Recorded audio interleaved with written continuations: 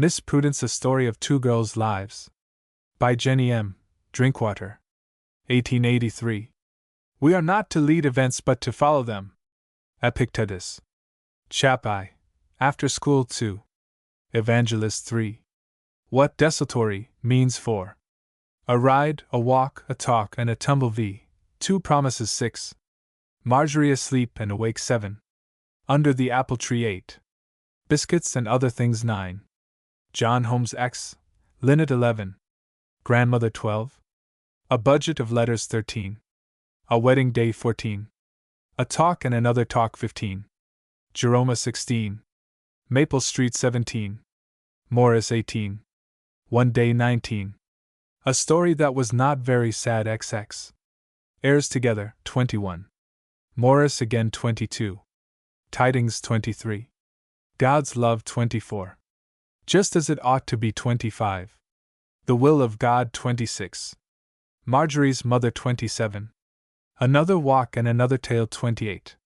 The linnet 29. One night XXX. The cozy corner 31. And what else? Miss Prudence. I. After school. Our content is our best having. Shakespeare. Nobody had ever told Marjorie that she was, as somebody says we all are, 3 people: the Marjorie she knew herself, the Marjorie other people knew, and the Marjorie God knew.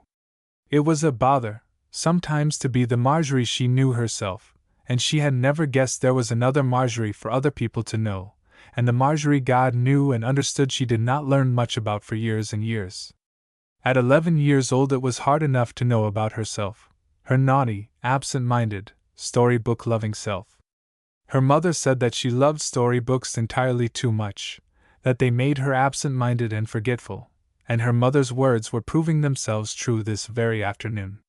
She was a real trouble to herself, and there was no one near to confess to. She never could talk about herself unless enveloped in the friendly darkness, and then the confessor must draw her out, step by step, with perfect frankness and sympathy. Even then, a sigh, or sob, or quickly drawn breath and half inarticulate expression revealed more than her spoken words. She was one of the children that are left to themselves. Only Linnet knew the things she cared most about. Even when Linnet laughed at her, she could feel the sympathetic twinkle in her eye and the sympathetic undertones smothered in her laugh. It was sunset, and she was watching it from the schoolroom window. The clouds over the hill were brightening, and a red glare shone over the fields of snow. It was sunset, and the schoolroom clock pointed to 5:15. The schoolroom was chilly, for the fire had died out half an hour since. Hollis Raid had shoved big sticks into the stove until it would hold no more and had opened the draught, whispering to her, as he passed her seat, that he would keep her warm at any rate.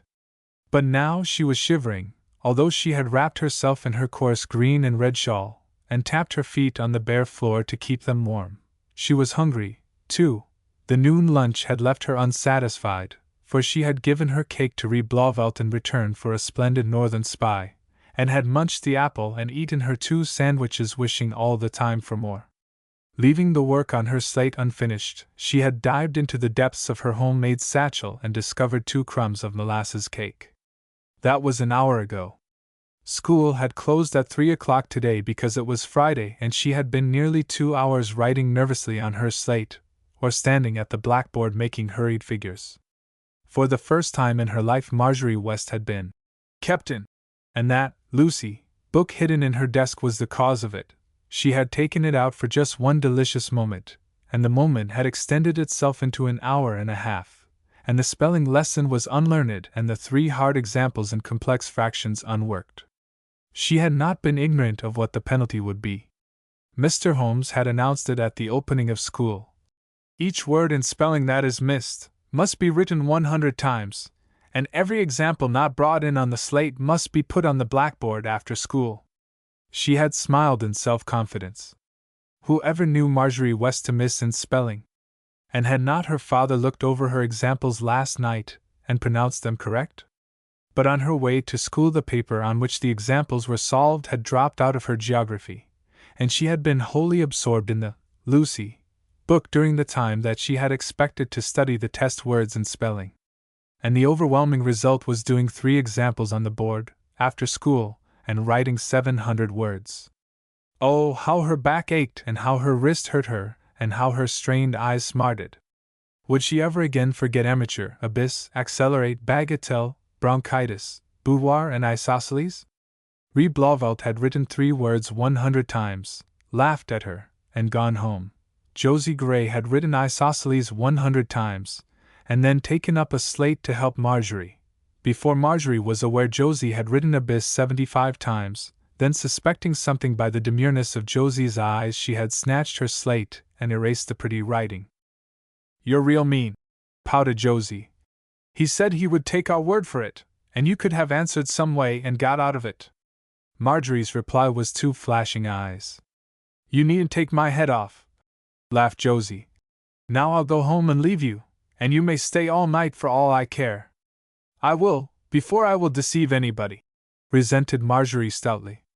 Without another word, Josie donned sack and hood and went out, leaving the door ajar and the cold air to play about Marjorie's feet. But 5 o'clock came and the work was done.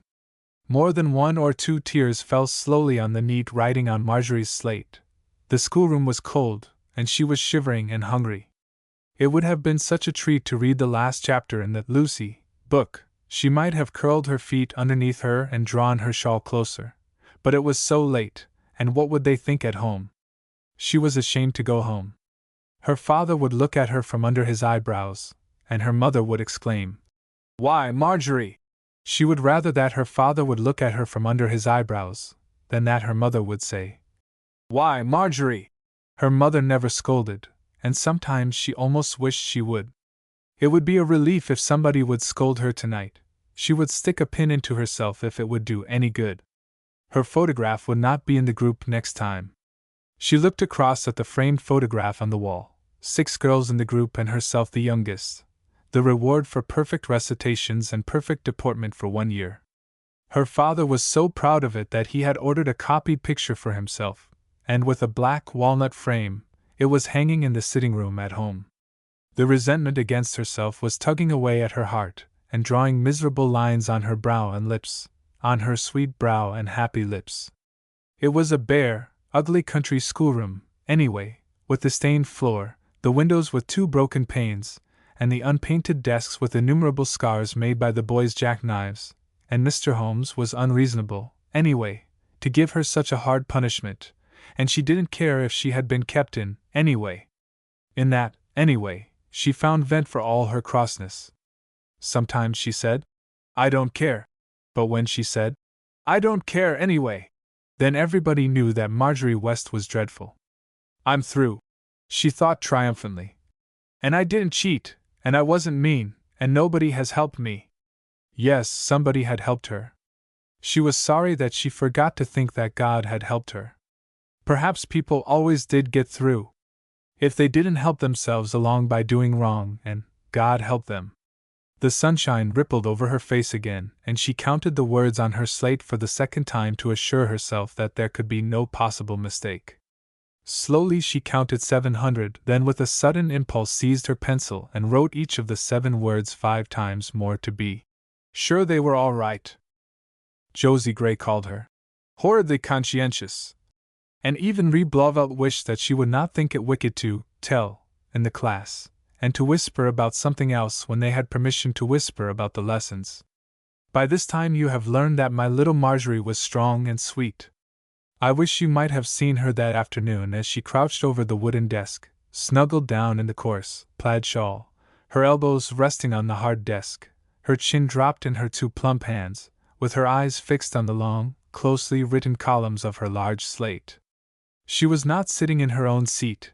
Her seat was the back seat on the girl's side, of course, but she was sitting midway on the boy's side, and her slate was placed on the side of the double desk wherein HR was cut in deep, ugly letters. She had fled to this seat as to a refuge, when she found herself alone, with something of the same feeling that once 2 or 3 years ago, when she was away from home and homesick, she used to kneel to say her prayers in the corner of the chamber where her valise was.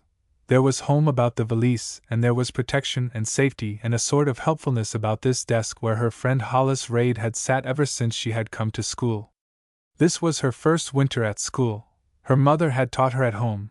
but in family council this winter it had been decided that Marjorie was big enough to go to school. The half-mile home seemed a long way to walk alone, and the huge Newfoundland at the farmhouse down the hill was not always chained. He had sprung out at them this morning, and the girls had huddled together while Hollis and Frank Gray had driven him inside his own yard. Hollis had thrown her an intelligent glance as he filed out with the boys, and had telegraphed something back to her as he paused for one instant at the door. Not quite understanding the telegraphic signal, she was waiting for him, or for something. His lips had looked like, "Wait till I come." If the people at home were not anxious about her, she would have been willing to wait until midnight. It would never occur to her that Hollis might forget her. Her cheeks flushed as she waited, and her eyes filled with tears. It was a soft, warm, round face, with coaxing, kissable lips, a smooth, low brow, and the gentlest of hazel eyes, not a pretty face, excepting in its lovely childishness and its hints of womanly graces. Some of the girls said she was homely. Marjorie thought herself that she was very homely, but she had comforted herself with, "God made my face, and He likes it this way." Someone says that God made the other features, but permits us to make the mouth. Marjorie's sweetness certainly made her mouth. But then she was born sweet. Josie Gray declared that she would rather see a girl get mad than cry, as Marjorie did when the boys washed her face in the snow. Mr. Holmes had written to a friend that Marjorie West, his favorite among the girls, was almost too sweet. He said to himself that he feared she lacked character. Marjorie's quiet, observant father would have smiled at that and said nothing. The teacher said that she did not know how to take her own part. Marjorie had been 11 years in this grasping world and had not learned that she had any part to take. Since her pencil had ceased scribbling, the room was so still that a tiny mouse had been nibbling at the toe of her shoe. Just then, as she raised her head and pinned her shawl more securely, the door opened and something happened. The something happened in Marjorie's face. Hollis Raid thought the sunset had burst across it. She did not exclaim, "Oh, I am so glad!" but the gladness was all in her eyes. If Marjorie had been more given to exclamations, her eyes would not have been so expressive. The closed lips were a gain to the eyes, and her friends missed nothing. The boy had learned her eyes by heart. How stoutly he would have resisted if someone had told him that years hence Marjorie's face would be a sealed volume to him. But she was making her eyes and mouth today, and years hence she made them, too. Perhaps he had something to do with it then, as he certainly had something to do with it now. "I came back with my sled to take you home. I gave Sam my last 10 cents to do the night work for me. It was my turn, but he was willing enough. Where's your hood, Mousie? Any books to take?" "Yes, my geography and arithmetic," she answered, taking her fleecy white hood from the seat behind her. "Now you look like a sunbeam in a cloud," he said poetically as she tied it over her brown head. "Oh ho!" turning to the blackboard. "You do make handsome figures. Got them all right, did you?" "I knew how to do them, it was only that I forgot." "I don't think you'll forget again in a hurry. And that's a nice-looking slate, too," he added, stepping nearer. "Mother said it was too much of a strain on your nervous system to write all that." "I guess I haven't much of a nervous system," returned Marjorie seriously. "The girls wrote the words they missed 50 times last Friday, and he warned us about the 100 today. I suppose it will be 150 next Friday. I don't believe I'll ever miss again," she said, her lips trembling at the mention of it. "I think I'll have a word or two to say to the master if you do. I wonder how Lynette would have taken it. She wouldn't have missed. I'll ask Mr. Holmes to put you over on the boys' side if you miss next week," he cried mischievously, "and make you sit with us all the afternoon. I'd rather write each word 500 times," she cried vehemently. "I believe you would," he said good-humoredly. "Never mind, Mousie, I know you won't miss again. I'll do my examples tonight, and Father will help me if I can't do them. He used to teach in this very schoolhouse. He knows as much as Mr. Holmes." "Then he must be a Solomon," laughed the boy. The stamp of Hollis' boots and the sound of his laughter had frightened the mouse back into its hiding place in the chimney. Marjorie would not have frightened the mouse all day long.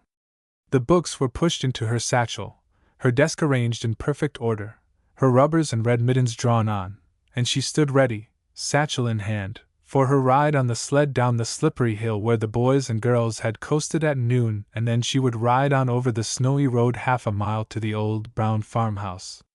Her eyes were subdued a little, but the sunshine lingered all over her face. She knew Hollis would come. He smiled down at her with his superior 15-year-old smile. She was such a wee mousie, and always needed taking care of. If he could have a sister, he would want her to be like Marjorie. He was very much like Marjorie himself, just as shy, just as sensitive, hardly more fitted to take his own part, and I think Marjorie was the braver of the two. He was slow-tempered and unforgiving. If a friend failed him once, he never took him into confidence again. He was proud where Marjorie was humble. He gave his services, she gave herself. He seldom quarreled, but never was the first to yield. They were both mixtures of reserve and frankness, both speaking as often out of a shut heart as an open heart. But when Marjorie could open her heart, oh, how she opened it! As for Hollis, I think he had never opened his. Demonstrative sympathy was equally the key to the hearts of both. But here I am analyzing them before they had learned they had any self to analyze. But they existed, all the same. Marjorie was a plain little body while Hollis was noticeably handsome with eloquent brown eyes and hair with its golden, boyish beauty just shading into brown. His sensitive, mobile lips were prettier than any girl's, and there was no voice in school like his in tone or culture. Mr. Holmes was an elocutionist and had taken great pains with Hollis Raid's voice. There was a courteous gentleness in his manner all his own. If knighthood meant purity, goodness, truth, and manliness, then Hollis Raid was a knightly schoolboy. The youngest of 5 rough boys, with a stern, narrow-minded father and a mother who loved her boys with all her heart and yet for herself had no aims beyond kitchen and dairy, he had not learned his refinement at home. I think he had not learned it anywhere. Marjorie's mother insisted that Hollis Raid must have had a praying grandmother away back somewhere. The master had written to his friend, Miss Prudence Pomeroy, that Hollis Raid was a born gentleman, and had added with more justice and penetration than he had shown in reading Marjorie. He has too little application and is too mischievous to become a real student. But I am not looking for geniuses in a country school. Marjorie and Hollis are bright enough for every purpose in life excepting to become leaders. Are you going to church tonight? Hollis inquired as she seated herself carefully on the sled. In the church? She asked, bracing her feet and tucking the ends of her shawl around them. Yes, an evangelist is going to preach. Evangelist, repeated Marjorie in a voice with a thrill in it. Don't you know what that is? Asked Hollis, harnessing himself into the sled. Oh, yes, indeed, said she. I know about him and Christian. Hollis looked perplexed. This must be one of Marjorie's queer ways of expressing something, and the strange preacher certainly had something to do with Christians.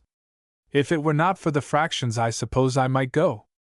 I wish I wasn't stupid about arithmetic. It's no matter if girls are stupid, he said consolingly. Are you sure you are on tight? I'm going to run pretty soon. You won't have to earn your living by making figures. Shall you? She inquired with some anxiety. Of course I shall. Haven't I been 3 times through the arithmetic and once through the algebra that I may support myself and somebody else sometime? This seemed very grand to child Marjorie, who found fractions a very slough of despond. I'm going to the city as soon as Uncle Jack finds a place for me. I expect a letter from him every night. Perhaps it will come tonight, said Marjorie, not very hopefully. I hope it will. And so this may be your last ride on Flyaway. Enjoy it all you can, Mousie. Marjorie enjoyed everything all she could. Now, hurrah! He shouted, starting on a quick run down the hill. I'm going to turn you over into the brook. Marjorie laughed her joyous little laugh. I'm not afraid, she said in absolute content. You'd better be, he retorted in his most savage tone. The whole west was now in a glow, and the glorious light stretched across fields of snow. Oh, how splendid!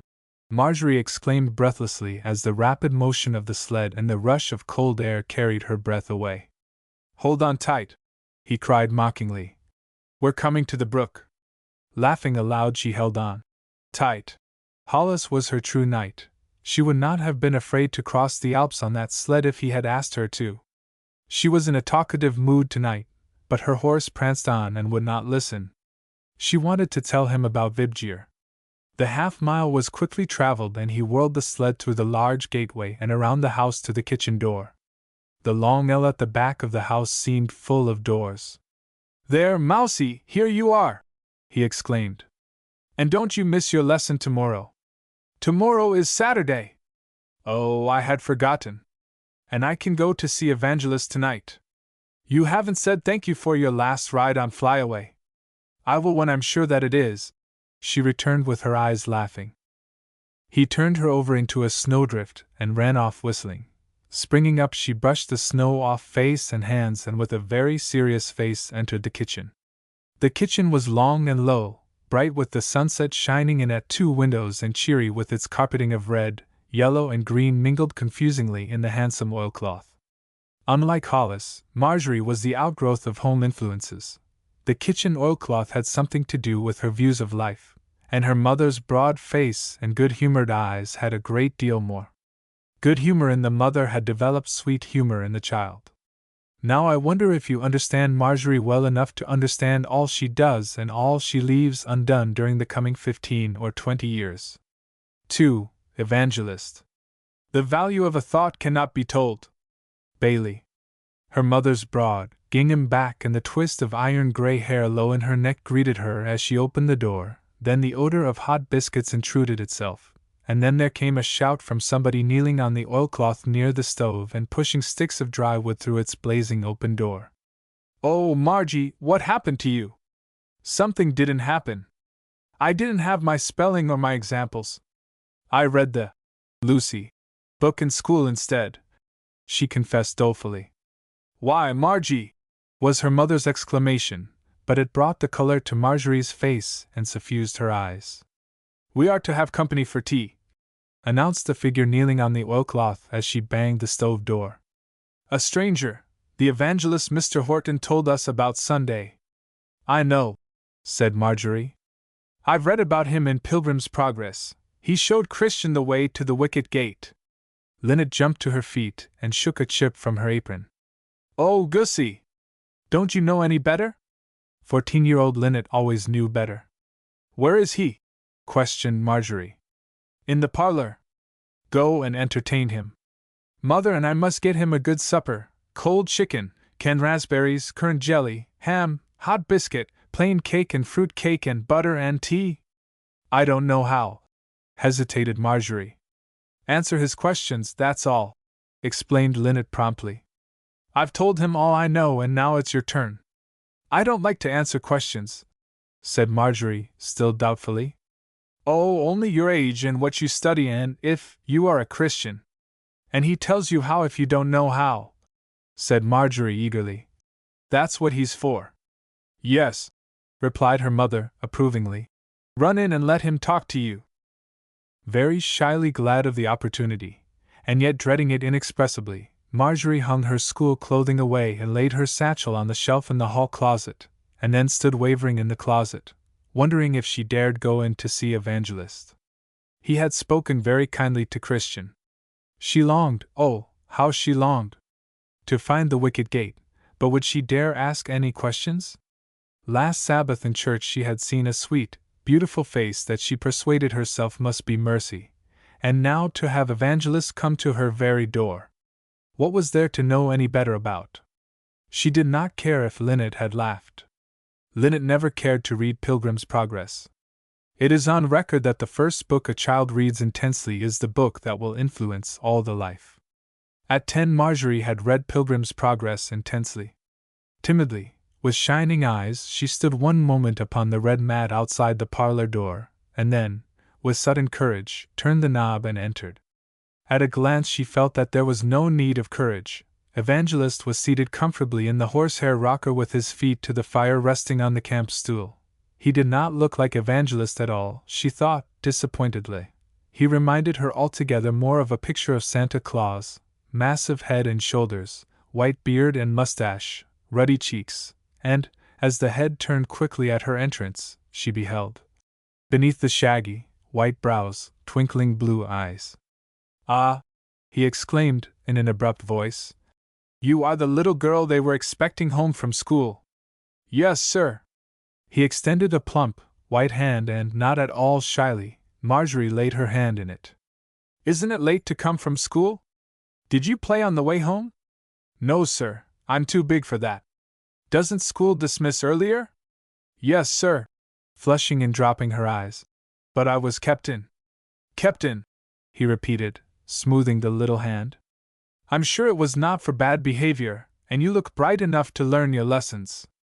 "I didn't know my lessons," she faltered. "Then you should have done as Stephen Grellet did," he returned, releasing her hand. "How did he do?"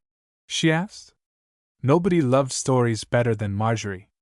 Pushing her mother's spring rocker nearer the fire, she sat down, arranged the skirt of her dress, and prepared herself, not to entertain him, but to listen. "Did you never read about him?" "I never even heard of him." "Then I'll tell you something about him. His father was an intimate friend and counselor of Louis XVI. Stephen was a French boy. Do you know who Louis XVI was?" "No, sir." "Do you know the French for Stephen?" "No, sir." "Then you don't study French." "I'd study everything if I were you. My wife has read the Hebrew Bible through. She is a scholar as well as a good housewife. It needn't hinder, you see." "No, sir," repeated Marjorie. "When little Etienne, that's French for Stephen, was 5 or 6 years old, he had a long Latin exercise to learn, and he was quite disheartened." Marjorie's eyes opened wide in wonder. 6 years old and a long Latin exercise. Even Hollis had not studied Latin. Sitting alone, all by himself, to study, he looked out of the window abroad upon nature in all her glorious beauty, and remembered that God made the gardens, the fields, and the sky, and the thought came to him, "Cannot the same God give me memory, also?" Then he knelt at the foot of his bed and poured out his soul in prayer. The prayer was wonderfully answered. On beginning to study again, he found himself master of his hard lesson, and after that, he acquired learning with great readiness. It was wonderful, Marjorie thought, and beautiful, but she could not say that. She asked instead, "Did he write about it himself?" "Yes, he has written all about himself. When I was 6 I didn't know my small letters." "Was he so bright because he was French?" The gentleman laughed, and remarked that the French were a pretty bright nation. "Is that all you know about him?" "Oh, no, indeed, there's a large book of his memoirs in my library. He visited many of the crowned heads of Europe." There was another question forming on Marjorie's lips, but at that instant her mother opened the door. Now she would hear no more about Stephen Grellet, and she could not ask about the wicket gate, or Mercy, or the children. Rising in her pretty, respectful manner, she gave her mother the spring rocker and pushed an ottoman behind the stove and seated herself where she might watch Evangelist's face as he talked. How the talk drifted in this direction Marjorie did not understand. She knew it was something about finding the will of the Lord, but a story was coming and she listened with her listening eyes on his face. "I had been thinking that God would certainly reveal His will if we inquired of Him, feeling sure of that, for some time, and then I had this experience." Marjorie's mother enjoyed experiences, as well as Marjorie enjoyed stories.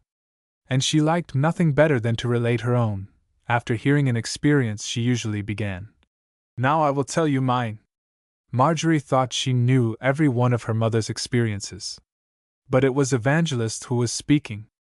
The little girl in the brown and blue plaid dress with red stockings and button boots bent forward as she sat half concealed behind the stove and drank in every word with intent, wondering, unquestioning eyes. Her mother listened, also, with eyes as intent and believing, and years afterward, recalled this true experience, when she was tempted to take Marjorie's happiness into her own hands, her own unwise, haste-making hands.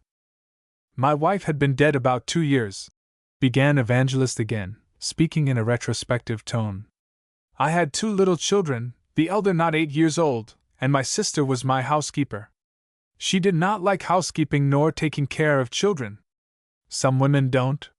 She came to me one day with a very serious face, "Brother," said she, "you need a wife, you must have a wife. I do not know how to take care of your children, and you are almost never at home." She left me before I could reply, almost before I could think what to reply. I was just home from helping a pastor in Wisconsin. It was 36 degrees below zero the day I left, and I had another engagement in Maine for the next week. I was very little at home, and my children did need a mother. I had not thought whether I needed a wife or not. I was too much taken up with the Lord's work to think about it. But that day I asked the Lord to find me a wife. After praying about it 3 days, it came to me that a certain young lady was the one the Lord had chosen. Like Peter, I drew back and said, "Not so, Lord. My first wife was a continual spiritual help to me. She was the Lord's own messenger every day. But this lady, although a church member, was not particularly spiritually minded. Several years before, she had been my pupil in Hebrew and Greek. I admired her intellectual gifts, but if a brother in the ministry had asked me if she would be a helpful wife to him, I should have hesitated about replying in the affirmative. And yet here it was, the Lord had chosen her for me. I said, "Not so, Lord," until He assured me that her heart was in His hand and He could fit her to become my wife and a mother to my children. After waiting until I knew I was obeying the mind of my Master, I asked her to marry me. She accepted, as far as her own heart and will were concerned, but refused, because her father, a rich and worldly-minded man, was not willing for her to marry an itinerant preacher. I had not had a charge for 3 years then. I was so continually called to help other pastors that I had no time for a charge of my own. So it kept on for months and months. Her father was not willing, and she would not marry me without his consent. My sister often said to me, "I don't see how you can want to marry a woman that isn't willing to have you," but I kept my own counsel. I knew the matter was in safe hands. I was not at all troubled. I kept about my Master's business and he kept about mine.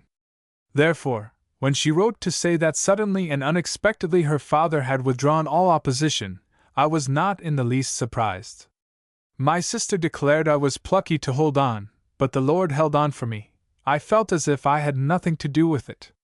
And a better wife and mother God never blessed one of His servants with. She could do something beside read the Bible in Hebrew. She could practice it in English. For 40 years, missing text, my companion and counselor and dearest friend. So you see, he added in his bright, convincing voice, we may know the will of the Lord about such things and everything else. I believe it, responded Marjorie's mother, emphatically. Now tell me about all the young people in your village. How many have you that are unconverted? Was Hollis one of them? Marjorie wondered with a beating heart. Would Evangelist talk to him? Would he kiss him, and give him a smile, and bid him Godspeed? But she began to doubt. Perhaps there was another Evangelist, and this was not the very one in Pilgrim's Progress. Somehow, he did not seem just like that one. Might she dare ask him? How would she say it? Before she was aware, her thought had become a spoken thought. In the interval of quiet, while her mother was counting the young people in the village, she was very much astonished to hear her own timid, bold, little voice inquire, "Is there more than one evangelist?"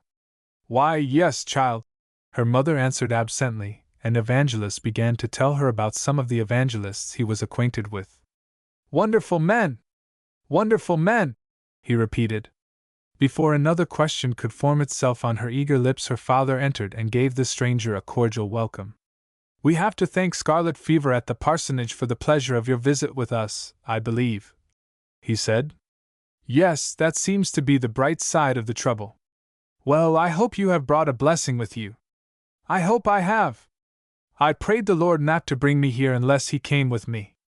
I think the hush of the Spirit's presence has been in our church all winter," said Mrs. West.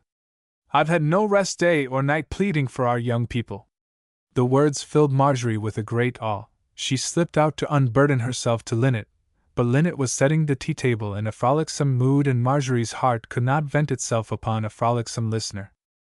From the china closet in the hall Linnet had brought out the china, one of her mother's wedding presents and therefore seldom used, and the glass water pitcher and the small glass fruit saucers.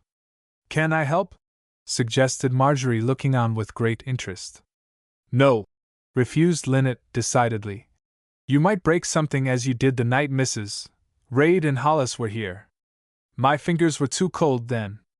Perhaps they are too warm now, laughed Linnet. Then I can tell you about the primary colors.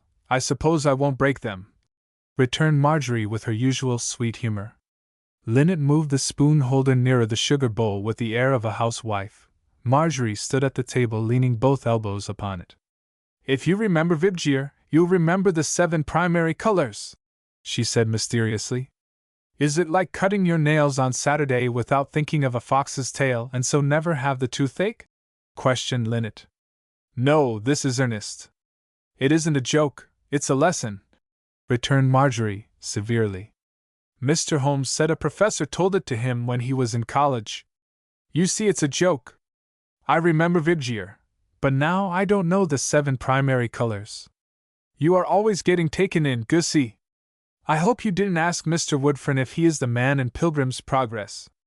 I know he isn't, said Marjorie seriously. There are a good many of them, he said so. I guess Pilgrim's Progress happened a long time ago. I shan't look for Greatheart any more, she added with a sigh. Linnet laughed and scrutinized the white-handled knives to see if there were any blemishes on the blades. Her mother kept them laid away in old flannel. Now, Linnet, you see it isn't a joke, began Marjorie, protestingly. The word is made of all the first letters of the 7 colors, just see, counting on her fingers. Violet, indigo, blue, green, yellow, orange, red. Did you see how it comes right? I didn't see, but I will as soon as I get time. You were not taken in that time, I do believe. Did Mr. Woodfern ask you questions? Not that kind. And I'm glad he didn't. Linnet, I haven't any experience to talk about. You are not old enough, said Linnet wisely. Are you? Yes, I have a little bit. Shall you tell him about it? Asked Marjorie curiously. I don't know. I wish I had some. How do you get it? It comes. From where? Oh, I don't know. Then you can't tell me how to get it, pleaded Marjorie. No, said Linnet, shaking her sunshiny curls. Perhaps Mother can. When did you have yours? Marjorie persisted. One day when I was reading about the little girl in the Sandwich Islands. Her father was a missionary there, and she wrote in her journal how she felt, and I felt so, too. Did you put it in your journal? Some of it. Did you show it to Mother? Yes. Was she glad? Yes, she kissed me and said her prayers were answered. Marjorie looked very grave. She wished she could be as old as Linnet and have experience to write in her journal and have her mother kiss her and say her prayers were answered. Do you have it all the time? She questioned anxiously as Linnet hurried in from the kitchen with a small platter of sliced ham in her hand. Not every day. I do some days. I want it every day. You call them to tea when I tell you. And you may help me bring things in. When Marjorie opened the parlor door to call them to tea, she heard Mr. Woodfern inquire, Do all your children belong to the Lord? The 2 in heaven certainly do, and I think Linnet is a Christian, her mother was saying. And Marjorie? He asked. You know there are such things. I think Marjorie's heart was changed in her cradle. With the door half open, Marjorie stood and heard this lovely story about herself. It was before she was 3 years old. One evening I undressed her and laid her in the cradle. It was summer, and she was not ready to go to sleep. She had been in a frolic with Linnet and was all in a gale of mischief. She arose up and said she wanted to get out. I said no, very firmly. Mamma wants you to stay. But she persisted with all her might, and I had to punish her twice before she would consent to lie still. I was turning to leave her when I thought her sobs sounded more rebellious than subdued. I knelt down and took her in my arms to kiss her, but she drew back and would not kiss me. I saw there was no submission in her obedience, and made up my mind not to leave her until she had given up her will to mine. If you can believe it, it was 2 full hours before she would kiss me, and then she couldn't kiss me enough. I think when she yielded to my will she gave up so wholly that she gave up her whole being to the strongest and most loving will she knew. And as soon as she knew God, she knew, or I knew, that she had submitted to Him. Come to tea, called Marjorie, joyfully, a moment later. This lovely story about herself was only one of the happenings that caused Marjorie to remember this day and evening. This day of small events stood out clearly against the background of her childhood. That evening in the church she had been moved to do the hardest, happiest thing she had ever done in her hard and happy 11 years. At the close of his stirring appeal to all who felt themselves sinners in God's sight, evangelist, he would always be evangelist to Marjorie, requested any to rise who had this evening newly resolved to seek Christ until they found him.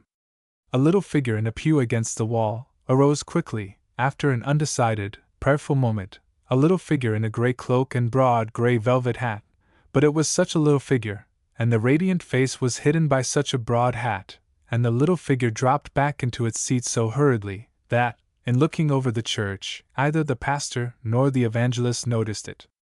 Her heart gave one great jump when the pastor arose and remarked in a grieved and surprised tone, "I am sorry that there is not one among us, young or old, ready to seek our Savior tonight." The head under the gray hat drooped lower, the radiant face became for one instant sorrowful. As they were moving down the aisle, an old lady, who had been seated next to Marjorie, whispered to her, "I'm sorry they didn't see you, dear." "Never mind," said the bright voice. "God saw me." Hollis saw her, also, and his heart smote him. This timid little girl had been braver than he.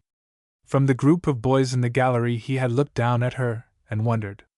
But she was a girl, and girls did not mind doing such things as boys did. Being good was a part of Marjorie's life, she wouldn't be Marjorie without it. There was a letter in his pocket from his uncle bidding him to come to the city without delay. He pushed through the crowd to find Marjorie.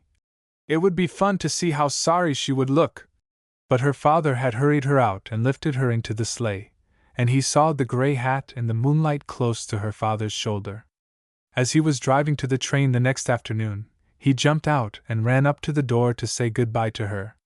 Marjorie opened the door, arrayed in a blue checked apron with fingers stained with peeling apples. "Goodbye, I'm off," he shouted, resisting the impulse to catch her in his arms and kiss her. "Goodbye, I'm so glad, and so sorry," she exclaimed with a shadowed face. "I wish I had something to give you to remember me by," he said suddenly. "I think you have given me lots of things."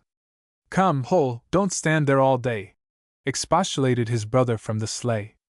"Goodbye, then," said Hollis. "Goodbye," said Marjorie. And then he was off, and the bells were jingling down the road, and she had not even cautioned him. Be a good boy. She wished she had had something to give him to remember her by. She had never done one thing to help him remember her, and when he came back in years and years they would both be grown up and not know each other. "Margie, you are taking too thick peels," remonstrated her mother. For the next half hour she conscientiously refrained from thinking of anything but the apples. "Oh, Margie!" exclaimed Linnet. "Peel one whole, be careful and don't break it, and throw it over your right shoulder and see what letter comes." "Why?" asked Marjorie, selecting a large, fair apple to peel. "I'll tell you when it comes," answered Linnet seriously. With an intent face, and slow, careful fingers, Marjorie peeled the handsome apple without breaking the coils of the skin, then poised her hand and gave the shining, green rings a toss over her shoulder to the oilcloth. "S. S. Oh! What a handsome S!" screamed Linnet. "Well, what does it mean?" inquired Marjorie, interestedly. "Oh, nothing, only you will marry a man whose name begins with S," said Linnet seriously. "I don't believe I will," returned Marjorie, contentedly. "Do you believe I will, Mother?" Mrs. West was lifting a deliciously brown pumpkin pie from the oven. She set it carefully on the table beside Marjorie's yellow dish of quartered apples and then turned to the oven for its mate. "Now cut one for me," urged Linnet gleefully. "But I don't believe it," persisted Marjorie, picking among the apples in the basket at her feet. "You don't believe it yourself." "I never knew it to come true," admitted Linnet sagely. "But S is a common letter. There are more Smiths in the world than anyone else. A woman went to an auction and bought a brass store plate with Smith on it because she had 6 daughters and was sure one of them would marry a Smith." "And did one?"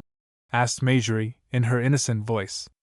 Linnet was sure her lungs were made of leather, else she would have burst them every day laughing at foolish little Marjorie. The story ended there, said Linnet.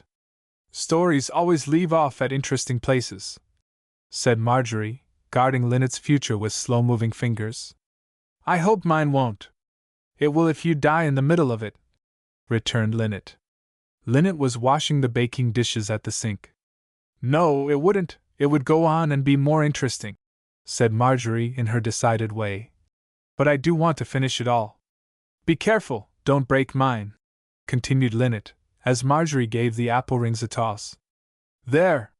You have! She cried disappointedly. You've spoiled my fortune, Margie. Linnet! Linnet! Rebuked her mother, shutting the oven door.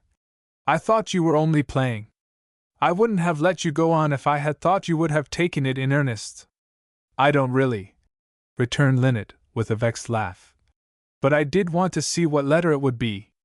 It's O, said Marjorie, turning to look over her shoulder. Rather a crooked one, conceded Linnet. But it will have to do. Suppose you try a dozen times and they all come different, suggested practical Marjorie. That proves it's all nonsense, answered her mother. And suppose you don't marry anybody, Marjorie continued, spoiling Linnet's romance. Some letter, or something like a letter, has to come, and then what of it? Oh, it's only fun, explained Linnet. I don't want to know about my S, confessed Marjorie. I'd rather wait and find out. I want my life to be like a story book and have surprises in the next chapter. It's sure to have that, said her mother. We mustn't try to find out what is hidden. We mustn't meddle with our lives either. Hurry Providence, as somebody says in a book. And we can't ask anybody but God, said Marjorie, because nobody else knows. He could make any letter come that he wanted to. He will not tell us anything that way, returned her mother. I don't want him to, said Marjorie. Mother, I was in fun and you are making serious, cried Linnet with a distressed face. Not making it dreadful, only serious, smiled her mother. I don't see why the letter has to be about your husband, argued Marjorie. Lots of things will happen to us first. But that is exciting, said Linnet, and it is the most of things in storybooks. I don't see why, continued Marjorie, unconvinced, turning an apple around in her fingers. Isn't the other part of the story worth anything? Worth anything, repeated Linnet, puzzled. Doesn't God care for the other part? Questioned the child. I've got to have a good deal of the other part. So have all unmarried people, said her mother, smiling at the quaint gravity of Marjorie's eyes. Then I don't see why, said Marjorie. Perhaps you will by and by, her mother replied, laughing, for Marjorie was looking as wise as an owl. And now, please hurry with the apples, for they must bake before tea. Mr. Woodford says he never ate baked apple sauce anywhere else. Marjorie hoped he would not stay a whole week, as he proposed, if she had to cut the apples. And then, with a shock and revulsion at herself, she remembered that her father had read at worship that morning something about giving even a cup of cold water to a disciple for Christ's sake. Linnet laughed again as she stooped to pick up the doubtful O and crooked S from the oilcloth. But the letters had given Marjorie something to think about. I had decided to hasten over the story of Marjorie's childhood and bring her into her joyous and promising girlhood, but the child's own words about the other part, that she must have a good deal of, have changed my mind. Surely God does care for the other part, too. And I wonder what it is in you, do you know, that inclines you to hurry along and skip a little now and then, that you may discover whether Marjorie ever married Hollis? Why can't you wait and take her life as patiently as she did? That same Saturday evening Marjorie's mother said to Marjorie's father, with a look of perplexity upon her face, Father, I don't know what to make of our Marjorie. He was half dozing over the agriculturist. He raised his head and asked sharply, Why? What has she done now? Everybody knew that Marjorie was the apple of her father's eye. Nothing new! Only everything she does is new. She is two Marjories, and that's what I can't make out. She is silent and she is talkative, she is shy, very shy, and she is as bold as a little lion, Sometimes she won't tell you anything, and sometimes she tells you everything. Sometimes I think she doesn't love me, and again she loves me to death. Sometimes I think she isn't as bright as other girls, and then again I'm sure she is a genius. Now Lynette is always the same. I always know what she will do and say, but there's no telling about Marjorie. I don't know what to make of her." She sighed. "Then I wouldn't try, wife," said Marjorie's father, with his shrewd smile. "I'd let somebody that knows." After a while, Marjorie's mother spoke again. "I don't know that you help me any. I don't know that I can. Girls are mysteries. You were a mystery once yourself. Marjorie can respond, but she will not respond unless she has someone to respond to, or something to respond to. Towards myself I never find but one Marjorie." "That means that you always give her something to respond to." "Well, yes, something like it," he returned in one of Marjorie's contented tones. "She'll have a good many heartaches before she's through then," decided Mrs. West with some sharpness. "Probably," said Marjorie's father with the shadow of a smile on his thin lips. 3. What desultory means. A rose with all its sweetest leaves yet folded. Miss Prudence! Oh, Miss Prudence! It was summer time and Marjorie was almost 14 years old. Her soul was looking out of troubled eyes today. Just now life was all one unanswered question. "Marjorie! Oh, Marjorie!" mimicked Miss Prudence. "I don't know what desultory means," said Marjorie. "And you don't know where to find a dictionary? Mustn't I ask you questions when I can find the answer myself?" asked Marjorie, straightforwardly. "I think it's rather impertinent, don't you?" "Yes," considered Marjorie. "Rather." Miss Prudence was a fair vision in Marjorie's eyes, and Marjorie was a radiant vision in Miss Prudence's eyes. The radiant vision was not clothed in gorgeous apparel. The radiance was in the face and voice and in every motion. The apparel was simply a stiffly starched blue muslin that had once belonged to Lynette and had been let down for Marjorie, and her head was crowned with a broad-brimmed straw hat, around the crown of which was tied a somewhat faded blue ribbon, also a relic of Lynette's summer days. Her linen collar was fastened with an old-fashioned pin of her mother's. Her boots were new and neatly fitting. Her father had made them especially for herself. Her sense of the fitness of things was sometimes outraged. One of the reasons why she longed to grow up was that she might have things of her own, things bought for her and made for her as they always were for Lynette. But Lynette was pretty and good and was going away to school. The fair vision was clothed in white, a soft white, that fell in folds and had no kinship with starch. Marjorie had never seen this kind of white dress before. It was a part of Miss Prudence's loveliness.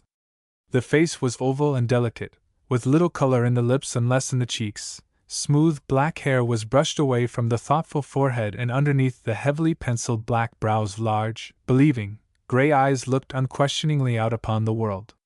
Unlike Marjorie, Miss Prudence's questions had been answered.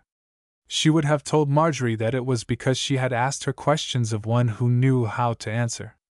She was swinging in her hammock on the back porch. This back porch looked over towards the sea. A grass plat touched the edge of the porch, and then came the garden. It was a kitchen garden, and stretched down to the flat rocks, and beyond the flat rocks were the sand and the sea. Marjorie had walked 2 miles and a half this hot afternoon to spend 2 or 3 hours with her friend, Miss Prudence. Miss Prudence was boarding at Marjorie's grandfather's. This was the second summer that she had been at this farmhouse by the sea. She was the lady of whom Marjorie had caught a glimpse so long ago in church, and called her Mercy. Throwing aside her hat, Marjorie dropped down on the floor of the porch, so near the gently swaying hammock that she might touch the soft, white drapery, and in a position to watch Miss Prudence's face. "I don't see the use of learning some things," Marjorie began. That is, if she could be said to begin anything with Miss Prudence, the beginning of all her questions had been so long ago. So long ago to Marjorie, long ago to Miss Prudence was before Marjorie was born. There were no books or papers in the hammock. Miss Prudence had settled herself comfortably, so comfortably that she was not conscious of inhabiting her body when Marjorie had unlatched the gate. "Which one of the things, for instance?" In the interested voice there was not one trace of the delicious reverie she had been lost in. "Punctuation," said Marjorie promptly. "And Mr. Holmes says we must be thorough in it. I can't see the use of anything beside periods, and of course, a comma once in a while." A gleam of fun flashed into the gray eyes. Miss Prudence was a born pedagogue.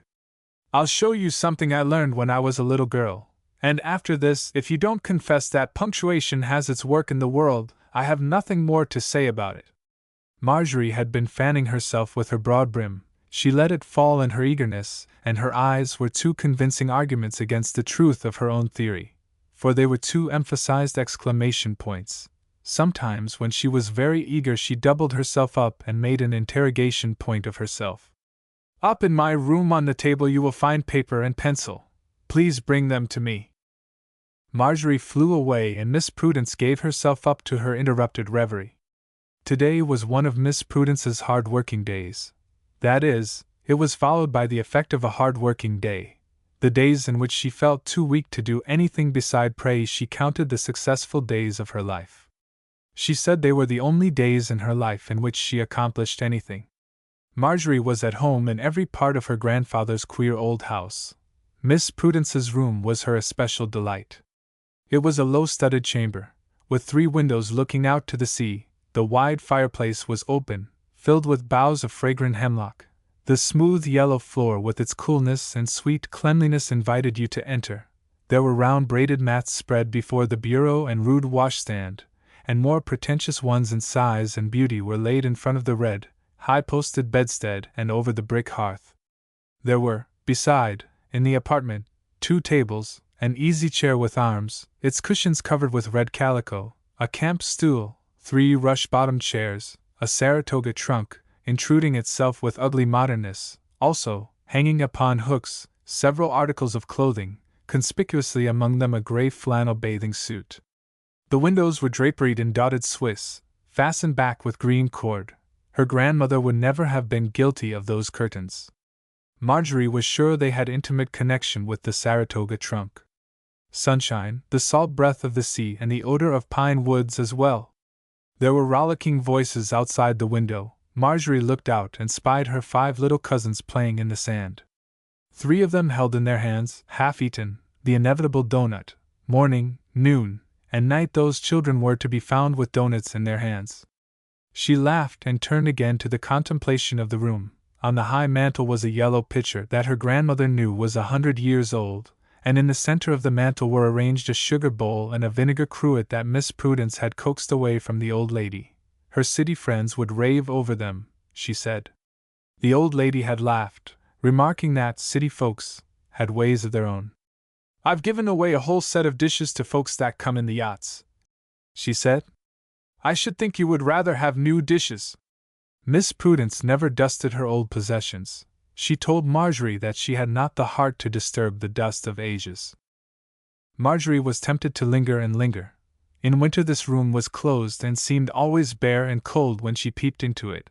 There was no temptation to stay one moment, and now she had to tear herself away. It must be Miss Prudence's spirit that brooded over it and gave it sweetness and sunshine. This was the way Marjorie put the thought to herself. The child was very poetical when she lived alone with herself. Miss Prudence's wicker-work basket with its dainty lining of rose-tinted silk, its shining scissors and gold thimble, with its spools and sea-green silk needlebook was a whole poem to the child. She thought the possession of one could make any kind of sewing, even darning stockings, very delightful work. Stitch, stitch, stitch would not seem dreadful at all. How mysterious and charming it was to board by the seashore with somebody's grandfather. And then, in winter, to go back to some bewildering sort of a fairyland. To some kind of a world where people did not talk all the time about getting along, and saving, and doing without, and making both ends meet. How Marjorie's soul rebelled against the constant repetition of those expressions. How she thought she would never let her little girls know what one of them meant. If she and her little girls had to be saving and do without, how brave they would be about it, and laugh over it, and never ding it into anybody's ears. And she would never constantly be asking what things cost. Miss Prudence never asked such questions.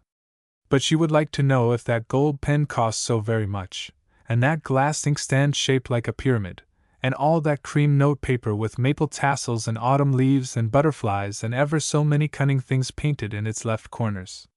And there was a pile of foolscap on the table, and some long, yellow envelopes, and some old books and some new books and an ivory paper cutter, all something apart from the commonplace world she inhabited.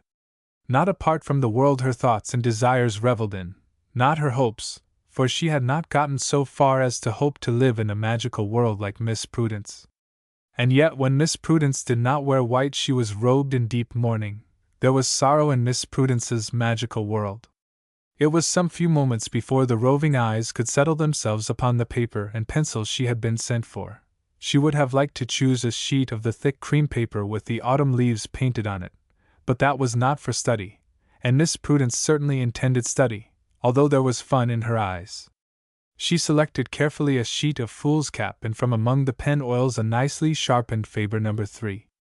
With the breath of the room about her, and the beauty and restfulness of it making a glory in her eyes, she ran down to the broad, airy hall. Glancing into the sitting-room as she passed its partly open door, she discovered her grandfather asleep in his armchair, and her grandmother sitting near him busy in slicing apples to be strung and hung up in the kitchen to dry. With a shiver of foreboding the child passed the door on tiptoe. Suppose her grandmother should call her in to string those apples. The other children never strung them to suit her, and she admired Marjorie's way of doing them. Marjorie said once that she hated apple blossoms because they turned into dried apples. But that was when she had stuck the darning needle into her thumb. I'm afraid you will think now that Marjorie is not as sweet as she used to be. She presented the paper, congratulating herself upon her escape, and Miss Prudence lifted herself in the hammock and took the pencil, holding it in her fingers while she meditated. What a little girl she was when her white-headed old teacher had bidden her write this sentence on the blackboard. She wrote it carefully, Marjorie's attentive eyes following each movement of the pencil. The persons inside the coach were Mr. Miller, a clergyman, his son, a lawyer, Mr. Angelo, a foreigner, his lady, and a little child. In the entire sentence there was not one punctuation mark. Read it, please. Marjorie began to read, then stopped and laughed. I can't. You wouldn't enjoy a book very much written in that style, would you? I couldn't enjoy it at all. I wouldn't read it. Well, if you can't read it, explain it to me. How many persons are in the coach? That's easy enough. There's Mr. Miller, that's one. There's the clergyman, that's two. Perhaps that is only one. Mr. Miller may be a clergyman. So he may. But how can I tell? Asked Marjorie, perplexed. Well, then, his son makes two. Whose son? Why, Mr. Miller's. Perhaps he was the clergyman's son, returned Miss Prudence seriously. Well, then, declared Marjorie, I guess there were 8 people. Mr. Miller, the clergyman, the son, the lawyer, Mr. Angelo, a foreigner, a lady, and a child. Placing a comma after each, there are 8 persons, said Miss Prudence, making the commas. Yes, assented Marjorie, watching her. Beneath it Miss Prudence wrote the sentence again, punctuating thus. The persons inside the conch were Mr. Miller, a clergyman, his son, a lawyer, Mr. Angelo, a foreigner, his lady, and a little child. Now how many persons are there inside this coach? 3 gentlemen, a lady and child, laughed Marjorie. 5 instead of 8. Those little marks have caused 3 people to vanish, and to change occupations. Yes, for Mr. Miller is a clergyman, his son a lawyer, and Mr. Angelo has become a foreigner. The pencil was moving again and the amused, attentive eyes were steadfastly following. The persons inside the coach were Mr. Miller, a clergyman, his son, a lawyer, Mr. Angelo, a foreigner, his lady, and a little child. Marjorie uttered an exclamation. It was so funny. Now Mr. Miller's son is a clergyman instead of himself, Mr. Angelo is a lawyer, and nobody knows whether he is a foreigner or not, and we don't know the foreigner's name, and he has a wife and child. Miss Prudence smiled over the young eagerness, and rewrote the sentence once again, causing Mr. Angelo to cease to be a lawyer, and giving the foreigner a wife but no little child. Oh, Miss Prudence, you've made the little thing an orphan all alone in a stagecoach all through the change of a comma to be a semicolon! Exclaimed Marjorie in comical earnestness. I think punctuation means ever so much. It isn't dry one bit, she added enthusiastically. You couldn't enjoy Mrs. Browning very well without it, smiled Miss Prudence. I never would know what the cry of the children meant, or anything about Cooper's grave, would I? And if I punctuated it myself, I might not get all she meant. I might make a meaning of my own, and that would be sad. I think you do, said Miss Prudence. When I read it to you and the children, there were tears in your eyes, but the others said all they liked was my voice. Yes, said Marjorie, but if somebody had stumbled over every line I shouldn't have felt it so. I know the good there is in studying elocution. When Mr. Woodfin was here and read "Oh, Absalom, my son, Absalom," everybody had tears in their eyes, and I had never seen tears about it before. And now I know the good of punctuation. I guess punctuation helps elocution, too. I shouldn't wonder, replied Miss Prudence, smiling at Marjorie's air of having discovered something. Now I'll give you something to do while I close my eyes and think a while. Am I interrupting you? Inquired Marjorie in consternation. I didn't know how I could any more than I can interrupt. God was in her thought, but she did not give it utterance. I shall not allow you, returned Miss Prudence quietly. You will work a while, and I will think, and when I open my eyes you may talk to me about anything you please. You are a great rest to me, child. Thank you, said the child simply. You may take the paper and change the number of people, or relationship, or professions again. I know it may be done. I don't see how. Then it will give you really something to do. Seating herself again on the yellow floor of the porch, within range of Miss Prudence's vision, but not near enough to disturb her, Marjorie bit the unsharpened end of her pencil and looked long at the puzzling sentences on the foolscap. With the attitude of attentiveness she was not always attentive, Mr. Holmes told her that she lacked concentration and that she could not succeed without it. Marjorie was very anxious to succeed. She scribbled a while, making a comma and a dash, a parenthesis, an interrogation point, an asterisk and a line of asterisks. But the sense was not changed. There was nobody new in the stagecoach, and nobody did anything new. Then she rewrote it again, giving the little child to the foreigner and lady. She wanted the child to have a father and mother, even if the father were a foreigner and did not speak English. She called the foreigner Mr. Angelo, and imagined him to be a brother of the celebrated Michelangelo. Making a dive into the shallow depths of her knowledge of Italian nomenclature, she selected a name for the child. A little girl, of course. Corinne would do, or it might be a boy and named for his uncle, Michael. In what age of the world had Michelangelo lived? At the same time with Petrarch and Galileo, and Tasso, and did she know about any other Italians? Oh, yes. Silvio Pellico, wasn't he in prison and didn't he write about it? And was not the Leaning Tower of Pisa in Italy?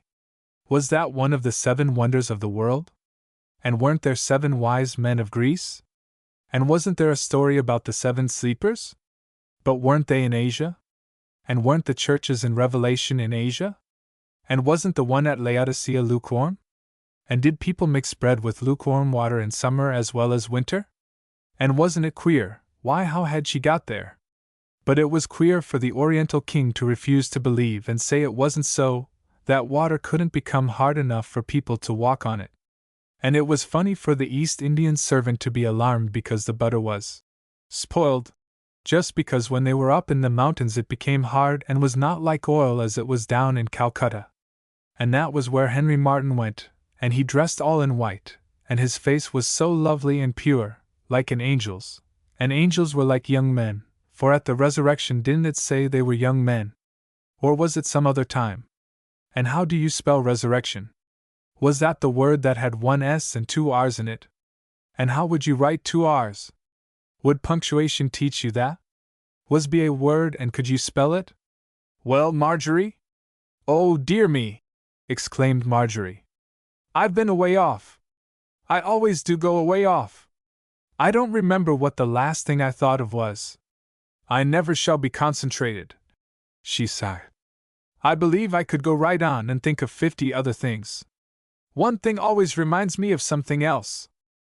And someday, rebuked Miss Prudence, when you must concentrate your thoughts, you will find that you have spoiled yourself.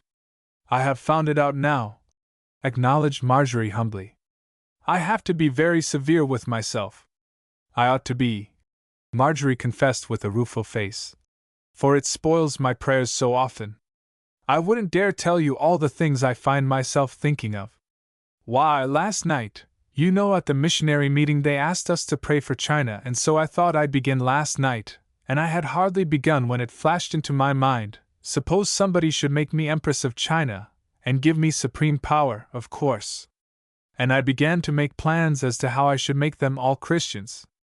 I thought I wouldn't force them or destroy their temples, but I'd have all my officers real Christians, Americans, of course, and I thought I would compel them to send the children to Christian schools. I'd have such grand schools. I had you as principal for the grandest one. And I'd have the Bible and all our best books, and all our best Sunday school books translated into Chinese, and I would make the Sabbath a holy day all over the land. I didn't know what I would do about that room in every large house called the Hall of Ancestors. You know they worship their grandparents and great-great-grandparents there. I think I should have to let them read the old books. Isn't it queer that one of the Proverbs should be like the Bible? God hates the proud and is kind to the humble. Do you know all about Buddha? Is that as far as you got in your prayer? Asked Miss Prudence gravely. About as far. And then I was so contrite that I began to pray for myself as hard as I could, and forgot all about China. Do you wander off in reading the Bible, too? Oh, no, I can keep my attention on that. I read Genesis and Exodus last Sunday. It is the loveliest story book I know. I've begun to read it through. Uncle James said once that when he was a sea captain, he brought a passenger from Germany, and he used to sit up all night and read the Bible. He told me last Sunday because he thought I read so long. I told him I didn't wonder. Miss Prudence, fixing her innocent, questioning eyes upon Miss Prudence's face. Why did a lady tell Mother once that she didn't want her little girl to read the Bible through until she was grown up? It was Mrs. Gray, and she told Mother she ought not to let me begin and read right through. What did your mother say? She said she was glad I wanted to do it. I think Mrs. Gray meant that you might learn about some of the sin there is in the world. But if you live in the world, you will be kept from the evil, because Christ prayed that his disciples might be thus kept. But you must know the sin exists. And I would rather my little girl would learn about the sins that God hates direct from his lips than from any other source. As soon as you learn what sin is, you will learn to hate it, and that is not sure if you learn it in any other way. I read the Bible through when I was about your age, and I think there are some forms of sin I never should have hated so intensely if I had not learned about them in the way God thinks best to teach us his abhorrence of them. I never read any book in which a sin was fully delineated that I did not feel some of the excitement of the sin, some extenuation, perhaps, some glossing over, some excuse for the sinner, but in the record God gives I always intensely hate the sin and feel how abominable it is in his sight. The first book I ever cried over was the Bible, and it was somebody's sin that brought the tears. I would like to talk to Mrs. Gray, cried Miss Prudence, her eyes kindling with indignation. To think that God does not know what is good for his children. I wish you would, said Marjorie with enthusiasm, for I don't know how to say it. Mother knows a lady who will not read Esther on Sunday because God isn't in it. The name of God, you mean, said Miss Prudence, smiling. I think Esther and Mordecai and all the Jews thought God was in it. I will try not to build castles, promised Marjorie, often a silent half-minute. I've done it so much to please Lynette. After we go to bed at night she says, "Shut your eyes, Margie, and tell me what you see." Then I shut my eyes and see things for us both. I see ourselves grown up and having a splendid home and a real splendid husband, and we each have 3 children. She has 2 boys and 1 girl, and I have 2 girls and 1 boy. And we educate them and dress them so nice, and they do lovely things. We travel all around the world with them, and I tell Lynette all we see in Europe and Asia. Our husbands stay home and send us money. They have to stay home and earn it, you know," Marjorie explained with a shrewd little smile. "Would you give that all up?" she asked disappointedly. "Yes, I am sure I would. You are making a disappointment for yourself. Your life may not be at all like that. You may never marry, in the first place, and you may marry a man who cannot send you to Europe, and I think you are rather selfish to spend his money and not stay home and be a good wife to him," said Miss Prudence, smiling. "Oh, I write him splendid long letters," said Marjorie quickly. "They are so splendid that he thinks of making a book of them." "I'm afraid they wouldn't take," returned Miss Prudence seriously. "Books of travel are too common nowadays." "Is it wrong to build castles for any other reason than for making disappointments?" Marjorie asked anxiously. "Yes, you dwell only on pleasant things unless you do not prepare yourself, or rather unprepare yourself for bearing trial. And why should a little girl live in a woman's world?" "Oh, because it's so nice!" cried Marjorie. "And are you willing to lose your precious childhood and girlhood?"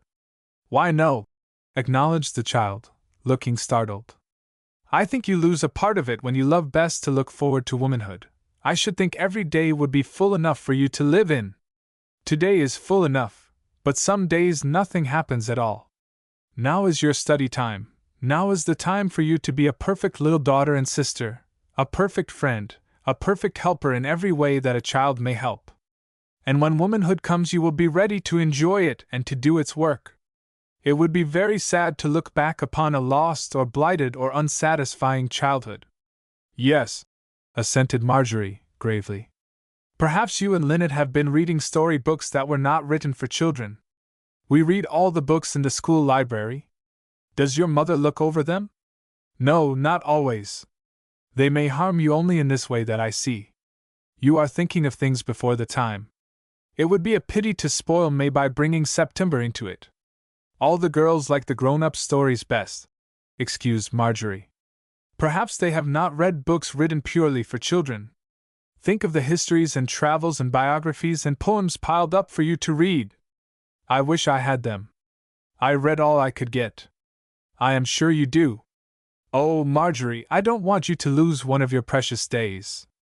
I lost so many of mine by growing up too soon.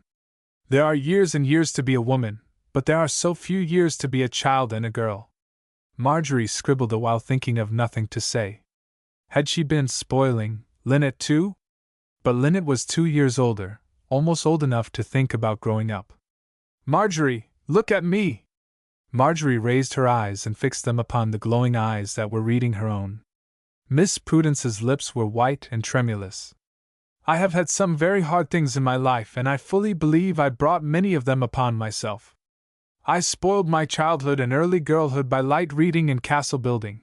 I preferred to live among scenes of my own imagining than in my own common life, and oh, the things I left undone! The precious girlhood I lost and the hard womanhood I made for myself." The child's eyes were as full of tears as the woman's.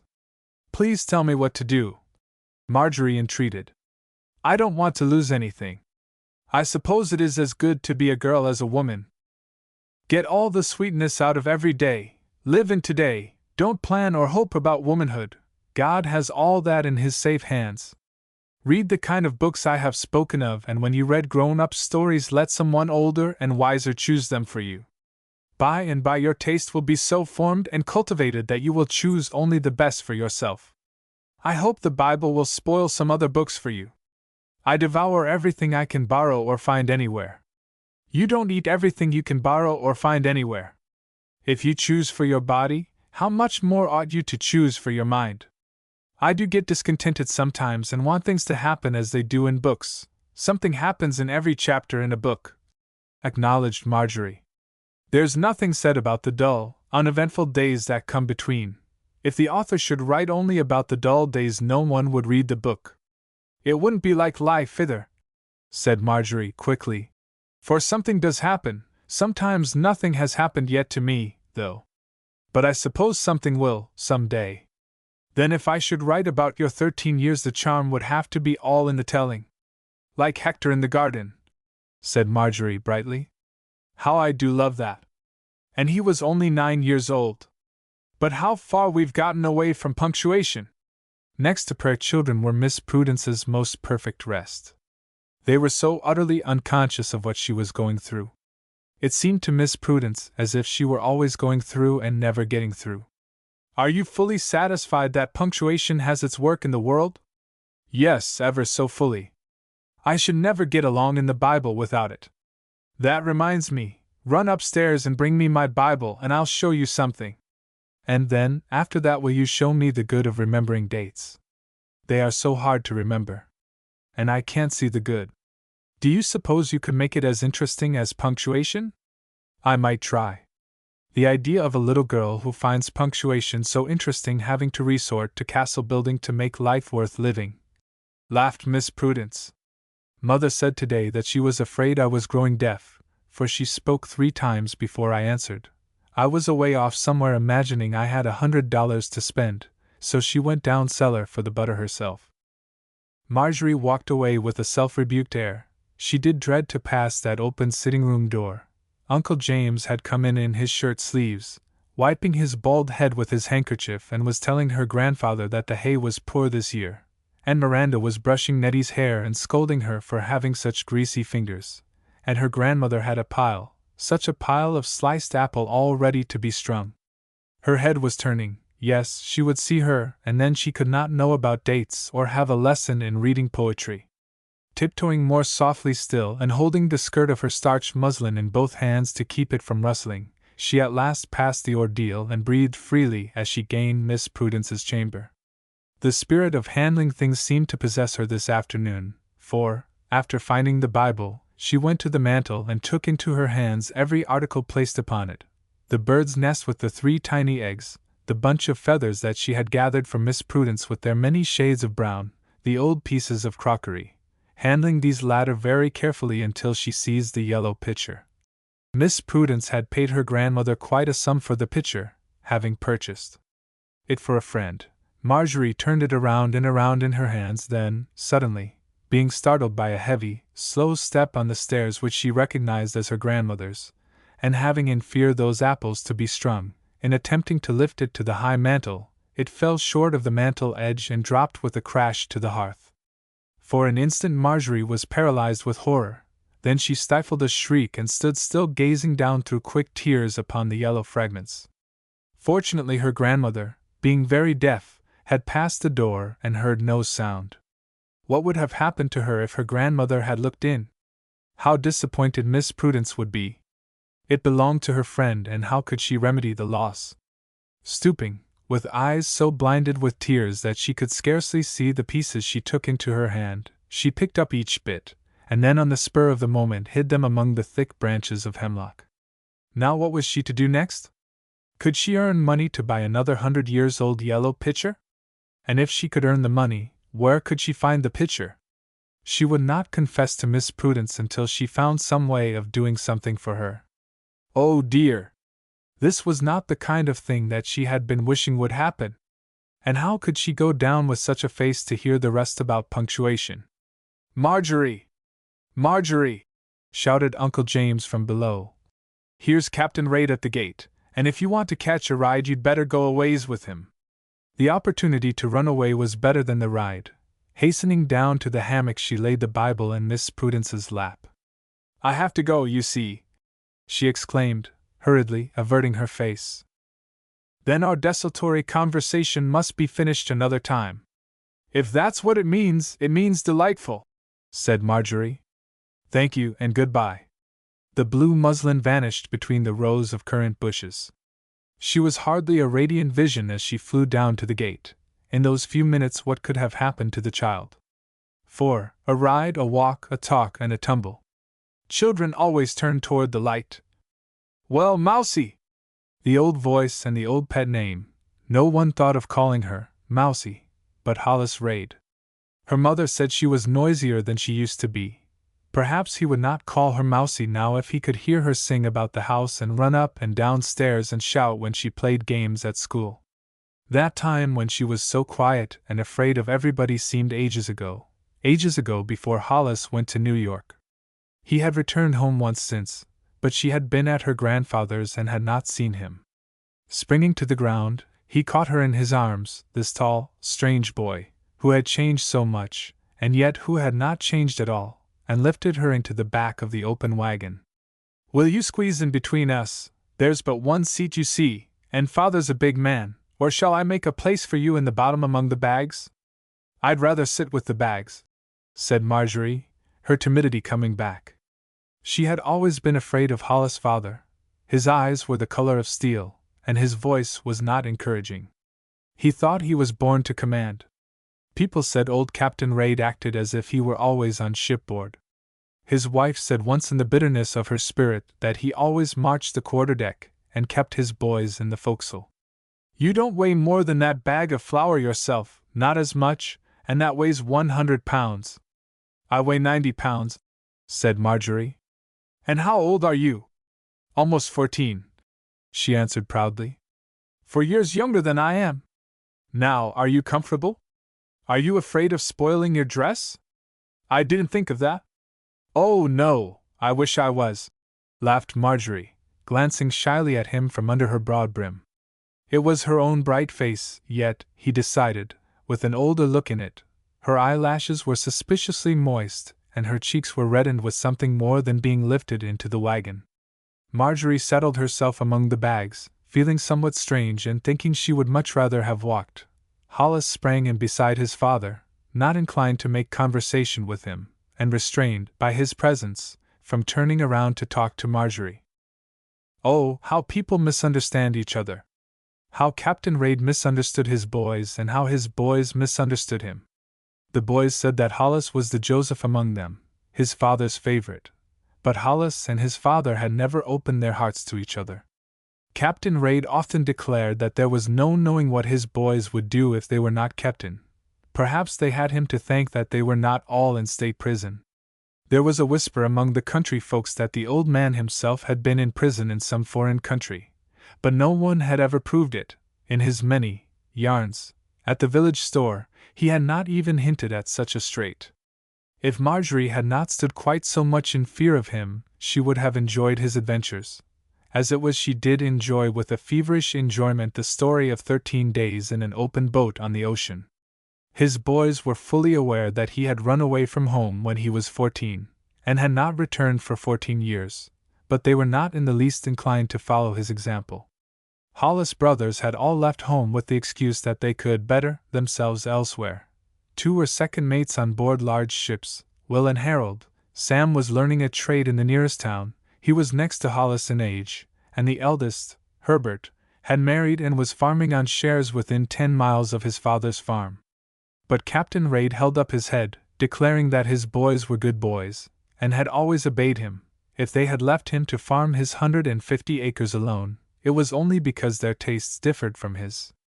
In her lonely old age, how his wife sighed for a daughter that would stay at home and share her labors, and talk to her, and read to her on stormy Sundays, and see that her collar was on straight, and that her caps were made nice.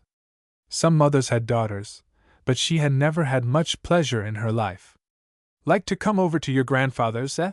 remarked Captain Raid, looking around at the broad-brimmed hat among the full bags. "Yes, sir," said Marjorie, denting one of the full bags with her forefinger, and wondering what he would do to her if she should make a hole in the bag and let the contents out. She rarely got beyond monosyllables with Hollis' father.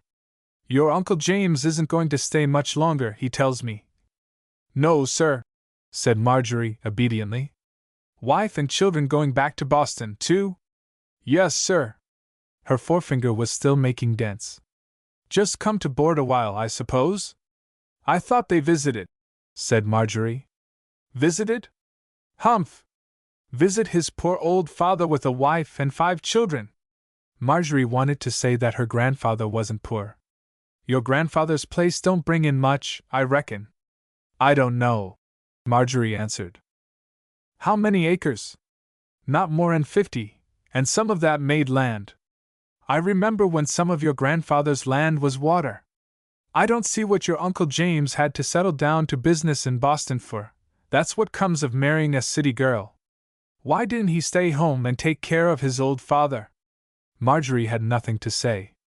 Hollis flushed uncomfortably. And your mother had to get married too. I'm glad I haven't a daughter to run away and get married. She didn't run away. Marjorie found voice to answer indignantly. Oh no, the Connecticut schoolmaster had to come and make a home for her. Marjorie wondered what right he had to be so disagreeable to her, and why should he find fault with her mother and her uncle, and what right had he to say that her grandfather was poor and that some of his land had once been water. Hollis shan't grow up and marry a city girl if I can help it, he growled, half good-naturedly. Hollis laughed. He thought he was already grown up, and he did admire city girls, with their pretty finished manners and little ready speeches. Marjorie wished Hollis would begin to talk about something pleasant. There were 2 miles further to ride, and would Captain Raid talk all the way? If she could only have an errand somewhere and make an excuse to get out. But the captain's next words relieved her perplexity. I can't take you all the way, sis. I have to branch off another road to see a man about helping me with the hay. I would have let Hollis go to mill, but I couldn't trust him with these horses. Hollis fidgeted on his seat. He had asked his father when they set out to let him take the lines, but he had replied ungraciously that as long as he had hands he preferred to hold the reins. Hollis had laughed and retorted, I believe that, father. Shall I get out now? Asked Marjorie eagerly. I like to walk. I expected to walk home. No, wait till we come to the turn. The horses were walking slowly up the hill. Marjorie made dents in the bag of flour, in the bag of Indian meal, and in the bag of wheat bran, and studied Hollis' back. The new navy blue suit was handsome and stylish, and the back of his brown head with its thick waves of brownish hair was handsome also, handsome and familiar. But the navy blue suit was not familiar, and the eyes that just then turned and looked at her were not familiar either. Marjorie could get on delightfully with souls, but bodies were something that came between her soul and their soul. The flesh, like a veil, hid herself and hid the other soul that she wanted to be at home with. She could have written to the Hollis she remembered many things that she could not utter to the Hollis that she saw today. Marjorie could not define this shrinking, of course. Hollis has to go back in a day or two, Captain Raid announced. He spent part of his vacation in the country with Uncle Jack before he came home. Boys nowadays don't think of their fathers and mothers. Hollis wondered if he thought of his mother and father when he ran away from them those 14 years. He wished that his father had never revealed that episode in his early life. He did not miss it that he did not love his father, but he would have given more than a little if he might respect him. He knew Marjorie would not believe that he did not think about his mother. I wonder if your father will work at his trade next winter, continued Captain Raid. I don't know, said Marjorie, hoping the turn was not far off. I'd advise him to, summers too, for that matter. These little places don't pay. Wants to sell, he tells me. Yes, sir. Real estate's too low, 'tisn't a good time to sell. But it's a good time to buy, and I'll buy your place and give it to Hollis if he'll settle down and work it. It would take more than that farm to keep me here, said Hollis quickly. But thank you all the same, father. Herbert would jump at the chance. Herbert shan't have it. I don't like his wife. She isn't respectful to Herbert's father. He wants to exchange it for city property, so he can go into business, he tells me. Oh, does he? Exclaimed Marjorie. I didn't know that. Girls are rattlebrains and chatterboxes. They can't be told everything, he replied shortly. I wonder what makes you tell me, then, said Marjorie, demurely, in the fun of the repartee forgetting for the first time the bits of yellow were secreted among the hemlock boughs. Throwing back his head, Captain Raid laughed heartily. He touched the horses with the whip, laughing still. I wouldn't mind having a little girl like you, he said, reining in the horses at the turn of the road. Come over and see Marm some day. Thank you, Marjorie said, rising. Giving the reins to Hollis, Captain Raid climbed out of the wagon that he might lift the child out himself.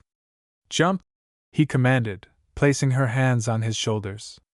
Marjorie jumped with another. Thank you. I haven't kissed a little girl for 20 years, not since my little girl died, but I guess I'll kiss you. Marjorie would not withdraw her lips for the sake of the little girl that died 20 years ago. Goodbye, Mousie, if I don't see you again, said Hollis. Goodbye, said Marjorie.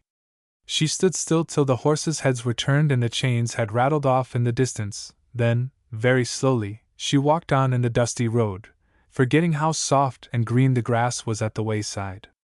"She's a proper nice little thing," observed Hollis' father. "Her father wouldn't sell her for gold. I'll exchange my place for his if he'll throw her in to boot. Marm is dreadful lonesome." "Why don't she adopt a little girl?" asked Hollis. "I declare! That is an idea! Hollis, you've hit the nail on the head this time. But I'd want her willing and loving, with no ugly ways. And good blood, too. I'd want to know what her father had been before her." "Are your boys like you, father?" asked Hollis. "God forbid!" answered the old man huskily. "Hollis, I want you to be a better man than your father. I pray every night that my boys may be Christians, but my time is past, I'm afraid. Hollis, do you pray and read your Bible regular?" Hollis gave an embarrassed cough. "No, sir," he returned. "Then I'd see to it that I did it. That little girl joined the church last Sunday, and I declare it almost took my breath away. I got the Bible down last Sunday night, and read a chapter in the New Testament. If you haven't got a Bible, I'll give you money to buy one." "Oh, I have one," said Hollis uneasily. "Get up there!" shouted Captain Raid to his horses, and spoke not another word all the way home. After taking a few slow steps, Marjorie quickened her pace, remembering that Linnet did not like to milk alone. Marjorie did not like to milk at all. At 13 there were not many things that she liked to do very much, except to read and think. "I'm afraid she's indolent," sighed her mother. "There's Linnet now, she's as spry as a cricket." But Linnet was not conscious of very many things to think about, and Marjorie every day discovered some new thought to revel in. At this moment, if it had not been for that unfortunate pitcher, she would have been reviewing her conversation with Miss Prudence. It was wonderful about punctuation, how many times a day life was wonderful to the growing child. Along this road the farmhouses were scattered at long distances. There was one in sight with the gable end to the road, but the next one was fully quarter of a mile away. She noted the fact, not that she was afraid or lonely, but it gave her something to think of. She was too thoroughly acquainted with the road to be afraid of anything by night or by day. She had walked to her grandfather's more times than she could remember ever since she was 7 years old. She tried to guess how far the next house was, how many feet, yards or rods. She tried to guess how many quarts of blueberries had grown in the field beyond. She even wondered if anybody could count the blades of grass all along the way if they should try. But the remembrance of the broken pitcher persisted in bringing itself uppermost, pushing through the blades of grass and the quarts of blueberries. She might as well begin to plan how she was to earn another pitcher. Or, her birthday was coming. In a month she would be 14. Her father would certainly give her a silver dollar because he was glad that he had had her 14 years. A quick, panting breath behind her, and the sound of hurrying feet caused her to turn her head. She fully expected to meet the gaze of some big dog, but instead a man was close upon her, dusty, travel-stained, his straw hat pushed back from a perspiring face and a hand stretched out to detain her. On one arm he carried a long, uncovered basket in which were arranged rows and piles of small bottles. A glance at the basket reassured her. Every one knew Crazy Dale, the peddler of essences, cough drops and quack medicines. "It's lonesome walking alone. I've been running to overtake you. I tried to be in time to catch a ride. But no matter, I will walk with you, if you will kindly permit." She looked up into his pleasant countenance. He might have been handsome years ago. "Well," she assented, walking on. "You don't know where I could get a girl to work for me?" he asked in a cracked voice. "No, sir." "And you don't want a bottle of my celebrated mixture to teach you how to discern between the true and the false? Rub your head with it every morning, and you'll never believe a lie." "I don't now," replied Marjorie, taking very quick steps. "How do you know you don't?" he asked, keeping step with her. "Tell me how to tell the difference between a lie and the truth." "Rub your head with your mixture," she said, laughing. But he was not disconcerted. He returned in a simple tone. "Oh, that's my receipt, I want yours. Yours may be better than mine. I think it is. Tell me, then, quick." Don't you want to go into that house and sell something? She asked, pointing to the house ahead of them. When I get there, and you must wait for me, outside, or I won't go in. Don't you know the way yourself? She evaded. I've traveled it ever since the year 1, I ought to know it, he replied contemptuously. But you've got to wait for me. Oh dear, sighed Marjorie, frightened at his insistence. Then a quick thought came to her.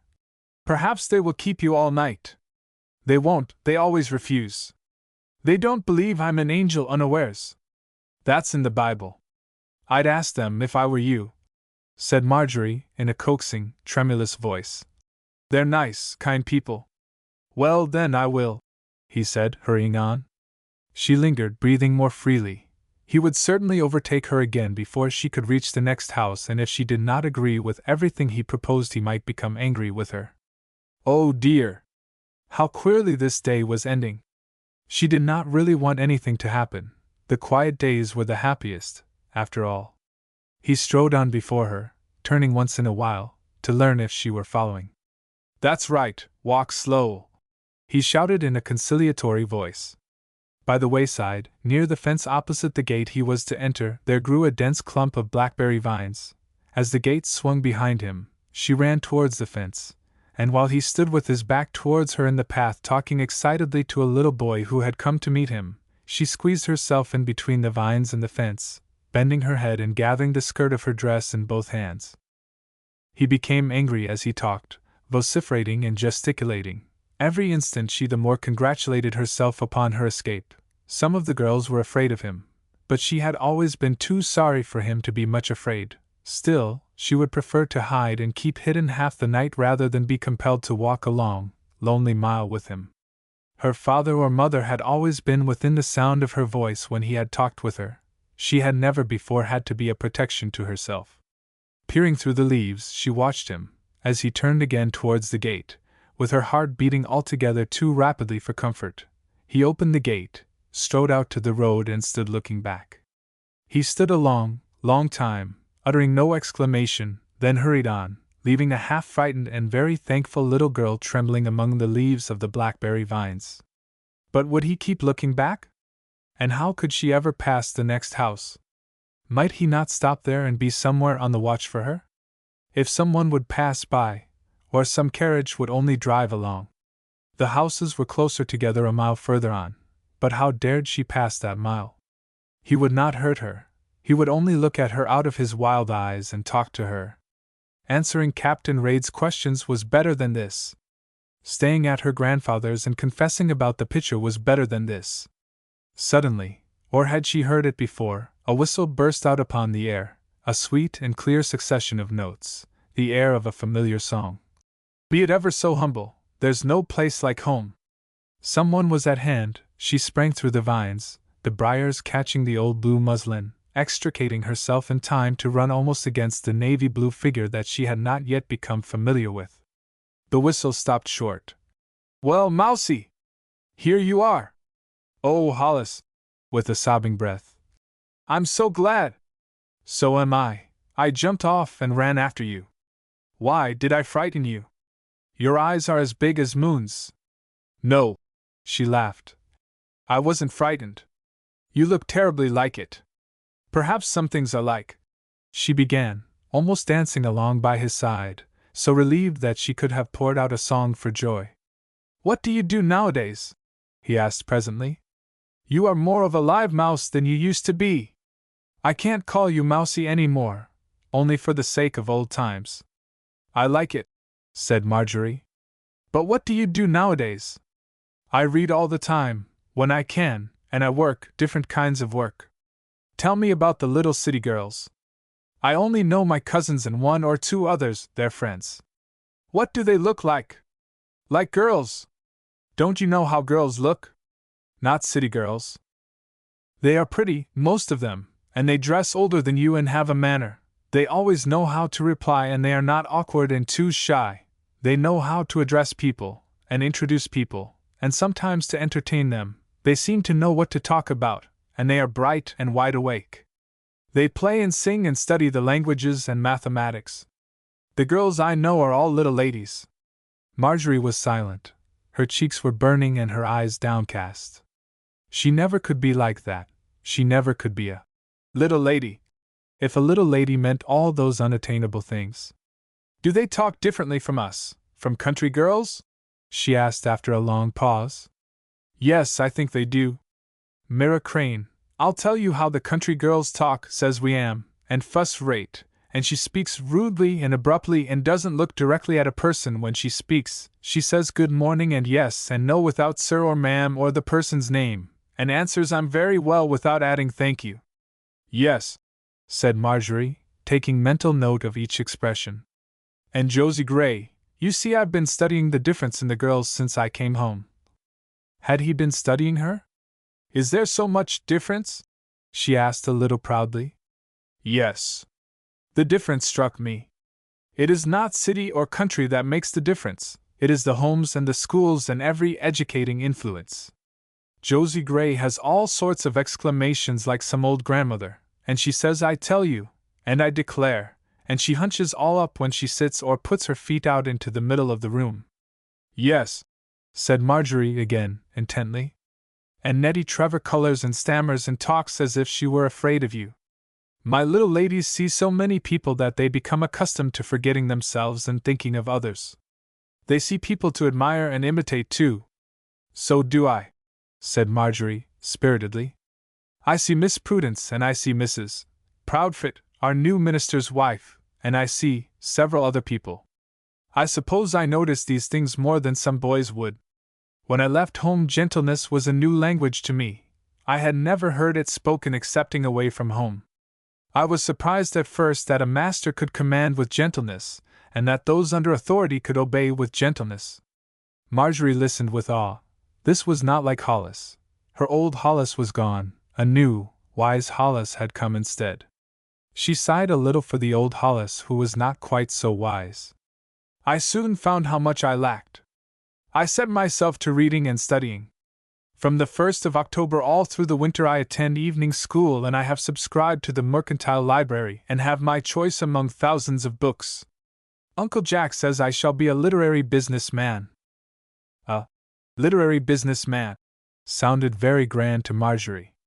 Would she stay home and be ignorant and never be or do anything? At that instant a resolve was born in her heart, the resolve to become a scholar and a lady. But she did not speak. If possible, she became more quiet. Hollis should not be ashamed of being her friend. Mousie, why don't you talk to me? He asked at last. Which of your cousins do you like best? Helen, he said unhesitatingly. How old is she? She asked with a sinking at her heart. 17. She's a lady, so gentle and bright, she never rustles or makes a noise, she never says anything to hurt anyone's feelings, and how she plays and sings.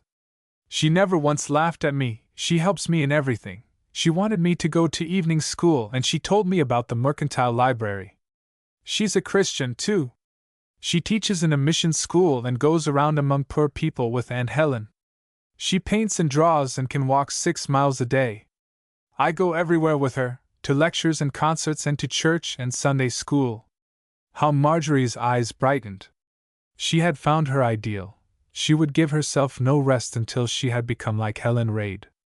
But Helen Raid had everything to push her on, everyone to help her. For the first time in her life Marjorie was disheartened. But with a reassuring conviction, flashed the thought, there were years before she would be 17. Wouldn't you like to see her, Mousie? Indeed I would, said Marjorie enthusiastically. I brought her photograph to Mother. How she looked at me when Marm slipped out one day. The boys always used to say Marm, he said laughing. Marjorie remembered that she had been taught to say Grandmarm, but as she grew older she had softened it to Grandma. I'll bring you her photograph when I come tomorrow to say goodbye. Now tell me what you've been looking sad about. Is it possible that she was forgetting? Oh, perhaps you can help me. Help you? Of course I will. How did you know I was troubled? She asked seriously, looking up into his eyes. Have I eyes? He answered as seriously. Father happened to think that Mother had an errand for him to do on this road, so I jumped off and ran after you. No, you ran after your mother's errand. she answered jealously. Well then, I found you, my precise little maiden, and now you must tell me what you were crying about. Not spilt milk, but only a broken milk pitcher. Do you think you can find me a yellow pitcher, with yellow figures, a man, or a lion, or something, 100 or 200 years old? In New York? I'm rather doubtful. Oh, I know, Mother has some old ware, it belonged to her grandmother, perhaps I can beg a piece of it for you. Will it do if it isn't a pitcher? I'd rather have a pitcher, a yellow pitcher. The one I broke belongs to a friend of Miss Prudence. Prudence! Is she a Puritan maiden? He asked. Marjorie felt very ignorant, she colored and was silent. She supposed Helen Raid would know what a Puritan maiden was. I won't tease you, he said penitently. I'll find you something to make the loss good, perhaps I'll find something she'll like a great deal better.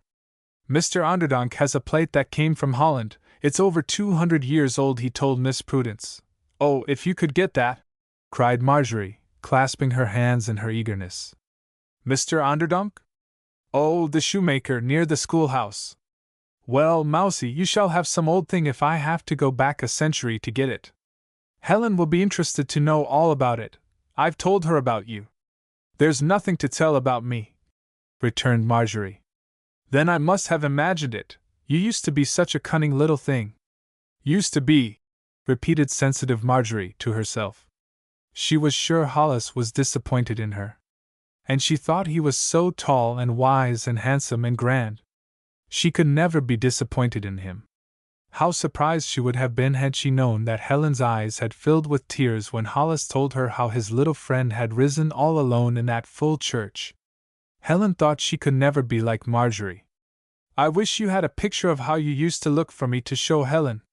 Not how she looked today. Her lips quivered and she kept her eyes on her dusty shoes. I suppose you want the picture immediately. 2 years ago Hollis would have said, right away. After that Marjorie never forgot to say, immediately. Yes, I would, she said slowly. I've hidden the pieces away and nobody knows it is broken. That isn't like you, Hollis returned, disappointedly. Oh, I didn't do it to deceive, I couldn't. I didn't want her to be sorry about it until I could see what I could do to replace it. That sounds better. Marjorie felt very much as if he had been finding fault with her. Will you have to pay for it? Not if Mother gives it to me, but perhaps I shall exact some return from you. She met his grave eyes fully before she spoke. Well, I'll give you all I can earn. I have only 73 cents. Father gives me 1/10 of the eggs for hunting them and feeding the chickens, and I take them to the store. That's the only way I can earn money, she said in her sweet half-abashed voice. A picture of Helen taking eggs to the store flashed upon Hollis' vision. He smiled and looked down upon his little companion with benignant eyes. I could give you all I have and send you the rest. Couldn't I? She asked. Yes, that would do. But you must let me set my own price, he returned in a businesslike tone. Oh, I will. I'd do anything to get Miss Prudence a picture, she said eagerly. The faded muslin brushed against him, and how odd and old-fashioned her hat was. He would not have cared to go on a picnic with Marjorie in this attire. Suppose he had taken her into the crowd of girls among which his cousin Helen was so noticeable last week, how they would have looked at her. They would think he had found her at some mission school. Was her father so poor, or was this old dress and broad hat her mother's taste? Anyway, there was a guileless and bright face underneath the flapping hat, and her voice was as sweet as Helen's even if there was such an old-fashioned tone about it. One word seemed to sum up her dress and herself: old-fashioned. She talked like some little old grandmother. She was more than quaint, she was antiquated. That is, she was antiquated beside Helen. But she did not seem out of place here in the country. He was thinking of her on a city pavement, in a city parlor, or among a group of fluttering, prettily dressed city girls, with their modulated voices, animated gestures and laughing, bright replies. There was light and fire about them, and Marjorie was such a demure little mouse. Don't fret about it any more, he said kindly, with his grown-up air, patting her shoulder with a light, caressing touch. I will take it into my hands and you need not think of it again. Oh, thank you! Thank you! She cried, her eyes brimming over. It was the old Hollis, after all. He could do anything and everything she wanted. Forgetting her shyness, after that homelike touch upon her shoulder, she chatted all the way home.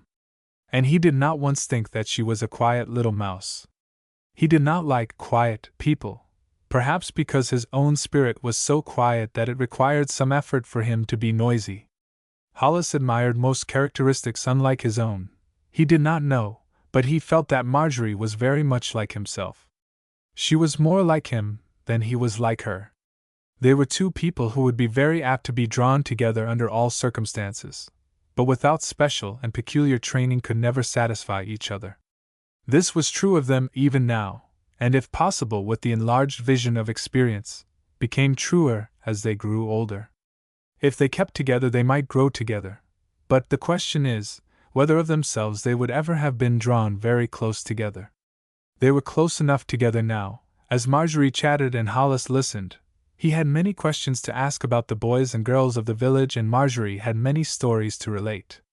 "So George Harris and Nell True are really married," he said. "So young, too." "Yes, Mother did not like it. She said they were too young. He always liked her best at school, you know. And when she joined the church she was so anxious for him to join too, and she wrote him a note about it and he answered it, and they kept on writing and then they were married." "Did he join the church?" asked Hollis. "He hasn't yet. It is easier for girls to be good than for boys," rejoined Hollis in an argumentative tone. "Is it? I don't see how." "Of course you don't. We are in the world where the temptations are. What temptations do you have?" "I have enough. But I don't want to go out in the world where more temptations are." "Don't you know?" She colored and stopped. "Know what?" "About Christ praying that his disciples might be kept from the evil that was in the world, not that they might be taken out of the world. They have got to be in the world." "Yes. And," she added sagely, "anybody can be good where no temptations are. Is that why girls are good?" "I don't think girls are good. The girls I know are." "You know city girls," she said archly. "We country girls have the world in our own hearts." There was nothing of the world in the sweet face that he looked down into, nothing of the world in the frank, true voice. He had been wronging her. How much there was in her, this wise, old, sweet little Marjorie. "Have you forgotten your errand?" she asked, after a moment. "No, it is at Mr. Howard's, the house beyond yours." "I'm glad you had the errand." "So am I. I should have gone home and not known anything about you. And I should have stayed tangled in the blackberry vines ever so long." She laughed. "You haven't told me why you were there." "Because I was silly," she said emphatically. "Do silly people always hide in blackberry vines?" he questioned, laughing. "Silly people like me," she said. At that moment they stopped in front of the gate of Marjorie's home, through the lilac bushes. The old fence was overgrown with lilacs. Hollis discerned some bright thing glimmering on the piazza. The bright thing possessed a quick step and a laugh, for it floated towards them, and when it appeared at the gate Hollis found that it was only Linnet. There was nothing of the mouse about Linnet. "Why, Margie, Mother said you might stay till dark."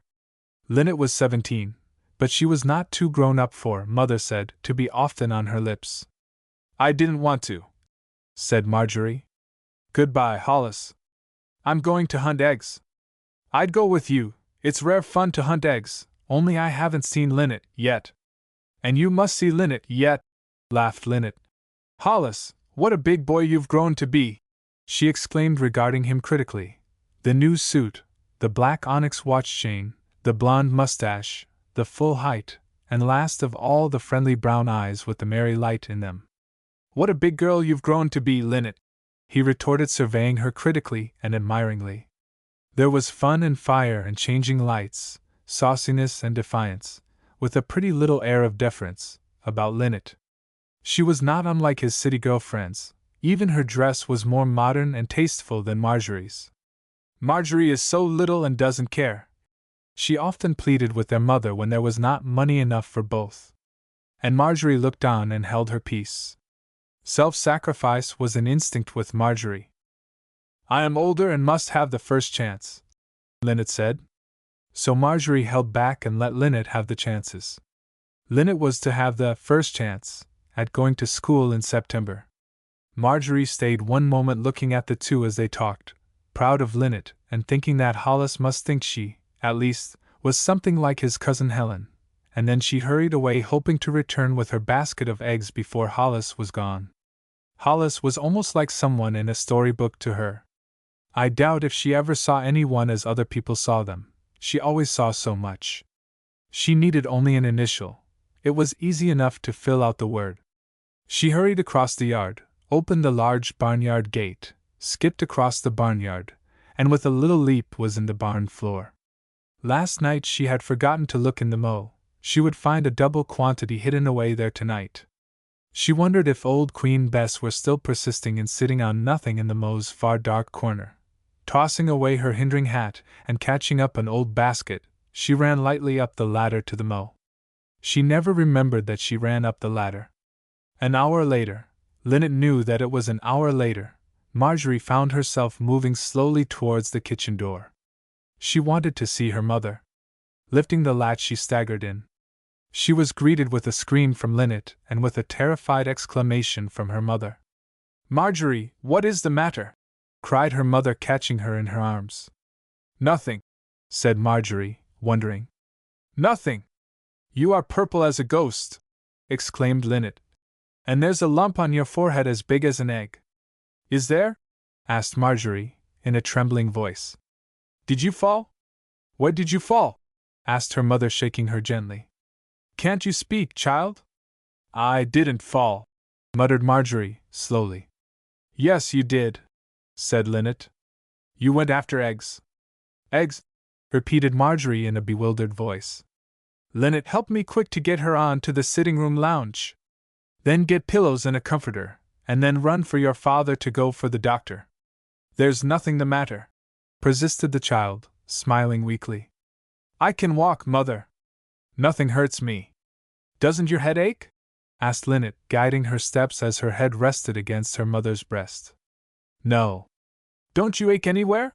questioned her mother, as they led her to the lounge. "No, ma'am. Why should I? I didn't fall." Linnet brought the pillow and comforter, and then ran out through the backyard calling, "Father! Father!" Down the road Hollis heard the agonized cry, and turning hastened back to the house. "Oh, go for the doctor quick!" cried Linnet, catching him by the arm. "Something dreadful has happened to Marjorie, and she doesn't know what it is. Is there a horse in the stable?" "Oh, no, I forgot. And Mother forgot Father has gone to town." "I'll get a horse then, somewhere on the road, don't be so frightened. Dr. Peck will be here in 20 minutes after I find him." Linnet flew back to satisfy her mother that the doctor had been sent for, and found Marjorie reiterating to her mother's repeated inquiries. "I don't ache anywhere, I'm not hurt at all." "Where were you, child?" "I wasn't anywhere," she was about to say, then smiled, for she knew she must have been somewhere. "What happened after you said goodbye to Hollis?" questioned Linnet, falling on her knees beside her little sister, and almost taking her into her arms. "Nothing." "Oh dear, you're crazy!" sobbed Linnet. Marjorie smiled faintly and lifted her hand to stroke Linnet's cheeks. "I won't hurt you," she comforted tenderly. "I know what I'll do!" exclaimed Mrs. West suddenly and emphatically. "I can put hot water on that bump. I've heard that's good." Marjorie closed her eyes and lay still. She was tired of talking about something that had not happened at all. She remembered afterward that the doctor came and opened a vein in her arm, and that he kept the blood flowing until she answered, "Yes, sir," to his question. "Does your head hurt you now?" She remembered all their faces, how Linnet cried and sobbed, how Hollis whispered, "I'll get a pitcher, Mousie, if I have to go to China for it," and how her father knelt by the lounge when he came home and learned that it had happened and was all over, how he knelt and thanked God for giving her back to them all out of her great danger. That night her mother sat by her bedside all night long, and she remembered saying to her, If I had been killed, I should have waked up in heaven without knowing that I had died. It would have been like going to heaven without dying. V. 2 Promises. He who promiseth runs in debt. Hollis held a mysterious-looking package in his hand when he came in the next day. It was neatly done up in light tissue paper and tied with yellow cord. It looked round and flat, not one bit like a pitcher, unless some pitchers 100 years ago were flat. Marjorie lay in delicious repose upon the parlor sofa, with the green blinds half closed. The drowsiness and fragrance of clover in the air soothed her, rather, quieted her, for she was not given to nervousness. A feeling of safety enwrapped her. She was here and not very much hurt, and she was loved and petted to her heart's content. And that is saying a great deal for Marjorie, for her heart's content was a very large content. Linnet came in softly once in a while to look at her with anxious eyes and to ask, "How do you feel now?" Her mother wandered in and out as if she could rest in nothing but in looking at her, and her father had given her one of his glad kisses before he went away to the mowing field. Several village people having heard of the accident through Hollis, and the doctor had stopped at the door to inquire with a sympathetic modulation of voice if she were any better. But the safe feeling was the most blessed of all. Towards noon she lay still with her white kitten cuddled up in her arms, wondering who would come next. Hollis had not come, nor Miss Prudence, nor the new minister, nor Grandma, nor Josie Gray. She was wishing they would all come today when she heard a quick step on the piazza and a voice calling out to somebody. "I won't stay 5 minutes, Father." The next instant the handsome, cheery face was looking in at the parlor door, and the boisterous, vacation, voice was greeting her with, "Well, Miss Mousie, how about the tumble down now?" But her eyes saw nothing excepting the mysterious, flat, round parcel in his hand. "Oh, Hollis, I'm so glad!" she exclaimed, raising herself upon one elbow. The stiff blue muslin was rather crumpled by this time, and in place of the linen collar and old-fashioned pin her mother had tied a narrow scarf of white lace about her throat. Her hair was brushed back and braided in 2 heavy braids, and her forehead was bandaged in white. "Well, Marjorie, you are a picture, I must say," he cried, bounding in. "Why don't you jump up and take another climb? I want to. I want to see the swallow's nest again. I meant to have fed the swallows last night." "Where are they?" "Oh, up in the eaves. Linnet and I have climbed up and fed them." As he dropped on his knees on the carpet beside the sofa, she fell back on her pillow. "Father is waiting for me to go to town with him, and I can't stay. You will soon be climbing up to see the swallows again and hunting eggs and everything as usual." "Oh, yes, indeed," said Marjorie, hopefully. Watching her face, he laid the parcel in her hand. "Don't open it till I'm gone. I had something of a time to get it. The old fellow was as obstinate as a mule when he saw that my heart was set on it. Mother hadn't a thing old enough. I ransacked everywhere. If I'd had time to go to grandmother's I might have done better. She's 93, you know, and has some of her grandmother's things. This thing isn't a beauty to look at, but it's old, and that's the chief consideration. Extreme old age will compensate for its ugliness, which is an extenuation that I haven't for mine. I'm going tomorrow." "Oh, I want to see it," she exclaimed, not regarding his last remark. "That's all you care," he said disappointedly. "I thought you would be sorry that I'm going." "You know I am," she returned penitently, picking at the yellow cord. "Perhaps when I am 200 years old you'll be as anxious to look at me as you are to look at that." "Oh, Hollis, I do thank you so. But you must promise me 2 things or you can't have it." "I'll promise 20. 2 will do until next time. First, will you go and see my mother as soon as you get well, and go often?" "That's too easy. I want to do something hard for you," she answered earnestly. "Perhaps you will some day, who knows? There are hard enough things to do for people, I'm finding out." "But have you promised?" "Yes, I have promised. And I know you keep your promises. I'm sure you won't forget. Poor mother isn't happy, she's troubled." "About you?" "No, about herself, because she isn't a Christian." "That's enough to trouble anybody," said Marjorie, wisely. "Now, one more promise in payment. Will you write to me every 2 weeks?" "Oh, I couldn't," pleaded Marjorie. Now you've found something too hard to do for me, he said reproachfully. Oh, I'll do it, of course, but I'm afraid you'll soon get over that. You see, Mother doesn't write often, and Father never does, and I'm often anxious about them, and if you write and tell me about them twice a month I shall be happier. You see, you are doing something for me. Yes, thank you. I'll do the best I can. But I can't write like your cousin Helen, she added jealously. No matter. You'll do, and you will be growing older and constantly improving, and I shall begin to travel for the house by and by, and my letters will be as entertaining as a book of travels. Will you write to me? I didn't think of that. Gussie, he laughed, giving her Linnet's pet name. Certainly I will write as often as you do, and you mustn't stop writing until your last letter has not been answered for a month. I'll remember, said Marjorie seriously. But I wish I could do something else. Did you have to pay money for it? Marjorie was accustomed to bartering, and that is the reason that she used the expression, pay money. Well, yes, something, he replied, pressing his lips together. He was angry with the shoemaker about that bargain yet. How much? I want to pay you. Ladies never ask a gentleman such a question when they make them a present, he said, laughing as he arose. Imagine Helen asking me how much I paid for the set of books I gave her on her birthday. The tears sprang to Marjorie's eyes. Had she done a dreadful thing that Helen would not think of doing? Long afterward she learned that he gave for the plate the $10 that his father gave him for a vacation present. Goodbye, Gussie, keep both promises and don't run up a ladder again until you learn how to run down. But she could not speak yet for the choking in her throat. You have paid me twice over with those promises, he said. I am glad you broke the old yellow pitcher. So was she, even while her heart was aching. Her fingers held the parcel tightly. What a heart's ease it was! It had brought her peace of mind that was worth more hard promises than she could think of making. He said his father's great-grandfather had eaten out of that plate over in Holland, and he had but one more left to bequeath to his little grandson. I'm glad the great-grandfather didn't break it, said Marjorie.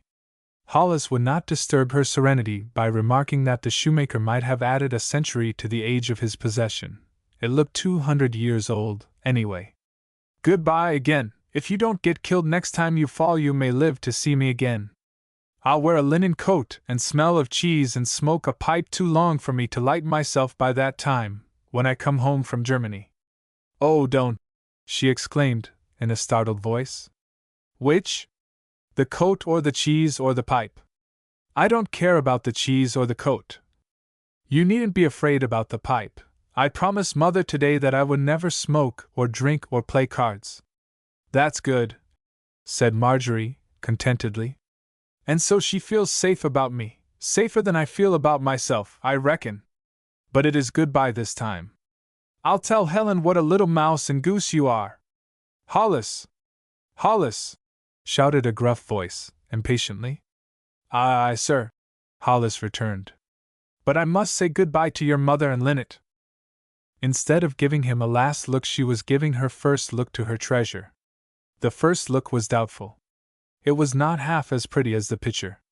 It was not very large, and there were innumerable tiny cracks interlacing each other. There were little raised figures on the broad rim and a figure in the center. The colors were buff and blue.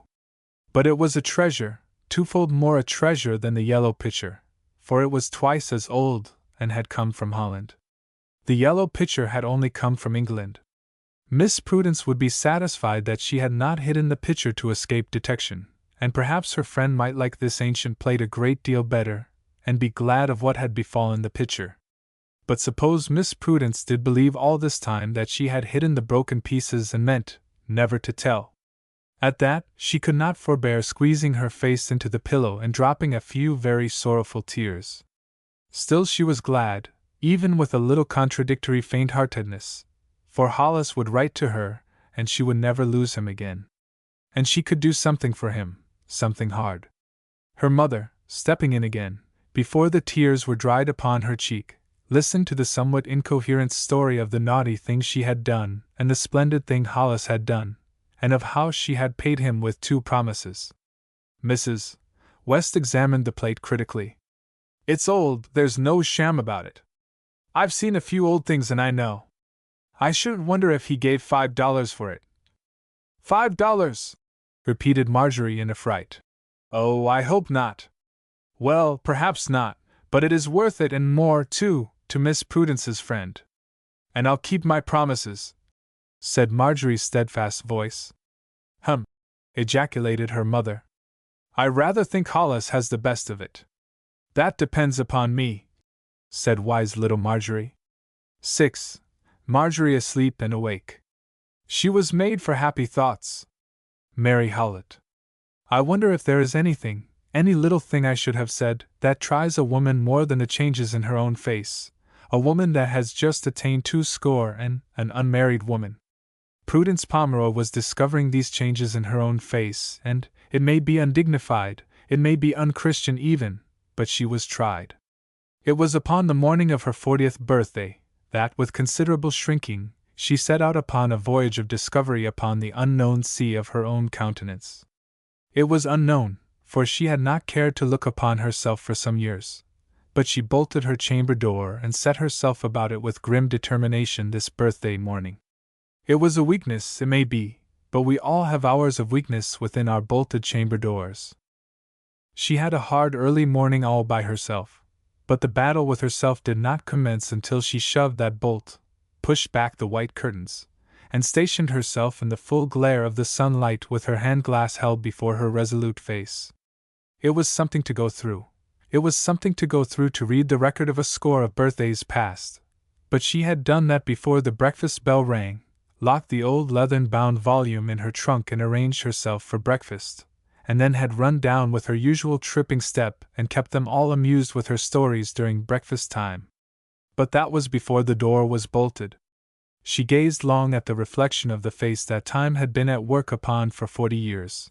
There were the tiniest creases in her forehead, they were something like the cracks in the plate 200 years old that Marjorie had sent to her last night. There were unmistakable lines under her eyes. The pale tint of her cheek did not erase them, nor the soft plumpness render them invisible. They stared at her with the story of relentless years. At the corners of her lips the artistic fingers of time had chiseled lines, delicate, it is true, but clearly defined, a line that did not dent the cheeks of early maidenhood, a line that had found no place near her own lips 10 years ago, and above her eyes she had not discerned that, at first, there was a lack of fullness, you could not name it hollowness. That was new, at least new to her. Others with keener eyes may have noticed it months ago, and there was a yellowness. She might as well give it boldly its right name, at the temple, decrease of fairness she might call it, but that it was a positive shade of that yellowness she had noticed in others no older than herself.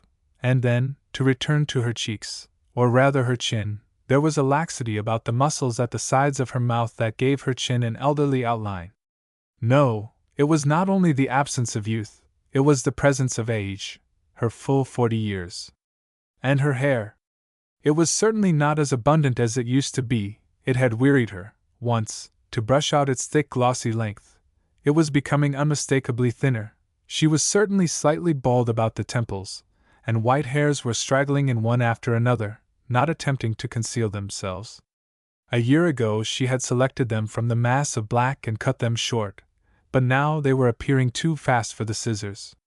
It was a sad face, almost a gloomy one, that she was gazing into, for the knowledge that her 40 years had done their work in her face as surely, and perhaps not as sweetly as in her life, had come to her with a shock. She was certainly growing older, and the signs of it were in her face, nothing could hide it, even her increasing seriousness made it more apparent. Not only growing older, but growing old, the girls would say. 20 years ago, when she first began to write that birthday record, she had laughed at 40 and called it old, herself. As she laid the hand-glass aside with a half-checked sigh, her eyes fell upon her hand and wrist. It was certainly losing its shapeliness. The fingers were as tapering as ever and the palm as pink, but there was a something that reminded her of that plate of old china. She might be like a bit of old china, but she was not ready to be laid upon the shelf, not even to be paid a price for and be admired. She was in the full rush of her working days. A while ago her friends had all addressed her as Prudence, but now, She was not aware when it began or how. She was Miss Prudence to every one who was not within the nearest circle of intimacy. Not Prudy or Prue any more. She had not been Prudy since her father and mother died, and not Prue since she had lost that friend 20 years ago. In 10 short years she would be 50 years old, and 50 was half a century, old enough to be somebody's grandmother. Was she not the bosom friend of somebody's grandmother today? Laura Harrogate, her friend and schoolmate, not 1 year her senior, was the grandmother of 3-months-old Laura. Was it possible that she herself did not belong to the present generation, but to a generation passed away? She had no daughter to give place to, as Laura had, no husband to laugh at her wrinkles and gray hairs, as Laura had, and to say, "We're growing old together." If it were only together, there would be no sadness in it. But would she want it to be such a together, as certain of her friends shared? Laura Harrogate was a grandmother, but still she would gush over that plate from Holland 2 centuries old, buy a bracket for it, and exhibit it to her friends. A hand glass did not make her dolorous. A few years since she would have rebelled against what the hand glass revealed, but today she could not rebel against God's will. Assuredly it was His will for histories to be written in faces. Would she live a woman's life and adorn herself with a baby's face? Had not her face been molded by her life? Had she stopped thinking and working 10 years ago, she might, today, have looked at the face she looked at 10 years ago. No, she demurred, not a baby's face, but then she laughed aloud at herself. Was not her fate the common fate of all? Who among her friends, at 40 years of age, was ever taken, or mistaken, for 25 or 30? And if she were, what then? Would her work be worth more to the world? Would the angels encamp about her more faithfully or more lovingly? And then, was there not a face marred? Did He live His life upon the earth with no sign of it in His face? Was it not a part of His human nature to grow older? Could she be human and not grow old? If she lived, she must grow old. To grow old or to die, that was the question, and then she laughed again, this time more merrily.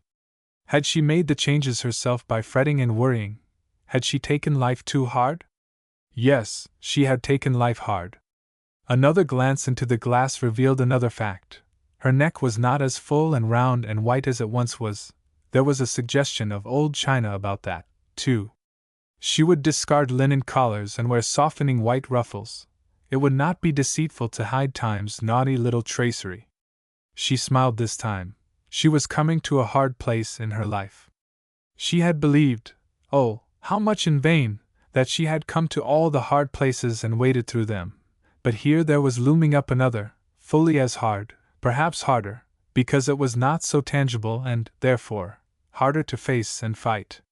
The acknowledging that she had come to this hard place was something. She remembered the remark of an old lady, who was friendless and poor. The hardest time of my life was between 40 and 45. I had to accept several bitter facts that after became easier to bear. Prudence Pomeroy looked at herself, then looked up to God and accepted, submissively, even cheerfully, His fact that she had begun to grow old, and then she dressed herself for a walk and with her sun umbrella and a volume of poems started out for her tramp along the road and through the fields to find her little friend Marjorie. The china plate and pathetic note last night had moved her strangely. Marjorie was in the beginning of things. What was her life worth if not to help such as Marjorie live a worthier life than her own 20 years had been? A face flushed with the long walk looked in at the window upon Marjorie asleep. The child was sitting near the open window in a wooden rocker with padded arms and back and covered with calico with a green ground sprinkled over with butterflies and yellow daisies. Her head was thrown back against the knitted tidy of white cotton, and her hands were resting in her lap. The blue muslin was rather more crumpled than when she had seen it last, and instead of the linen collar the lace was knotted about her throat. The bandage had been removed from her forehead, the swelling had abated but the discolored spot was plainly visible. Her lips were slightly parted, her cheeks were rosy.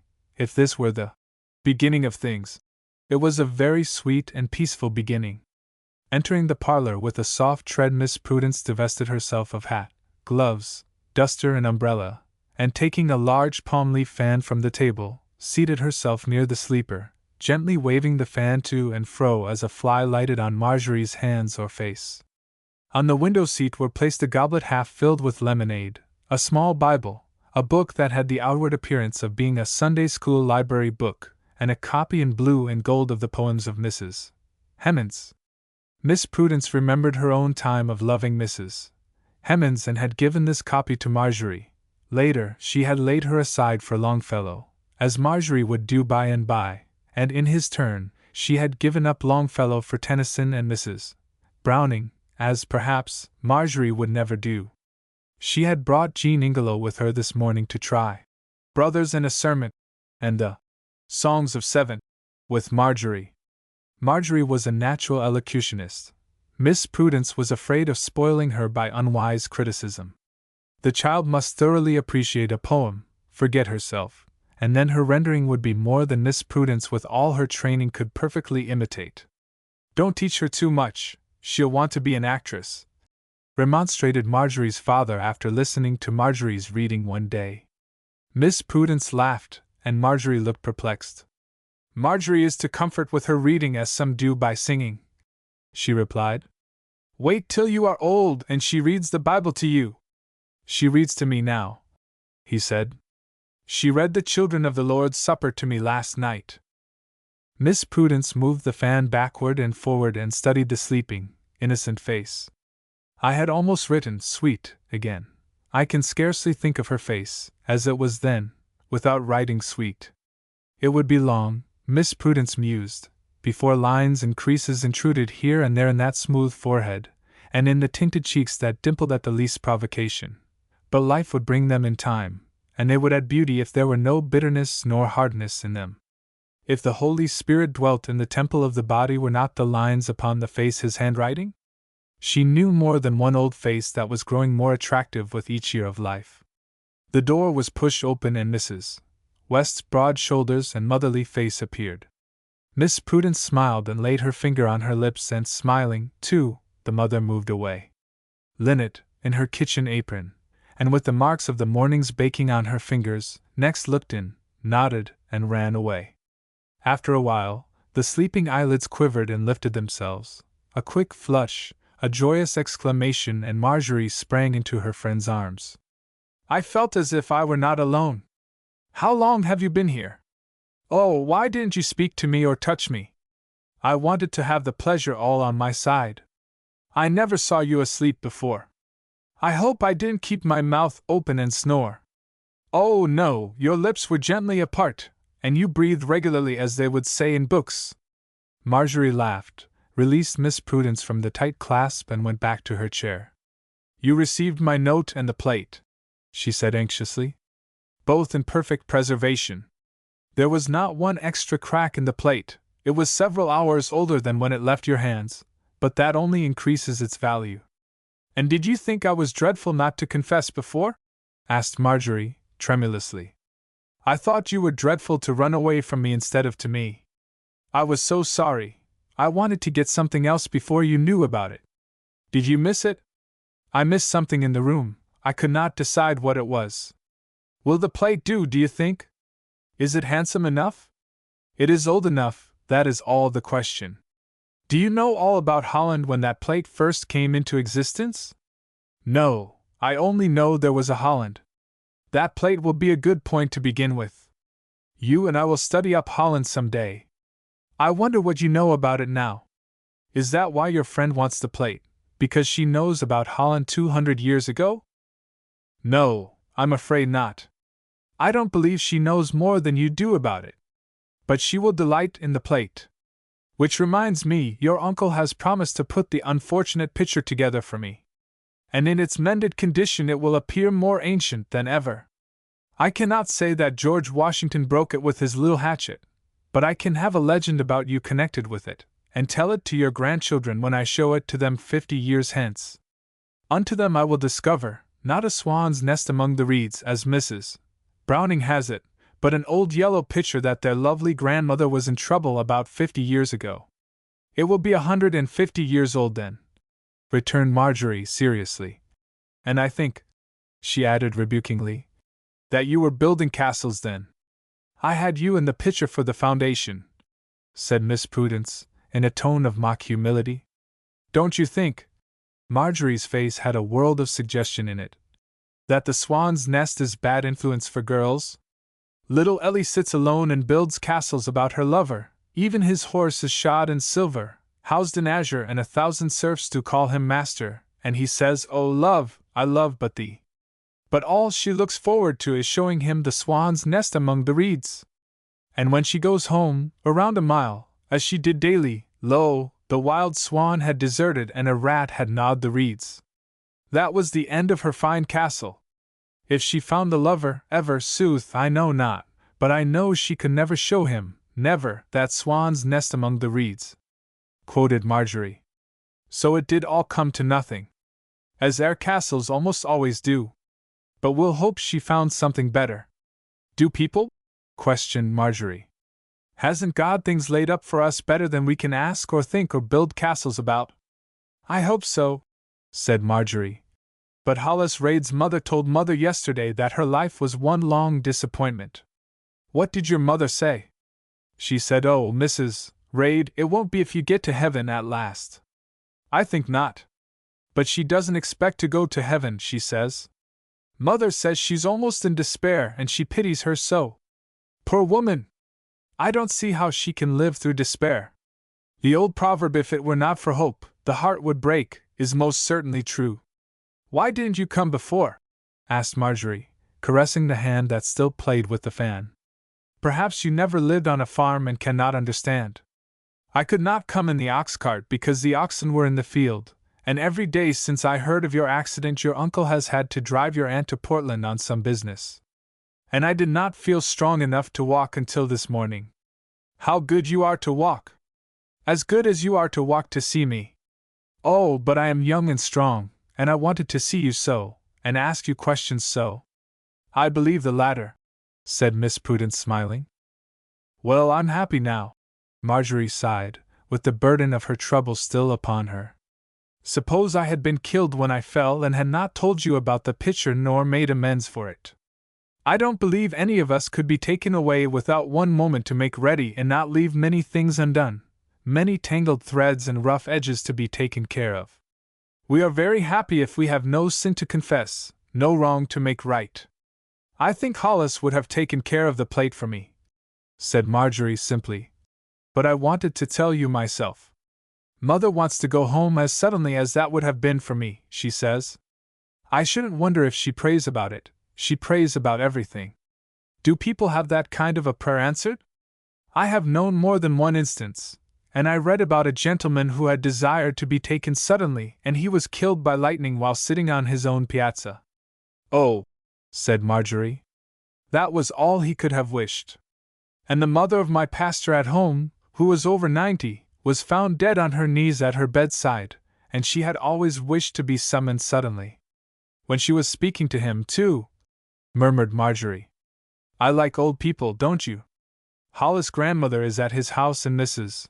Raid wants me to go to see her. She is 93 and blind, and she loves to tell stories about herself, and I am to stay all day and listen to her and take up her stitches when she drops them in her knitting work and read the Bible to her.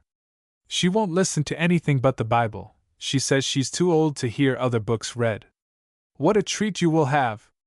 Isn't it lovely? I never had that day in my air castles either. Nor you coming to stay all day with me, nor writing to Hollis. I had a letter from him last night, the funniest letter. I laughed all the time I was reading it. He begins, "Poor little mousie," and ends ours till next time. I'll show it to you. He doesn't say much about Helen. I shall tell him if I write about his mother he must write about Helen. I'm sorry to tell him what his mother said yesterday about herself, but I promised and I must be faithful. I hope you will have happy news to write soon. I don't know, she says the minister doesn't do her any good, nor reading the Bible nor praying. Now what can help her? God, was the solemn reply. She has had to learn that the minister and Bible reading and prayer are not God. When she is sure that God will do all the helping and saving, she will be helped and saved. Perhaps she has gone to the minister and the Bible instead of to God, and she may have thought her prayers could save her instead of God. She said she was in despair because they did not help her, and she did not know where to turn next, said Marjorie, who had listened with sympathetic eyes and aching heart. Don't worry about her, dear, God is teaching her to turn to Himself. I told her about the plate, but she did not seem to care much. What different things people do care about! Exclaimed Marjorie, her eyes alight with the newness of her thought. Mrs. Harrogate will never be perfectly satisfied until she has a memorial of Pompeii. I've promised when I explore underground I'll find her a treasure.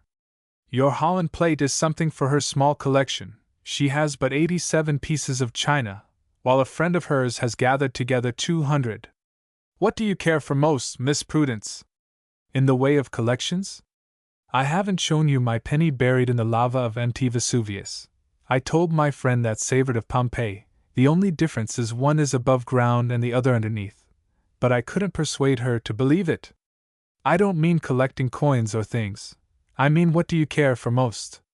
If you haven't discovered, I cannot care very much for what I care for most. Marjorie laughed at this way of putting it, then she answered gravely. I do know. I think you care most. She paused, choosing her phrase carefully. To help people make something out of themselves? Thank you. That's fine.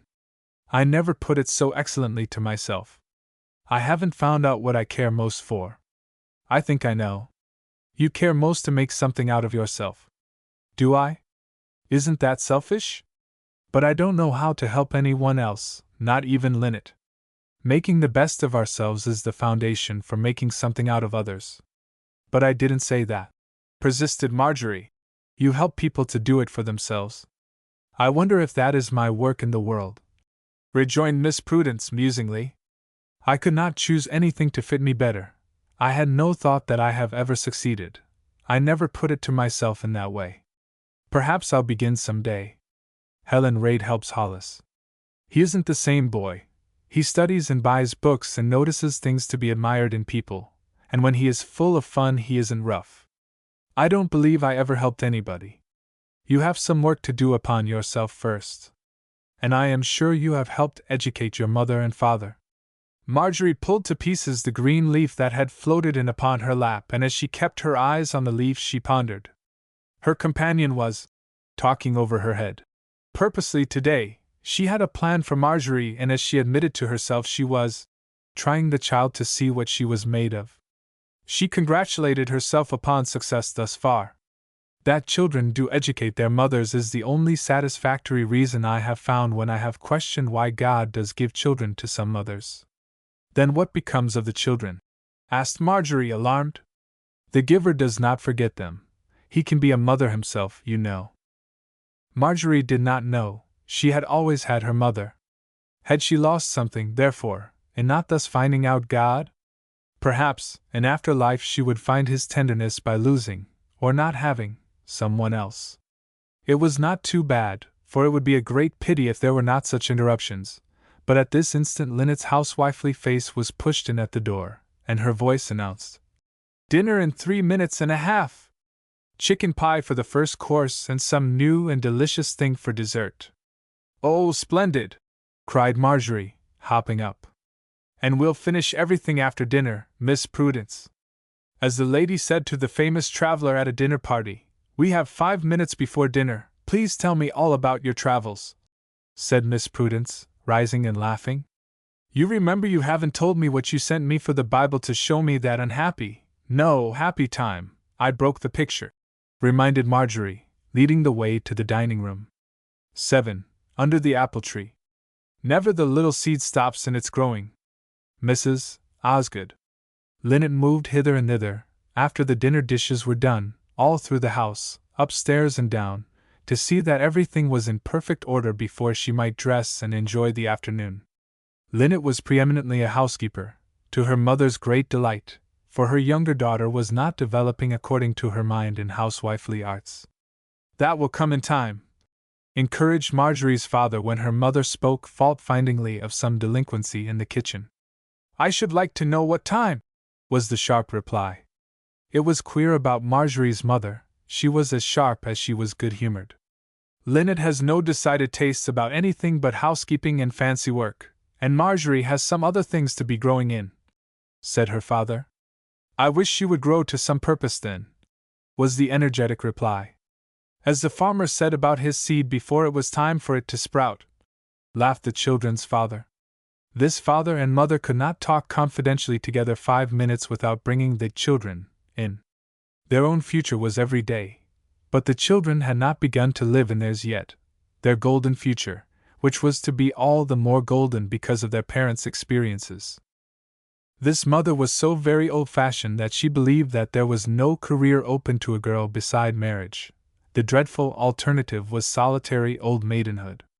She was a good mother, in many respects a wise mother, but she would not have slept that night had she believed that either of her daughters would attain to 30 years unmarried. This may have been owing to a defect of education, or it may have been that she was so happily married to a husband 6 years her junior, whom she could manage. And she was nearly 30 when she was married herself and had really begun to believe that she should never be married at all. She believed marriage to be so honorable and all, that the absence of it, as in Miss Prudence's case, was nearly dishonorable. She was almost a Jewish mother in her reverence for marriage and joyfulness for the blessing of children.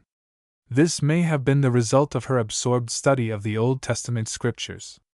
Marjorie had wondered why her mother, in addressing the Lord, had cried, "O Lord God of Israel," and instead of any other name near New Testament Christians, she would speak of him as the Holy One of Israel. Sometimes I have thought that Marjorie's mother began her religious life as a Jew, and that instead of being a Gentile Christian she was in reality a converted Jew, something like what Elizabeth would have been if she had been more like Marjorie's mother and Graham West's wife. This type of womanhood is rare in this 19th century. For aught I know, she is not a representative woman, at all. She is the only one I ever knew, and perhaps you never saw anyone like her. She has no heresies, she can prove every assertion from the Bible. Her principles are as firm as adamant, and her heart as tender as a mother's. Still, marriage and motherhood have been her education. If the Connecticut schoolteacher had not realized her worth, she might have become what she dreaded her own daughters becoming, an old maid with uncheerful views of life. In planning their future she looked into her own heart instead of into theirs. The children were lovely blossomings of the seed in the hearts of both parents, of seeds that in them had not borne abundant fruitage. "How did 2 such cranky old things ever have such happy children?" she exclaimed one day to her husband.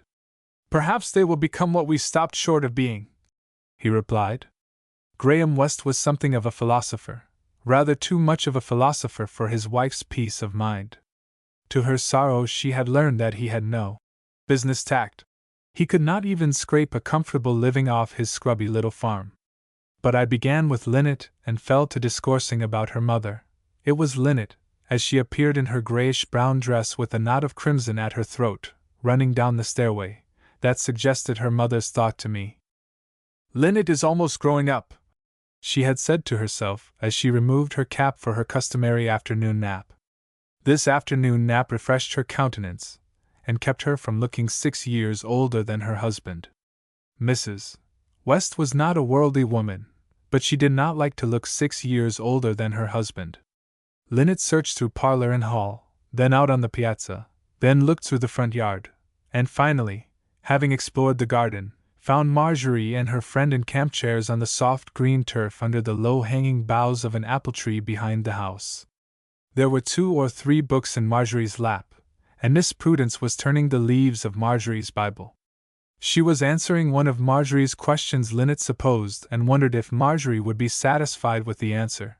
She was not always satisfied, as the elder sister knew to her grievance.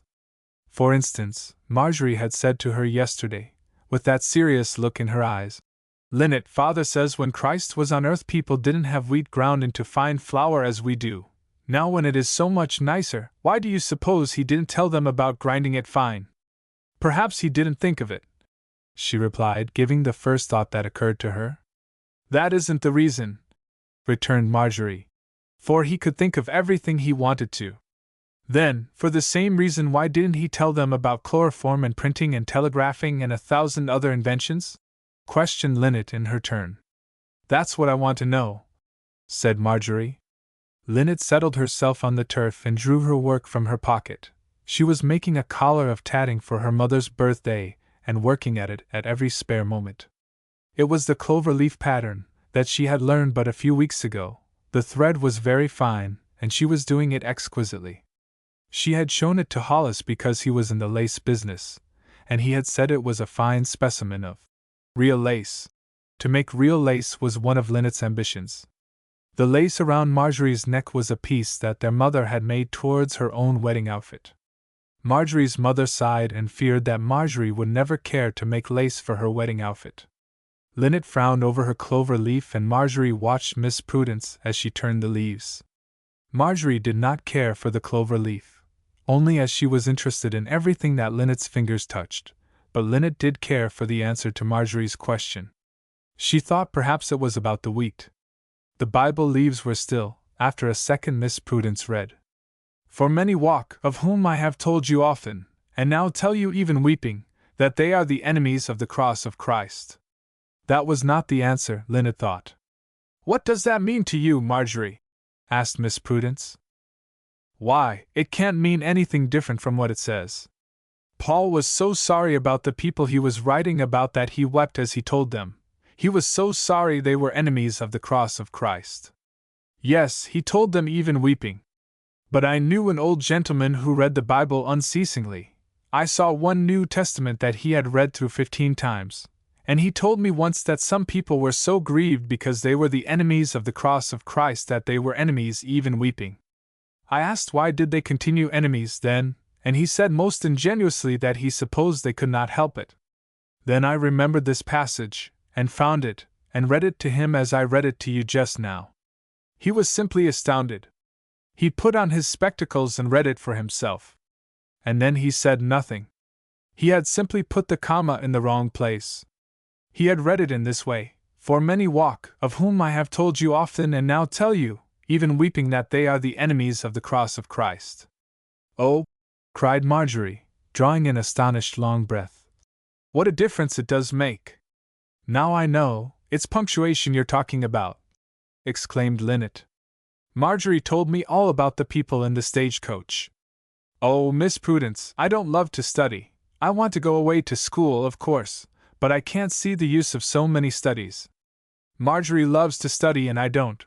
Perhaps I would if I could see some use beside being like other people. Being like other people doesn't seem to me to be a real enough reason." Lynette had forgotten her clover leaf. She was looking at Miss Prudence with eyes as grave and earnest as Marjorie's ever were. She did not love to study, and it was one of the wrongdoings that she had confessed in her prayers many a time. "Well, don't you see the reason now for studying punctuation?" "Yes, I do," she answered heartily. "But we don't like dates, either of us. Did you ever hear about Pompeii, the city buried long ago underground?" Lynette thought that had nothing to do with her question. "Oh, yes," said Marjorie. "We have read about it. The Last Days of Pompeii is in the school library. I read it, but Lynette didn't care for it. Do you know when it was buried?" "No," said Lynette, brightening. "Have you any idea?" 1,000 years ago?" guessed Marjorie.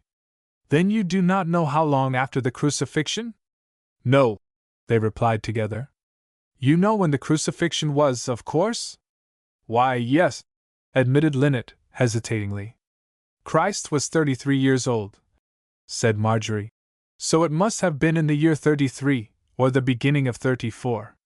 "Of course I know Anno Domini," said Lynette, "but I don't always know what happened before and after. Suppose we were walking in one of the excavated streets of Pompeii and I should say, 'Oh, girls, look at that wall,' and you should see a rude cross carved on it, what would you think?" "I should think they knew about Christ," answered Lynette. The clover leaf tatting had fallen into her lap and the shuttle was on the grass. "Yes, and is that all?" "Why, yes," she acknowledged. "Pompeii wasn't so very far from Jerusalem, and they could hear," said Marjorie. "And you two would pass on to a grand house with a wonderful mosaic floor and think no more about the cross." "I suppose we would," said Lynette. "Wouldn't you?" "But I should think about the cross." I should think that the city was destroyed in 79 and be rejoiced that the inhabitants had heard of the cross and knew its story before swift destruction overtook them. It was destroyed about 45 years after the crucifixion. I like to know that, said Marjorie. Perhaps some of the people in it had seen St. Paul and heard him tell about the cross. I see some use in that date, said Linnet, picking up her shuttle. Suppose I should tell you that once on a time a laborer would have to work 15 years to earn enough to buy a Bible, and then the Bible must be in Latin. Wouldn't you like to know when it was? I don't know when the Bible was printed in English, confessed Marjorie. If you did know and knew several other things that happened about that time, you would be greatly interested. Suppose I should tell you about something that happened in England, you would care very much more if you knew about something that was linked with it in France and in Germany. If I say 1517, I do not arouse your enthusiasm. You don't know what was happening in Germany then, and 1492 doesn't remind you of anything. Yes, it does, laughed Marjorie. And so does 1620. Down the bay on an island stand the ruins of a church, and an old lady told me it was built in 1604. I did not contradict her, but I laughed all to myself. I know enough to laugh at that, said Linnet. But I have seen in America the spot where Jamestown stood, and that dates almost as far back. Suppose I tell you that Martin Luther read Pilgrim's Progress with great delight, do you know whether I am making fun or not? If I say that Queen Elizabeth wrote a letter to Cleopatra, do you know whether I mean it or not? And if I say that Richard III was baptized by St. Augustine, can you contradict it? And Hannah More wrote a sympathetic letter to Joan of Arc, and Marie Antoinette danced with Charlemagne, and George Washington was congratulated on becoming president by Mary Queen of Scots. The girls could laugh at this, for they had an idea that the Queen of Scots died some time before the first president of the United States was born. But over the other names and incidents they looked at each other gravely. Life is a kind of conglomeration without dates, said Linnet. I wonder if you know how long ago the flood was, suggested Miss Prudence. Or if Mahomet lived before the flood or after, she added seriously. Marjorie smiled, but Linnet was serious. You confuse me so, said Linnet. I believe I don't know when anything was. I don't know how long since Adam was made. Do you, Marjorie? No, in the tone of one dreadfully ashamed. And now I'll tell you a lovely thought out of the Bible that came through dates. I did not discover it myself, of course. I don't see why, of course, Marjorie said in a resentful tone. You do discover things. I discover little girls once in a while, returned Miss Prudence with a rare softening of lips and eyes. If it had not been for a few such discoveries, the lines about Miss Prudence's lips might have been hard lines. Of course you both remember the story of faithful old Abraham, how he longed and longed for a son and hoped against hope, and, after waiting so long, Isaac was born at last. He had the sure promise of God that in his seed all the nations of the earth should be blessed. Do you know how many nations Abraham knew about? Did he know about France and England and America, the Empire of Russia and populous China? Linnet looked puzzled. Marjorie was very grave. Did he know that the North American Indians would be blessed in him? Did he know they would learn that the Great Spirit had a son, Jesus Christ? And that Jesus Christ was descended from him? I don't know, said Marjorie, doubtfully. I get all mixed up. It was because all the world would be blessed that he was so anxious to have a son. And then, after Isaac was born and married for years and years, the promise did not seem to come true, for he had no child. Must the faithful, hopeful old father die with his hope deferred? We read that Abraham died in a good old age, an old man, full of years, and Isaac and Ishmael buried him, and farther on in the same chapter we find that the twin boys are born, Jacob and Esau. But their old grandfather was dead. He knew now how true God is to his promises, because he was in heaven, but we can't help wishing he had seen those two strong boys from one of whom the Savior of the whole world was to descend. But if we look at Abraham's age when he died, and comparing it with Isaac's when the twins were born, we find that the old man, truly, had to wait 20 years before they were born, but that he really lived to see them 17 or 18 years of age. He lived to tell them with his own lips about that wonderful promise of God. "Oh, I'm so glad!" cried Marjorie enthusiastically. "He had another long time to wait, too," said Linnet. "Yes, he had hard times all along," almost sighed Miss Prudence. 40 years old did not mean to her that her hard times were all over. "But he had such a good time with the boys," said Marjorie, who never could see the dark side of anything. "Just to think of dates telling us such a beautiful thing." "That's all you hate, dates and punctuation," Linnet declared. "But I can't see the use of ever so many other things. If God thought it worthwhile to make the earth and people it and furnish it and govern it with laws, don't you think it worth your poor little while to learn what He has done?" queried Miss Prudence gently. "Oh!" exclaimed Linnet. "Is that it?" "Just it," said Miss Prudence, smiling. "And some day I will go over with you each study by itself and show you how it will educate you and help you the better to do something He asks you to do." "Oh, how splendid!" cried Linnet. "Before I go to school, so the books won't seem hard and dry." "Yes, any day that you will come to me. Marjorie may come too, even though she loves to study. I wonder if you can find any good in natural philosophy," muttered Linnet, "and in doing the examples in it, and in remembering the signs of the zodiac.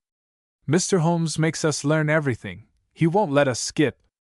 He is a fine teacher, and you might have had, if you had been so minded, a good preparation for your city school." "I haven't," said Linnet. "If it were not for seeing the girls and learning how to be like city girls, I would rather stay home." "Perhaps that knowledge would not improve you." "What then?" "Why, Miss Prudence!" exclaimed Marjorie. "Don't you think we country girls are away behind the age? In the matter of dates? But you need not be. With such a teacher as you have, you ought to do as well as any city girl of your age. And there's always a course of reading by yourself." "It isn't always," laughed Linnet. "It is only for the studiously disposed. I was a country girl, and when I went to the city to school I did not fail in my examination." "Oh, you!" cried Linnet. "I see no reason why you, in your happy, refined Christian home, with all the sweet influences of your healthful, hearty lives, should not be as perfectly the lady as any girl I know." Marjorie clapped her hands. Oh, if Hollis might only hear this! And Miss Prudence knew. "I thought I had to go to a city school, else I couldn't be refined and ladylike," said Linnet. "That does not follow. All city girls are not refined and ladylike.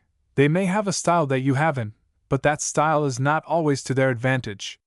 It is true that I do not find many young ladies in your little village that I wish you to take as models, but the fault is in them, as well as in some of their surroundings. You have music, you have books, you have perfection of beauty in shore and sea, you have the Holy Spirit, the educator of mankind."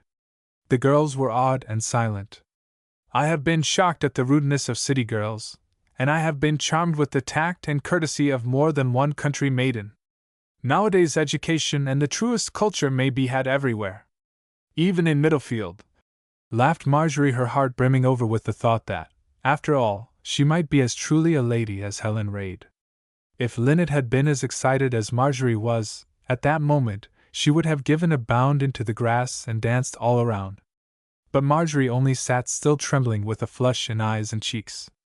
"I think I'll keep a list of the books I read," decided Marjorie after a quiet moment. "That's a good plan. I'll show you a list I made in my girlhood some day. But you mustn't read as many as an Englishman read. Thomas Henry Buckle, his library comprised 22,000. "He didn't read them all," cried Linnet. "He read parts of all, and some attentively, I dare say.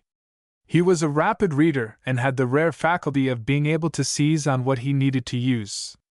He often read 3 volumes a day. But I don't advise you to copy him.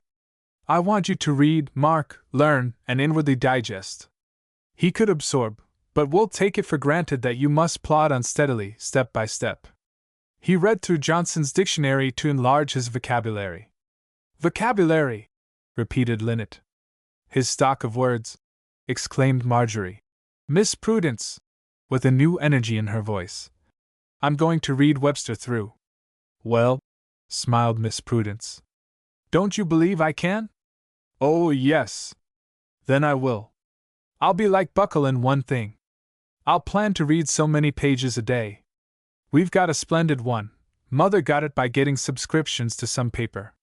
Mother will do anything to help us on, Miss Prudence. I have learned that. I have a plan to propose to her by and by. Oh, can't you tell us? Entreated Linnet, forgetting her work. Not yet. Does it concern us? Asked Marjorie. Yes, both of you. 2 hours since it had concerned only Marjorie, but in this hour under the apple tree Miss Prudence had been moved to include Linnet also. Linnet was not Marjorie, she had mentally reasoned, but she was Linnet and had her own niche in the world. Was she not also one of her little sisters that were in the world and not of it? When may we know? Questioned Linnet. That depends. Before I leave your grandfather's, I hope. I know it is something good and wonderful, because you thought of it, said Marjorie. Perhaps it is as good as one of our daydreams coming true. It may be something very like one of them, but the time may not be yet. It will not do you any harm to know there's something pleasant ahead, if it can be arranged. I do like to know things that are going to happen to us, Linnet confessed. I used to wish I could dream and have the dreams come true. Like the wicked ancients who used to wrap themselves in skins of beasts, and stay among the graves and monuments to sleep and dream, and in the temples of the idols, thinking the departed or the idols would foretell to them in dreams. Isaiah reproves the Jews for doing this. And Sir Walter Scott, in his notes to the Lady of the Lake, tells us something about a similar superstition among the Scotch.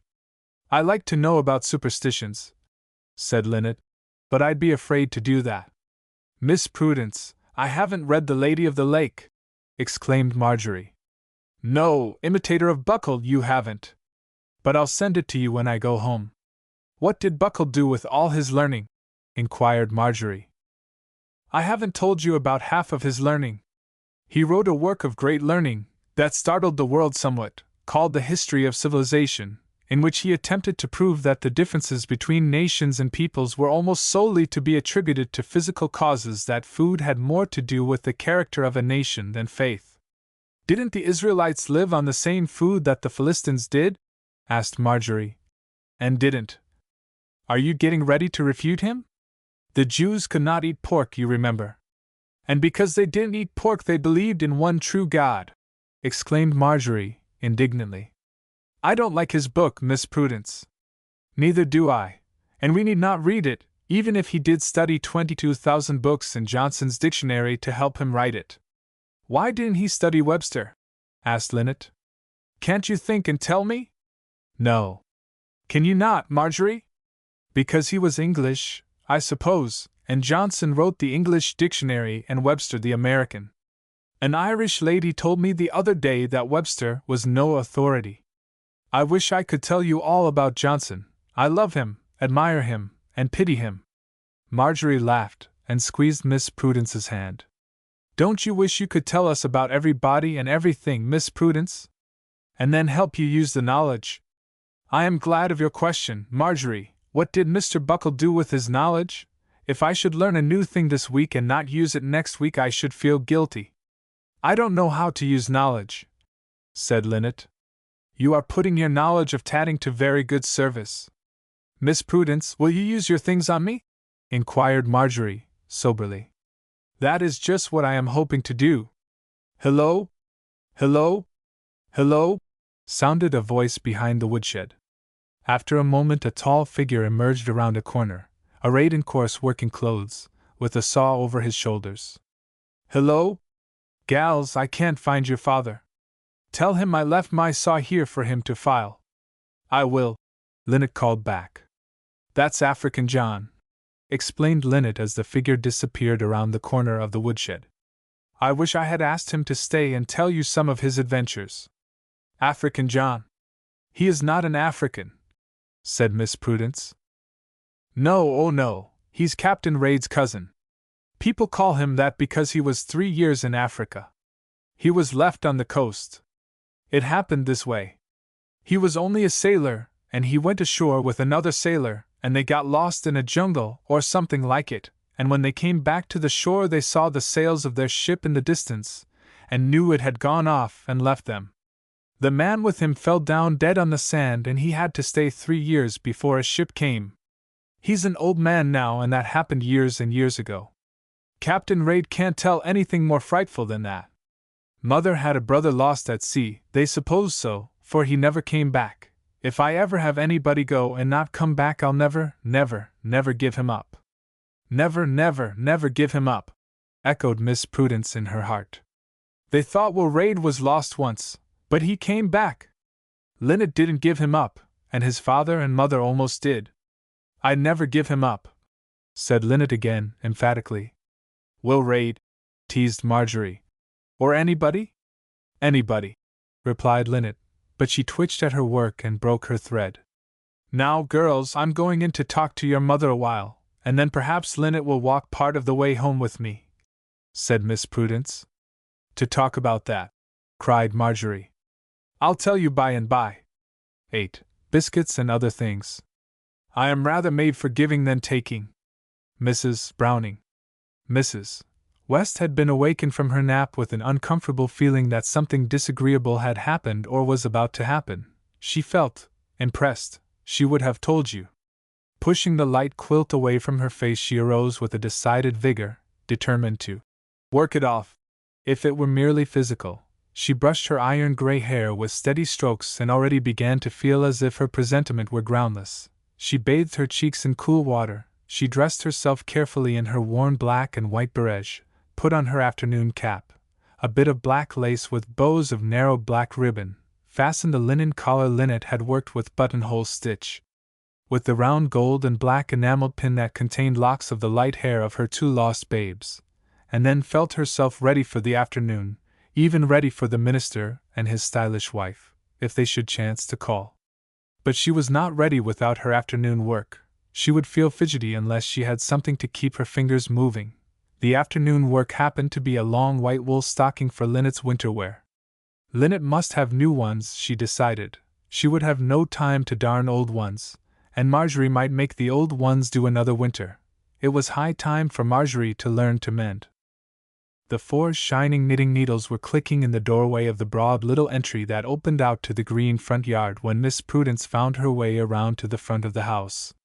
The ample figure and contented face made a picture worth looking at, and Miss Prudence looked at it a moment before she announced her presence by speaking.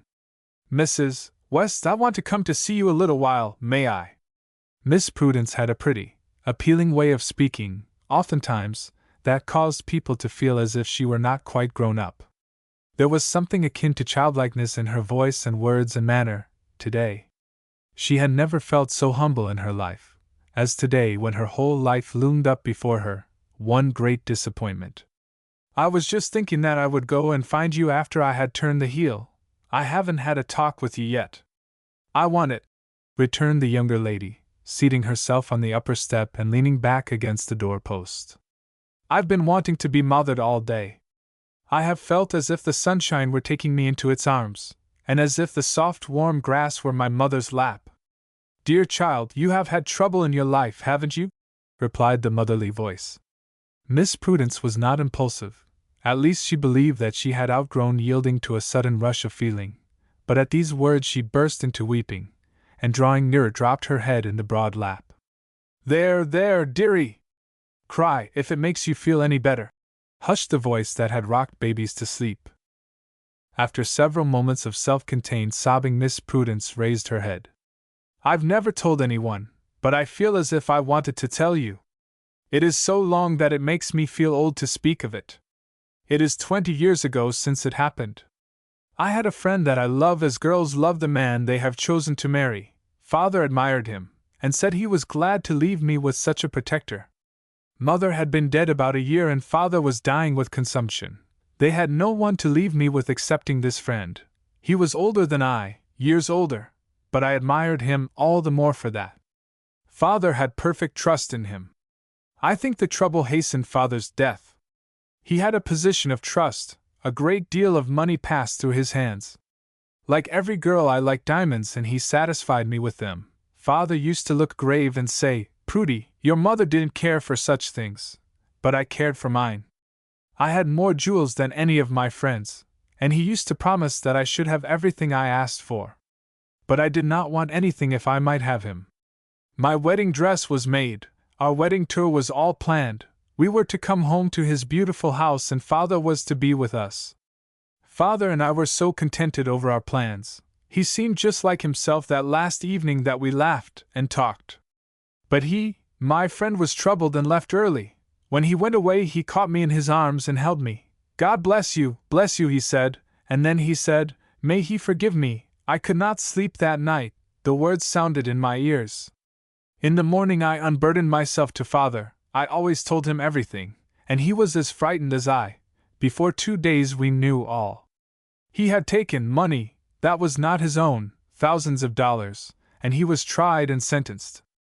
I sent them all my diamonds and everything that would bring money, but that was only a little of the whole. They sent him to state prison, to hard labor, for a term of 5 years. Father died soon after, and I had not any one nearer than an aunt or cousin. I thought my heart broke with the shame and dishonor. I have lived in many places since. I have money enough to do as I like, because I do not like to do very much, perhaps. But I can't forget. I can't forget the shame. And I trusted him so. I believed in him. He had buried a young wife years ago, and was old and wise and good. When I see diamonds, they burn into me like live coals. I would have given up my property and worked for my living, but Father made me bind myself with a solemn promise that I would not do it. But I have sought out many that he wronged, and given them all my interest but the sum I compelled myself to live on. I have educated 2 or 3 orphans, and I help every month several widows and 1 or 2 helpless people who suffered through him. Father would be glad of that, if he knew how comfortably I can live on a limited income. I have made my will, remembering a number of people, and if they die before I do, I shall keep trace of their children. I do all I can. I would rather give all my money up, but it is my father's money until I die. Mrs. West removed a knitting needle from between her lips and knitted into the heel she had turned. Where is he, now? She asked. I never saw him after that night. He never wrote to me. I went to him in prison, but he refused to see me. I have heard of him many times through his brother. He fled to Europe as soon as he was released, and has never returned home, to my knowledge. I think his brother has not heard from him for some years. When I said I had not a friend, I did not mention this brother. He was young when it happened, too young to have any pity for his brother. He was very kind to me, they all were. This brother was a half-brother. There were 2 mothers, and much younger. What was his name? Mrs. West did not mean to be inquisitive, but she did want to know, and not simply for the sake of knowing. Excuse me, but I must keep the secret for his brother's sake. He's the only one left. I may not know the name of the bank then? If you knew that, you would know all. But I know that your husband lost his small patrimony in it, $2,500. Escaped Mrs. West's closely pressed lips. And that is one strong reason why I want to educate your 2 daughters. The knitting dropped from the unsteady fingers. And I've fretted and fretted about that money, and asked the Lord how my girls ever were to be educated. You know now, said Miss Prudence. I had to tell you, for I feared that you would not listen to my plan. You may guess how I felt when your sister-in-law, Mrs. Easton, told me that she was to take Lynette for a year or 2 and let her go to school. At first I could not see my way clear. My money is all spent for a year to come. I only thought of taking Marjorie home with me, but I have arranged it so that I can spare a little. I have been often applied to take music pupils, and if I do that I can take one of the girls home with me and send her to school. Next year I will take all the expense upon myself, wardrobe and all. There is a cheap way of living in large cities as well as an expensive one. If Lynette goes to Boston with her aunt, she will be kept busy out of school hours. Mrs. Easton is very kind-hearted, but she considers no one where her children are concerned. If I wore diamonds that Lynette's money purchased, aren't you willing she shall eat bread and butter my money purchases? But you gave the diamonds up? I wore them, though. That diamond plea has done duty a good many times, I guess, said Mrs. West, smiling down upon the head in her lap. No, it hasn't. His brother has done many things for me. People are ready enough to take money from his brother, and the widows are my friends. It has not been difficult. It would have been without him. The nights I've laid awake and made plans. My little boys died in babyhood. I imagined their father and I would have mortgaged the farm, and I would have taken in washing, and he would have gone back to his trade to send those boys through college. But the girls don't need a college education. The boys might have been ministers, one of them, at least. But I would like the girls to have a piano, they both play so well on the melodeon. I would like them to be, well, like you, Miss Prudence, and not like their rough, hard-working old mother. I've shed tears enough about their education, and told the Lord about it times enough. If the Boston plan didn't suit, we had another, Graham and I. He always listens and depends upon my judgment. I'm afraid sometimes I depend upon my own judgment more than upon the Lord's wisdom. But this plan was— the knitting needle was being pushed vigorously through her back hair now. To exchange the farm for a house and lot in town. Millfield is quite a town, you know, and he was to go back to his trade, and I was to take boarders, and the girls were to take turns in schooling and accomplishments. I am not over young myself, and he isn't over strong, but we had decided on that. I shed some tears over it, and he looked pale and couldn't sleep, for we've counted on this place as the home of our old age, which isn't so far off as it was when he put that $2,500 into that bank. But I do breathe freer if I think we may have this place to live and die on, small as it is and the poor living it gives us. Father's place isn't much to speak of, and James will come in for his share of that, so we haven't much to count on anywhere. I don't know, though. The knitting needle was doing duty in the stocking again. About taking your money. You were not his wife, you hadn't spent it or connived at his knavery. I felt myself to be his wife. I am happier in making all the reparation in my power. All I could do for one old lady was to place her in the old lady's home. I know very few of the instances. I would not harrow my soul with hearing of those I could not help. I have done very little, but that little has been my exceeding comfort. I guess so, said Mrs. West in a husky voice. I'll tell Father what you say, we'll talk it over and see. I know you love my girls, especially Marjorie. I love them both, was the quick reply. Lynette is older, she ought to have the first chance. Miss Prudence thought, but did not say. As Laban said about Leah. She only said, I do not object to that. We do Marjorie no injustice. This is Lynette's school time. There does seem to be a justice in giving the first chance to the firstborn, although God chose Jacob instead of the elder Esau, and Joseph instead of his older brethren, and there was little David anointed when his brothers were refused. Miss Prudence's tone was most serious, but her eyes were full of fun. She was turning the partial mother's weapons against herself. But David and Jacob and Joseph were different from the others, returned the mother gravely. And in this case, the elder is as good as the younger. It almost slipped off Miss Prudence's tongue. But she will not take the education Marjorie will.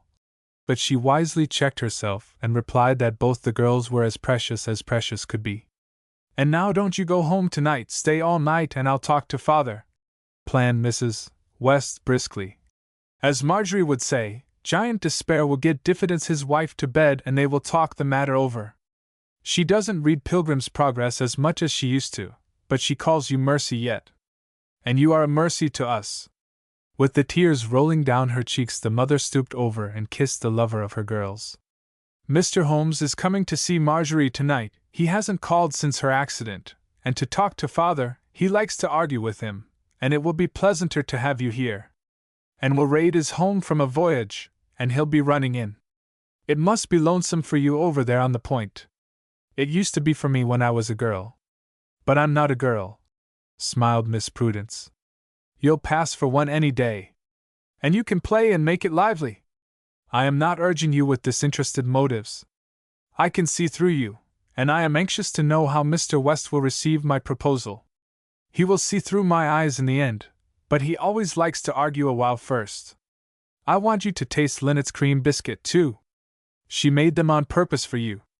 There's Father, now, coming with African John, and there's Wade coming across lots.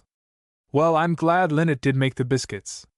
Miss Prudence arose with a happy face. She did not go back to the girls at once. There was a nook to be quiet in at the foot of the kitchen garden, and she felt as if she must be alone a while. Mrs. West, with her heart in a tremor that it had not known since Marjorie was born, tucked away her knitting behind the schoolbooks on the dining-room table, tied on her blue-checked apron, and went out to the kitchen to kindle the fire for tea, singing in her mellow voice, "Thus far the Lord hath led me on," suddenly stopping short as she crammed the stove with shavings to exclaim, "His name was Holmes!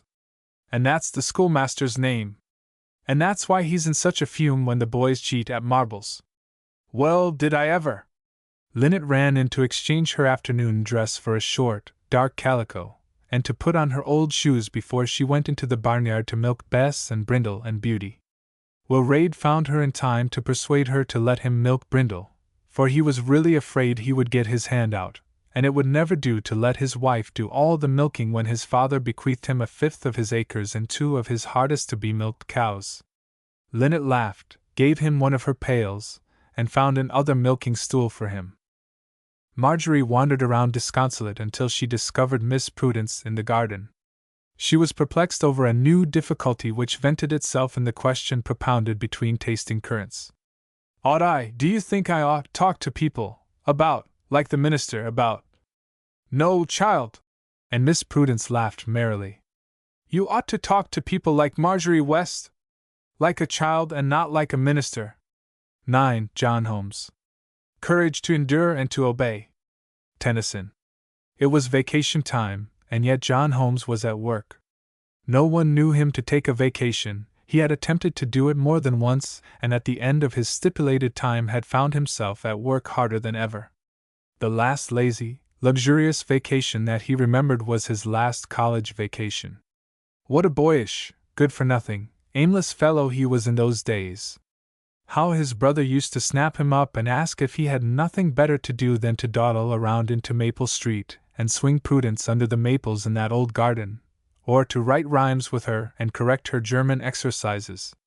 How he used to tease her about having by and by to color her hair white and put on spectacles, or else she would have to call her husband Papa, and she would dart after him and box his ears and laugh her happy laugh and look as proud as a queen over every teasing word.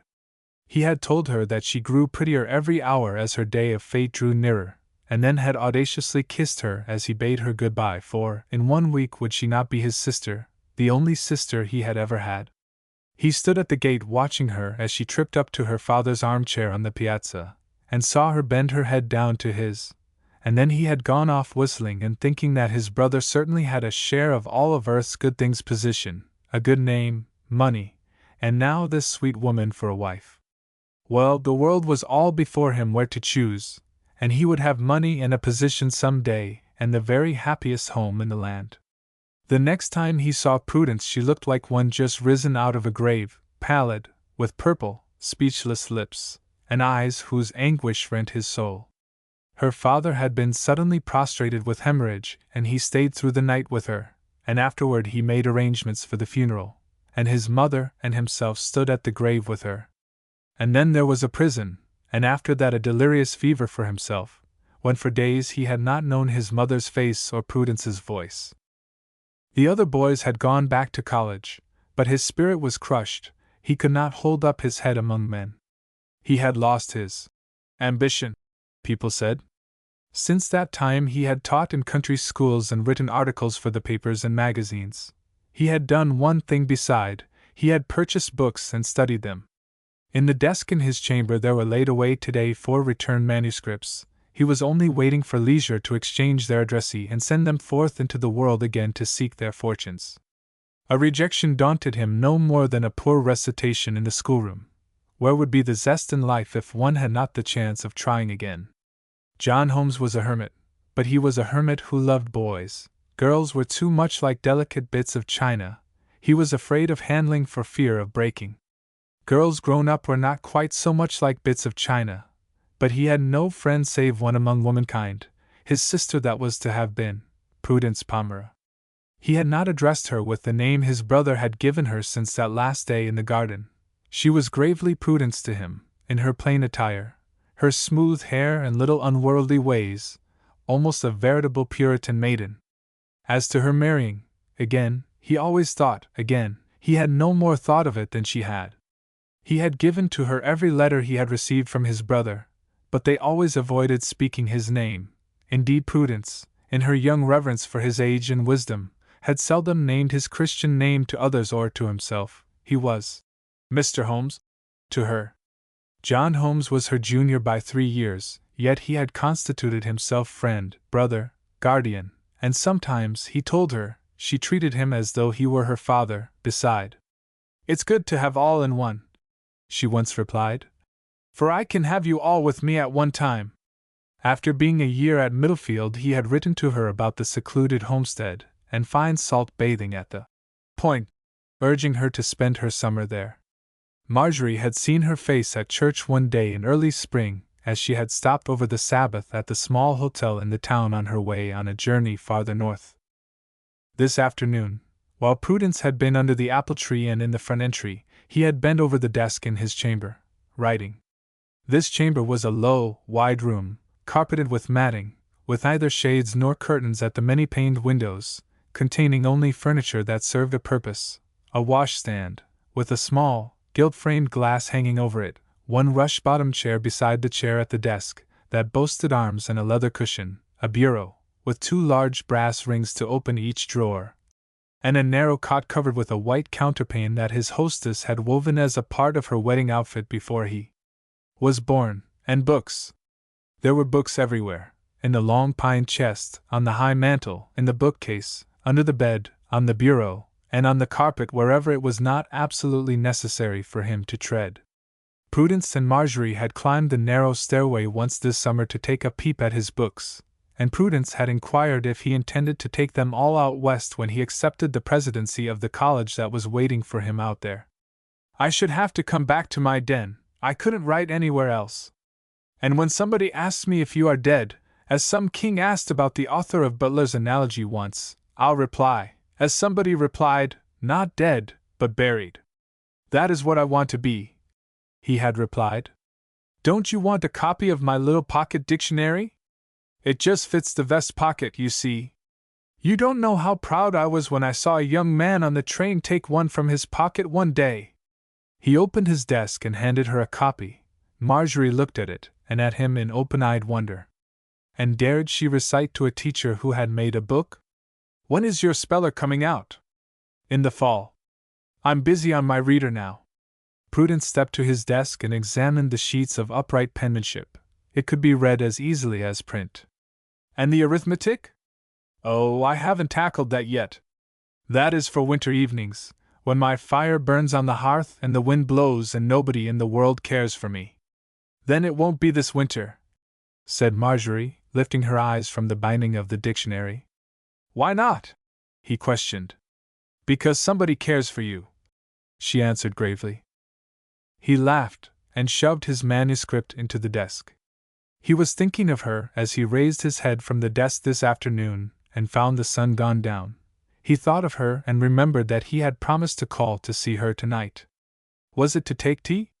He dreaded tea parties, when everybody talked and nobody said anything. A dim remembrance of being summoned to supper a while ago flashed through his mind, but it hardly mattered. Mrs.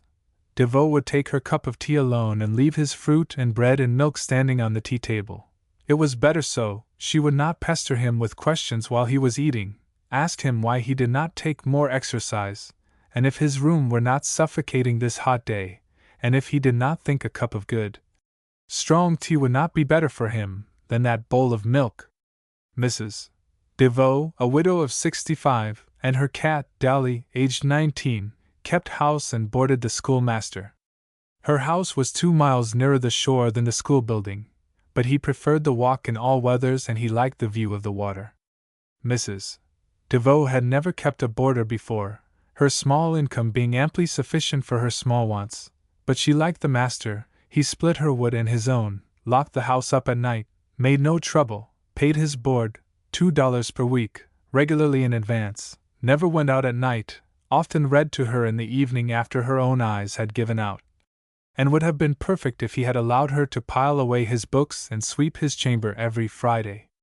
But no man is perfect, she had sighed to Mrs. Reid.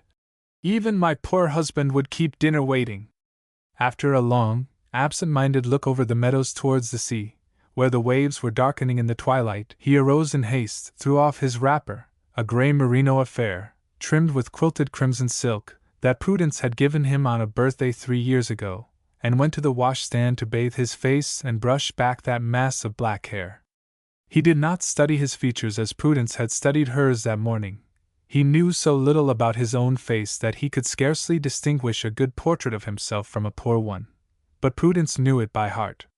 It was a thin, delicate face, marred with much thought, the features not large, and finely cut, with deep-set eyes as black as midnight, and when they were neither grave nor stern, as soft as a dove's eyes.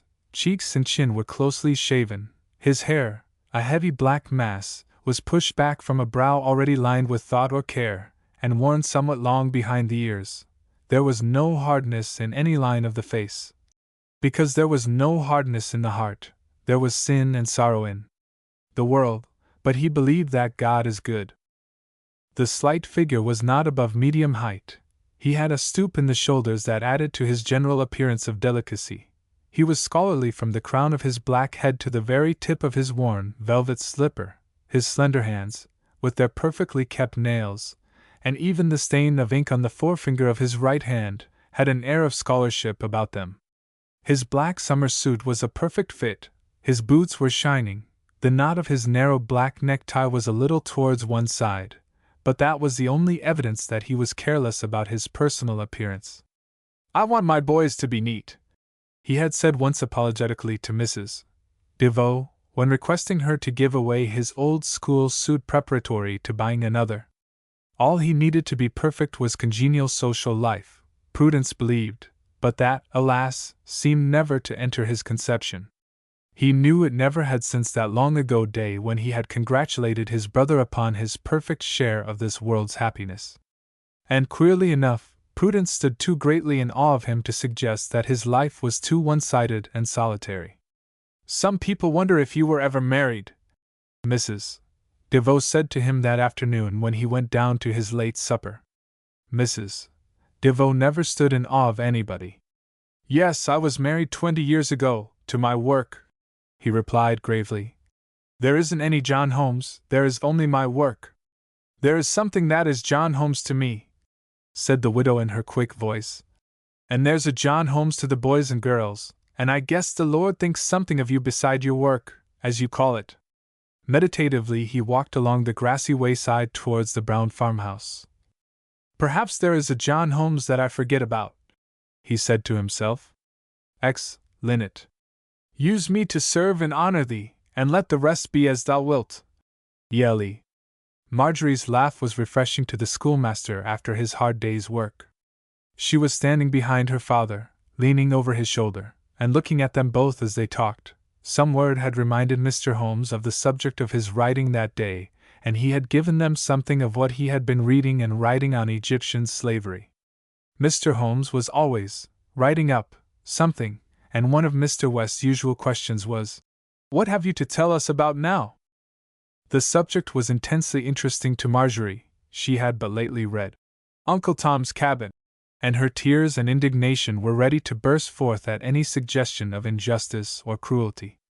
But the thing that she was laughing at was a quotation from one of the older versions of the Bible, Roger's version. Mr. Holmes told them when he quoted the passage, "And the Lord was with Joseph, and he was a lucky fellow." She lifted her head from her father's shoulder and ran out into the little front yard to find her mother and the others that she might tell them about Joseph and ask Miss Prudence what Roger's version meant.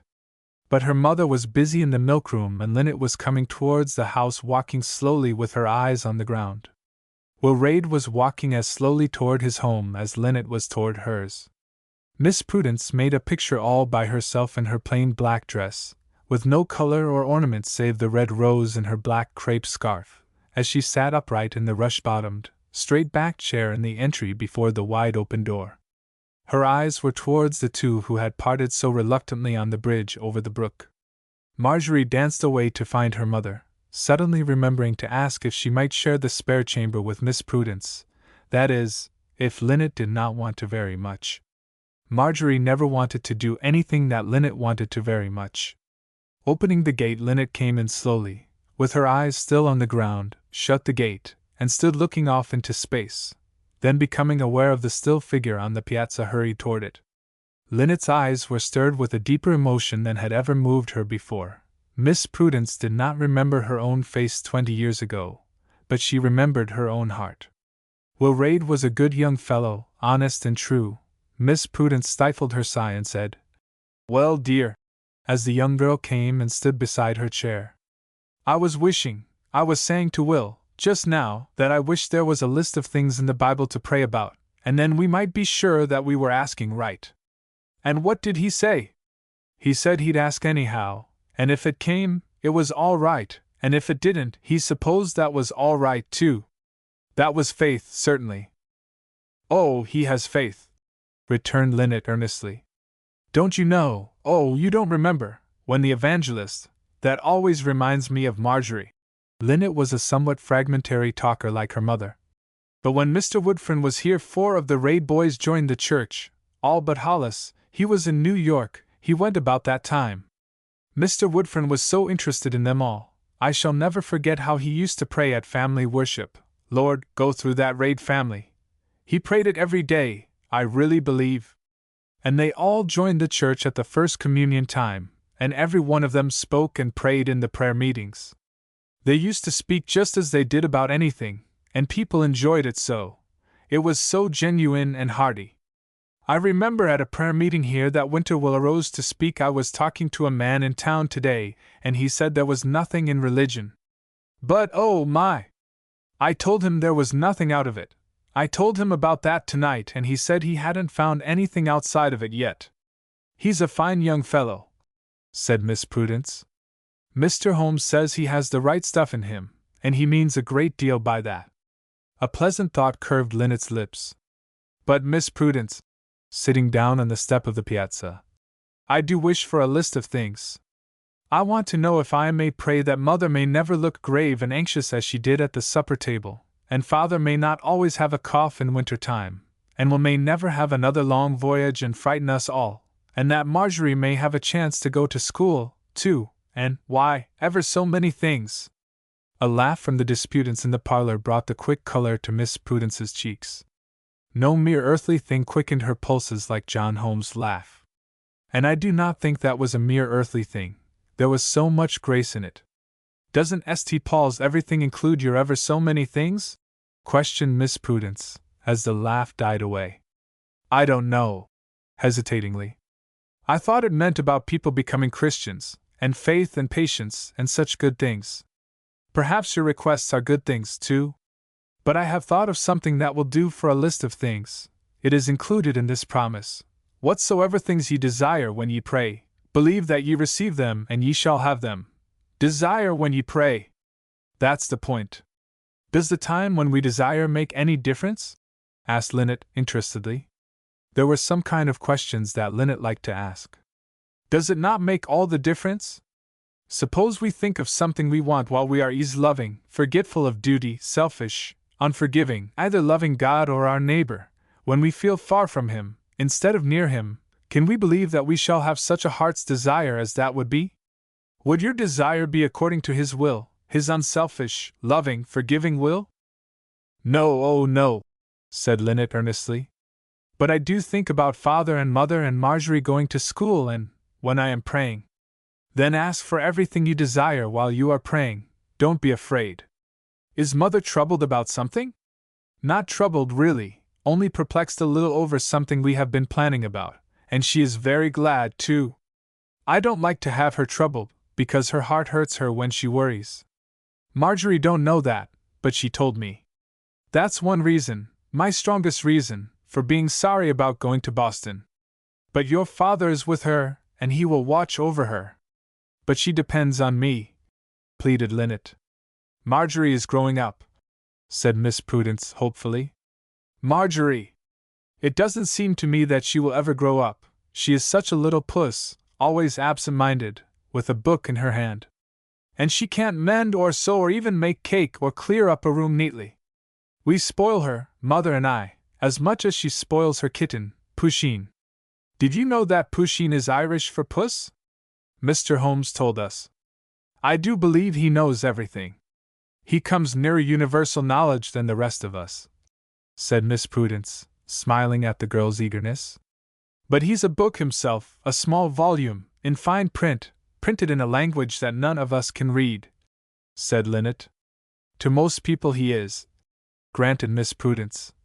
But when he was 7 I was 10, I was a backward child and he used to read to me, so he is not a dead language to me. Linnet pulled at the fringe of her white shawl. Wilraid had brought that shawl from Ireland a year ago. Miss Prudence, do we have right desires for things God likes, while we are praying?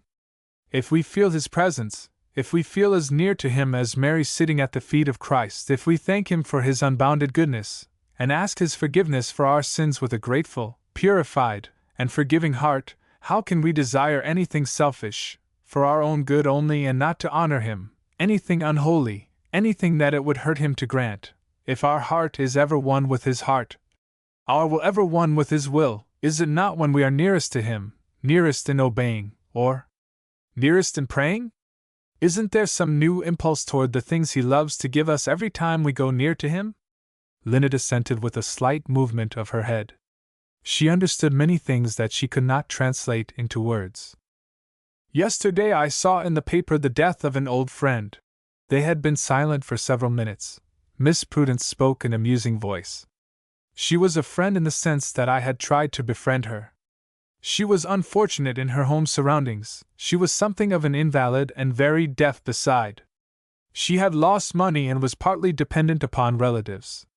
A few of us, Mr. Holmes was one of them, paid her board. She was not what you girls call real bright, but she was bright enough to have a heartache every day. Reading her name among the deaths made me glad of a kindness I grudged her once. I don't believe you grudged it, interrupted Marjorie, who had come in time to lean over the tall back of the chair and rest her hand on Miss Prudence's shoulder while she listened to what promised to be a story. I did, notwithstanding. One busy morning I opened one of her long, complaining, badly written letters. I could scarcely decipher it. She was so near-sighted, too, poor child, and would not put on glasses. Her letters were something of a trial to me. I read, almost to my consternation, I have been praying for a letter from you for 3 weeks. Slipping the unsightly sheet back into the envelope, hastily, rather too hastily, I'm afraid, I said to myself, well, I don't see how you will get it. I was busy every hour in those days, I did not have to rest as often as I do now, and how could I spare the hour her prayer was demanding?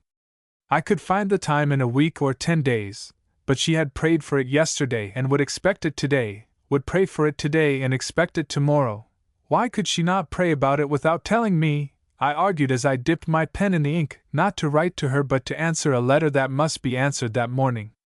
I argued about it to myself as I turned from one thing to another, working in nervous haste, for I did more in those days than God required me to do. I served myself instead of serving Him. I was about to take up a book to look over a poem that I was to read at our literary circle when words from somewhere arrested me. Do you like to have the answer to a prayer of yours put off and off in this way? And I answered aloud, no, I don't. Then answer this as you like to have God answer you. And I sighed. You will hardly believe it, but I did sigh. The enticing poem went down and 2 sheets of paper came up and I wrote the letter for which the poor thing 100 miles away had been praying 3 weeks. I tried to make it cordial, spirited and sympathetic, for that was the kind she was praying for. And it went to the mail 4 hours after I had received her letter. I'm so glad, said sympathetic Linnet. How glad she must have been! Not as glad as I was when I saw her death in the paper yesterday. You do write to so many people, said Marjorie. I counted my list yesterday as I wrote on it the 53rd name. Oh dear! Exclaimed Linnet, who hated to write letters. What do you do it for? Perhaps because they need letters, perhaps because I need to write them.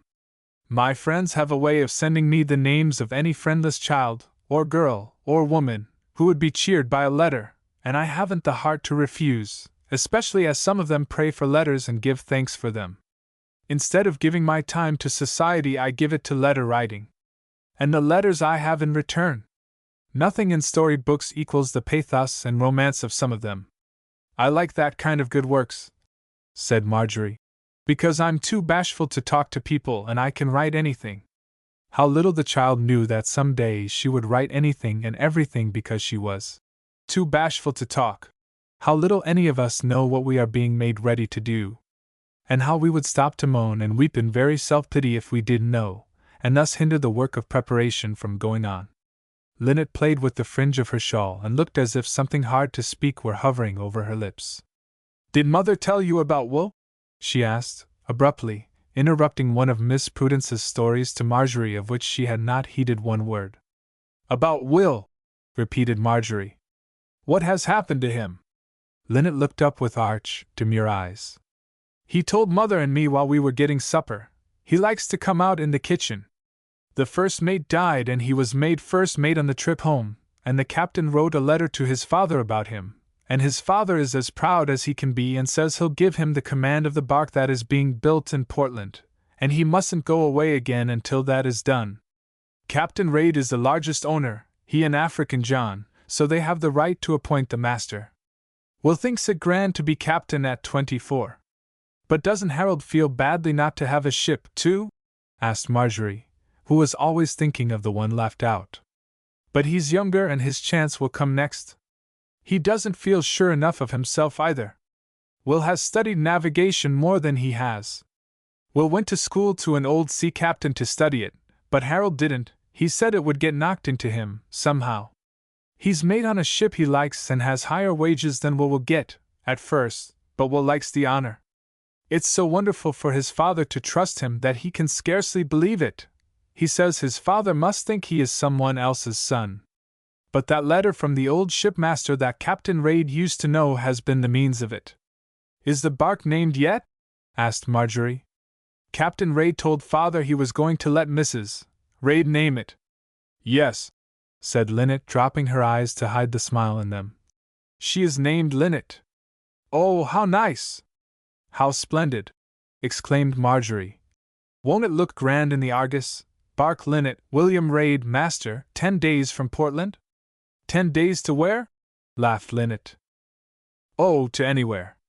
Siberia or the West Indies. I wish he'd ask us to go aboard, Linnet. Don't you think he might? We might go and see her launched.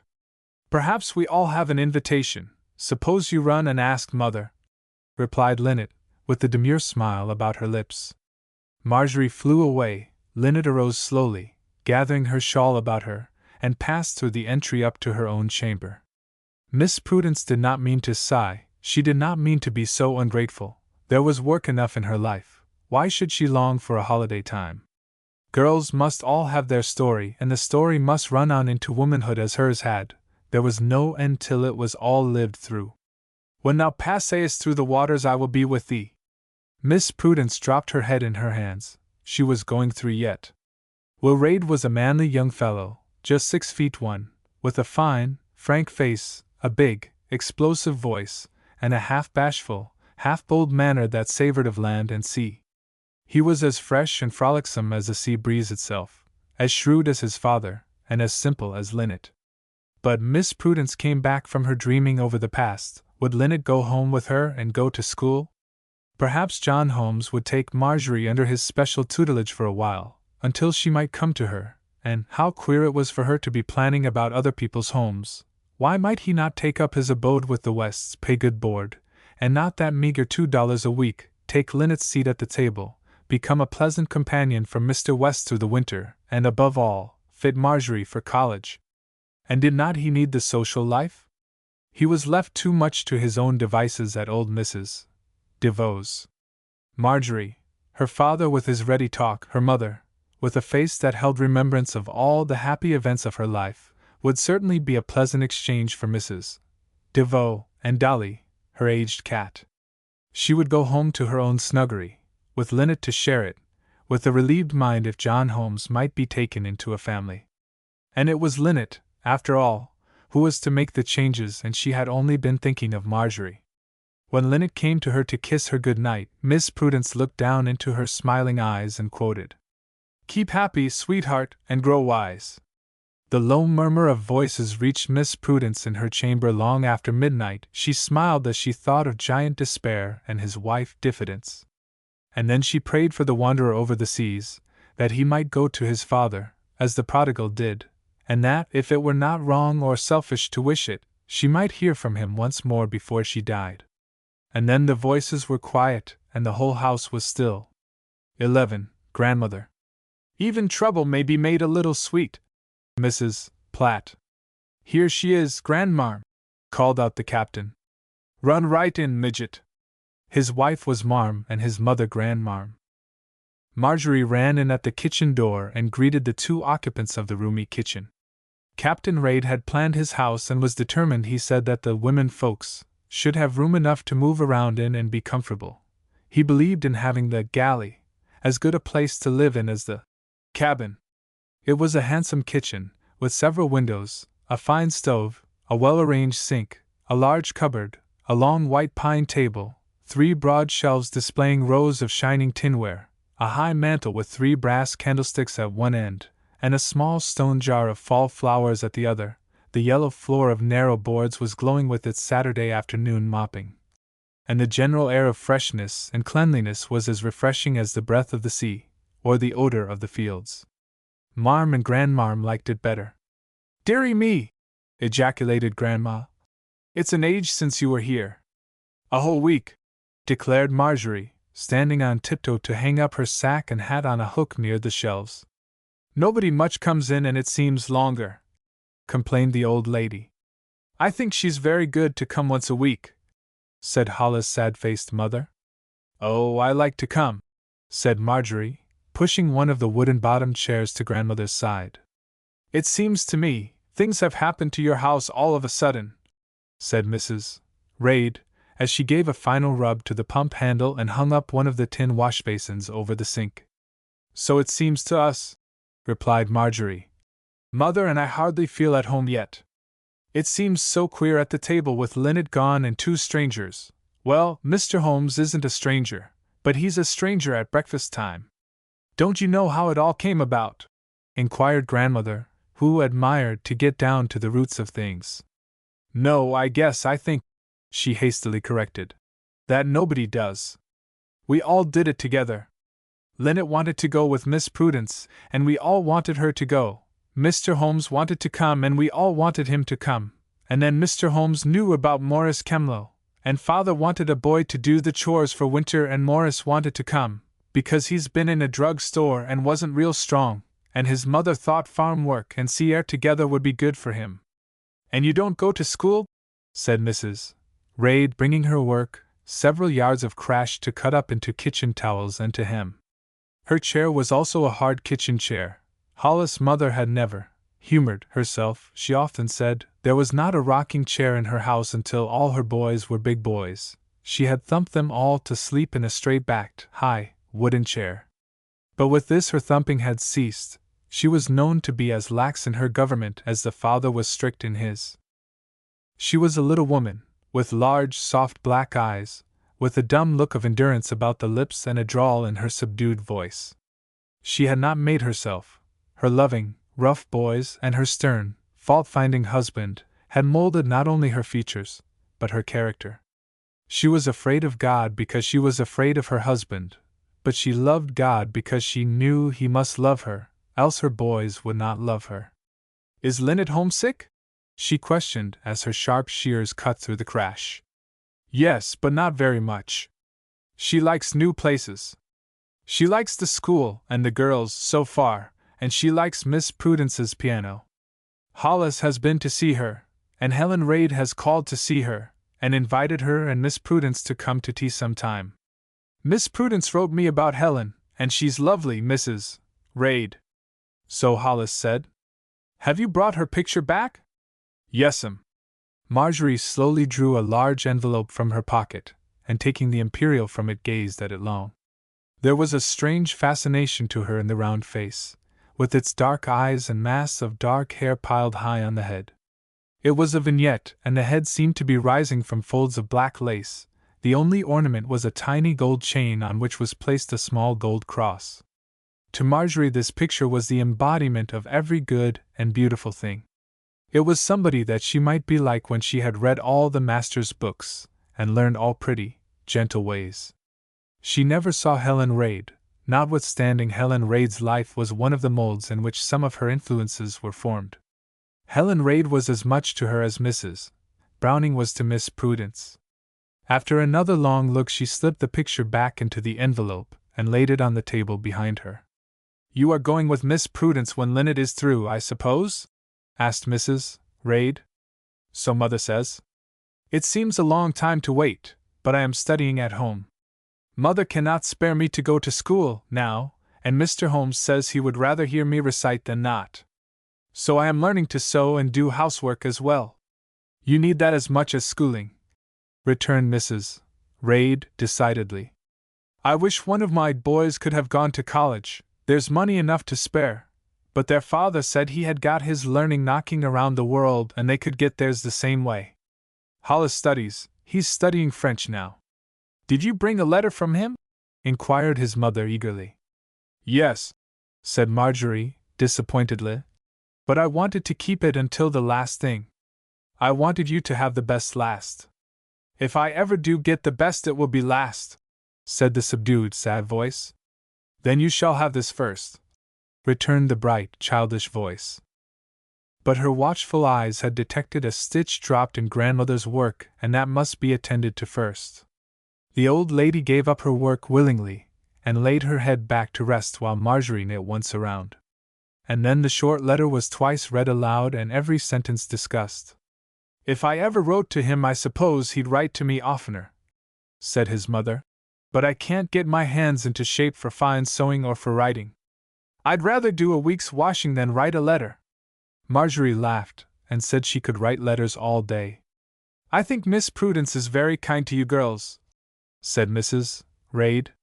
"Is she a relation?" "Not a real one," admitted Marjorie, reluctantly. "There must be some reason for her taking to you and for your mother letting you go. Your mother has the real New England grit, and she's proud enough. Depend upon it, there's a reason. Miss Prudence likes us, that's the reason, and we like her. But that doesn't repay money. She thinks it does. And so do we." "How much board does the master pay?" inquired grandmother. "I don't know, I didn't ask. He has brought all his books and the spare chamber is full. He let me help him pile them up. But he says I must not read one without asking him." "I don't see what you want to read them for," said the old lady sharply. "Can't your mother find enough for you to do?" "In my day." "But your day was a long time ago," interrupted her daughter-in-law. "Yes, yes, most 100, and girls want everything they can get now. Perhaps the master hears your lessons to pay his board." "Perhaps," assented Marjorie. "They say bees pay their board and work for you beside," said Mrs. Reid. "I guess he's like a bee. I expect the widow DeVoe can't help wishing he had stayed to her house." "He proposed to come himself," said Marjorie, with a proud flash of her eyes. "And he proposed to teach me himself." "Oh, yes, to be sure, but she and the cat will miss him all the same. It's all sudden. Missing text happens sudden nowadays.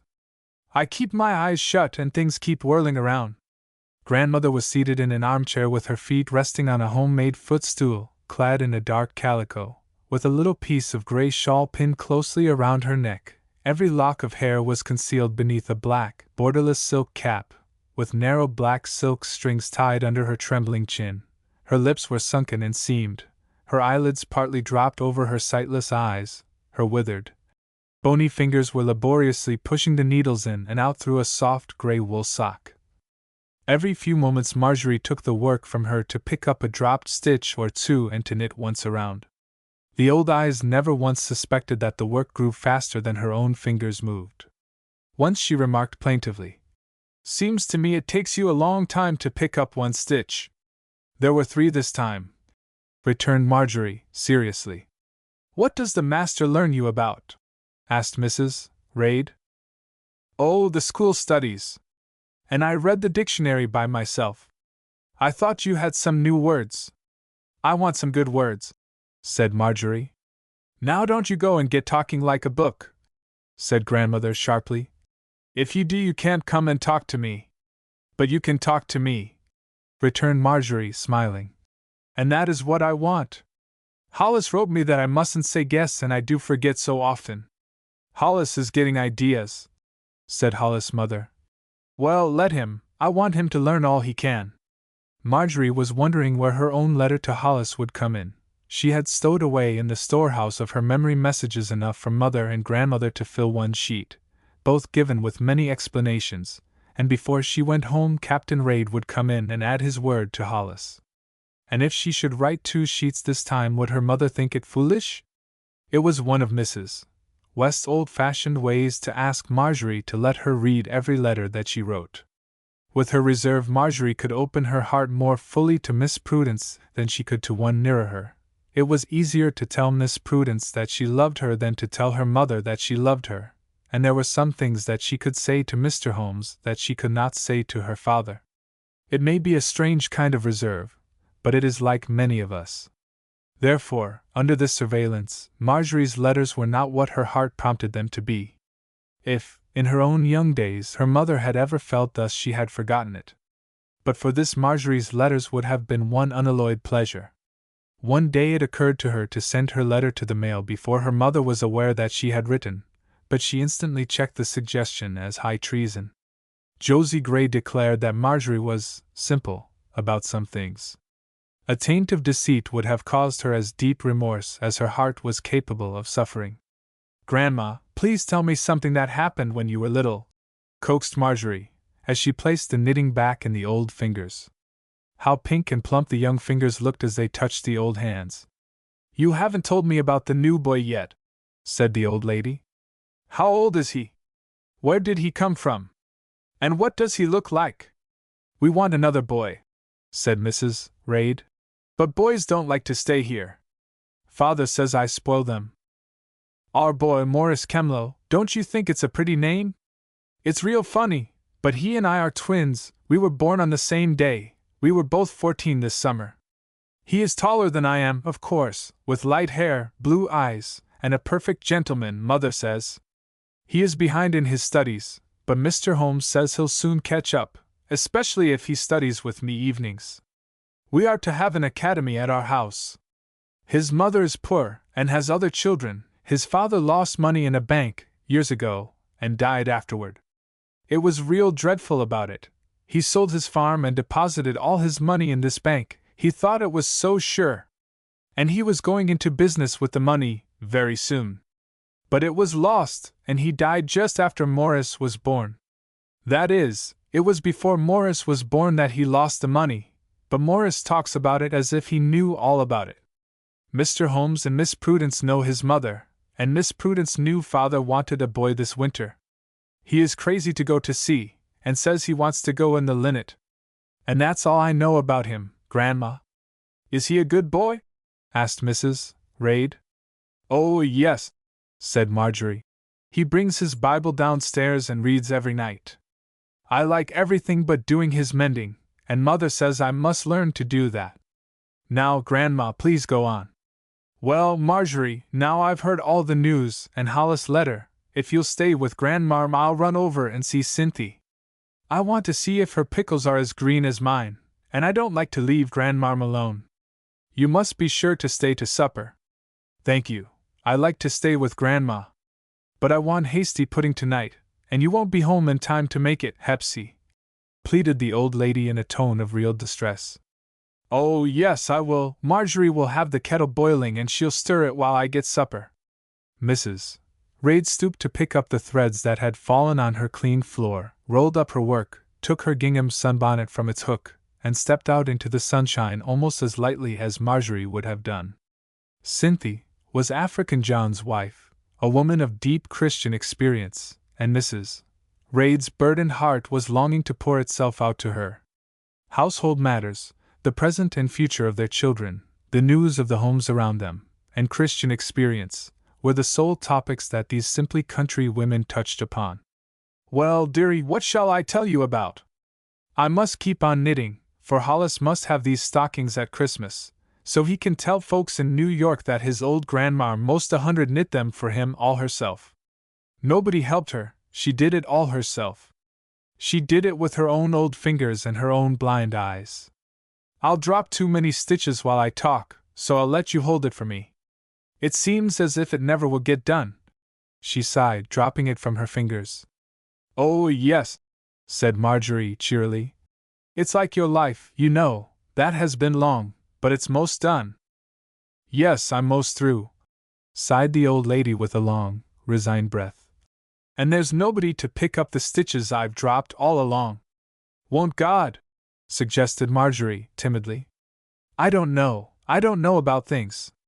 I've never been good enough to join the church. I've been afraid. Do you have to be good enough? Asked the little church member in a fright. I thought God was so good he let us join the church just as he lets us go into heaven, and he makes us good, and we try all we can too. That's an easy way to do, to let him make you good.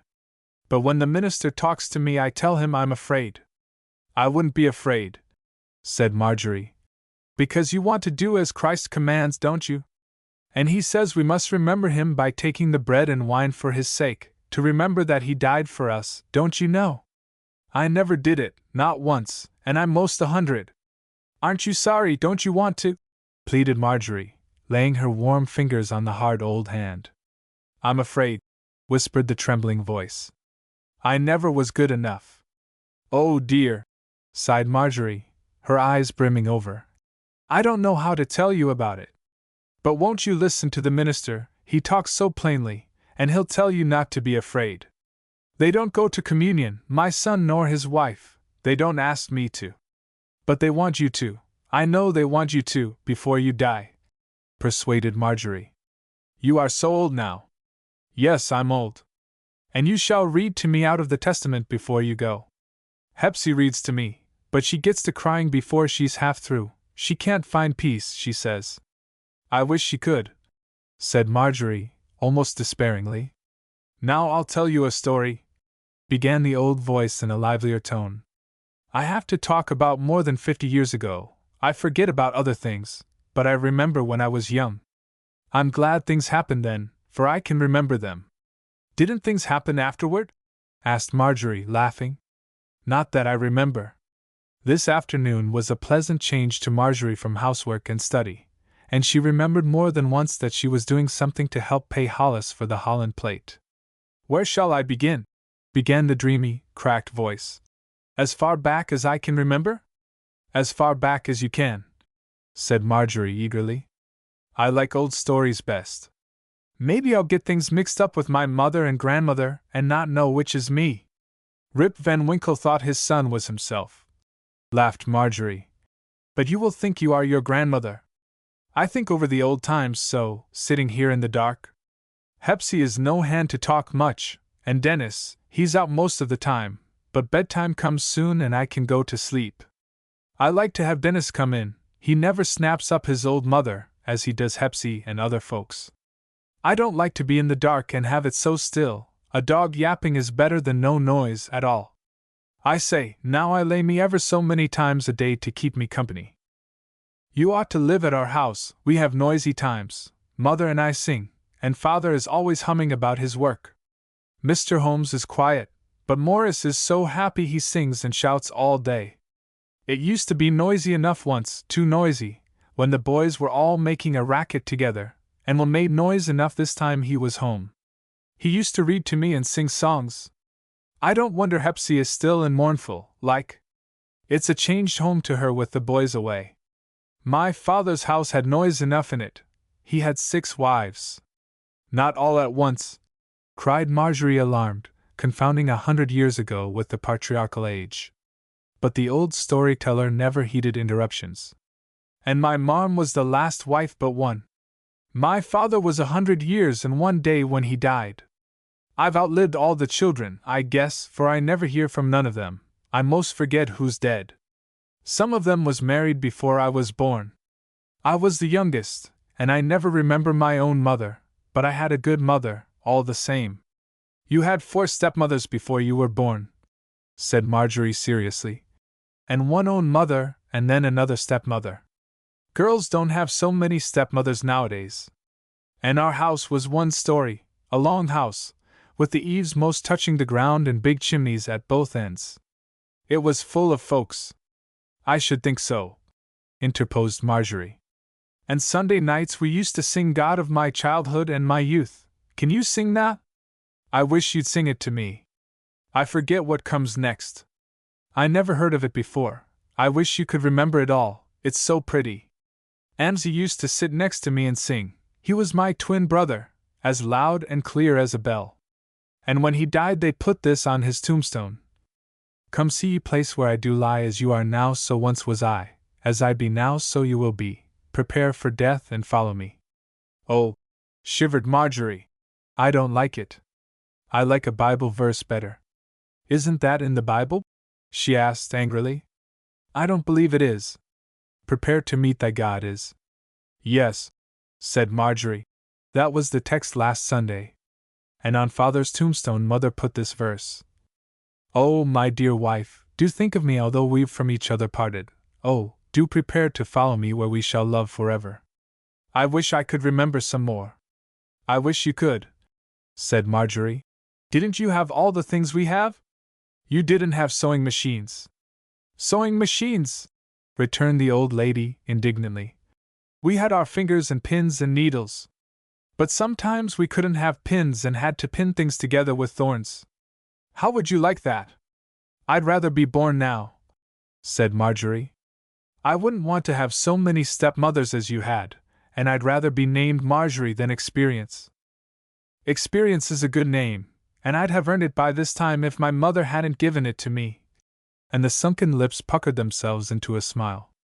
I could tell you some dreadful things, too, but Hepsy won't like it if I do. I'll tell you one, though.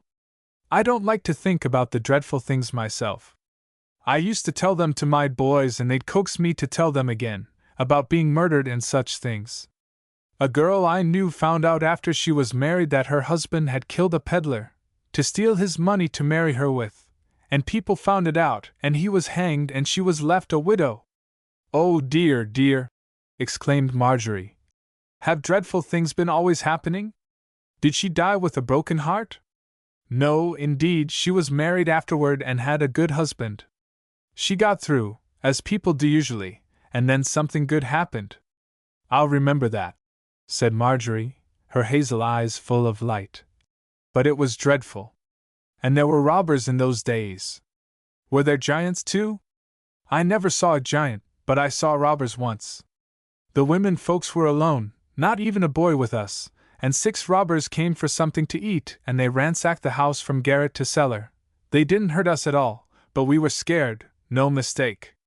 And after they were gone we found out that the baby was gone, Susanna's little black baby. It had died the day before and Mother laid it on a table in the parlor, and covered it with a sheet, and they had caught it up and ran away with it.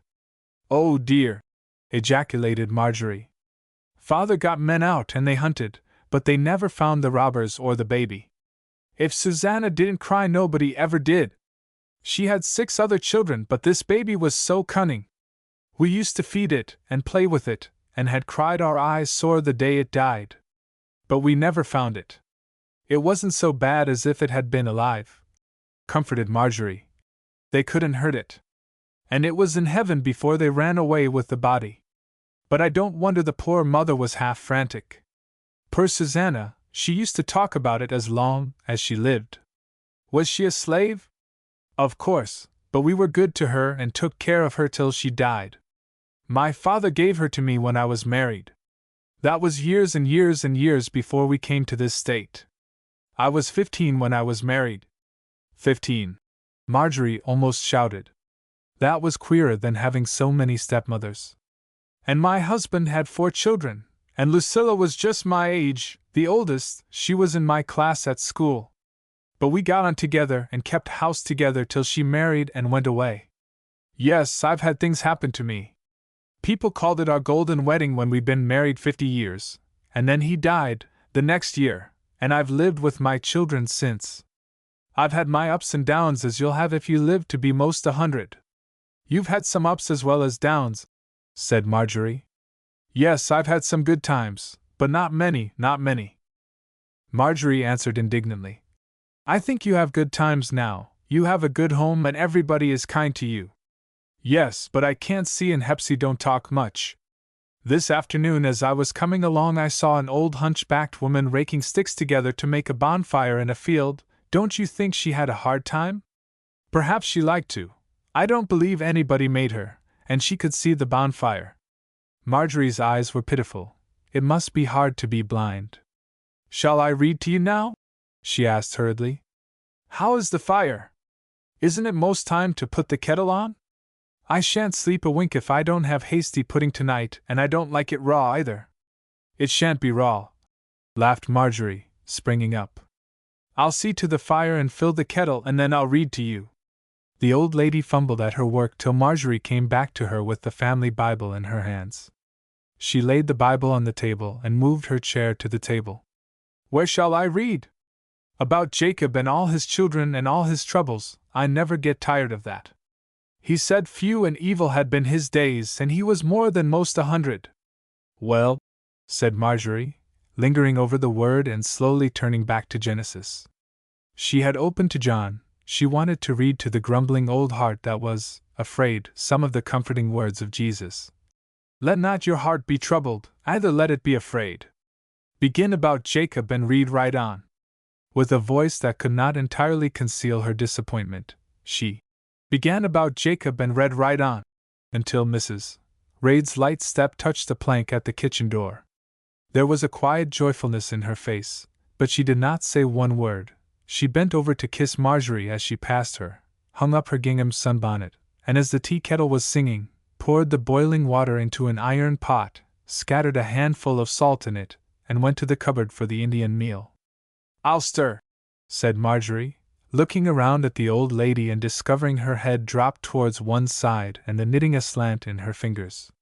The pudding stick is on the shelf next to the tin porringer, explained Mrs. Raid. Marjorie moved to the stove and stood a moment holding the wooden pudding stick in her hand. You may tell Hollis, said Hollis' mother, slowly dropping the meal into the boiling water, that I have found peace at last. Marjorie's eyes gave a quick leap.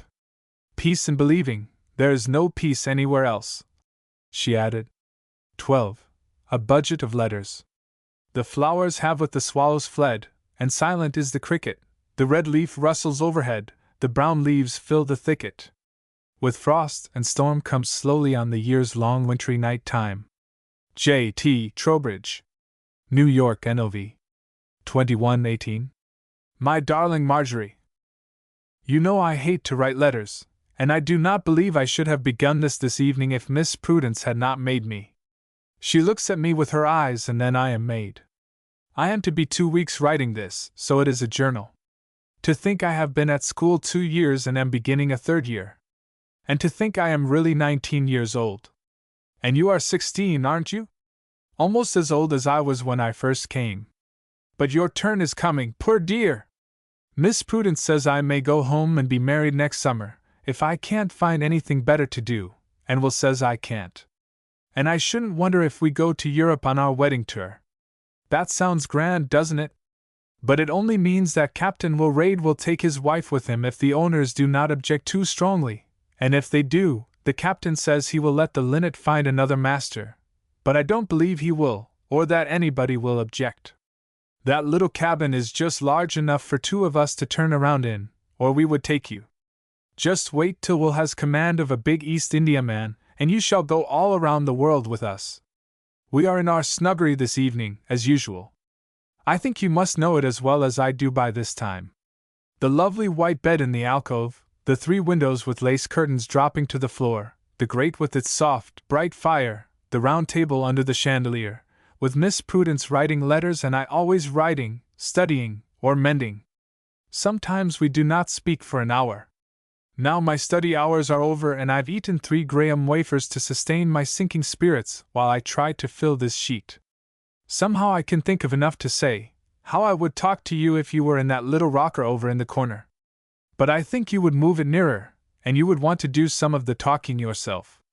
I haven't distinguished myself in anything, I have not taken one prize, my composition has never once been marked T.B.R. to be read aloud, that is, and I have never done anything but to try to be perfect in every recitation and to be ladylike in deportment. I am always asked to sing, but any bird can sing. I was discouraged last night, and had a crying time down here on the rug before the grate. Miss Prudence had gone to hear Wendell Phillips, with one of the boarders, so I had a good long time to cry my cry out all by myself. But it was not all out when she came. I was still floating around in my own briny drops, so, of course, she would know the cause of the small rainstorm I was drenched in, and I had to stammer out that I hadn't improved my time, and I knew she was ashamed of me, and sorry she had tried to make anything out of me. And then she laughed. You never heard her laugh like that, nor anyone else. I began to laugh as hard as I had been crying. And after that we talked till midnight. She said lovely things. I wish I knew how to write them, but if you want to hear them just have a crying time and she will say them all to you. Only you can never get discouraged. She began by asking somewhat severely, whose life do you want to live? And I was frightened and said my own, of course, that I wouldn't be anybody else for anything, not even Helen Raid, or you.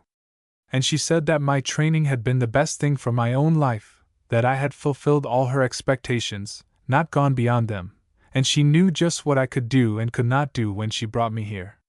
She had educated me to be a good wife to Will, and an influence for good in my little sphere in my Down East home. She knew I would not be anything wonderful, but she had tried to help me make the most of myself, and she was satisfied that I had done it. I had education enough to know that I am an ignorant thing, she didn't say thing, however, and I had common sense and a loving heart.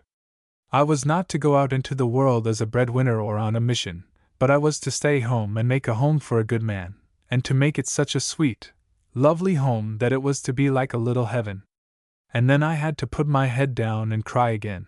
So it ended, and I felt better and got up early to write it all to Will. There's a knock at the door and a message for Miss Prudence. Later.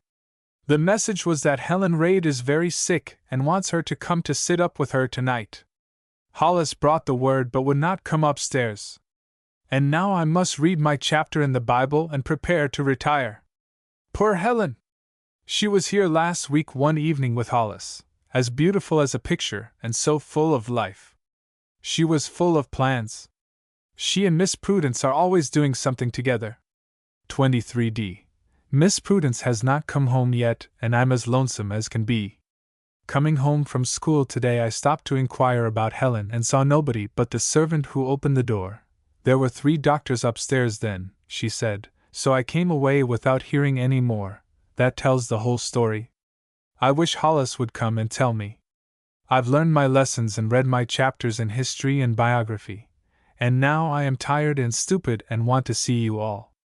I do not like it here in this stiff house, without Miss Prudence.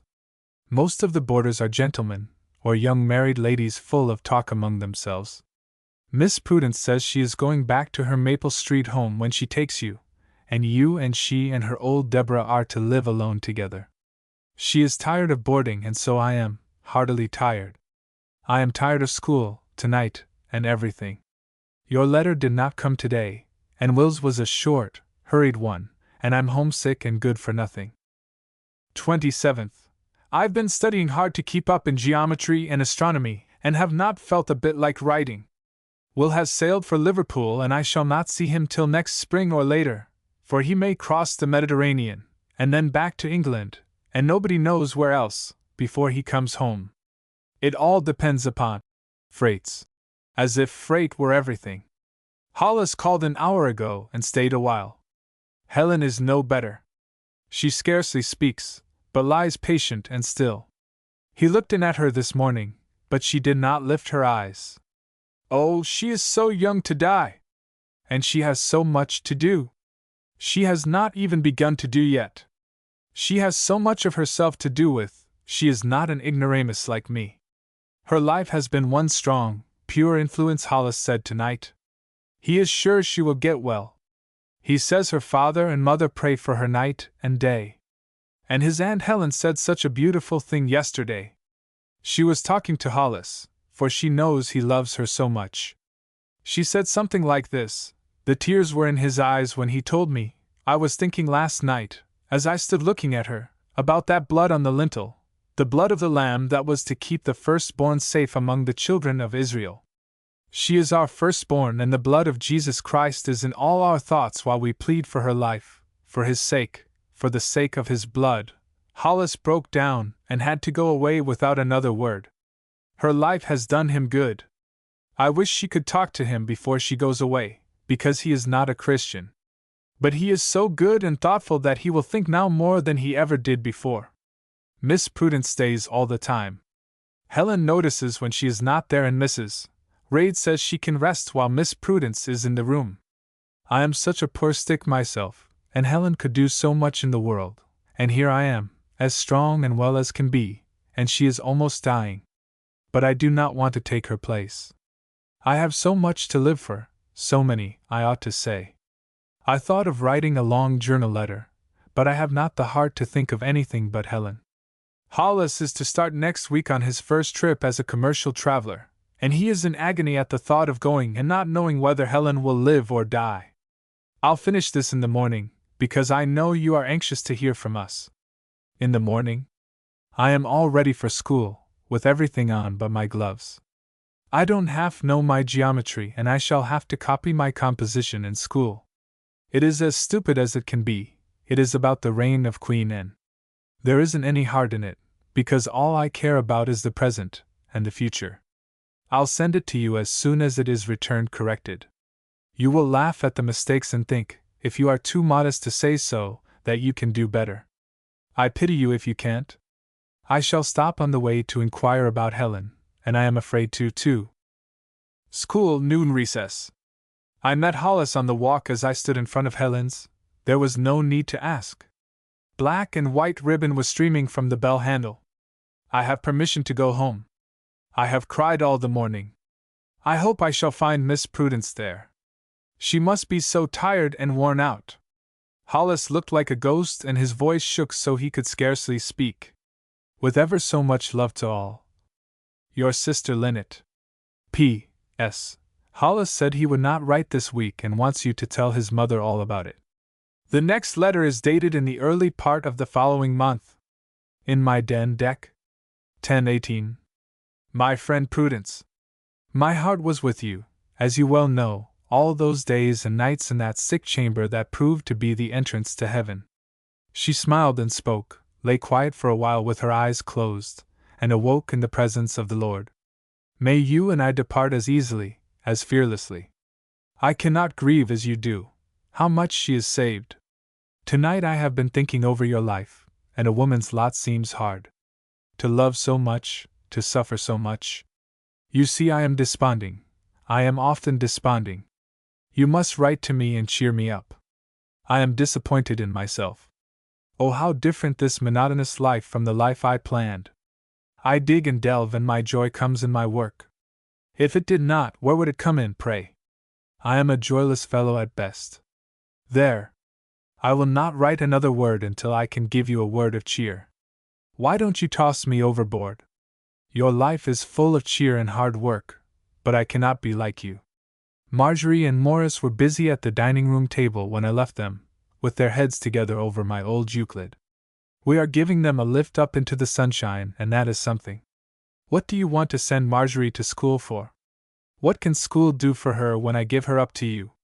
Give yourself to her and keep her out of school. The child is not always happy. Last Communion Sunday she sat next to me. She was crying softly all the time. You could have said something, but manlike I held my peace. I wonder whether I don't know what to say, or don't know how to say it. I seem to know what to say to you, but truly, Prudence, I don't know how to say it. I have been wanting to tell you something, 14 years, and have not dared and do not dare tonight. Sometimes I am sure I have a right, a precious right, a sacred right, and then something bids me forbear, and I forbear. I am forbearing now as I sit up here in my chamber alone, crowded in among my books, and the wind is wild upon the water. I am gloomy tonight and discouraged. My book, the book I have lost myself in so long, has been refused the 4th time. Had it not been for your hand upon my arm a while ago, it would be now shriveled and curling among the ashes on my hearth. Who was it that stood on London Bridge and did not throw his manuscript over? Listen! Do you hear that grandchild of yours asking who it was that sat by his hearth and did not toss his manuscript into the fire? Didn't somebody in the Bible toss a roll into the fire on the hearth? I want you to come to talk to me. I want someone not wise or learned, except learned and wise in such fashion as you are, to sit here beside me, and look into the fire with me, and listen to the wind with me, and talk to me or be silent with me. If my book had been accepted, and all the world were wagging their tongues about it, I should want that unwise, unlearned somebody. That friend of mine over the water, sitting in his lonely bungalow tonight studying Hindustani, wants somebody, too. Why did you not go with him, Prudence? Shall you never go with anyone? Shall you and I, so near to each other, with so much to keep us together, go always uncomforted? But you are comforted. You loved Helen, you love Linnet and Marjorie and a host of others. You do not need me to bid you be brave. You are a brave woman. I am not a brave man. I am not brave tonight, with that 4 times rejected manuscript within reach of my hand. Shall I publish it myself? I want someone to think well enough of it to take the risk. Prudence, I have asked God for something, but He gives me an answer that I cannot understand. Write to me and tell me how that is. Yours today and tomorrow. J.H. New York Deck, 2018. My dear John, I have time but for one word tonight, and even that cannot be at length. Linnet and I are just in from a lecture on Miss Mitford.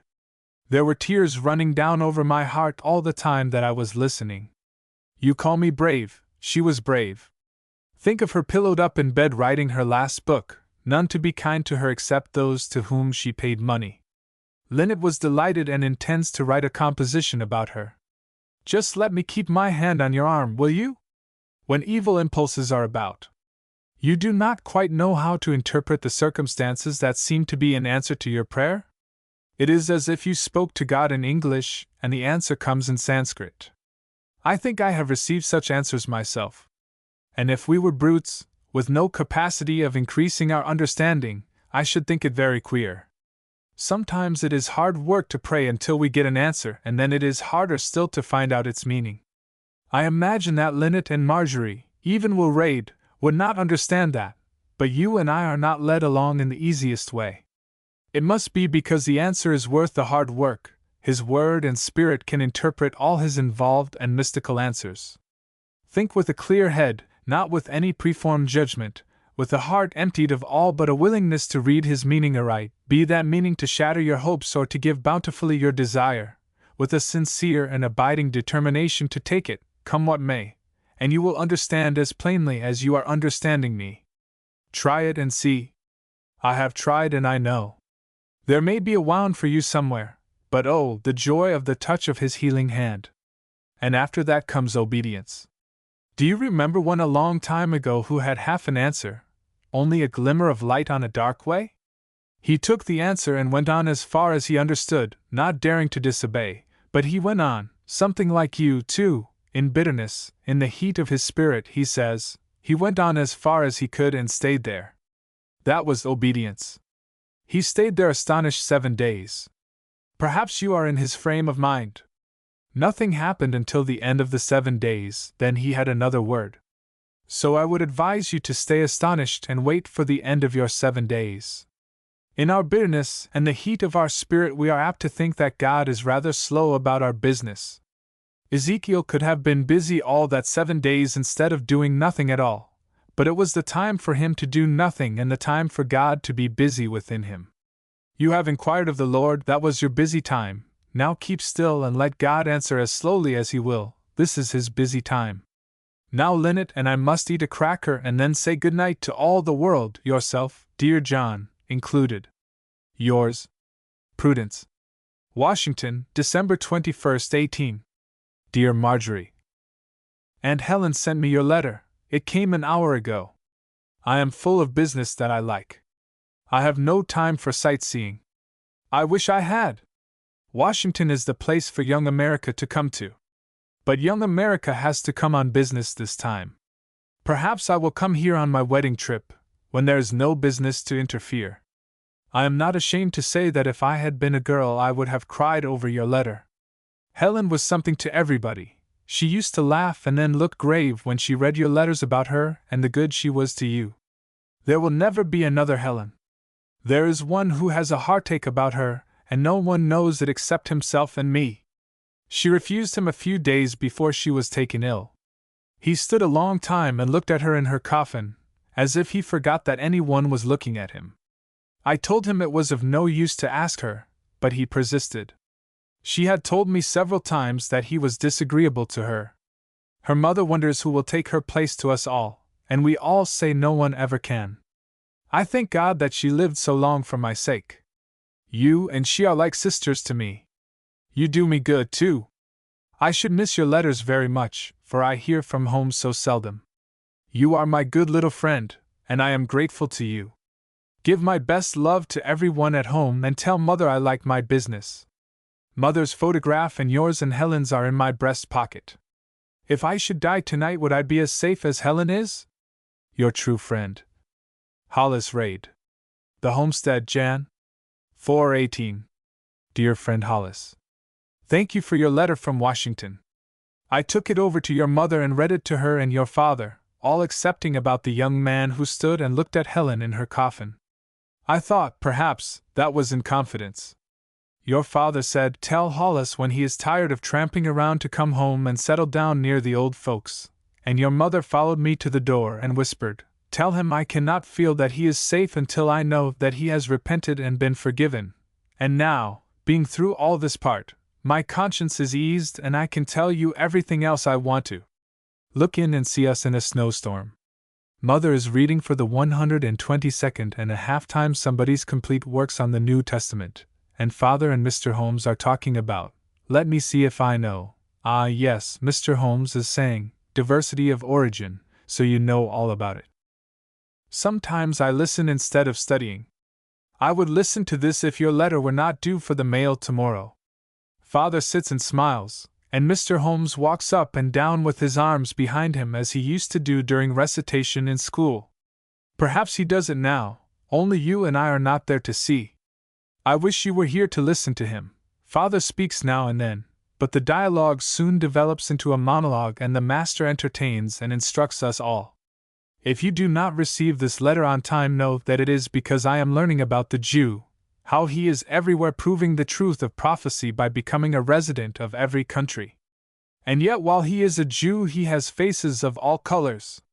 In the plains of the Ganges he is black, in Syria lighter and yet dusky, in Poland his complexion is ruddy and his hair as light as yours. There was a little Jewess boarding around here last summer as olive as I imagine Rebecca and Sarah, and another as fair and rosy as a Dane. But have you enough of this? Don't you care for what Livingstone says or Humboldt? Don't you want to know the 4 proofs in support of unity of origin? I do, and if I write them I shall remember them. 1. Bodily structure. 2. Language. 3. Tradition. 4. Mental endowment. Now he is telling about the bodily structure and I do want to listen. And I have listened and the minute hand of the clock has been traveling on and my pen has been still. But don't you want to know the 10 conclusions that have been established? I know you do. And if I forget, I'll nudge Morris and ask him. Oh, I see, by looking over his shoulder, he has copied them all in one of his exercise books. You may skip them if you want to, but I know you want to see if your experience in your extensive travels correspond with the master's authority. Now observe and see if the people in Washington all have the same number of teeth, and of additional bones in their body. As that may take some time, and seriously interfere with your business and theirs, perhaps you had better not try it. And secondly, they all shed their teeth in the same way, that will take time also, so, perhaps, you may better defer it until your wedding trip, when you have nothing else to do. And thirdly, they all have the upright position, they walk and look upward. And fourthly, their head is set in every variety in the same way. Fifthly, they all have 2 hands. Sixthly, they all have smooth bodies with hair on the head. Seventhly, every muscle and every nerve in every variety are the same. Eighthly, they all speak and laugh. Ninthly, they eat different kind of food. and live in all climates, and lastly, they are more helpless and grow more slowly than other animals. Now don't you like to know that? And now he has begun to talk about language, and I must listen, even if this letter is never finished, because language is one of my hobbies. The longer the study of language is pursued, the more strongly the Bible is confirmed, he is saying. You ought to see Morris listen. His face is all soul when he is learning a new thing. I believe he has the most expressive face in the world. He has decided to be a sailor missionary. He says he will take the gospel to every port in the whole world. Will takes Bibles and tracts always. Morris reads every word of the Sailor's Magazine and finds delightful things in it. I have almost caught his enthusiasm. But if I were a man, I would be professor of languages somewhere, and teach that every word has a soul, and a history because it has a soul. Wouldn't you like to know how many languages there are? It is wonderful. Somebody says, Ade Lung, I don't know who he is, 3,064 distinct languages, Balby. Mr. Holmes always remembers names, 800 languages and 5,000 dialects, and Max Miller says there are 900 known languages. Mr. Holmes can write a letter in 5 languages and I reverence him, but what is that where there are, according to Max Miller, 895 that he does not know a word of? Mr. Holmes stands still and puts his hands in front of him, where they were meant to be, and says he will tell us about tradition tomorrow night, as he must go up to his den and write letters. But he does say Pandora's box is the story of the temptation and the fall. You know she opened her box out of curiosity, and diseases and wars leaped out to curse mankind. That is a Greek story. The Greek myths all seem to mean something. Father says, thank you for a pleasant evening, as Mr. Holmes takes his lamp to leave us, and he says, you forget what I have to thank you all for. My heart bursts with gratitude to him, sometimes. I have his books and I have him. He is always ready so gently and wisely to teach and explain and never thinks my questions silly, and Morris says he has been and is his continual inspiration. And we are only 2 out of the many whom he stimulates. He says we are his recreation. Dull scholars are his hard work. Morris is never dull, but I can't do anything with geometry. He outstripped me long ago. He teaches me and I do the best I can. He has written on his slate, will you play crambo? Crambo was known in the time of Addison, so you must know that it is a very distinguished game. Just as I am about to say I will as soon as this page is finished, Father yawns and looks up at the clock. Mother remarks, it is time for worship, one of the children will read, Father. So while Father goes to the door to look out to see what kind of a night it is and predict tomorrow, and while Mother closes her book with a lingering, loving sigh, and Morris pushes his books away and opens the Bible, I'll finish my last page. And lo, it is finished, and you are glad that stupidity and dullness do sometime come to an abrupt end. Friend Marjorie. In the schoolroom, Jan. 2318. My blessed mother. Your last note is in my breast pocket with all the other best things from you. What would boys do without a breast pocket, I wonder? There is a feeling of study in the very air. The algebra class are up and doing finely. The boy in my seat is writing a note to a girl just across from us, and the next thing he will put it in a book and ask, with an unconcerned face, Mr. Holmes, may I hand my arithmetic to somebody? And Mr. Holmes, having been a 15-year-old boy himself, will wink at any previous knowledge of such connivings, and say yes, as innocently. It isn't against the rules to do it, for Mr. Holmes never, for a moment, supposes such a rule a necessity. But I never do it. Because Marjorie doesn't come to school. And a pencil is slow for all I want to say to her. She is my talisman. I am a big, awkward fellow, and she is a zephyr that is content to blow about me out of sheer goodwill to all humankind. But in school I write notes to another girl, to my mother. And I write them when I have nothing to say but that I am well and strong and happy, content with the present, hopeful for the future, looking forward to the day when you will see me captain of as fine a ship as ever sailed the seas. And won't I bring you good things from every country in the world, just because you are such a blessed mother to your unworthy boy, M.K. New York, January 30th, 18. My Marjorie! Your long letter has been read and reread, and then read aloud to Lynette. She laughed over it, and brushed her eyes over it, and then it was laid away in my archives for future reference. It is a perfect afternoon, the sun is shining, and the pavements are as dry as in May.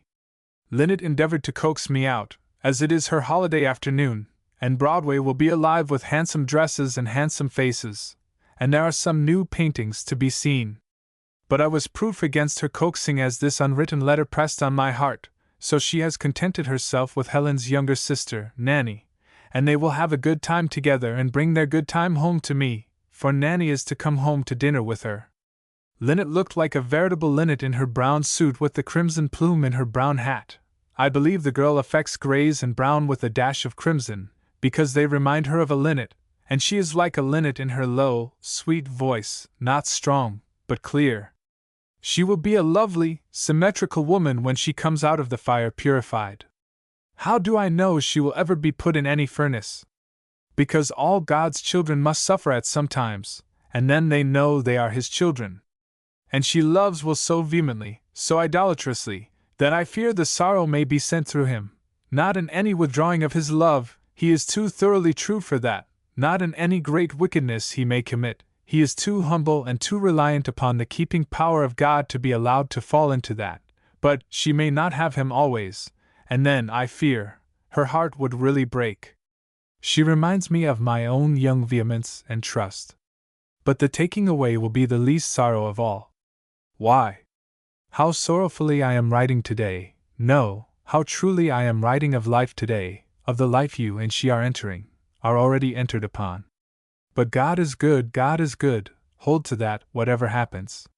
Some day, when you are quite an old woman and I am really an old woman, I will tell you about my young days. Your letter was full of questions. Do not expect me to answer them all at once. First, about reading the Bible. You poor dear child! Do you think God keeps a book up in heaven to put down every time you fail to read the Bible through in a year? Because you have read it 3 times in course, so many chapters a weekday, and so many a Sunday, do you think you must keep on so, or God will keep it laid up against you? Well, be a law keeper if you must, but keep the whole law, and keep it perfectly, in spirit and in letter, or you will fail. And if you fail in one single instance, in spirit or in letter, you fail in all, and must bear the curse. You must continue in all things written in the law to do them. Are you ready to try that? Christ could do it, and He did do it, but can you? And if not, what? You must choose between keeping the law and trusting in Christ who has kept it for you. You cannot serve 2 masters, the law and Christ. Now, I know I cannot keep the law, and so I have given up. All I can do is to trust in Christ to save me, in Christ who is able to obey all God's law for me. And so I trust Him and love Him, and obey Him with the strength He gives me. If we love Him, we will keep His commandments, He says. I can do all things through Christ strengthening me, even keep His commandments, which are not grievous. If you must be a law keeper in your own strength, give up Christ and cling to the law to save you, or else give up keeping the law for your salvation and cling to Christ. Keep His commandments because you love Him, and not keep the old law to save your soul by your own obedience. Read the Bible because you love it, every word. Read till you are full of some message He gives you, and then shut it up. Don't keep on, because you must read so many chapters a day. My plan is, and I tell you because it has been blessed to me, to ask Him to feed me with His truth, feed me full, and then I opened the book and read. One day I was filled full with one clause, because they fainted. I closed it, I could read no more. At another time I read a whole epistle before I had all I was hungry for. One evening I read a part of Romans and was so excited that I could not sleep for some time that night. Don't you like that better than reading on and on because you have set yourself to do it, and ending with a feeling of relief because it is done at last? These human hearts are naughty things and need more grace continually. Just try my way, not my way but God's way for me, and see how full you will be fed with your daily reading. I just bethought myself of a page in an old journal. I'll copy it for you. It has notes of my daily reading. I wish I had kept the references, but all I have is the thought I gathered. I'll give it to you just as I have it. April 24, 18. Preparation is needed to receive the truth. 25. Ezekiel saw the glory before he heard the voice. 26. He permits long waiting. 27. It is blessed to hear his voice, even if it be to declare punishment. 28. The word of God comes through the lips of men. 29. God works with us when we work with him. 30. God's work, and not man's word, is the power. May 1st. Man fails us, then we trust in God. 2. Death is wages, life is a gift. 3. Paul must witness at Jerusalem before going to Rome. 4. When God wills, it is not to be, it is. 5. To man is given great power, but it is not his own power. 6. Even his great love Christ commends to us. 7. To seek and find God all beside must be put away. 11. The day of the Lord is darkness to those who do not seek him. 12. For all there were so many, yet was not the net broken. 13. Even after Aaron sinned, the Lord made him high priest. 14. Therefore I take pleasure in infirmities, for Christ's sake. 15. It is spirit and not letter that God looks at. 16. His choices rule all things. 17. That which is not forbidden may be inquired about. 18. Captivity is turned upon repentance and obedience. 19. Rejoicing comes after understanding his words. 20. A way of escape is made for sin. 21. Faith waits as long as God asks it to wait. 22. He strengthens our hearts through waiting to wait longer. 23. Anything not contrary to the revealed will of God we may ask in prayer. These lessons I took to my heart each day. Another might have drawn other lessons from the same words, but these were what I needed then. The page is written in pencil, and some words were almost erased. But I am glad I kept them all this time. I did not know I was keeping them for you, little girl. I have so fully consecrated myself to God that sometimes I think He does not let any of me be lost. Even my sins and mistakes I have used to warn others, and through them I have been led to thank Him most fervently that He has not left me to greater mistakes, greater sins. Some day your heart will almost break with thankfulness. And now, childie, about your praying. You say you are tired out when your prayer is finished. I should think you would be, poor child, if you desire each petition with all your intense nature. Often one petition uses all my strength and I can plead no more, in words. You seem to think that every time you kneel you must pray about everything that can be prayed about, the church, the world, all your friends, all your wants, and everything that everybody wants. What do you think of my short prayers? This morning all I could ejaculate was, Lord, this is thy day, every minute of it. I have had some blessed minutes. When the sinner prayed, Lord, be merciful to me a sinner, he did not add, and bless my father and mother, brothers and sisters, and all the sick and sinful and sorrowing, and send missionaries to all parts of the world, and hasten thy kingdom in every heart.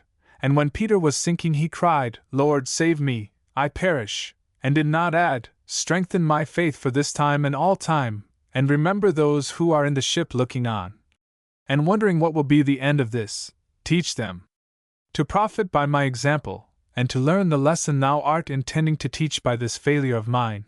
And when the ship was almost overwhelmed and the frightened disciples came to him, but why should I go on? Child, pour out your heart to him, and when, through physical weariness, mental exhaustion, or spiritual intensity of feeling, the heart refuses to be longer poured out, stop. Don't pump and pump and pump at an exhausted well for water that has been all used up. We are not heard for much speaking or long praying. Study the prayer He gave us to pray, study His own prayer. He continued all night in prayer, but He was not hard upon His weak disciples, who through weariness and sorrow fell asleep while He had strength to keep on praying. Your Master is not a hard master. We pray when we do not utter one word. Let the Spirit pray in you and don't try to do it all yourself. Don't make crosses for yourself. Before you begin to pray, think of the loving, lovely Savior and pitiful Father you are praying to and ask the Spirit to help you pray, and then pray and be joyful. Pray the first petition that comes out of your heart, and then the second and the third, and thank Him for everything. But here come the girls laughing upstairs and I must listen to the story of their afternoon. Linnet will tell you about the pictures. More than ever your sympathizing friend, P.E.P. February 2, 18. Dear Hollis, your mother asked me to write to you while I am here, in your home, so that it may seem like a letter from her. It is evening and I am writing at the kitchen table with the light of one candle. How did I come to be here at night? I came over this afternoon to see poor Grandma and found your mother alone with her. Grandma had been in bed 3 days and the doctor said she was dying of old age. She did not appear to suffer, she lay very still, recognizing us, but not speaking even when we spoke to her. How I did want to say something to help her, for I was afraid she might be troubled. She was always so afraid when she thought about joining the church. But as I stood alone, looking down at her, I did not dare speak. I did not like to awaken her if she were comfortably asleep. Then I thought how wicked I was to withhold a word when she might hear it and be comforted and her fear taken away, so I stooped over and said close to her ear, "Grandma," and all she answered was, in her old way, "Most 100, and then I said, "The blood of Jesus Christ cleanseth from all sin, even the sins of most 100 years." And she understood, for she moaned, "I've been very wicked," and all I could do was to say again, "The blood of Jesus Christ cleanseth from all sin." She made no reply, and we think she did not speak again, for your mother's cousin, Cynthia, was with her at the last and says she bent over her and found that she did not breathe, and all the time she was with her she did not once speak. The house is so still, they all move around so softly and speak in whispers. Your mother thinks you may be in Philadelphia or Baltimore when this reaches New York, and that you will not hear in time to come to the funeral. I hope you can come, she does so want to see you. She says once a year is so seldom to see her youngest boy. I believe I haven't seen you since the day you brought me the plate so long ago. I've been away both times since when you were home. I have kept my promise, I think. I do not think I have missed one letter day in writing to you. I have come to see your mother as often as I could. Grandma will not be buried till the 5th. They have decided upon that day, hoping you can get here by that time. Morris was to come for me if I did not get home before dark, and there's the sound of sleigh bells now. Here comes your mother with her message. She says, "Tell Hollis to come if he any way can. I shall look for him, so I know you will." That is Morris, he is stamping the snow off his feet at the door. Why do you write such short letters to me? Are mine too long? Oh, Hollis, I want you to be a Christian. I pray for you every day. Your friend, Marjorie. February 15th, 18. My darling Linnet. Now I am settled down for a long letter to you, up here in the master's chamber, where no one will dare interrupt me. I am sitting on the rug before the fire with my old atlas on my lap. His desk with piles of foolscap is so near that when my own sheet gives out, and my thoughts and incidents are still unexhausted, all I have to do is to raise the cover of his desk, take a fresh sheet and begin again. I want this to be the kind of a 3-volumed letter that you like. I have inspiration enough, for I am surrounded by books containing the wisdom of all the past. No story books, and I know you want a story letter. This room is as cozy as the inside of an egg shell, with only the fire, the clock, the books, and myself. There is nothing but snow, snow, snow out the window, and promise of more in the threatening sky. I am all alone today, too, and I may be alone tonight. I rather like the adventure of staying alone. Perhaps something will happen that never happened to anyone before, and I may live to tell the tale to my grandchildren. It is early in the morning, that is, early to be writing a letter, but I shall not have much dinner to get for myself, and I want to write letters all day. That is an adventure that never happened to me before. How do you think it happens that I am alone? Of course Morris and the master have taken their dinners and gone to school.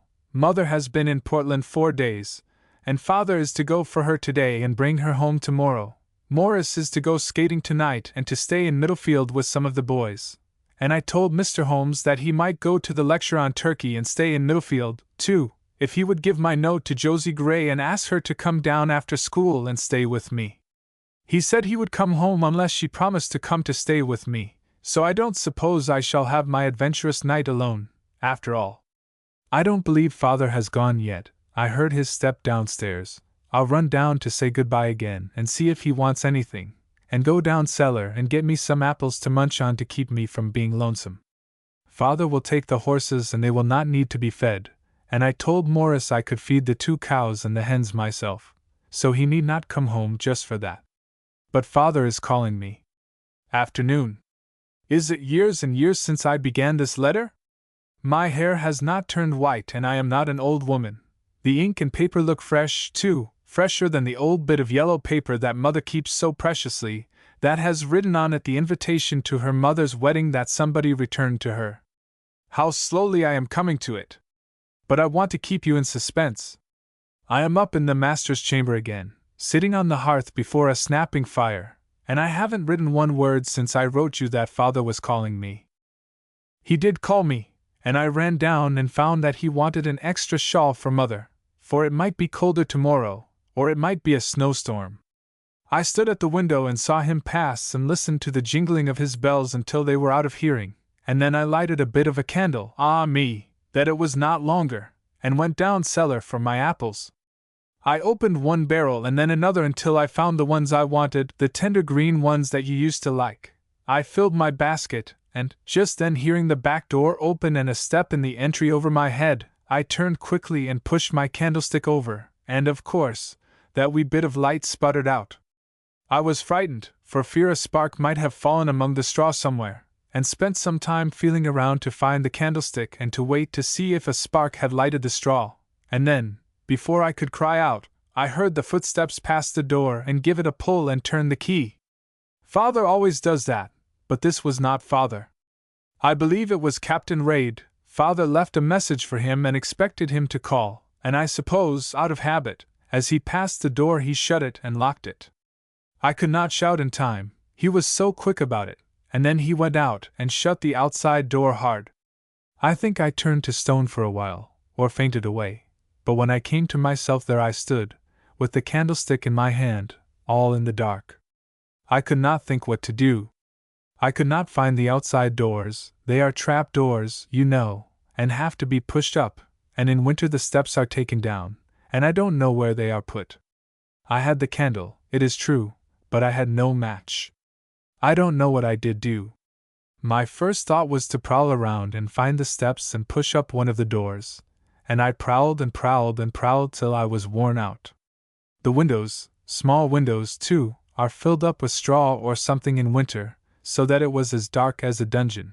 It was a dungeon and I was a prisoner. If I hadn't wanted the apples, or if the light hadn't gone out, or if Captain Raid hadn't come, or if he hadn't locked the door, would I have to stay till Josie came? And if I pounded and screamed, wouldn't she be frightened and run away? After prowling around and hitting myself and knocking myself, I stood still again and wondered what to do.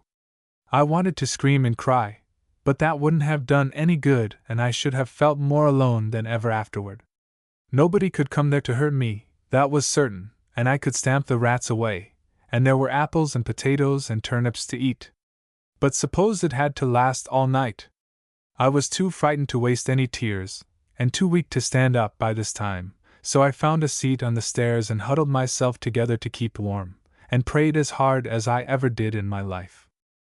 I thought about Peter in prison, I thought about everything I could think of. I could hear the clock strike and that would help me bear it. I should know when night came and when morning came. The cows would suffer too, unless Father had thrown down hay enough for them, and the fires would go out, and what would Father and Mother think when they came home tomorrow? Would I frighten them by screaming and pounding? Would I add to my cold, and have Quincy's sore throat again? Would I faint away and never come to? When I wrote Adventure Upstairs by the Master's Fire, I did not mean a dreadful thing like this. Staying alone all night was nothing compared to this. I had never been through anything compared to this. I tried to comfort myself by thinking that I might be lost or locked up in a worse place. It was not so damp or cold as it might have been, and there was really nothing to be afraid of. I had nothing to do and I was in the dark. I began to think of all the stories I knew about people who had been imprisoned and what they had done. I couldn't write a Pilgrim's Progress. I couldn't even make a few rhymes, it was too lonesome. I couldn't sing, my voice stopped in my throat. I thought about somebody who was in a dark, solitary prison, and he had one pin that he used to throw about and lose and then crawl around and find it in the dark, and then lose it again and crawl around again and find it. I had prowled around enough for the steps. That amusement had lost its attraction for me. And then the clock struck. I counted 11, but had I missed one stroke? Or counted too many? It was not 9 when I lighted that candle. Well, that gave me something to reason about, and something new to look forward to. How many things could I do in an hour? How many could I count? How many Bible verses could I repeat? Suppose I began with A and repeated all I could think of, and then went on to B. Ask, and ye shall receive. How I did ask God to let me out in some way, to bring somebody to help me. To send somebody. Would not Captain Raid come back again? Would not Morris change his mind and come home to dinner? Or at night? And would Mr. Holmes certainly go to hear that lecture? Wasn't there anybody to come? I thought about you and how sorry you would be, and I must confess it, I did think that I would have something to write to you and Hollis about. Please let him see this letter. I don't want to write all this over again. So I shivered and huddled myself up in a heap and tried to comfort myself and amuse myself as best I could. I said all the Bible verses I could think, and then I went back to my apples and brought the basket with me to the stairs. I would not eat one potato or turnip until the apples had given out. You think I can laugh now, so could you, after you had got out. But the clock didn't strike, and nobody came, and I was sure it must be nearly morning. I was so faint with hunger, and so dizzy from want of sleep. And then it occurred to me to stumble up the stairs and try to burst the door open. That lock was loose, it turned very easily. In an instant I was up the stairs and trying the door. And lo and behold, it opened easily, it was not locked at all. I had only imagined I heard the click of the lock. And I was free, and the sun was shining, and I was neither hungry nor dizzy. I don't know whether I laughed or cried or mingled both in a state of ecstasy. But I was too much shaken to go on with my letter. I had to find a story book and a piece of apple pie to quiet my nerves. The fires were not out, and the clock had only struck 10. But when you ask me how long I stayed in that cellar, I shall tell you 100 years. Now, isn't that adventure enough for the first volume? Volume 2.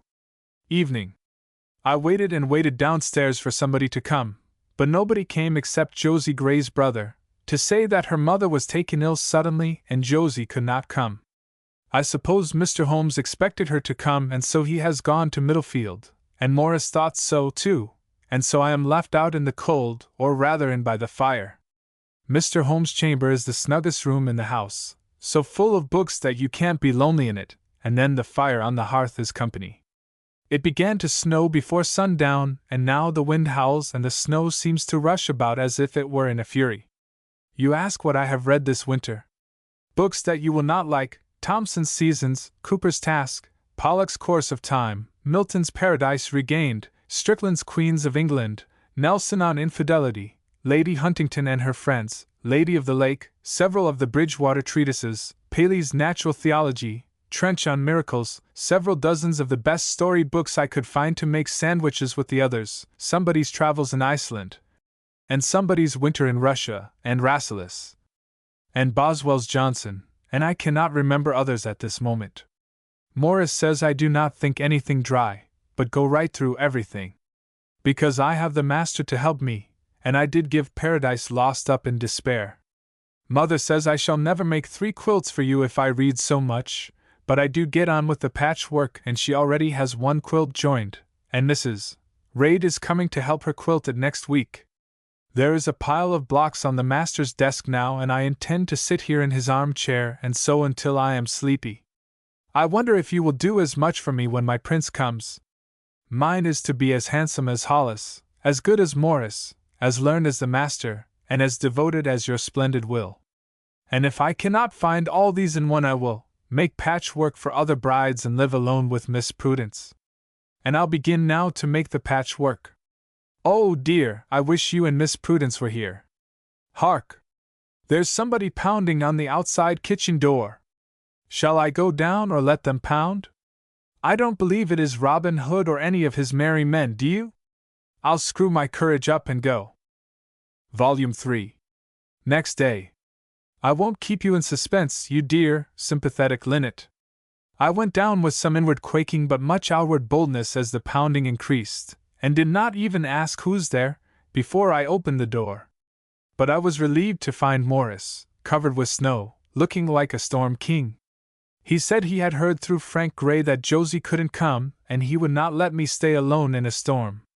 I was so glad. If I had been you I should have danced around him, but as it was I and not you I only said how glad I was, and made him a cup of steaming coffee and gave him a piece of mince pie for being so good. Today it snows harder than ever, so that we do not expect Father and Mother, and Mr. Holmes has not come out in the storm, because Morris saw him and told him that he was on the way home. Not a sleigh has passed. We have not seen a single human being today. I could not have got out to the stable, and I don't know what the cows and hens would have done without Morris. He has thrown down more hay for the cows, and put corn where the hens may find it for tomorrow, in case he cannot get out to them. The storm has not lessened in any degree. I never knew anything like it, but I am not the oldest inhabitant. Wouldn't I have been dreary here alone? This does seem to be a kind of adventure, but nothing happens. Father is not strong enough to face any kind of a storm, and I am sure they will not attempt to start. Morris says we are playing at housekeeping and he helps me do everything, and when I sit down to sew on your patchwork he reads to me. I let him read this letter to you, forgetting what I had said about my prince, but he only laughed and said he was glad that he was good enough for me, even if he were not handsome enough, or learned enough, or devoted enough, and said he would become devoted forthwith, but he could not ever expect to attain to the rest. He teases me and says that I meant that the others were not good enough. He has had a letter from Will promising to take him before the mast next voyage, and he is hilarious over it. His mother tries to be satisfied, but she is afraid of the water. When so many that we know have lost father or brother or husband on the sea, it does seem strange that we can so fearlessly send another out. Mrs. Reid told me about a sea captain that she met when she was on a voyage with Captain Reid. He had been given up for lost when he was young, and when he came back he found his wife married to another man, but she gave up the second husband and went back to the first. She was dead when Mrs. Reid met him. She said he was a very sad man. His ship was wrecked on some coast, I've forgotten where, and he was made to work in a mine until he was rescued. I think I would have remained dead to her if she had forgotten me like that. But isn't this a long letter? Morris has made me promise to write regularly to him. I told him he had never given me a Holland plate 200 years old, but he says he will go to Holland and buy me one, and that is better. I am glad Hollis wrote such a long letter to his mother if he could not come home. I wish he would write to her oftener. I do not think she is quite satisfied to have him write to me instead. I will write to him tomorrow, but I haven't anything to say. I have told you everything. Oh, Linnet, how happy I shall be when your school days are over. Miss Prudence shall have the next letter. I have something to ask her, as usual. The end of my story in 3 volumes isn't very startling. But this snowstorm is. If we hadn't everything under cover we would have to do without some things. Yours, Marjorie, 13. A Wedding Day. A World Without End Bargain. Shakespeare.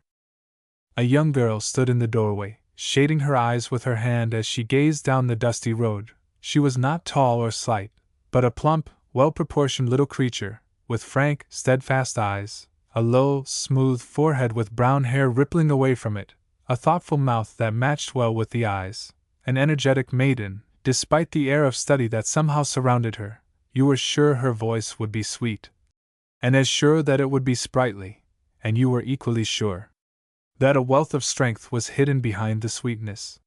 She was only 18 today, but during the last 2 years she had rapidly developed into womanhood. The master told Miss Prudence this morning that she was trustworthy and guileless, and as sweet and bright as she was good. Still, he believed, as of old, that she did not quite know how to take her own part. But, as a woman, with a man to fight for her, what need had she of fighting? He would not have been at all surprised had he known that she had chosen, that morning, a motto, not only for her new year, but, as she told Morris, for her lifetime. "The Lord shall fight for you, and ye shall hold your peace." And he had said, "May I fight for you too, Marjorie?" But she had only laughed and answered, "We don't live in the time of the Crusades." Although it was Lynette's wedding day, Marjorie, the bridesmaid, was attired in a gingham, a pretty pink and white French gingham, but there were white roses at her throat and one nestled in her hair. The roses were the gift of the groomsman, Hollis, and she had fastened them in under the protest of Morris' eyes. Will and Lynette had both desired Hollis to stand up. With Marjorie, the bridesmaid, had been very shy about it, at first. Hollis was almost a stranger, she had seen him but once since she was 14, and their letters were becoming more and more distant. He was not as shy as Marjorie, but he was not easy and at home with her, and never once dared to address the maiden who had so suddenly sprung into a lovely woman with the old names, Mousie, or Gussie. Indeed, he had nearly forgotten them. He could more readily have said, "Miss Marjorie." He had grown very tall. He was the handsomest among the brothers, with an air of refinement and courtesy that somewhat perplexed them and set him apart from them. Marjorie still prayed for him every day, that is, for the Hollis she knew, but this Hollis came to her today a stranger. Her schoolboy friend was a dream, the friend she had written to so long was only her ideal, and this tall man, with the golden red mustache, dark, soft eyes and deep voice, was a fascinating stranger from the outside world. She could never write to him again, she would never have the courage. And his heart quickened in its beating as he stood beside the white-robed figure and looked down into the familiar, strange face, and he wondered how his last letter could have been so jaunty and offhand. How could he ever write, "Dear Marjorie," again, with this face in his memory? She was as much a lady as Helen had been. He would be proud to take her among his friends and say, "This is my old school friend." But he was busy bringing chairs across the field at this moment, and Marjorie stood alone in the doorway looking down the dusty road. This doorway was a fitting frame for such a rustic picture as a girl in a gingham dress, and the small house itself a fitting background. The house was a story and a half, with a low, projecting roof, a small entry in the center, and square, low-studded rooms on both sides. A kitchen and woodshed stretched out from the back and a small barn stood in the rear. The house was dazzling in the sun, with its fresh coat of white paint, and the green blinds gave a cooling effect to the whole. The dooryard was simply a carpet of green with lilac bushes in one corner, and a tall pine standing near the gate. The fence rivaled the house in its glossy whiteness, and even the barn in the rear had a new coat of brown to boast of. Every room inside the small house was in perfect order, every room was furnished with comfort and good taste, but plainly as it became the house of the captain of the bark Lynette to be. It was all ready for housekeeping, but, instead of taking instant possession, at the last moment Lynette had decided to go with her husband to Genoa. "It is nonsense," Captain Raid growled, "when the house is all ready." But Will's mother pleaded for him and gained an ungracious consent. "You never run around after me so," he said. "Go to sea today and see what I will do," she answered, and he kissed her for the first time in so many years that she blushed like a girl and hurried away to see if the tea kettle were boiling. Lynette's mother was disappointed, for she wanted to see Lynette begin her pretty housekeeping, but Marjorie declared that it was as it should be and quite according to the Old Testament law of the husband cheering up his wife. But Marjorie did not stay very long to make a picture of herself. She ran back to see if Morris had counted right in setting the plates on the long dining table that was covered with a heavy cloth of Grandma's own making. There was a silk quilt of Grandma's making on the bed in the spare room, beside. As soon as the ceremony was performed, she had run away with the boys to prepare the surprise for Lynette, a lunch in her own house. The turkeys and tongue and ham had been cooked at Mrs. Raid's, and Lynette had seen only the cake and biscuits prepared at home. The fruit had come with Hollis from New York at Miss Prudence's order, and the flowers had arrived this morning by train from Portland. Cake and sandwiches, lemonade and coffee, would do very well, Lynette said, who had no thought of feasting, and the dining room at home was the only banqueting hall she had permitted herself to dream of. Marjorie counted the chairs as Hollis brought them across the field from home, and then her eyes filled as he drew from his pocket, to show her, the deed of the house and 10 acres of land, the wedding present from his father to the bride. "Oh, he's too good!" she cried. "Lynette will break down, I know she will. I asked him if he would be as good to my wife, answered Hollis, and he said he would, if I would please him as well as Will had done. There's only one linnet, said Marjorie. But brides have sisters, said Morris. Marjorie, where shall I put all this jelly? And I haven't missed one plate with a bouquet, have I? Now count everybody up again and see if we are all right. Marjorie and I, began Hollis, audaciously, pushing a chair into its place. 2, counted Morris, but his blue eyes flashed and his lip trembled. And Will and Linnet 4, began Marjorie in needless haste, and father and mother 6, and Will's father and mother 8, and the minister and his wife 10, and Herbert and his wife 12, and Mr. Holmes and Miss Prudence 14, and Sam and Harold 16, and Morris 17. That is all. Oh, and grandfather and grandmother 19. 17 plates. You and I are to be waiters, Marjorie, said Morris. I'll be a waiter too, said Hollis. That will be best fun of all. I'm glad you didn't hire anybody, Marjorie. I wouldn't. I wanted to be primitive and do it all ourselves. I knew Morris would be grand help, but I was not so sure of you. Are you sure of me now? He laughed, like the old Hollis who used to go to school. After that, Marjorie would not have been surprised if he had called her Mousie. Morris, what do you want to be a sailor for? Inquired Hollis, arranging the white rose in his buttonhole anew. To sail, answered Morris seriously. What do you want to be a salesman for? To sell, said Hollis, as seriously. Marjorie, what do you want to be yourself for? To help you to be yourself, she answered promptly, and flew to the front door where there was a sound of shouting and laughter. They were all there, every one of the little homemade company, and the waiters ushered them into the kitchen, where the feast was spread, with great ceremony. If Linnet had not been somebody's wife, she would have danced around and clapped her hands with delight. As it was, she nearly forgot her dignity, and exclaimed with surprise and pleasure sufficient to satisfy those who were in the secret of the feast. Linnet was in her gray traveling suit, but the dash of crimson this time was in both cheeks. There was a haziness in her eyes that subdued the brightness of her face and touched them all.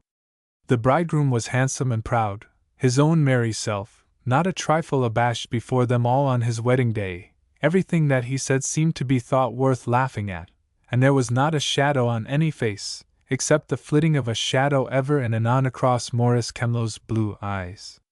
The feast was ended, prayer offered by the pastor, and the new home dedicated to him who is the father in every home where his children dwell, and then kisses and congratulations and thanks mingled with the tears that the mothers must needs shed out of their joy and natural regret.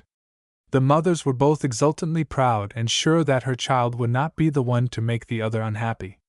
The carriages rolled away, Will and Linnet to take the train to Portland, for if the wind were fair the Linnet would sail the next day for New York and thence to Genoa. Linnet had promised to bring Marjorie some of the plastering of the chamber in which Christopher Columbus was born, and if they went down to Naples she would surely climb Mt. Vesuvius and bring her a branch of mulberry. The mothers remained to wash the dishes and pack things away, to lock up the house, and brush the last flake of dust from any of Linnet's new possessions. Captain Raid called to Hollis, and asked him to walk over the farm with him, and see where everything was planted. Hollis was to remain overnight, but Morris was to take a late train to join the Linnet's crew, it being his first voyage as second mate. The mothers took off their kitchen aprons, washed their hands at Linnet's new sink, and gave Morris the key of the front door to hang up in an out-of-the-way corner of the woodshed. "It may better be here," said Mrs. Raid, "and then any of us can get in at any time to see how things are without troubling anybody to find the key. The captain will see that every door and window is safe, and as we have the silver I don't believe anybody will think of troubling the house." "Oh dear no," replied Mrs. West. "I always leave my clothes out on the line and we never think of locking a door at night. Our kitchen windows look over this way and I shall always be looking over. Now come home with me and see that quilt I haven't got finished yet for them. I told your husband to come to our house for you, for you would surely be there. I suppose Marjorie and Morris will walk back. We wouldn't have minded it either on our 18th birthday." Come, Marjorie, come see where I hang the key, said Morris. Marjorie followed him down the kitchen steps, across the shed to a corner at the farther end. He found a nail and slipped it on, and then asked her to reach it. Even standing on tiptoe, her upstretched hand could not touch it. See how I put the key of my heart out of your reach, he said seriously. And see how I stretch after it, she returned demurely. I will come with you and reach it for you. How can you when you are demolishing plaster in Christopher Columbus House or falling into the crater of empty Vesuvius? I may want to come here that very day. True, I will put it lower for you. Shall I put it under this stone so that you will have to stoop for it?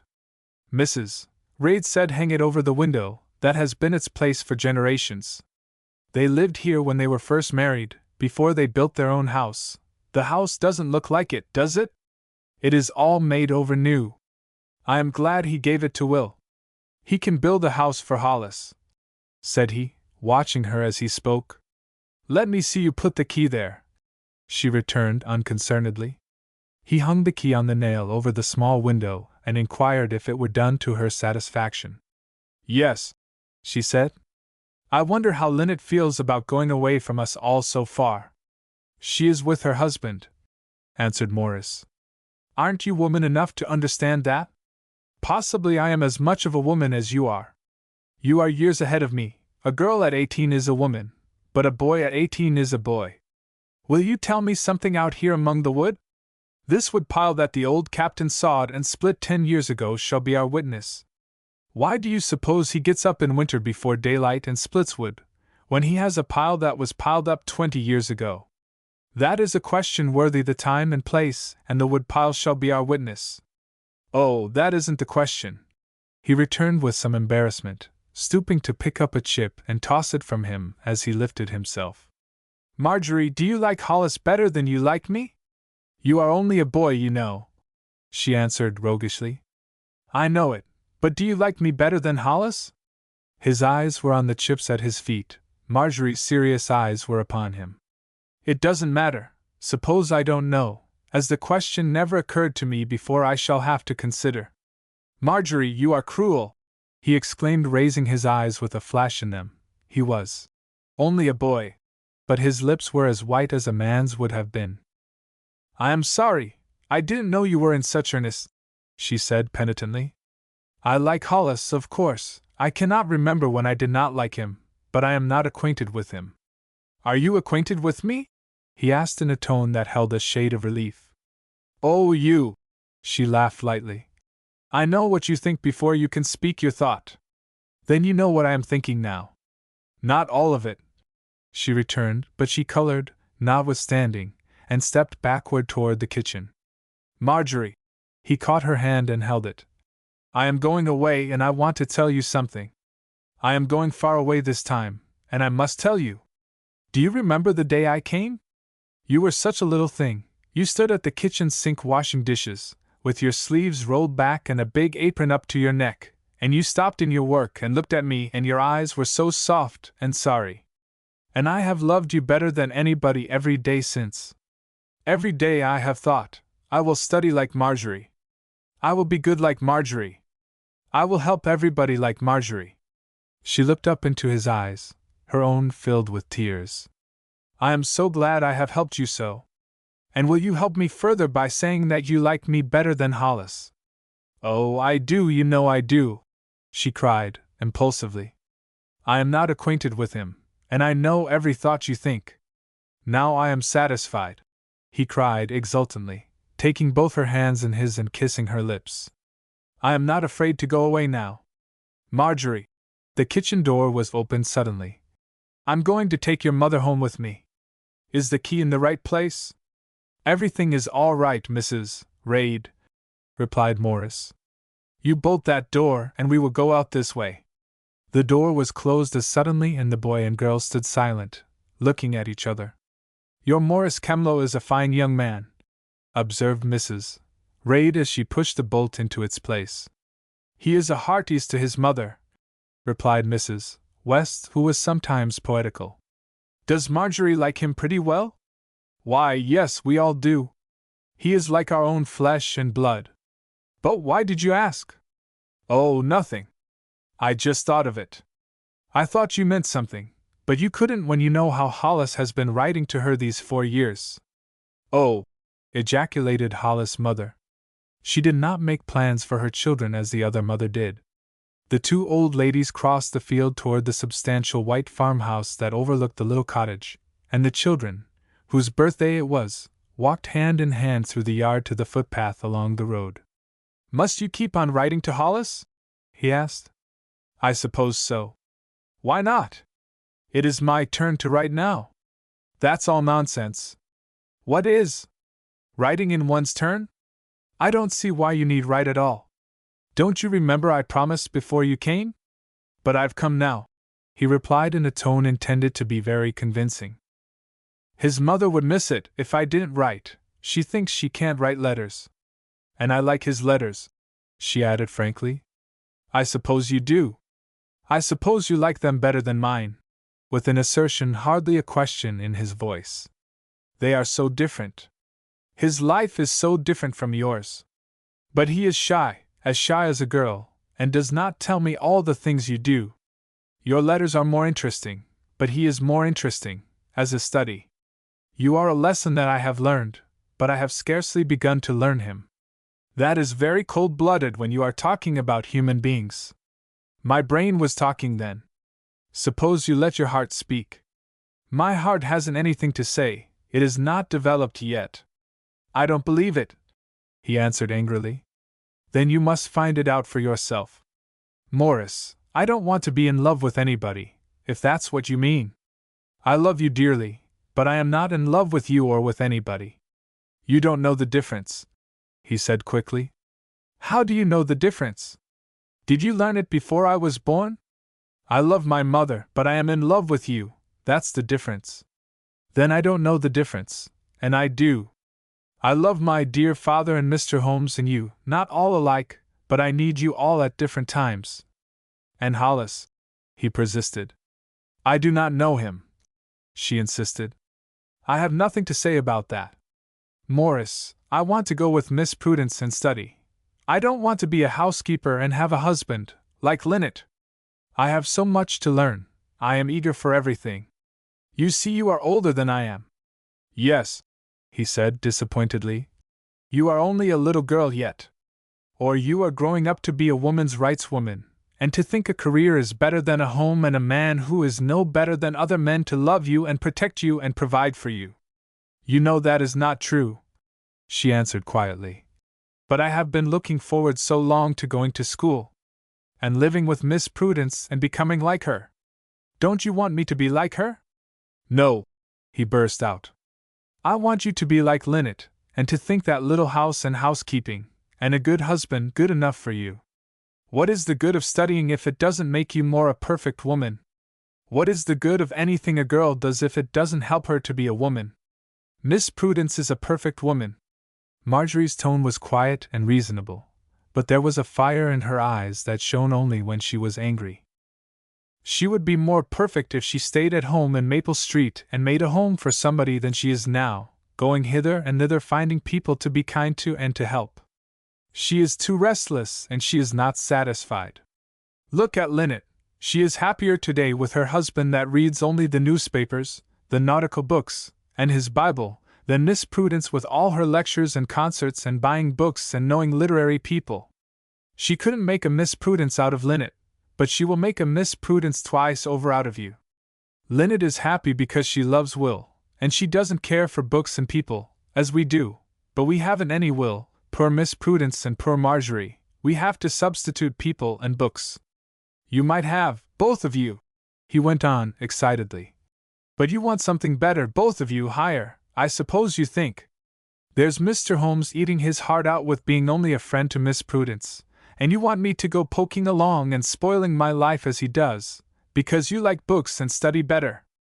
Marjorie laughed. The fire in Morris' blue eyes was something to see, and the tears in his voice would have overcome her had she not laughed instead.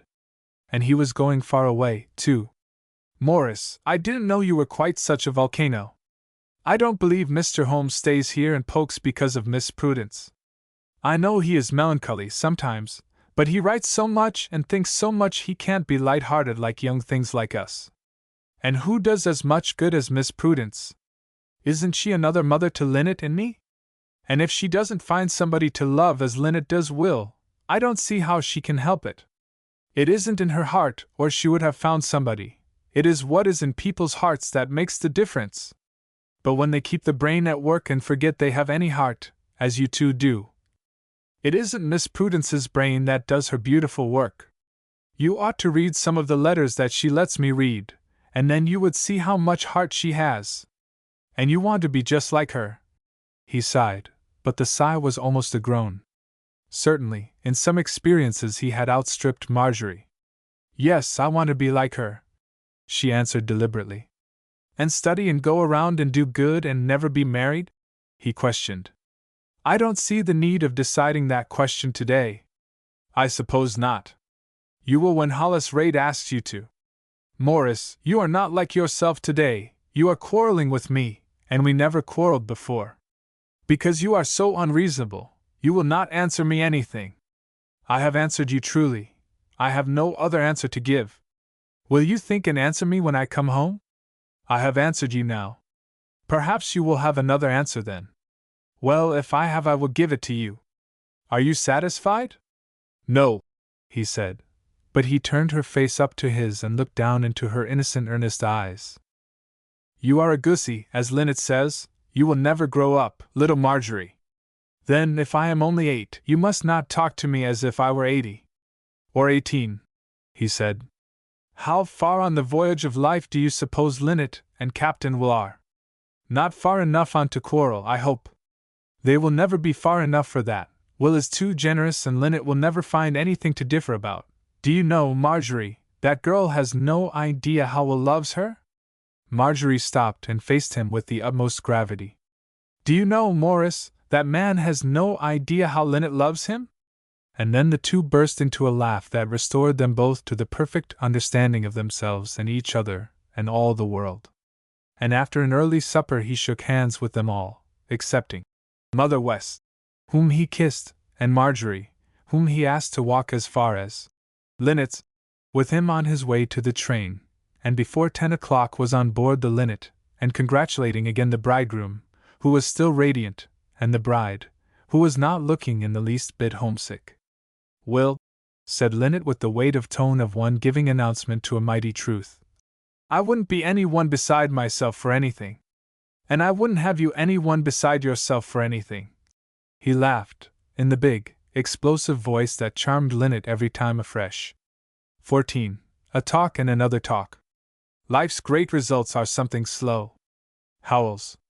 Morris had said goodbye with a look that brought sorrow enough in Marjorie's eyes to satisfy him, almost, and had walked rapidly on, not once turning to discover if Marjorie were standing still or moving toward home. Mr. Holmes and Miss Prudence had promised to start out to meet her, so that her walk homeward in the starlight would not be lonely. But they were not in sight yet to Marjorie's vision, and she stood leaning over the gate looking at the windows with their white shades dropped, and already feeling that the little, new home was solitary. She did not turn until a footstep paused behind her. She was so lost in dreams of Linnet and Morris that she had not noticed the brisk, hurried tread. The white rose had fallen from her hair and the one at her throat had lost several petals. In her hand was a bunch of daisies that Morris had picked along the way and laughingly asked her to try the childish trick of finding out if he loved her, and she had said she was afraid the daisies were too wise and would not ask them. Haven't you been home all this time?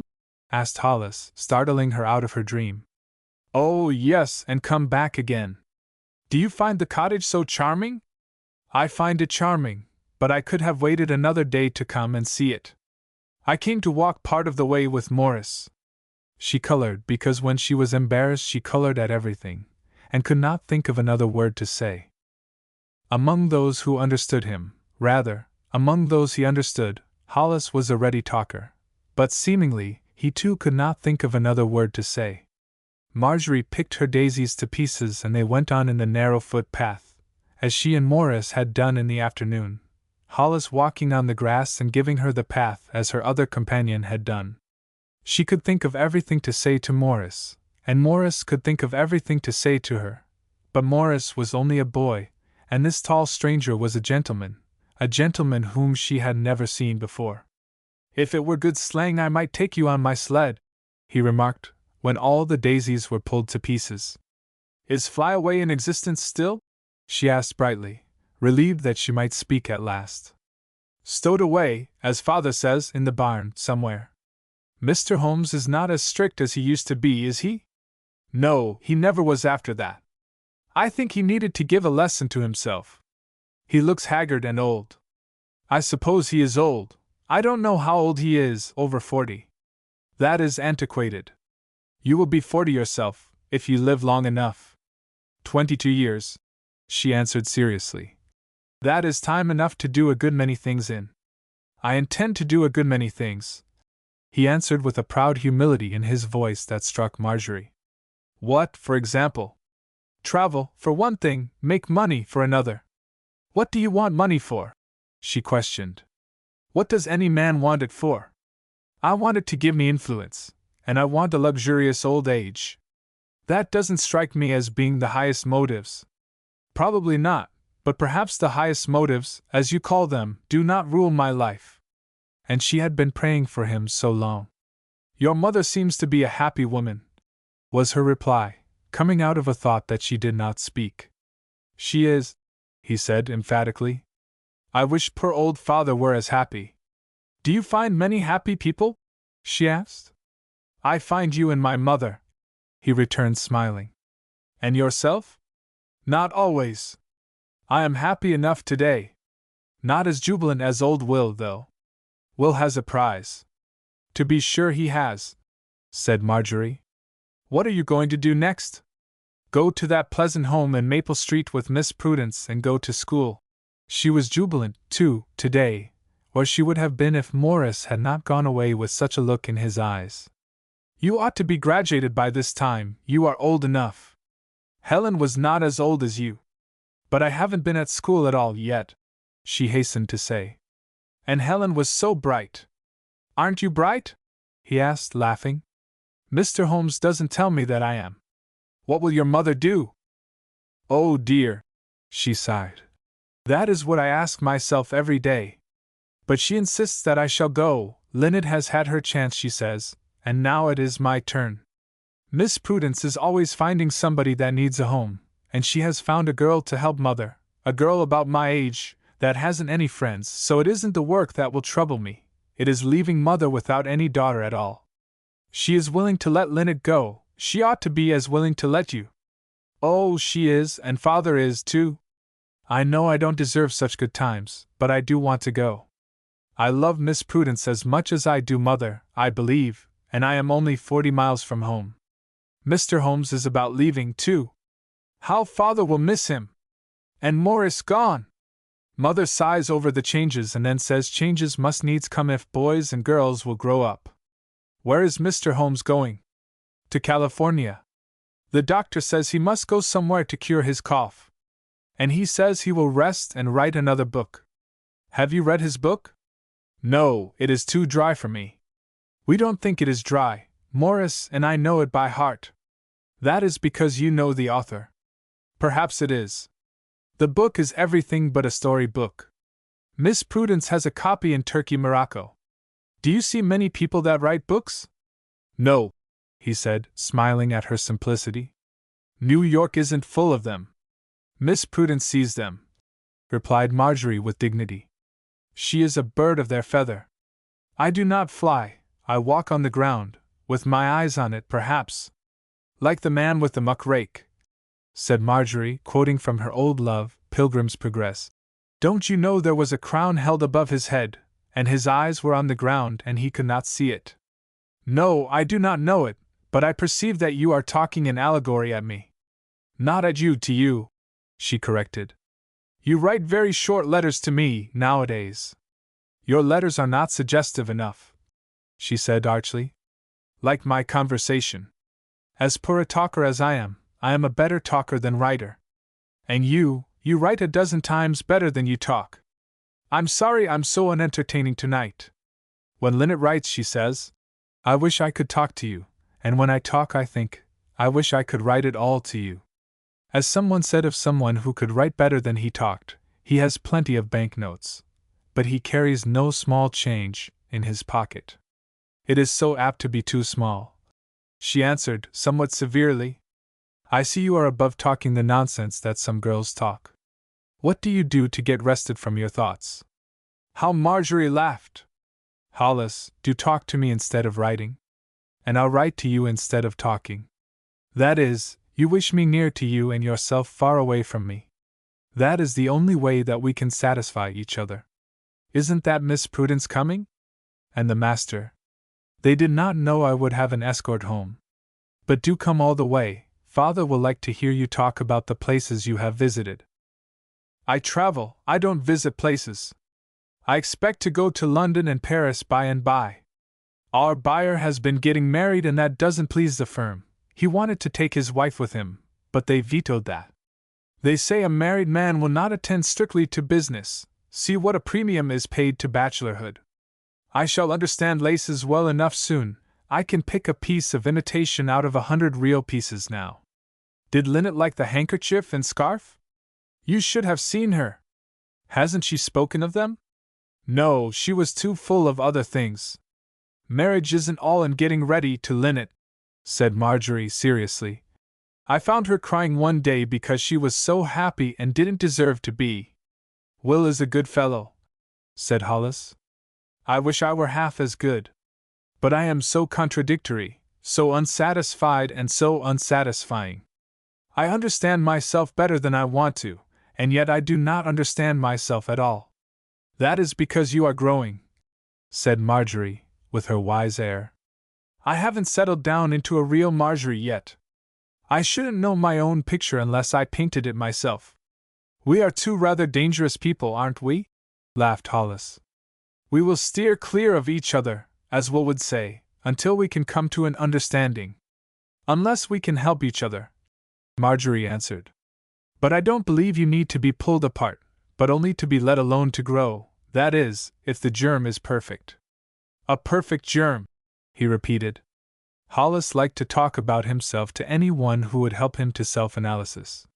But the slowly moving figures were approaching, the black figure with bent shoulders and a slouched hat, the tall slight figure at his side in light gray with a shawl of white wool across her shoulders and drawn up over her hair, the fleecy whiteness softening the lines of a face that were already softened. Oh, Prudence, how far ahead we are of those two! Exclaimed the schoolmaster.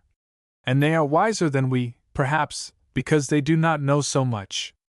They do not know so much of each other, surely, she replied with a low laugh. That very day Mr. Holmes had quoted to her, giving it a personal application. What she suffered she shook off in the sunshine. He had been arguing within himself all day whether or not to destroy that letter in his pocket or to show it to her. Would it give her something else to shake off in the sunshine? Hollis was wondering if this Marjorie, with her sweet, bright face, her graceful step and air of ladyhood, with modest and quick replies, not at all intruding herself, but giving herself, unconsciously, could be the same half-bashful little girl that he had walked with on a country road 4 years before, the little girl who fell so far behind his ideal, the little girl so different from city girls, and now, who among his small circle of girlhood at home could surpass her.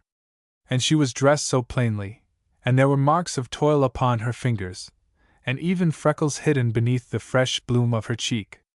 She would hunt eggs tomorrow and milk the cows, she might not only weed in the garden, but when the potatoes were dug she might pick them up, and even assist her father in assorting them. Had he not said that Marjorie was his boy, as well as her mother's girl? Had she not taken the place of Morris in all things that a girl could, and had she not taken his place with the master and gone on with Virgil where Morris left off? Marjorie, I don't see the need of your going to school, he was saying when they joined the others. Hollis, you are right, repeated the master, emphatically. That is only a whim, but she will graduate the first year, so it doesn't matter. You see he is proud of his work, said Marjorie. He will not give any school the credit of me. I will give you into Miss Prudence's keeping for a term of years, to round you off, to make you more of a woman and less of a student, like herself. Marjorie's eyes kindled. I wish Morris might hear that. He has been scolding me, but that would satisfy him. After several moments of light talk, if the master ever could be said to encourage light talk, he touched Miss Prudence, detaining her with him, and Marjorie and Hollis walked on together. Marjorie and Hollis were not silent, nor altogether grave, for now and then her laugh would ripple forth and he would join, with a ringing, boyish laugh that made her forget that he had grown up since that day he brought her the plate. But the two behind them were altogether grave. Miss Prudence was speaking, for Mr. Holmes had asked her what kind of a day she had had. "Tomorrow is to be one of our anniversaries, you know," she replied. 24 years ago, tomorrow was to have been to me what today is to Linnet. I wonder if I were as light-hearted as Linnet. You were as blithe a maiden as ever trod on air, he returned, smiling sadly. Don't I remember how you used to chase me around that old garden? When we go back, let us try another chase, shall we? We will let Marjorie run and imagine it is I. Prudence, if I regain my strength out there, I am coming home to tell you something, may I? I want you to regain your strength, but I am trembling when I think of anything to be told. Is it anything about Jerome? Yes, it is about him and about myself. It is about our last interview when we spoke of you. Do you still believe that he is living? Yes, we are living. Why should he not be alive? Do you know how old he would be? He was just 20 years older than I. Then he must be 64. That is not young, Prudence, and he had grown old when I said goodbye to him on the steamer. No, it was not a steamer. He avoided the publicity. He went in a merchant ship. There was not even one passenger beside himself. He had a fine constitution and he knew how to take care of himself. It was the worry that made him look old. He was very warm-hearted and lovable. Yes, escaped Miss Prudence's lips. But he was weak and led astray. It seems strange that your silver wedding day might be almost at hand, and that tall boy and girl in front of you my brother's children to call me Uncle John. John, she sobbed, catching her breath. Poor child! Now I brought the tears. I was determined to get that dead look out of your eyes that was beginning to come tonight. It shall go away tonight, and you shall not awake with it in the morning. Do you know what you want? Do you want to tell me what you pray about on your wedding day? Yes, and you can pray with me tomorrow. I always ask repentance and remission of sins for him and for myself that I may see him once more and make him believe that I have forgiven him. Did you ever wish that you had been his wife and might have shared his exile? Not at first. I was too indignant. I did not forgive him, at first, but since I have wished it, I know he has needed me. But he threw you off. No, he would not let me share his disgrace. He did not love you well enough to keep the disgrace from you, it seems, said John Holmes bitterly. No, I could not keep him from sin. The love of a woman is not the love of God. I failed as many a woman has failed. But I did not desert him. I went, but he would not see me. He was sorry afterward. He tried to write to you, but he always broke down and could not go on. You were so young and he had been ashamed to you. You never told me this before. Because I hated him, I hated my brother, for disgracing you and disgracing my mother and myself. I have grown forgiving since God has forgiven me. He said that last day that you must not forget him. He knew I would not forget, said Miss Prudence proudly. Did you ever hate him? Yes, I think I did. I believed he hastened poor father's death. I knew he had spoiled all my life. Yes, I hated him until my heart was softened by many sorrows. John, I loved that man who went away, so far, without me, but I held myself bound. I thought your brother would come back and claim. Missing text was while Jerome was in, before he went to Europe, and I said the shame and horror was too great. I could not become anybody's happy wife with that man who was so nearly my husband in such a place. Have you regretted that decision since? He questioned in a dry, hard tone. Yes. How quiet her voice was. I was sorry, when I read of his sudden death 2 years ago, and I almost hated your brother again for keeping so much from me. It is so hard not to hate with a bitter hatred when we have been so wronged. How I have prayed for a forgiving heart. She sighed. Have you had any comfort today? Yes, I found it in my reading this morning. Linnet was up and singing early, and I was sitting at my window over her head, and I learned a lesson of how God waits before He comforts in these words that were given new to me. And the napkin that was about his head, not lying with the linen clothes, but wrapped together in a place by itself. I cannot see any comfort in that. There was a broken sound in the master's voice that Miss Prudence had never heard before, a hopelessness that was something deeper than his old melancholy. Had any confession that she had made touched him anew? Was he troubled at that acknowledged hardness towards his brother? Or was it sorrow afresh at the mention of her disappointments? Or was it sympathy for the friend who had given her up and gone away without her? Would Miss Prudence have been burdened as she never had been burdened before could she have known that he had lost a long-cherished hope for himself? That he had lived his lonely life year after year waiting until he should no longer be bound by the promise made to his brother at their parting? The promise was this, that he should not ask Prudence, his brother had said, to marry him until he himself should be dead, in pity for the brother who had educated him and had in every way been so generous, and who now pleaded brokenly for this last mercy. He had given the promise, rather it had been wrung out of him, and for a little time he had not repented. And then when he forgot his brother and remembered himself, his heart died within him, and there was nothing but hard work left to live for. This only for a time. He found God afterward and worked hard for him. He had written to his brother and begged release, but no word of release had come, and he was growing old, and his health had failed under the stress of work and the agony of his self-control, the constant anguish of patience. But the letter in his pocket was of no avail now. Prudence had loved him only as a brother all these long years of his suspense and hope and waiting. That friend whose sudden death had moved her so had been in her thoughts, and he was only her dear friend and Jerome's brother. It is no wonder that the bent shoulders drooped lower, and that the slouched hat was drawn over a face that fain would have hidden itself. Prudence, his sister Prudence, was speaking to him, and he had not heard a word. How that young fellow in front was rattling on and laughing as though hearts never ached or broke with aching, and now he was daring Marjorie to a race, and the fleet-footed girl was in full chase, and the two who had run their race nearly a quarter of a century before walked on slowly and seriously with more to think about and bear than they could find words for. I found comfort in that. Shall I tell you? She asked. Yes, he said, if you can make me understand. I think you will understand, but I shall not make you. I shall speak slowly, for I want to tell you all I thought. The Lord was dead. He had been crucified and laid away within the sepulchre 3 days since, and they who had so loved him and so trusted in his promises were broken-hearted because of his death. Our Christ has never been dead to you, John. Think what it must have been to them to know him dead. Let not your heart be troubled, he said. But their hearts were troubled, and he knew it. He knew how John's heart was rent, and how he was sorrowing with the mother he had taken into his own home. He knew how Peter had wept his bitter tears, how Martha and Mary and Lazarus were grieving for him, how all were watching, waiting, hoping and yet hardly daring to hope. Oh, how little our griefs seem to us beside such grief as theirs. And the 3rd day since he had been taken from them.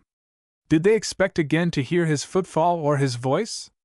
He could see, all this time, the hands outstretched in prayer. He could hear their cries, he could feel the beating of every heart, and yet how slowly he was going forth to meet them. How could he stay his feet? Were not Peter and John running towards him? Was not Mary on her way to him? And yet he did not hasten. Something must first be done, such little things. The linen clothes must be laid aside, and the napkin that had been about his head must be wrapped together in a place by itself. Such a little thing to think of, such a little thing to do, before he could go forth to meet them. Was it necessary that the napkin should be wrapped together in a place by itself? As necessary as that their terrible suspense should be ended? As necessary as that Peter and John and Martha and Mary and his mother should be comforted one little instant sooner? Could you or I wait to fold a napkin and lay it away if we might fly to a friend who is wearying for us? Suppose God says, fold that napkin and lay it away, do we do it cheerfully and submissively, choosing to do it rather than to hasten to our friend? If a leper had stood in the way, beseeching him, if the dead son of a widow were being carried out, we could understand the instant's delay. If only a little child were waiting to speak to the Lord, but to keep so many waiting just to lay the linen clothes aside, and most of all, to wrap together that napkin and lay it by itself. Only the knowing that the doing this was doing the will of God reconciles me to the waiting that one instant longer, that his mother need not have waited but for that. So, John, perhaps you and I are waiting to do some little thing that we do not know the meaning of, before God's will can be perfect concerning us. It may be as near to us as was the napkin about the head of the Lord. I was forgetting that, after he died for us, there was any of the Father's will left for him to do. And I suppose he folded that napkin as willingly as he gave himself up to the cross. John, that does help me. I am so impatient at interruptions to what I call my work, and I am so impatient for the Lord to work for me. Yes, he answered slowly. It is hard to realize that we must stop to do every little thing. But I do not stop, I pass the small things by. Prudence, I am burning up with impatience tonight. Are you? I am very quiet. If you knew something about Jerome that I do not know, and it would disturb me to know it, would you tell me? If I should judge you by myself, I should tell you. How can one person know how a truth may affect another? Tell me what you know, I am ready. But she trembled exceedingly, and staggered as she walked. Take my arm, he said quietly. She obeyed and leaned against him as they moved on slowly. It was too dark for them to see each other's faces clearly. A storm was gathering, the outlines of the house they were approaching were scarcely distinguishable. We are almost home, she said. Yes, there. Our light is flashing out. Marjorie is lighting the parlor lamp. I have in my pocket a letter from Jerome. I have had it a week. You seemed so quiet and happy I had not the heart to disturb you. It was sent to the old address. I told him someone there would always find me. He has not written because he thought we did not care to hear. He has the name of an honest man there, he says. Is that all? She questioned, her heart beating with a rapid pulsation. How long she had waited for this. He is not in Europe now, he is in California. His wife is dead and he has a little girl 10 years old. He refers to a letter written 12 years ago, a letter that I never received, but it would have made no difference if I had received it. I wrote to him once begging him to release me from a promise that I made rashly out of great pity for him. It was cruel and selfish in him to force me to it, but I was not sure of myself then, and it was all that I could do for him. But as I said, he released me when he chose to do it, and it does not matter. Perhaps it is better that I had the promise to bind me. You are happier for it, I think, and I have not been selfish in any demand upon you. John, I don't know what you mean, she said, perplexed. I don't mean anything that I can tell you. I hope he did not deceive her, his wife, that he told her all about himself. She died 9 years ago, he writes, and now he is very ill himself and wishes to leave his little daughter in safe hands. Her mother was an orphan, it seems, and the child has no relatives that he cares to leave her with. Her mother was an English girl, he was married in England. He wishes me to come to him and take charge of the child. That is why you so suddenly chose California instead of Minnesota for your winter? Yes. Have you written to him? Yes. Is he very ill? Yes, he may never receive my letter. I would like to write to him, said Miss Prudence. Would you like to see the letter? No, I would rather not. You have told me all? With a slight quiver in the firm voice. All excepting his message to you. After a moment she asked, What is it? He wants you to take the guardianship of his child with me. I have not told you all. He thinks we are married. The brave voice trembled in spite of his stern self-control. Oh! Exclaimed Prudence, and then, Why should he think that? In a low, hesitating voice. Because he knew me so well. Having only each other, it was natural, was it not? Perhaps so.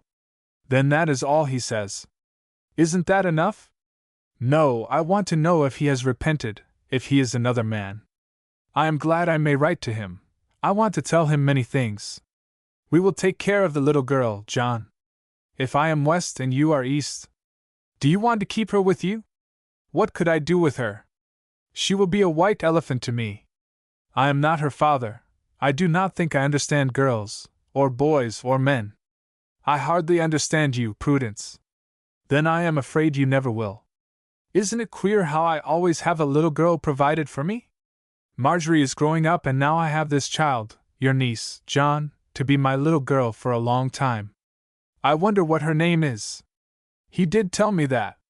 I may have passed over something else. You might better see the letter.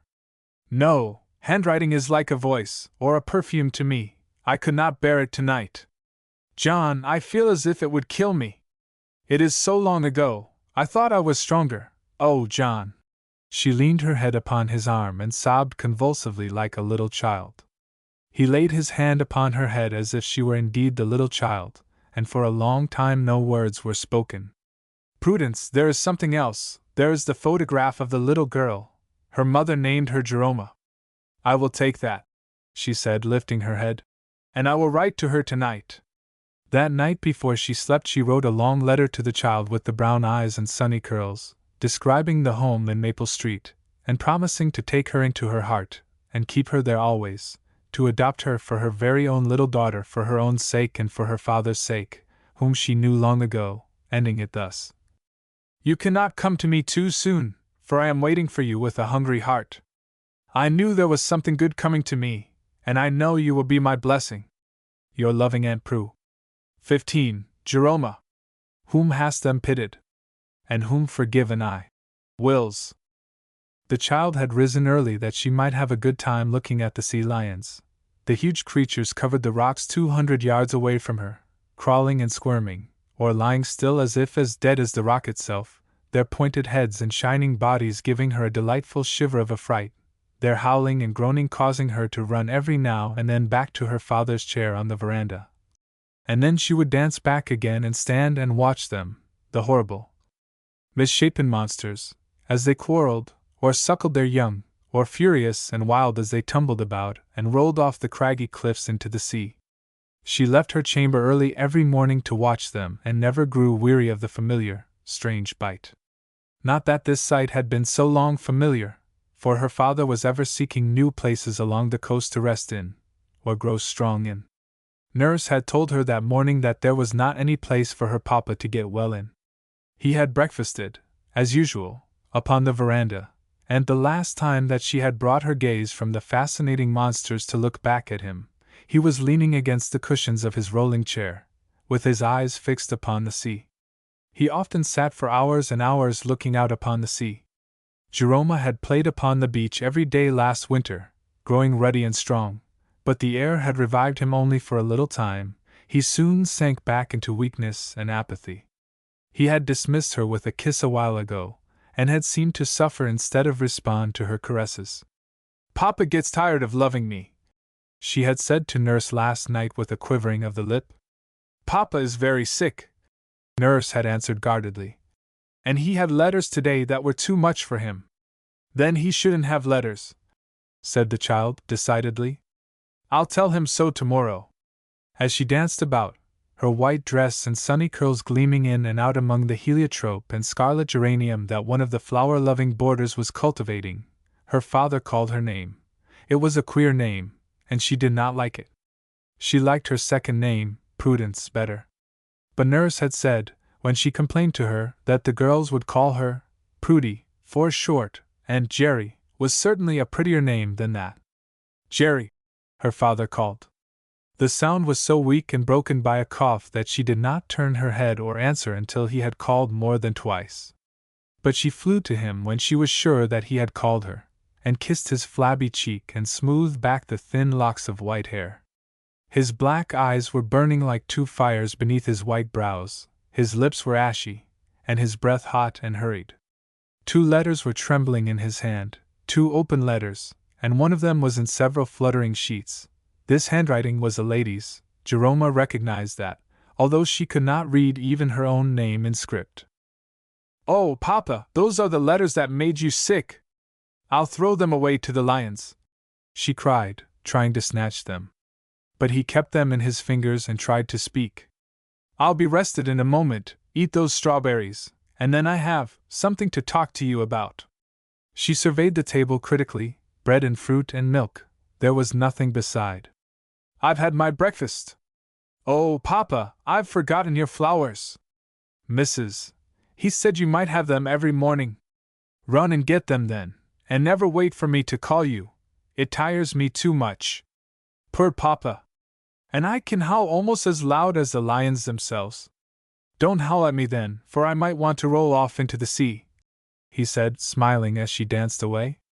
The child seemed never to walk, she was always frisking about, one hardly knew if her feet touched the ground.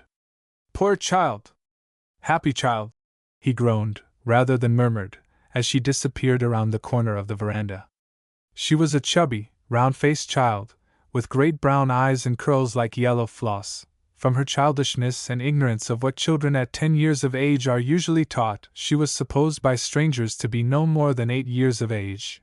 She was an imperious little lady, impetuous, untrained, self-reliant, and from much intercourse with strangers, not at all shy, looking out upon the world with confiding eyes, and knowing nothing to be afraid of or ashamed of. Nurse had been her only teacher. She could barely read a chapter in the New Testament, and when her father gave her 10 cents, and then 5 more, she could not tell him how many cents she held in her hand. No matter, I don't want you to count money, he said. Before he recovered his breath and self-possession, she was at his side with the flowers she had hastily plucked: scarlet geranium, heliotrope, sweet alyssum, the gorgeous yellow and orange poppy, and the lovely blue and white lupin. He received them with a listless smile and laid them upon his knee. As he bade her again to eat the strawberries, she brought them to his side, now and then coaxing a particularly splendid one into his mouth, pressing them between his lips with her stained fingers. Papa, your eyes shine today. You are almost well. Nurse doesn't know. What does nurse say? That you will die soon, and then where shall I go? Would you like to know where you will go? I don't want to go anywhere. I want to stay here with you. But that is impossible, Jerry. Why? Who says so? She questioned, fixing her wondering eyes on his. God, he answered solemnly. Does he know all about it? Yes. Has it got to be so, then? She asked, awed. Yes. Well, what is the rest, then? Sit down and I'll tell you. I'd rather stand, please. I never like to sit down. Stand still then, dear, and lean on the arm of my chair and not on me. You take my breath away. Purred Papa. Am I so big? As big as a sea lion? Not heeding her, more than half the time he heard her voice without heeding her words, he turned the sheets in his fingers, lifted them as if to read them, and then dropped his hand. Jerry, what have I told you about Uncle John who lives near the other ocean? Jerry thought a moment. That he is good and will love me dearly, and be ever so kind to me and teach me things? And Aunt Prue, what do you know about her? I know I have some of her name, not all, for her name is Pomerol, and she is as beautiful as a queen and as good, and she will love me more than Uncle John will, and teach me how to be a lovely lady, too. Yes, that is all true. One of these letters is from her, written to you. Oh, to me. To me. I will read it to you presently. I know which is hers, the thin paper and the writing that runs along. And the other is from Uncle John. To me? She queried. No, this is mine, but I will read it to you. First I want to tell you about Aunt Prue's home. Is it like this? Near the sea? And can I play on the beach and see the lions? It is near the sea, but it is not like this. Her home is in a city by the sea.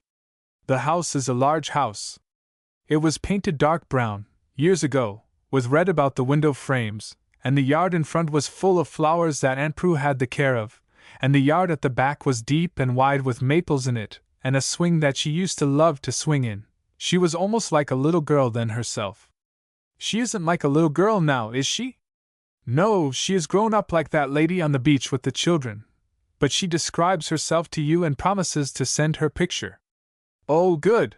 Exclaimed the child, dancing around the chair, and coming back to stand quietly at her father's side. What is the house like inside? Like this house? No, not at all. There is a wide, old-fashioned hall, with a dark carpet in it, and a table and several chairs, and engravings on the walls, and a broad staircase that leads to large, pleasant rooms above, and there's a small room on the top of the house where you can go up and see vessels entering the harbor. Downstairs the long parlor is the room that I know best. That had a dark carpet and dark paper on the walls and many windows in front and back and 2 on the side. There were portraits over the mantel of her father and mother, and other pictures around everywhere, and a piano that she loved to play for her father on, and books in bookcases, and in winter plants. It was not like any one else's parlor. For her father liked to sit there, and she brought in everything that would please him. Her father was old like me, and sick, and she was a dear daughter like you. Did he die? She asked. Yes, he died. He died sooner than he would have died because someone he thought a great deal of did something very wicked and almost killed his daughter with grief. How would I feel if someone should make you so unhappy and I could not defend you and had to die and leave you alone? Would you want to kill him, the man that hurt me? But his eyes were on the water and not on her face. His countenance became ashy, he gasped and hurried his handkerchief to his lips. Jerome was not afraid of the bright spots that he sought to conceal by crumpling the handkerchief in his hand. She had known a long time that when her father was excited those red spots came on his handkerchief. She knew, too, that the physician had said that when he began to cough he would die, but she had never heard him cough very much, and could not believe that he must ever die. Papa, what became of the man that hurt Aunt Prue and made her father die? He lived and was the unhappiest wretch in existence. But Aunt Prue tried to forgive him, and she used to pray for him as she always had done before. Jerry, when you go to Aunt Prue I want you to take her name, your own name, Prudence, and I will begin today to call you Prue, so that you may get used to it. Oh, will you? She cried in her happy voice. I don't like to be Jerry, like the boy that takes care of the horses. When Mr. Pierce calls so loud Jerry, I'm always afraid he means me. But nurse says that Jerry has a Y in it and mine is I-E, but it sounds like my name all the time. But Prue is soft like pussy and I like it. What made you ever call me Jerry, Papa? Because your mama named you after my name, Jerome. We used to call you Roma, but that was long for a baby, so we began to call you Jerry. I like it, Papa, because it is your name, and I could tell the girls at Aunt Prue's that it is my father's name, and then I would be proud and not ashamed. No, dear, always write at Prudence Holmes, forget that you had any other name. It is so uncommon that people would ask how you came by it, and then they would know immediately who your father was. But I like to tell them who my father was. Do people know you in Aunt Prue's city? Yes, they knew me once and they are not likely to forget. Promise me, Jerry, Prue, that you will give up your first name. I don't like to, now I must, but I will, Papa, and I'll tell Aunt Prue you liked her name best, shall I? Yes, tell her all I've been telling you, always tell her everything. Never do anything that you cannot tell her, and be sure to tell her if anyone speaks to you about your father, and she will talk to you about it. Yes, Papa, promised the child in an uncomprehending tone. Does nurse teach you a Bible verse every night as I asked her to do? Oh, yes, and I like some of them. The one last night was about a name. Perhaps it meant Prue was a good name. What is it? He asked. A good name, she repeated, with her eyes on the floor of the veranda. And then something about riches, great riches, but I do forget so. Shall I run and ask her, Papa? No, I learned it when I was a boy. A good name is rather to be chosen than great riches. Is that it? Yes, that's it. A good name is rather to be chosen than great riches. I shan't forget next time. I'll think about your name, Jerome, Papa. That is a good name, but I don't see how it is better than great riches, do you? The handkerchief was nervously at his lips again, and the child waited for him to speak. Jerry, I have no money to leave you. It will all be gone by the time you and nurse are safe at Aunt Prue's. Everything you have will come from her. You must always thank her very much for doing so much for you, and thank Uncle John and be very obedient to him. Will he make me do what I don't want to? She asked, her lips pouting and her eyes moistening. Not unless it is best, and now you must promise me never to disobey him or Aunt Prue. Promise, Jerry. But Jerry did not like to promise. She moved her feet uneasily. She scratched on the arm of his chair with a pin that she had picked up on the floor of the veranda. She would not lift her eyes nor speak. She did not love to be obedient, she loved to be queen in her own little realm of self. Papa is dying, he will soon go away, and his little daughter will not promise the last thing he asks of her. Instantly, in a flood of penitent tears, her arms were flung about his neck and she was promising over and over, I will, and sobbing on his shoulder. He suffered the embrace for a few moments, and then pushed her gently aside. Papa is tired now, dear. I want to teach you a Bible verse, that you must never, never forget. The way of the transgressor is hard. Say it after me. The child brushed her tears away and stood upright. The way of the transgressor is hard, she repeated in a sobbing voice. Repeat it 3 times. She repeated it 3 times slowly. Tell Uncle John and Aunt Prue that that was the last thing I taught you, will you? Yes, Papa, catching her breath with a little sob. And now run away and come back in an hour and I will read the letters to you. Ask Nurse to tell you when it is an hour. The child skipped away, and before many minutes he heard her laughing with the children on the beach. With the letters in his hand, and the crumpled handkerchief with the moist red spots tucked away behind him in the chair, he leaned back and closed his eyes. His breath came easily after a little time, and he dozed and dreamed. He was a boy again, and it was a moonlight night, snow was on the ground, and he was walking home from town besides his oxen. He had sold the load of wood that he had started with before daylight. He had eaten his 2 lunches of bread and salt beef and doughnuts, and now, cold and tired and sleepy, he was walking back home at the side of his oxen. The stars were shining, the ground was as hard as stone beneath his tread, the oxen labored on slowly, it seemed as if he would never get home. His mother would have a hot supper for him, and the boys would ask what the news was, and what he had seen, and his little sister would ask if he had bought that piece of gingerbread for her. He stirred and the papers rustled in his fingers and there was a harsh sound somewhere as of a bolt grating, and his cell was small and the bed so narrow and so hard, and he was suffocating and could not get out. Papa! Papa! It's an hour! Whispered a voice in his ear. The eyelids quivered, the eyes looked straight at her but did not see her. Ah, sing! Ah, sing! Get me to bed! He groaned. Frightened at the expression of his face, the child ran to call Nurse and her father's man, Ah Sing. Nurse kept her out of her father's chamber all that day, but she begged for her letter and Nurse gave it to her. She carried it in her hand that day and the next, at night keeping it under her pillow. Before many days the strange uncle came and he led her in to her father and let her kiss his hand, and afterward he read Aunt Prue's soiled letter to her, and told her that she and Nurse were going to Aunt Prue's home next week. Won't you go, too? She asked, clinging to him as no one had ever clung to him before. No, I must stay here all winter. I shall come to you sometime. She sobbed herself to sleep in his arms, with the letter held fast in her hand. He laid her on her bed, pressing his lips to her warm, wet face, and then went down and out on the beach, pacing up and down until the dawn was in the sky. 16. Maple Street. Work for some good, be it ever so slowly. Mrs. Osgood. The long room with its dark carpet and dark walls was in twilight and in firelight, for without the rain was falling steadily, and in the old house fires were needed early in the season. In the time of which little Jeroma had heard, there had been a fire on the hearth in the front parlor, but tonight, when that old time was among the legends, the fire glowed in a large grate. In the back parlor the heat came up through the register. Miss Prudence had a way of designating the long apartment as 2 rooms, for there was an arch in the center, and there were 2 mantels and 2 fireplaces. Prue's father would have said tonight that the old room was unchanged.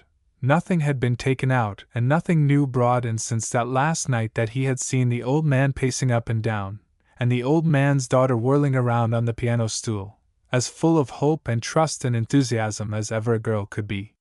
But tonight there was a solitary figure before the fire, with no memories and no traditions to disturb her dreaming, with no memories of other people's past, that is, for there was a sad memory or a foreboding in the very droop of her shoulders and in her listless hands. The small, plump figure was arrayed in school attire of dark brown, with linen collar and cuffs, button boots resting on the fender, and a black silk apron with pockets. There were books and a slate upon the rug, and a slate pencil and lead pencil in one of the apron pockets. A sheet of note paper had slipped from her lap down to the rug. On the sheet of paper was a half-finished letter beginning, "Dear Morris." There was nothing in the letter worth jotting down. She wondered why she had ever begun it. She was nestling down now with her head on the soft arm of the chair. Her eyes were closed, but she was not asleep, for the moisture beneath the tremulous eyelids had formed itself into 2 large drops and was slowly rolling, unheeded, down her cheeks. The rain was beating noisily upon the window panes, and the wind was rising higher and higher. As it lulled for a moment, there was the sound of a footfall on the carpet somewhere, and the door was pushed open from the lighted hall. "Don't you want to be lighted up yet, Miss Marjorie?" "No, Deborah, thank you. I'll light the lamps myself. Young things like to sit in the dark, I guess," muttered old Deborah, closing the door softly, adding to herself, "Miss Prudence used to, once on a time, and this girl is coming to it." After that, for a little time there was no sound, save the sound of the rain, and now and then the soft sigh that escaped Marjorie's lips. How strange it was, she reasoned with herself, for her to care at all.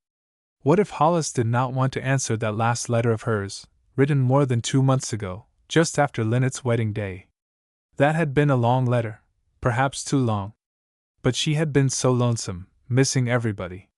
Linnet, and Morris, and Mr. Holmes, and Miss Prudence had gone to her grandfather's for the sea bathing, and the girl had come to help her mother, and she had walked over to his mother's and talked about everything to her, and then written that long letter to him, that long letter that had been unanswered so long. When his letter was due, she had expected it, as usual, and had walked to the post office, the 2.5 miles, for the sake of the letter and having something to do. She could not believe it when the postmaster handed her only her father's weekly paper. She stood a moment, and then asked, "Is that all?" And the next week came, and the next, and the next, and no letter from him, and then she had ceased, with a dull sense of loss and disappointment, to expect any answer at all.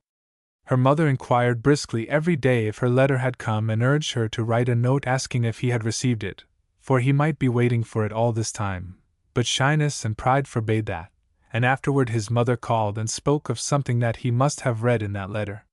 She felt how she must have colored, and was glad that her father called her, at that moment, to help him shell corn for the chickens. When she returned to the house, brightened up and laughing, her mother told her that Mrs. Reid had said that Hollis had begun to write to her regularly, and she was so proud of it. "She says it is because you are going away and he wants her to hear directly from him. I guess, too, it's because he's being exercised in his mind and thinks he ought to have written oftener before. She says her hand is out of practice, and the captain hates to write letters and only writes business letters when it's a force put. I guess she will miss you, Marjorie." Marjorie thought to herself that she would. But Marjorie's mother did not repeat all the conversation.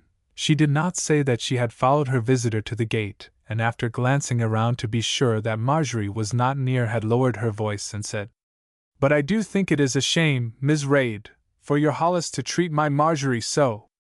After writing to her 4 years to give her the slip like this. And the girl takes on about it, I can see it by her looks, although she's too proud to say a word." "I'm sure I'm sorry," said Mrs. Reid.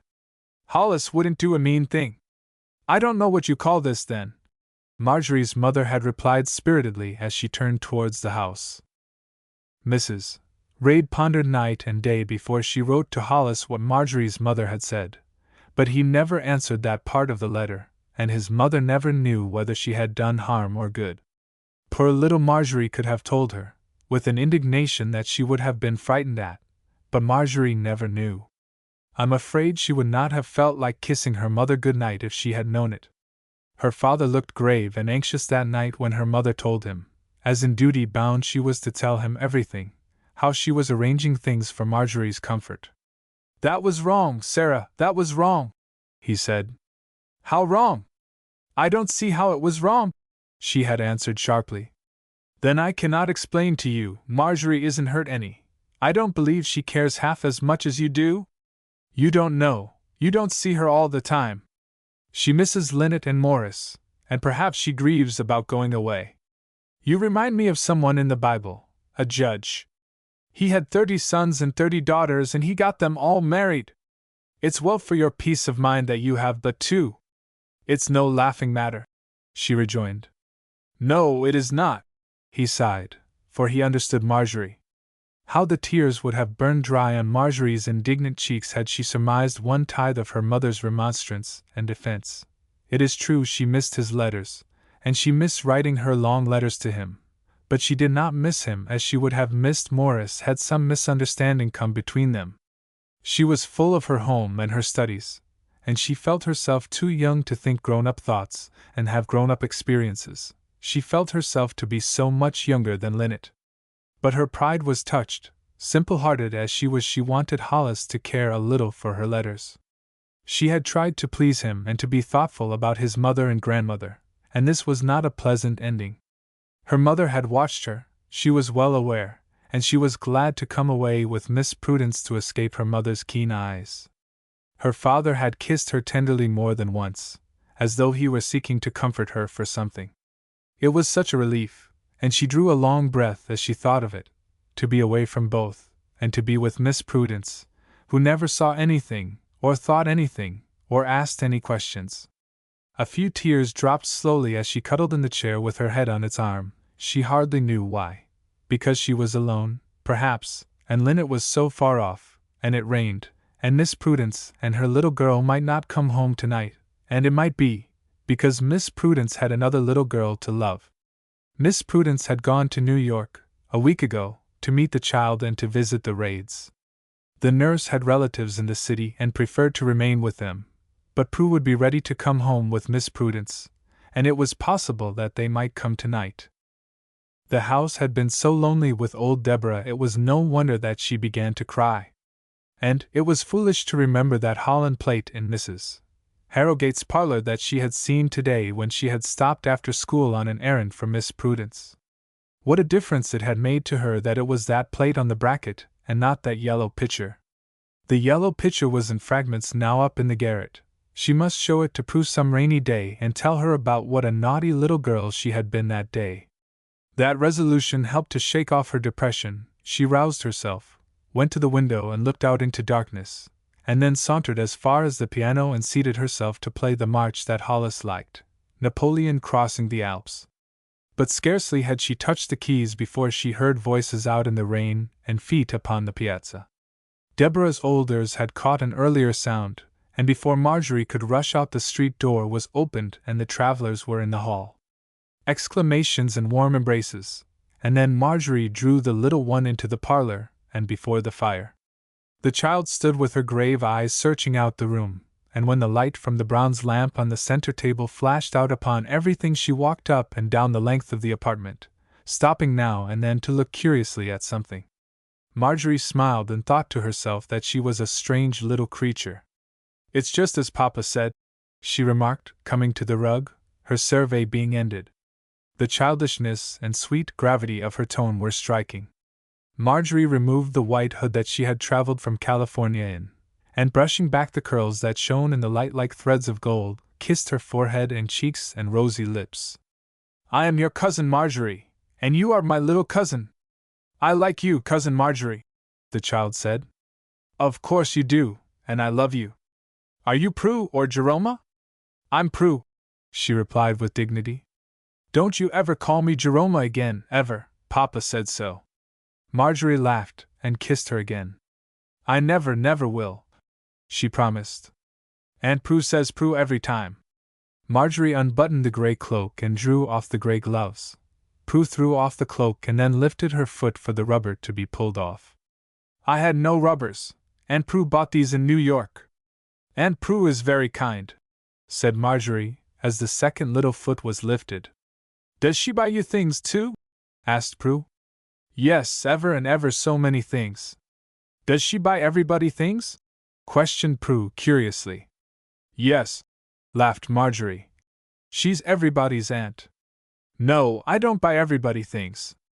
I buy things for you and Marjorie because you are both my little girls." Turning suddenly, Marjorie put both arms about Miss Prudence's neck.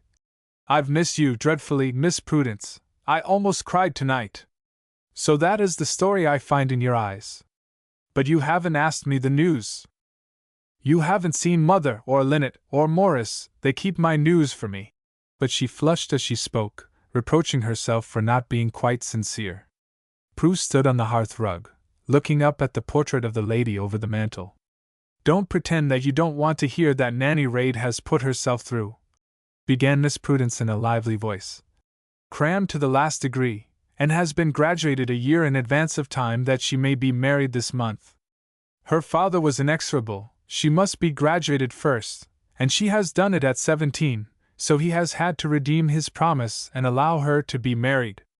Her composition, that is the old-fashioned name, was published in one of the literary weeklies, and they all congratulate themselves and each other over her success. But her eyes are big, and she looks as delicate as a wax lily, she is all nerves, and she laughs and talks as though she could not stop herself. What do you think of her as a schoolgirl triumph? It isn't tempting. I like myself better. I want to be slow. Miss Prudence, I don't want to hurry anything. I approve of you, Marjorie. Now what is this little girl thinking about? Is that your mamma up there? Yes. She looks like you. Yes, I am like her, but there is no white in her hair. It is all black, Prue. I like white in hair for old ladies. Marjorie laughed, and Miss Prudence smiled. She was glad that being called an old lady could strike somebody as comical. Was Papa in this room a good many times? Yes, many times. Miss Prudence could speak to his child without any sigh in her voice. Do you remember the last time he was here? Yes, very gently. He said I would like your house, and I do. Nanny is to marry one of Helen's friends, Marjorie. Her mother thought he used to care for Helen, but Nanny is like her. Yes, said Marjorie. I remember. Hollis told me. And my best news is about Hollis. He united with the church a week or two ago. Mrs. Raid says he is the happiest Christian she ever saw. He says he has not been safe since Helen died. He has been thinking ever since. Tears were so near to Marjorie's eyes that they brimmed over. Could she ever thank God enough for this? Others may have been praying for him, but she knew her years of prayers were being answered. She would never feel sorrowful or disappointed about any little thing again, for what had she so longed for as this? How rejoiced his mother must be! Oh, that she might write to him and tell him how glad she was! But she could not do that. She could tell God how glad she was, and if Hollis never knew it would not matter. In the spring he is to go to Europe for the firm. He will like that, said Marjorie, finding her voice. He is somebody to be depended on. But there is the tea bell, and my little traveler is hungry, for she would not eat on the train and I tempted her with fruit and crackers. And Prue, I like it here. May I see upstairs too? You must see the supper table first. And then Marjorie may show you everything while I write to Uncle John, to tell him that our little bird has found her nest. Marjorie gave up her place that night in the wide, old-fashioned mahogany bedstead beside Miss Prudence and betook herself to the room that opened out of Miss Prudence's, a room with handsome furniture in ash, the prevailing tint of the pretty things being her favorite shade of light blue. That is a maiden's room, Miss Prudence had said, and when Prue has a maiden's room it shall be in rose. Marjorie was not jealous, as she had feared she might be, of the little creature who nestled close to Miss Prudence. She felt that Miss Prudence was being comforted in the child. She was too happy to sleep that night. In the years afterward she did not leave Hollis out of her prayers, but she never once thought to pray that he might be brought back again to be her friend. Her prayer for him had been answered, and with that she was well content. 17. Morris. What I aspire to be comforts me. Browning. It was late one evening in November. Prue had kissed them both good night, and ran laughing up the broad staircase to bed. Miss Prudence had finished her evening's work and evening's pleasure, and was now sitting opposite Marjorie, near the register in the back parlor.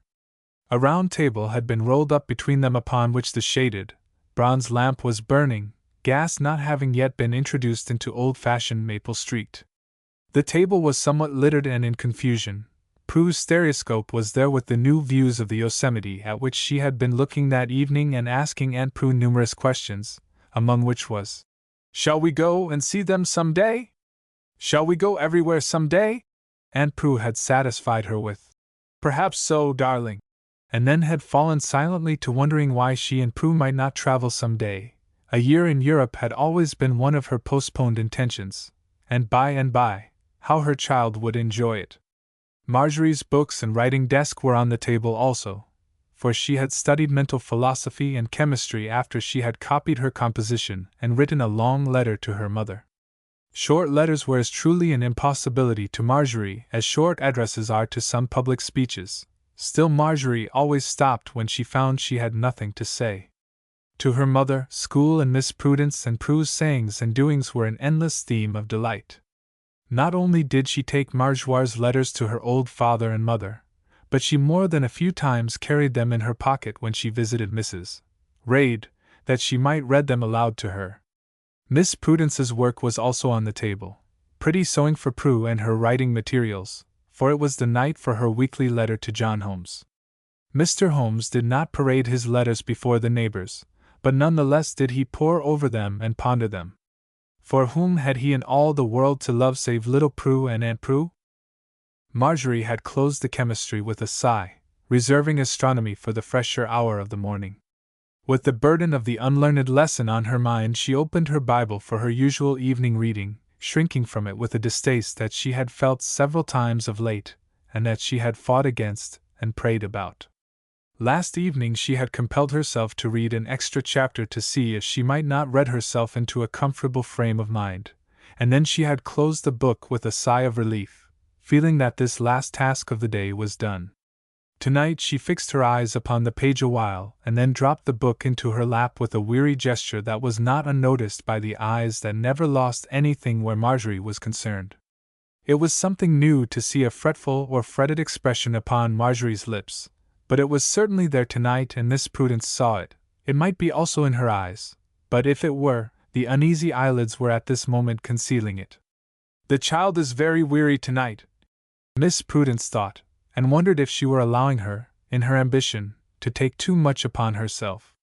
Music, with the 2 hours a day practicing that she resolutely never omitted, all the school lessons, reading and letters, and the conscientious preparation of her lesson for Bible class, was most assuredly sufficient to tax her mental and physical strength, and there was the daily walk of a mile to and from school, and other things numberless to push themselves in for her comfort and Prue's. But her step was elastic, her color as pretty as when she worked in the kitchen at home, and when she came in from school she was always ready for a romp with Prue before she sat down to practice. When summer came, the garden and trips to the islands would be good for both her children. Miss Prudence advocated the higher education for girls, but if Marjorie's color had faded or her spirits flagged, she would have taken her out of school and set her to household tasks and to walks and drives. Had she not taken Lynette home after her 3 years' course with the country color fresh in her cheeks and her step as light upon the stair as when she left home? The weariness had crept into Marjorie's face since she closed her books. It was not when she opened the Bible. Was the child enduring any spiritual conflicts again? Lynette had never had spiritual conflicts. What should she do with this too introspective Marjorie? Would Prue grow up to ask questions and need just such comforting too? Miss Prudence's own evening's work had begun with her Bible reading. She read and meditated all the hour and a quarter that Marjorie was writing her letter. They had supper so early that their evenings began at 6:30. She had read with eagerness and a sense of deep enjoyment and appreciation. "It is so good!" she had exclaimed as she laid the Bible aside, and Marjorie had raised her head at the exclamation and asked what was so good. "Peter's 2 letters to the church and to me." Without replying, Marjorie had dipped her pen again and written, "Miss Prudence is more and more of a saint every day. Marjorie, it's a snowstorm." "Yes," said Marjorie, not opening her eyes. Miss Prudence looked at the bronze clock on the mantel. It was 10 o'clock. Marjorie should have been asleep an hour ago. Miss Prudence's fur-trimmed slippers touched the toe of Marjorie's button boot. They were both resting on the register. "Marjorie, I don't know what I am thinking of to let you sit up so late. I shall have to send you upstairs with Prue after this. Lynette's hour was 9 o'clock when she was studying, and look at her and Nanny Reid. But I'm not getting through to be married, as Linnet was. How do you know? Asked Miss Prudence. Not intentionally, then, smiled Marjorie, opening her eyes this time. I'm not the old maid that eschews matrimony. All I want is to choose for you and Prue. Not yet, please, said Marjorie, lifting her hands in protest. What is it that tires you so tonight? School? No, answered Marjorie, sitting upright. School sits as lightly on my shoulders as that black lace scarf you gave me yesterday. It is because I grow more and more wicked every night. I am worse than I was last night. I tried to read in the Bible just now and I did not care for it one bit, or understand it one bit. I began to think I never should find anything to do me good in Malachi, or in any of the old prophets. Suppose you read to me a while, not in the Bible, but in your Sunday school book. You told Prue that it was fascinating. History of the Reformation, isn't it? Tonight? Oh, Aunt Prue, I'm too tired. Well, then, a chapter of Walter Scott, that will rest you. No, it won't. I wouldn't understand a word. The minister's wooing then. You admire Mrs. Stowe so greatly. I don't admire her tonight, I'm afraid. Aunt Prue, even a startling ring at the door bell will not wake me up. Suppose I play for you, suggested Miss Prudence gravely. I thought you wanted me to go to bed, said Marjorie, suppressing her annoyance as well as she could. Just see, child, you are too worn out for all and any of these things that you usually take pleasure in, and yet you take up the Bible and expect to feel devotional and be greatly edified, even to find that Malachi has a special message for you. And you berate yourself for hard-heartedness and cold-heartedness. When you are so weary, don't you see that your brain refuses to think? Do you mean that I ought to read only one verse and think that enough? Oh, if I might. Have you taken more time than that would require for other things today? Why, yes, said Marjorie, looking surprised. Then why should you give God's book just half a minute, or not so long, and Wayland and Legendre and everybody else just as much time as the length of your lesson claims? Could you make anything of your astronomy now? No, I knew I could not, and that is why I am leaving it till morning. Suppose you do not study it at all and tell Mr. McCosh that you were too tired tonight. He would not accept such an excuse. He would ask why I deferred it so long. He would think I was making fun of him to give him such an excuse.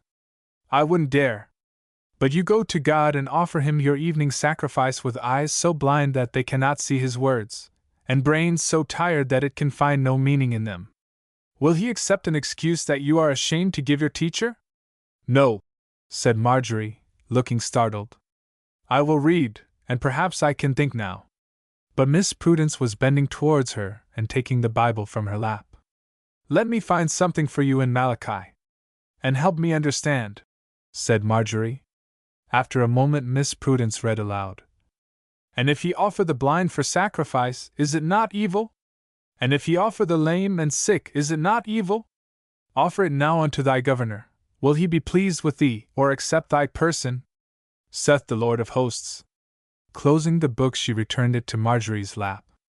You mean that God will not accept my excuse for not feeling like reading tonight?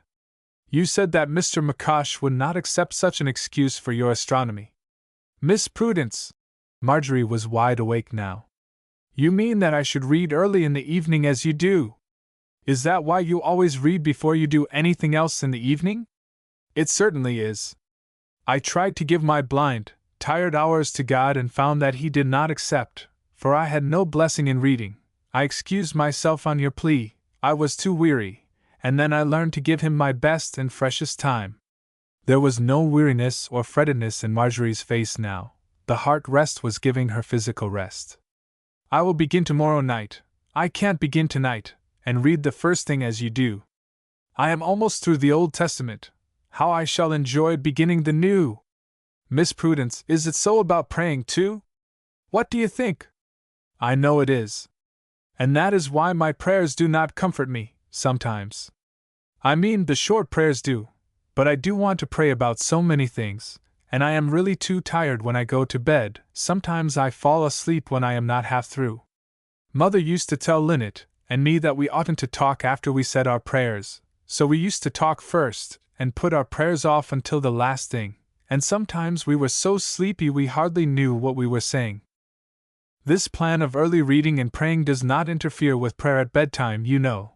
As soon as my head touches the pillow I begin to pray. I think I always fall asleep praying, and my first thought in the morning is prayer. My dear, our best and freshest, not our lame and blind, belong to God. Yes, assented Marjorie in a full tone. Aunt Prue, oh, Aunt Prue, what would I do without you to help me? God would find you somebody else, but I'm very glad He found me for you. I'm more than glad, said Marjorie enthusiastically. It's a real snowstorm.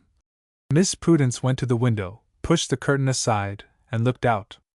It isn't as bad as the night that Morris came to me when I was alone. Mr. Holmes did not come for 2 days, and it was longer than that before Father and Mother could come. What a grand time we had housekeeping! It is time for the linnet to be in.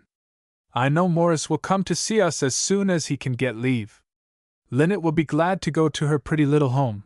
The boy on the farm is to be there nights, Mother said, and Linnet will not mind through the day. Mother Raid, as Linnet says, will run over every day, and Father Raid too, I suspect. They love Linnet. Marjorie, if I hadn't had you I believe I should have been content with Linnet, she is so loving. And if you hadn't Prue you would be content with me, laughed Marjorie, and just then a strong pull at the bell sent it ringing through the house. Marjorie sprang to her feet and Miss Prudence moved towards the door. I feel in my bones that it's somebody, cried Marjorie, following her into the hall. I don't believe a ghost could give a pull like that, answered Miss Prudence, turning the big key. And a ghost certainly never had such laughing blue eyes or such light curls sprinkled with snow and surmounted by a jaunty navy blue sailor cap. And a ghost never could give such a spring and catch Marjorie in its arms and rub its cold cheeks against her warm ones. Oh, Morris, Marjorie cried. It's like that other night when you came in the snow. Only I'm not frightened and alone now. This is such a surprise. Such a splendid surprise. Marjorie was never shy with Morris, her twin brother, as she used to call him. But the next instant she was escaping out of his arms and fleeing back to the fire. Miss Prudence and Morris followed more decorously. Now tell us all about it, Marjorie cried, stepping about upon the rug and on the carpet. And where is Linnet? And when did you get in? And where's Will? And why didn't Linnet come with you? Because I didn't want to be overshadowed. I wanted a welcome all my own. And Linnet is at home under her mother's sheltering wing, as I ought to be under my mother's, instead of being here under yours. Will is on board the Linnet, another place where I ought to be this minute, and we arrived day before yesterday in New York, where we expect to load for Liverpool. I took the captain's wife home, and then got away from Mother West on the plea that I must see my own mother as soon as time and tide permitted. But to my consternation I found every train stopped at the foot of Maple Street, so I had to stop, instead of going through as I wanted to. That is a pity, said Marjorie. But we'll send you off to your mother tomorrow. Now begin at the beginning and tell me everything that you and Linnet didn't write about. But first, a moment, Marjorie. Has our traveler had his supper? Interposed Miss Prudence. Yes, thank you, I had supper, a very early one, with Linnet and Mother West. Father West had gone to mill, and didn't we turn the house upside down when he came into the kitchen and found us? Mother West kept wiping her eyes and Linnet put her arms around her father's neck and really cried. She said she knew she wasn't behaving merrily, but she was so glad she couldn't help it. Dear old Linnet, ejaculated Marjorie. When is she coming to see us? As soon as Mother West and Mother Raid let her. I imagine the scene at Captain Raid's tomorrow. Linnet is wild, as you girls say, to see her house, and I don't know as she can tear herself away from that kitchen and new tinware, and she's fairly longing for wash day to come that she may hang her new clothes on her new clothes line. Oh, I wish I could go and help her, cried Marjorie. Miss Prudence, that little house does almost make me want to go to housekeeping. Just think of getting dinner with all her new things, and setting the table with those pretty white dishes. Now, Marjorie, I've caught you, laughed Morris. That is a concession from the girl that cared only for school books. I do care for school books, but that house is the temptation. I suppose another one wouldn't be. There isn't another one like that, outside of a book. Oh, if you find such things, in books, I won't veto the books. But Miss Prudence, I'm dreadfully afraid of our Marjorie losing herself in a blue stocking. She never will, don't fear, reassured Miss Prudence. She coaxes me to let her sew for Prue, and I found her in the kitchen making cake last Saturday afternoon. Miss Prudence was moving around easily, giving a touch to something here and there, and after closing the piano slipped away, and before they knew it, they were alone, standing on the hearth rug looking gravely and almost questioningly into each other's eyes. Marjorie smiled, remembering the quarrel of that last night. Would he think now that she had become too much like Miss Prudence, with her love of literature, her ready sympathy and neat, housewifely ways? Prue did not know which she liked better, Aunt Prue's puddings or her music. The color rose in Morris' face. Marjorie's lip trembled slightly. She seated herself in the chair she had been occupying and asked Morris to make himself at home in Miss Prudence's chair directly opposite. He dropped into it, threw his head back and allowed his eyes to rove over everything in the room, excepting that flushed, half-averted face so near to him. She was becoming like Miss Prudence. He had decided the matter in the study of these few moments. That attitude when standing was Miss Prudence's, and her position at this moment, the head a little drooping, the hands laid together in her lap, was exactly Miss Prudence's. Miss Prudence's when she was meditating as Marjorie was meditating now. There was a poise of the head like the elder lady's, and now and then a stateliness and dignity that were not Marjorie's own when she was his little friend and companion in work and study at home. In these first moments he could discern changes better than tomorrow. Tomorrow he would be accustomed to her again. Tomorrow he would find the unchanged little Marjorie that hunted eggs and went after the cows. He could not explain to himself why he liked that Marjorie better. He could not explain to himself that he feared Miss Prudence's Marjorie would hold herself above the second mate of the bark Linnet, a second mate whose highest ambition to become master. Linnet had not held herself above Captain Will, but Linnet had never loved books as Marjorie did. Morris was provoked at himself. Did not he love books, and why then should he quarrel with Marjorie? It was not for loving books, but for loving books better than anything. Had Mrs. Browning loved books better than anything, or Mary Somerville, or Frederica Bremer? Yes, Frederica Bremer had refused to be married, but there was Marjorie's favorite. "Tell me all about Linnet," said Marjorie, breaking the uncomfortable silence. "I have, and she has written. But you never can write all. Did she bring me the branch of mulberry from Mt. Vesuvius?" "Yes, and will bring it to you next week. She said she would come to you because she was sure you would not want to leave school, and she wants to see Miss Prudence. I told her she would wish herself a girl again, and it was dangerous for her to come, but she only laughed. I have brought you something, too, Marjorie," he said unsteadily. But Marjorie ignored it and asked questions about Linnet and her home on shipboard. "Have I changed, Marjorie?" "No," she said. "You cannot change for the better, so why should you change at all?" "I don't like that," he returned seriously. "It is rather hard to attain to perfection before one is 21. I shall have nothing to strive for. Don't you know the artist who did kill himself, or wanted to, because he had done his best? You are perfect as a boy, I mean there is all manhood left to you," she answered very gravely. He colored again and his blue eyes grew as cold as steel. Had he come to her tonight in the storm to have his youth thrown up at him? "Marjorie, if that is all you have to say to me, I think I might better go." "Oh, Morris, don't be angry, she pleaded. "How can I look up to somebody who was born on my birthday?" she added merrily. "I don't want you to look up to me, but that is different from looking down. You want me to tarry at Jericho, I suppose," he said, rubbing his smooth chin. "I want you not to be nonsensical," she replied energetically. How that tiny box burned in his pocket. Should he toss it away, that circlet of gold with Semper Fidelis engraved within it? How he used to write on his slate, "Morris Kemlow, Semper Fidelis," and she had never once scorned it, but had written her own name with the same motto beneath it. But she had given it a higher significance than he had given it, She had never once thought of it in connection with any human love. "How often do you write to Hollis?" he inquired at last. "I do not write to him at all," she answered. "Why not? Has something happened?" he said eagerly. "I suppose so. Don't you want to tell me? Does it trouble you?" "Yes, I want to tell you. I do not think that it troubles me now. He has never answered my last letter." "Did you quarrel with him?" "Oh, no, I may have displeased him, but I have no idea how I did it." She spoke very easily, not flushing at all, meeting his eyes frankly. She was concealing nothing, there was nothing to be concealed. Marjorie was a little girl still. Was he glad or sorry?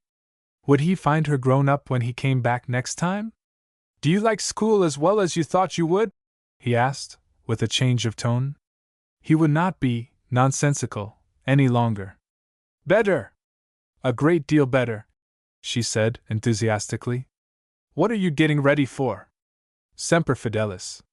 Don't you remember our motto? I am getting ready to be always faithful. There's so much to be faithful in, Morris. I am learning new things every day." He had no reply at hand. How that innocent ring burned in his pocket! And he had thought she would accept that motto from him. "I am not the first fellow that has gone through this," he comforted himself grimly. "I will not throw it overboard. She will listen next time." Next time? Ah, poor Morris, if you had known about next time, would you have spoken tonight? "Marjorie, I have something for you, but I would rather not give it to you tonight," he said with some confusion. "Well," she said quietly, "I can wait."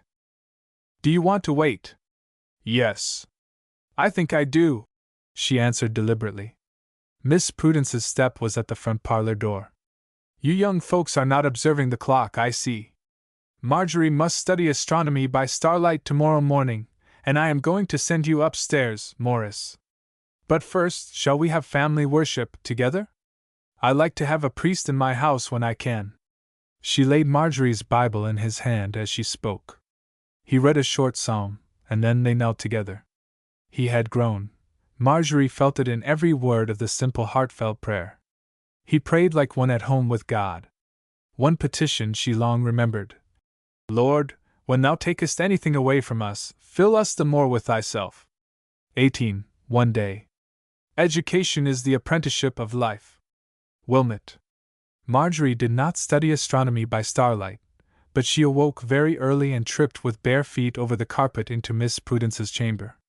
Deborah kindled the wood fire early in Miss Prudence's chamber that Prue might have a warm room to dress in. It was rarely that Marjorie studied in the morning. The morning hours were reserved for practicing and for fun with Prue. She said if she had guessed how delightful it was to have a little sister, she should have been all her life mourning for one. She almost envied Linnet because she had had Marjorie. The fire was glowing in the airtight when she ran into the chamber. There was a faint light in the east, but the room was so dark that she just discerned Prue's curls close to the dark head on the pillow and the little hand that was touching Miss Prudence's cheek. "This is the law of compensation," she thought as she busied herself in dressing. "One has found a mother and the other a little girl. It isn't quite like the old lady who said that when she had nothing to eat she had no appetite. I wonder if Miss Prudence has all her compensations." She stepped noiselessly over the stairs, opened the back parlor door, and by the dim light found a match and lighted the lamp on the center table. Last night had come again. The face of the clock was the only reminder she had left the room, the face of the clock and a certain alertness within herself. As she settled herself near the register and took the astronomy from the pile, her eye fell on her Bible. It was on the table where Morris had laid it last night. Miss Prudence's words came to her, warningly. Must she also give the fresh hour of her morning to God? The tempting astronomy was open in her hand at the chapter Via Lactea. She glanced at it and read half a page, then dropped it suddenly and reached forward for the Bible. She was afraid her thoughts would wander to the unlearned lesson. In such a frame of mind, would it be an acceptable offering? But who was accountable for her frame of mind? She wavered no longer. With a little prayer that she might understand and enjoy, she opened to Malachi, and reverently and thoughtfully, with no feeling of being hurried, read the first and second chapters. She thought a while about the blind for sacrifice, and in the second chapter found words that meant something to her. My covenant was with him of life and peace. Life and peace. Peace. Had she ever known anything that was not peace? Before she had taken the astronomy into her hands again, the door opened, as if under protest of some kind, and Morris stood on the threshold, looking at her with hesitation in his attitude. Come in, she invited, smiling at his attitude. But you don't want to talk. No, I have to study a while. But you will not disturb. We have studied often enough together for you to know how I study. I know. Not a word in edgewise. Nevertheless, he came to the armchair he had occupied last night and sat down. Did you know the master gave me leave to take as many of his books as I wanted? He says a literary sailor is a novelty. All his books are in boxes in the trunk room on the second floor. I know it. I am going up to look at them. I wish you could read his letters. He urges me to live among men, not among books, to live out in the world and mix with men and women, to live a man's life, and not a hermit's. Is he a hermit? Rather. Captain Will, is a man out among men, no hermit or student about him, but he has read Captain Cook's Voyages with zest and asked me for something else, so I gave him Mutineers of the Bounty, and he did have a good time over that. Captain Will miss me when I'm promoted to be captain. That will not be this voyage. Don't laugh at me. I have planned it all. Will is to have a big New York ship, an East Indiaman, and I'm to be content with the little linnet. Does he like that? Of course. He says he is to take linnet around the world. Now study, please. Via Lactea, he exclaimed, bending forward and taking the book out of her hand. What do you know about the Milky Way? I never shall know anything unless you give me the book. As saucy as ever. You won't dare some day. Marjorie studied. Morris kept his eyes on a book that he did not read. Either spoke for fully 3/4 of an hour. Marjorie studied with no pretense. Master McCosh had said that Miss West studied in 15 minutes to more purpose than any other of her class did in an hour. She did not study, she was absorbed. She had no existence excepting in the lesson. Just now there had been no other world for her than the wondrous Milky Way. I shall have Miss West for a teacher, he had told Miss Prudence. Marjorie wondered if he ever would. Mrs. Browning has told us. Girls would fain know the end of everything. And Marjorie would fain have known the end of herself. She would not be quite satisfied with Miss Prudence's lovely life, even with this compensation of Prue. There was a perfection of symmetry in Miss Prudence's character that she was aiming at. Her character made her story, but what Marjorie would be satisfied to become she did not fully define even to Marjorie West. Now I'm through, she exclaimed, closing the book as an exclamation point. But I won't bother you with what I have learned. Master McCosh knows the face of the sky as well as I know the alphabet. You should have heard him and seen him one night, pointing here and there and everywhere. That's Orion, that's Job's coffin, that's Cassiopeia. As fast as he could speak. That's the Dipper, that's the North Star. I know them all, said Morris. Why? When did you see them? In my watches I've plenty of time to look at the stars. I've plenty of time for thinking. Have you seen an iceberg? Yes, one floated down pretty near us going out. The air was chillier and we found her glittering majesty was the cause of it. Have you seen a whale? I've seen blackfish. They spout like whales. And a nautilus? Yes. And Mother carries chickens? Yes. Morris, I won't tease you with nonsense. What troubles you this morning? My mother, he said concisely. Is she ill? Miss Prudence wrote to her last week. Does she ever reply? I think so. Miss Prudence has not shown me her letters.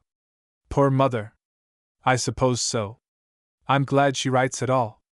You don't know what it is to believe that God does not love you, to pray and have no answer, to be in despair. Oh dear, no, exclaimed Marjorie, sympathetically. She is sure God has not forgiven her. She weeps and prays and takes no interest in anything. I should not think she would. I couldn't. She is with Delia now. The girls toss her back one to the other, and Clara wants to put her into the old lady's home. She is a shadow on the house. They have no patience with her. They are not Christians, and their husbands are not. They do not understand. Delia's husband contends that she is crazy, but she is not, she is only in despair. They say she is no help, only a hindrance, and they want to get rid of her. She will not work about the house, she will not sew or help in anything, she says she cannot read the Bible. How long since she has felt so? 2 years now. I would not tell you to worry you, but now I must tell someone, for something must be done. Delia has never been very kind to her since she was married. I have no home for her. What am I to do? I could not ask any happy home to take her in. I cannot bear to think of the old lady's home for her. She will think her children have turned her off. And the girls have. Ask Miss Prudence what to do, said Marjorie brightly. She always knows. I intend to. But she has been so kind to us all. Indeed, that was one of my motives in coming here. Between themselves the girls may send her somewhere while I am gone, and I want to make that impossible. When I am captain I will take Mother around the world. I will show her how good God is everywhere. Poor Mother! She is one of those bubbling over temperaments like linnets, and when she is down she is all the way down. Who would have anything to live for if they did not believe in the love of God? Would I? Would you? I could not live, I would die, said Marjorie vehemently. She does not live, she exists. She is emaciated. Sometimes she fasts day after day until she is too weak to move around. She says she must fast while she prays. Oh, Marjorie, I'm sorry to let you know there is such sorrow in the world. Why should I not know about sorrow? Asked Marjorie, gravely. Must I always be joyful? I want you to be. There is no sorrow like this sorrow. I know something about it. Before I could believe that God had forgiven me I could not sleep or eat. I always believed it, I think, said Marjorie simply. I want her to be with someone who loves her and understands her. The girls scold her and find fault with her, and she has been such a good mother to them. Perhaps she let them have their own way too much, and this is one of the results of it. She has worked while they slept, and has taken the hardest of everything for them. And now in her sore extremity they want to send her among strangers. I wish I had a home of my own. If I can do no better, I will give up my position, and stay on land and make some kind of a home for her. Oh, not yet. Don't decide so hastily. Tell Miss Prudence. Telling her a thing is the next best thing to praying about it, said Marjorie earnestly. What now? Miss Prudence asked. Morris, this girl is an enthusiast. She was standing behind Marjorie's chair and touched her hair as she spoke. Oh, have you heard it all? Cried Marjorie, springing up. No, I came in this instant. I only heard that Morris must not decide hastily, but tell me all about it, which is certainly good advice, and while we are at breakfast Morris shall tell me. I can't before Prue, said Morris. Then we will have a conference immediately afterward. Deborah's muffins must not wait, or she will be cross, and she has made muffins for me so many years that I can't allow her to be cross. Morris made an attempt to be his usual entertaining self at the breakfast table, then broke down suddenly. Miss Prudence, I'm so full of something that I can't talk about anything else. I'm full of something too, announced Prue. Aunt Prue, when am I going to Marjorie's school? I have not decided, dear. Won't you please decide now to let me go today? She pleaded. Miss Prudence was sure she had never spoiled anybody, but she began to fear that this irresistible little coaxer might prove a notable exception. I must think about it a while, little one. Would I like it, Marjorie, at your school? I am sure of it. I never went to school. The day I went with you it was ever so nice. I want a copybook and a pile of books, and I want the girls to call me Miss Holmes. We can do that, said Miss Prudence gravely. Morris, perhaps Miss Holmes would like another bit of steak. That isn't it, said Prue, shaking her curls. Not genuine enough? How large is your primary class, Marjorie? 20, I think. And they are all little ladies. It seems so comical to me to hear the girls call the little ones Miss. Alice Dodd is younger than Prue, And Master McCosh says Miss Dodd as respectfully as though she were in the senior class. Why shouldn't he? Demanded Prue. Miss Dodd looked at me in church Sunday. Perhaps I shall sit next to her. Do the little girls come in your room, Marjorie? At the opening of school, always, and you could come in at intermissions. We have 5-minute intermissions every hour, and an hour at noon. Oh, Aunt Prue! When shall I go? I wish I could go today. You say I read almost well enough. Marjorie will not be ashamed of me now. I'd never be ashamed of you, said Marjorie, warmly. Papa said I must not say my name was Jeroma. Shall I write it Prue Holmes, Aunt Prue? Prue J. Holmes. How would that do? But Miss Prudence spoke nervously and did not look at the child. Would she ever have to tell the child her father's story? Would going out among the children hasten that day? I like that, said Prue contentedly, because I keep Papa's name tucked in somewhere. May I go today, Aunt Prue? Not yet, dear. Master McCosh knows you are coming by and by. Marjorie may bring me a list of the books you will need, and by the time the new quarter commences in February you may be able to overtake them if you study well. I think that will have to do, Prue. I would rather go today, sobbed the child, trying to choke the tears back. Rolling up her napkin hurriedly, she excused herself almost inaudibly and left the table. Aunt Prue! She'll cry, remonstrated Marjorie. Little girls have to cry sometimes, returned Miss Prudence, her own eyes suffused. She is not rebellious, remarked Morris. No, never rebellious, not in words. She told me within the first half hour of our meeting that she had promised Papa she would be obedient. But for that promise we might have had a contest of wills. She will not speak of school again till February. How she creeps into one's heart, said Morris. Miss Prudence's reply was a flash of sunshine through the mist of her eyes.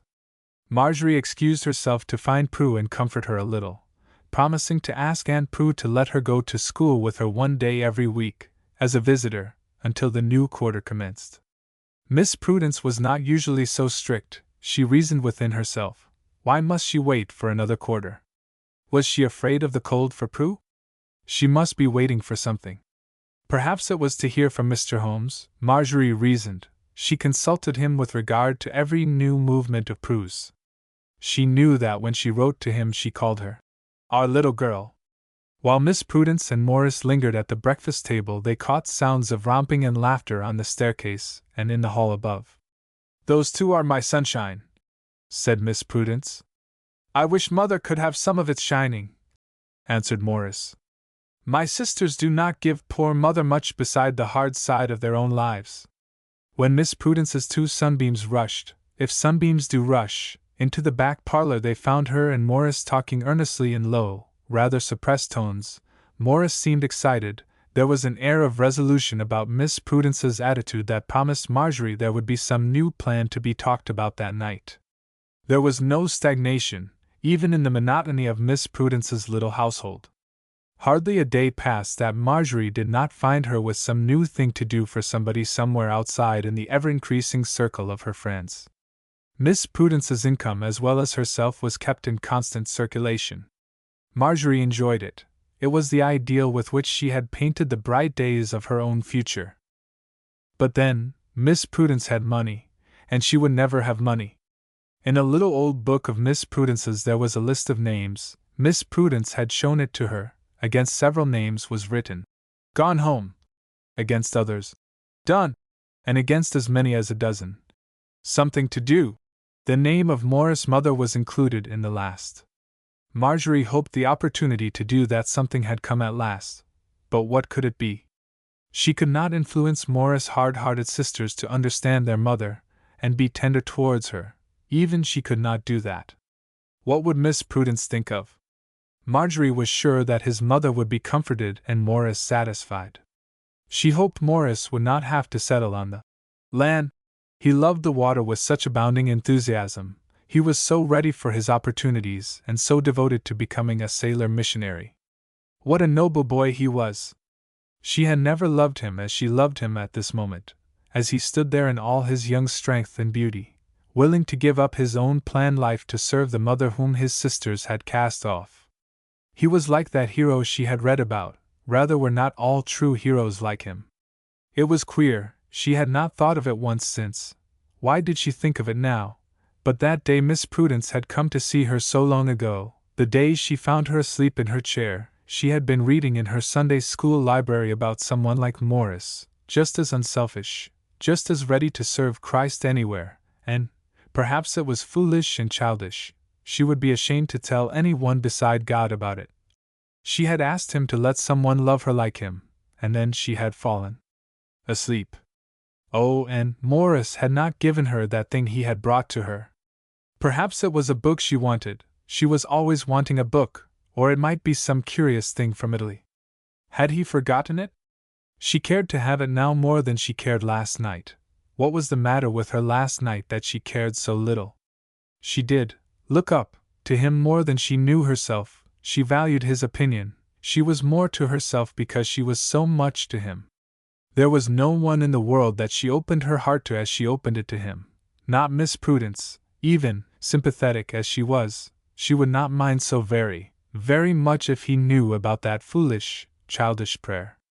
But she could not ask him what he had brought her, she had almost, no, quite, refused it last night. How contradictory and uncomfortable she was. She must say goodbye now, too. During her reverie she had retreated to the front parlor, and stood leaning over the closed piano, her wraps all on for school and shawl strap of books in her hand. "Oh, Marjorie, ready for school! May I walk with you? I'll come back and see Miss Prudence afterward." "Will you?" she asked demurely. "But that will only prolong the agony of saying goodbye. As it is a sort of delicious agony, we do not need to shorten it. Goodbye, Prue," he cried, catching one of Prue's curls in his fingers as he passed. "You will be a schoolgirl with a shawl strap of books, by and by, and you will put on airs and think young men are boys." Prue stood in the doorway calling out, "Goodbye." As they went down the path to the gate, Miss Prudence's old man had been there early to sweep off the piazzas and shovel paths. He was one of her beneficiaries with a history. Marjorie said they all had histories. She believed he had lost some money in a bank years ago, some that he had hoarded by day labor around the wharves. The pavements in this northern city were covered with snow hard packed. The light snow of last night had frozen and the sidewalks were slippery. In the city the children were as delighted to see the brick pavement in spring as the country children were glad to see the green grass. "Phew!" ejaculated Morris, as the wind blew sharp in their faces. "This is a stiff northwester and no mistake. I don't believe that small Californian would enjoy walking to school today. I think that must be why Aunt Prue keeps her at home. I suppose she wants to teach her to obey without a reason, and so she does not give her one." "That isn't a bad thing for any of us," said Morris. "She has bought her the prettiest winter suit. She is so warm and lovely in it, and a set of white furs. She is a bluebird with a golden crest." After she was dressed the first time, Miss Prudence looked down at her and said, as if excusing the expense to herself, "But I must keep the child warm, and it is my own money. I think her father died poor." "I'm glad of it," said Morris. "Why?" asked Marjorie, wonderingly. "Miss Prudence and Mr. Holmes will take care of her. She doesn't need money," he answered evasively. "I wouldn't like Prue to be a rich woman in this city." "Isn't it a good city to be a rich woman in?" questioned Marjorie with a laugh. "As good as any other." "Not for everybody. Do you know, I wonder why Miss Prudence doesn't live in New York as she did when she sent Lynette to school. She wanted to be home, she said. She was tired of boarding, and she liked Master Makasha's school for me. I think she will like it for Prue. I'm so glad she will have Prue when I have to go back home." "Mr. Holmes isn't rich, is he? You said he would take care of Prue." "He has a very small income from his mother. His mother was not Prue's father's mother." "Why, do you know all about them?" "Yes." "Who told you?" "Aunt Prue hasn't told me." "Mother knows." "She knew Prue's father." "I suspect some of the girls' fathers in your school knew him, too." "I don't know. He was rich once, here, I know that.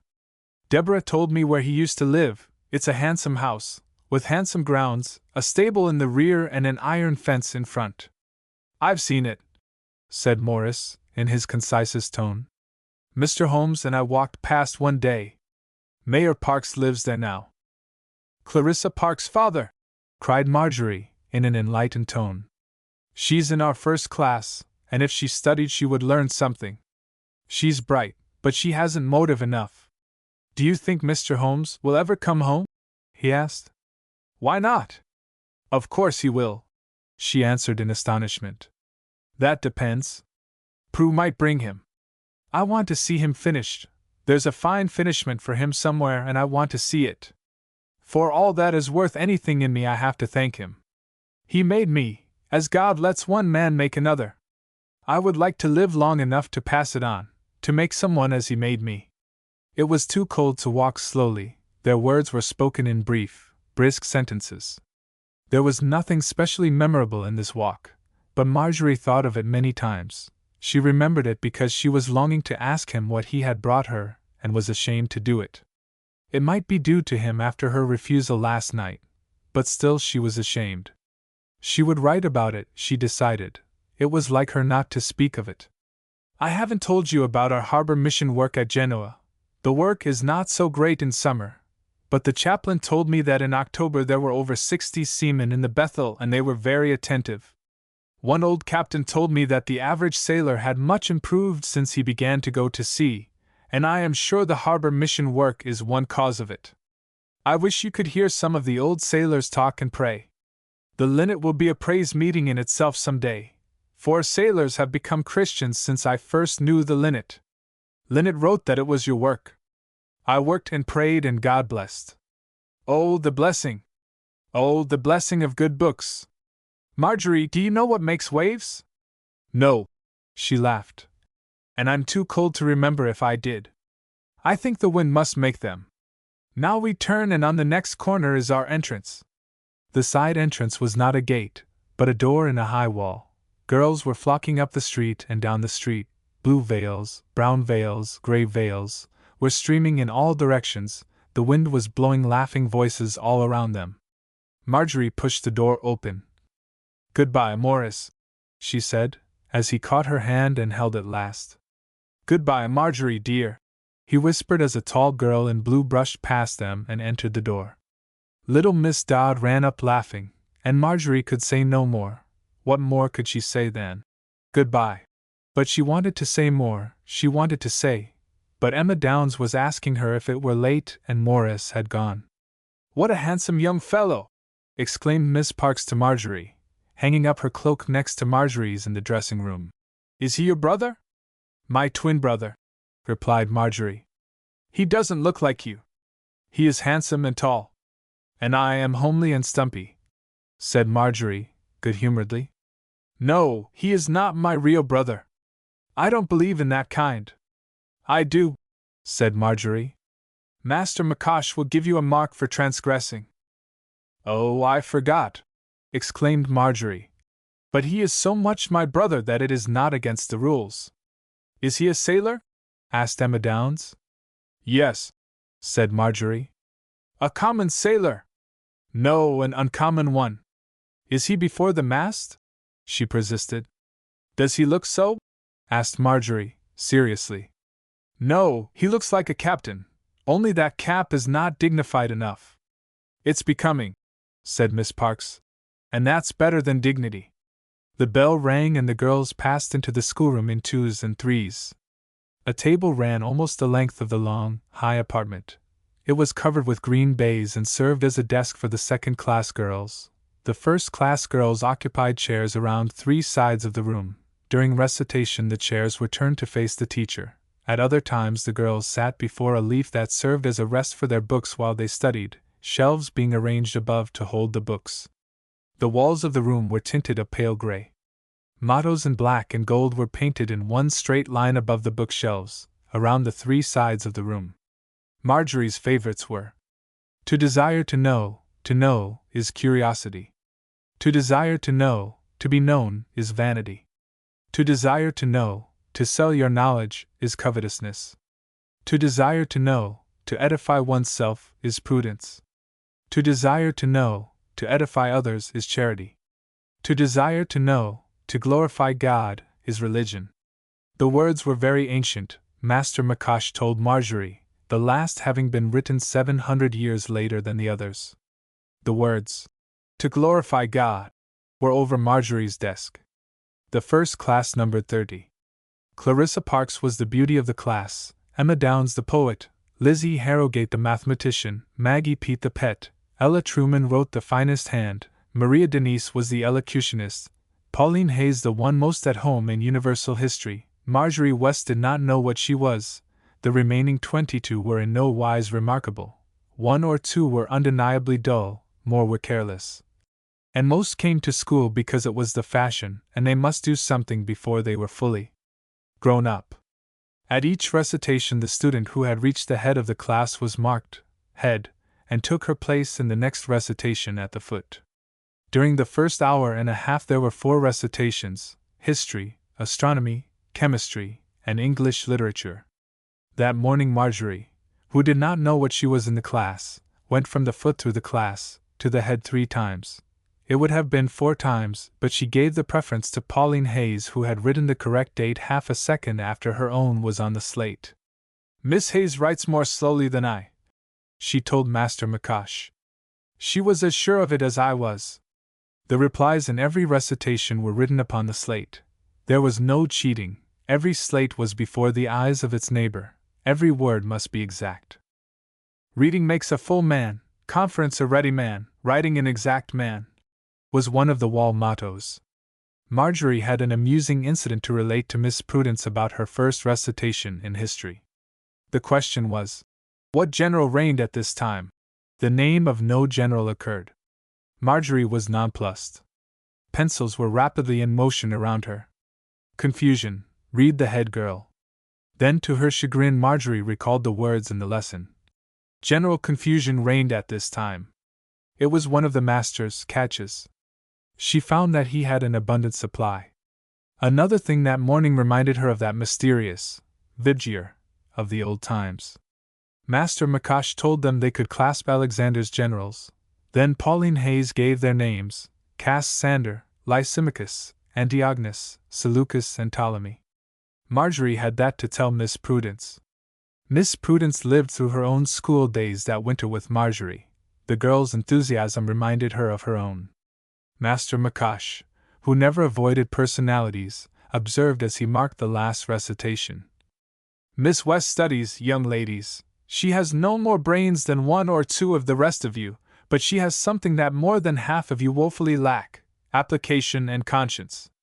Perhaps she expects to teach, returned Miss Parks, in her most courteous tone, as she turned the diamond upon her engagement finger. I hope she may teach this class, retorted the master with equal courtesy. Miss Parks smiled at Marjorie with her lovely eyes and acknowledged the point of the master's remark with a slight inclination of her pretty head. At the noon intermission a knot of the girls gathered around Marjorie's chair. Emma Downs took the volume of Bridgewater Treatises out of her hand and marched across the room to the bookcase with it. The others clapped their hands and shouted. Now we'll make her talk, said Ella Truman. She is a queen in the midst of her court. She isn't tall enough, declared Maria Denise. Or stately enough, added Pauline Hayes. Or self-possessed enough, supplemented Lizzie Harrogate. Or imperious enough, said Clarissa Parks. She would always be abdicating in favor of someone who had an equal right to it, laughed Pauline Hayes. Oh, Miss West, who was that lovely little creature with you in Sunday school Sunday? Asked Miss Denise. She carries herself like a little princess. She is just the one not to do it, replied Miss Parks. What do you mean? Inquired Miss Harrogate before Marjorie could speak. I mean, she began, laying a bunch of white grapes in Marjorie's fingers, that her name is Holmes. Doesn't that belong to the royal line? Asked Pauline, lightly. It belongs to the line of thieves. Marjorie's fingers dropped the grapes. Her father spent years in state prison when he should have spent a lifetime there at hard labor. Ask my father, Jerome Holmes. He is famous in this city. How dared he send his little girl here to hear all about it? Perhaps he thought he sent her among Christians and among ladies, returned Miss Harrogate. I should think you would be ashamed to bring that old story up, Clarissa. Marjorie was paralyzed. She could not move or utter a sound. Father has all the papers with the account in. Father lost enough, he ought to know about it. That child can't help it, said Emma Downs. She has a face as sweet and innocent as an apple blossom. I hope she will never come here to school to revive the old scandal, said Miss Denise. Mother told me all about it as soon as she knew who the child was. Somebody else had the hardest of it, said Miss Parks. That's a story for us girls. Mother says she was one of the brightest and sweetest girls in all the city. She used to drive around with her father, and her wedding day was set, the cards were out, and then it came out that he had to go to state prison instead. She gave up her diamonds and everything of value he had given her. She was to have lived in the house we live in now, but he went to prison and she went somewhere and has never been back for any length of time until this year, and now she has his little girl with her. Miss Prudence. Was that Miss Prudence's story? Was she bearing it like this? Was that why she loved poor little Prue so? Bring some water, quick! Marjorie heard someone say. No, take her to the door, suggested another voice. Oh, I'm so sorry, so sorry! This was Miss Parks. Marjorie arose to her feet, pushed someone away from her, and fled from them all, down the schoolroom, though the cloakroom out to the fresh air. She needed the stiff Worthwester to bring her back to herself. Miss Prudence had lived through that. And Prue must grow up to know. Did Miss Prudence mean that she must decide about that before Prue could come to school? She remembered now that a look, as if she were in pain, had shot itself across her eyes. Oh, that she would take poor little Prue back to California where nobody knew. If someone should tell her a story like that about her own dear honest father, it would kill her. She never could bear such shame and such disappointment in him. But Prue need never know if Miss Prudence took her away today, tomorrow. But Miss Prudence had had it to bear so long. Was that sorrow, and the blessing with it, the secret of her lovely life? And Mr. Holmes, the master? Marjorie was overwhelmed with this new remembrance of him. He was another one to bear it. Now she understood his solitary life. Now she knew why he shrank from anything like making himself known. The depth of the meaning of some of his favorite sayings flashed over her. She even remembered one of her own childish questions, and his brief, stern affirmative. Mr. Holmes, were you ever in a prison? How much they had borne together, these two! And now they had Prue to love and to live for. She would never allow even a shadow of jealousy of poor little Prue again. Poor little Prue, with such a heritage of shame. How vehemently and innocently she had declared that she would not be called Jeroma. The wind blew sharply against her. She stepped back and closed the door. She was shivering while her cheeks were blazing. She would go home. She could not stay through the hour of the afternoon and be looked at and commented upon. Was not Miss Prudence's shame and sorrow her own? As she was reaching for her cloak, she remembered that she must ask to be excused. Taking it down and throwing it over her arm, she re-entered the schoolroom. Master McCosh was writing at the table. A group of girls were clustered around one of the registers. It was mean! It was real mean! A voice was exclaiming. I don't see how you could tell her, Clarissa Parks. You know she adores Miss Pomeroy. You all seem to listen well enough, retorted Miss Parks. We were spellbound. We couldn't help it, excused Emma Downs. I knew it before, said Maria Denise. I didn't know Miss Pomeroy was the lady, said Lizzie Harrogate. She is Mother's best friend, so I suppose she wouldn't tell me. They both came here to school. Master McCosh raised his head. What new gossip now, girls? He inquired sternly. Oh, nothing, answered Miss Parks. You are making quite a hubbub about nothing. The next time that subject is mentioned, the young lady who does it takes her books and goes home. Miss Holmes expects to come here among you, and the girl who does not treat her with consideration may better stay at home. Jerome Holmes was the friend of my boyhood and manhood. He sinned and he suffered for it. His story does not belong to your generation. It is not through any merit of yours that your fathers are honorable men. It becomes us all to be humble? A hush fell upon the group. Clarissa Parks colored with anger. Why should she be rebuked? She was not a thief nor the daughter of a thief. Marjorie went to the master, and standing before him with her cheeks blazing and eyes downcast, she asked, "May I go home? I cannot recite this afternoon." "If you prefer, yes," he replied in his usual tone. "But I hardly think you care to see Miss Pomeroy just now." "Oh, no, I didn't think of that. I only thought of getting away from here."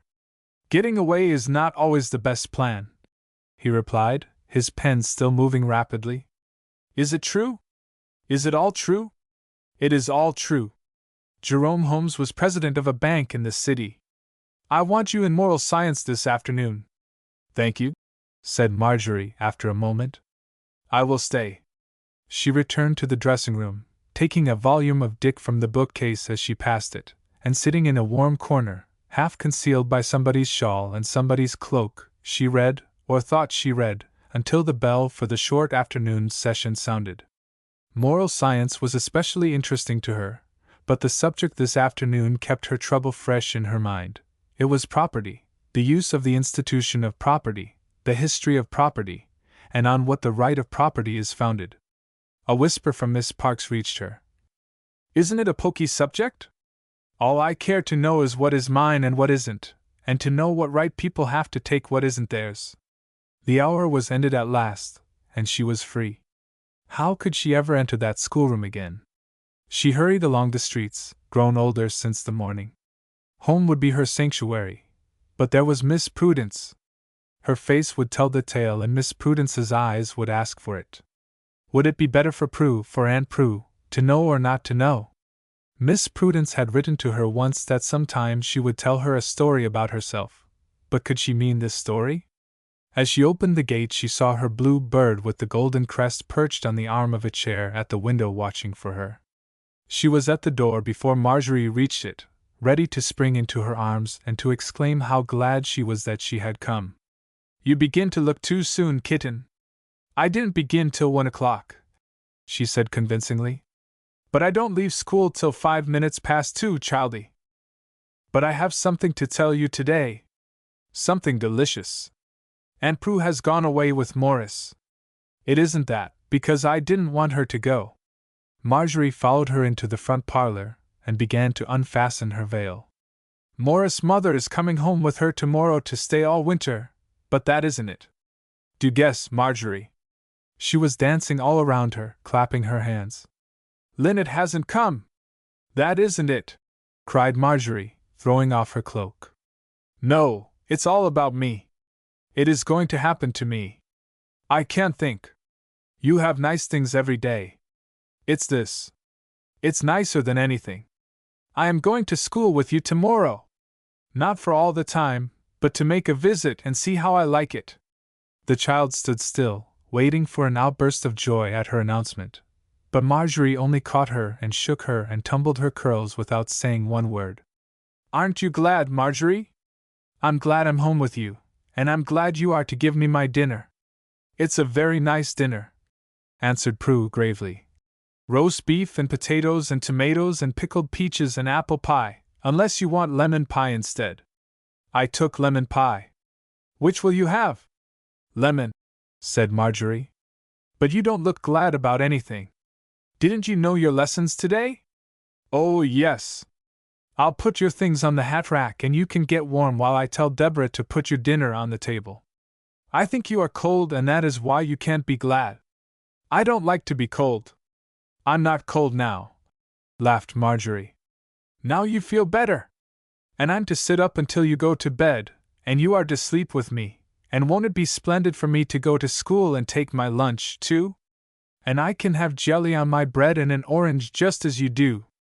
Marjorie was awake long before Deborah entered the chamber to kindle the fire, trying to form some excuse to keep Prue from going to school with her. How could she take her today of all days? For the girls to look at her, and whisper to each other, and ask her questions, and to study critically her dress, and to touch her hair, and pity her and kiss her. And she would be sure to open the round gold locket she wore upon a tiny gold chain about her neck and tell them it was my papa who died in California. She was very proud of showing. My papa! What excuse could she make to the child? It was not storming, and she did not have a cold, and her heart did seem so set on it. The last thing after she came upstairs last night, she had opened the inside blinds to look out to see if it were snowing. And she had charged Deborah to have the fire kindled early so that she would not be late at breakfast. She must go herself. She could concoct no reason for remaining at home herself. Her throat had been a trifle sore last night, but not even the memory of it could bring it back this morning. Deborah had a cough, if she should be taken ill, but there was the fire crackling in the airtight in confirmation of Deborah's ability to be about the house, or if Prue, but the child was never ill. Her cheeks were burning last night, but that was with the excitement of the anticipation. If somebody should come. But who? She had not stayed at home for Morris, and Linnet would not come early enough to keep them at home, that is if she ought to remain at home for Linnet. What could happen? She could not make anything happen? She could not tell the child the naked truth, the horrible truth. And she could not tell her a lie. And she could not break her heart by saying that she did not want her to go. Oh, if Miss Prudence were only at home to decide. But would she tell her the reason? If she did not take Prue, she must tell Miss Prudence the whole story. She would rather go home and never go to school any more than to do that. Oh, why must things happen all together? Prue would soon be awake and asking if it were storming. She had let her take it for granted last night. She could not think of anything to say. Once she had said in a grieved voice, "I think you might be glad, Marjorie." But was it not all selfishness, after all? She was arranging to give Prue a disappointment merely to spare herself. The child would not understand anything. But then, would Aunt Prue want her to go? She must do what Miss Prudence would like. That would decide it all. Oh dear! Marjorie was a big girl, too big for any nonsense, but there were unmistakable tears on her cheeks, and she turned away from sleeping Prue and covered her face with both hands.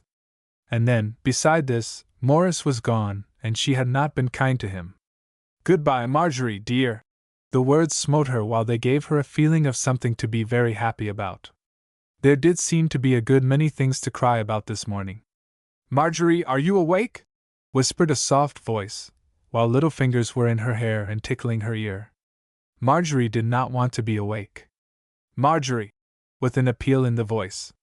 Then the tears had to be brushed away, and she turned and put both arms around the white soft bundle and rubbed her cheek against her hair. "Oh, do you think it's storming?" "No." "You will have to curl my hair." "Yes." "And mustn't we get up? Shan't we be late?" "Listen a minute, I want to tell you something." "Is it something dreadful?" "Your voice sounds so." "No, not dreadful one bit. But it is a disappointment for a little girl I know." "Oh, is it me?" clinging to her. "Yes, it is you." "Is it about going to school?" she asked with a quick little sob. "Yes." "Can't I go, Marjorie?" "Not today, darling." "Oh dear!" she moaned. "I did want to so." "I know it, and I'm so sorry." "I am more sorry than you are." "I was so sorry that I could not talk about it last night." "Can I know the reason?" she asked patiently.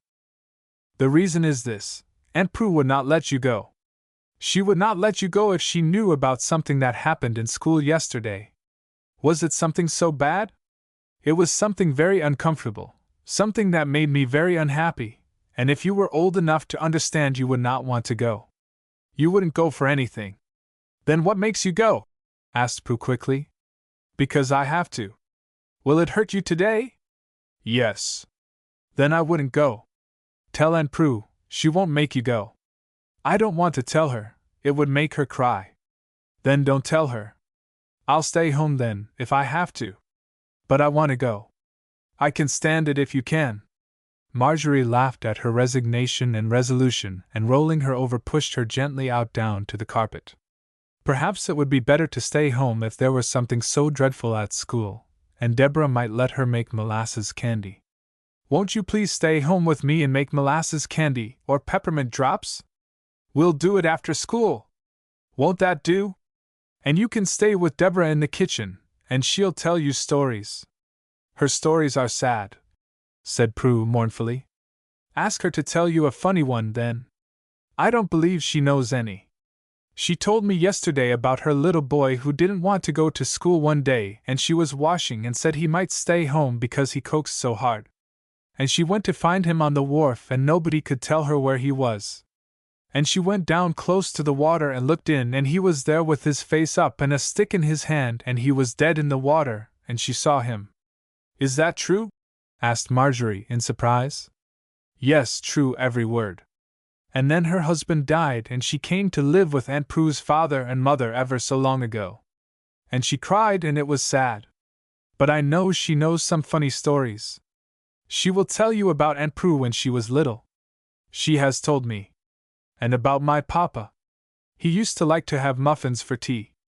Oh, I know. Now I know. I'll take you to Lizzie Harrogate's to stay until I come from school. You will like that. There is a baby there and a little girl 4 years old. Do you want to go? If I can't go to school, I do. In a resigned voice. And you must not speak of school. Remember, Prue, do not say that you wanted to go, or that I wouldn't take you. Do not speak of school at all. No, I will not, promised Prue. And when that thing doesn't happen any more, you will take me? 19. A story that was not very sad. Children have neither past nor future, and what scarcely ever happens to us, they enjoy the present. Bruyere. Prue was watching at the window with Minnie Harrogate, and was joyfully ready to go home to see Aunt Prue when Marjorie and Lizzie Harrogate appeared. Standing a few moments near the parlor register, while Prue ran to put on her wraps, Marjorie's eye would wander to the Holland plate on the bracket.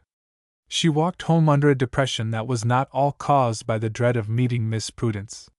They found Miss Prudence on the stairs, coming down with a tray of dishes. "Oh, Aunt Prue! Aunt Prue!" was Prue's exclamation. "I didn't go to school, I went to Mrs. Harrogate's instead. Marjorie said I must, because something dreadful happened in school and I never could go until it never happened again. But I've had a splendid time, and I want to go again." Miss Prudence bent over to kiss her, and gave her the tray to take into the kitchen. "You may stay with Deborah, dear, till I call you." Marjorie dropped her shawl strap of books on the carpet of the hall and stood at the hat stand hanging up her cloak and hat. Miss Prudence had kissed her, but they had not looked into each other's eyes. Was it possible that Miss Prudence suspected? Marjorie asked herself as she took off her rubbers. She suffered her to pass into the front parlor, and waited alone in the hall until she could gather courage to follow her.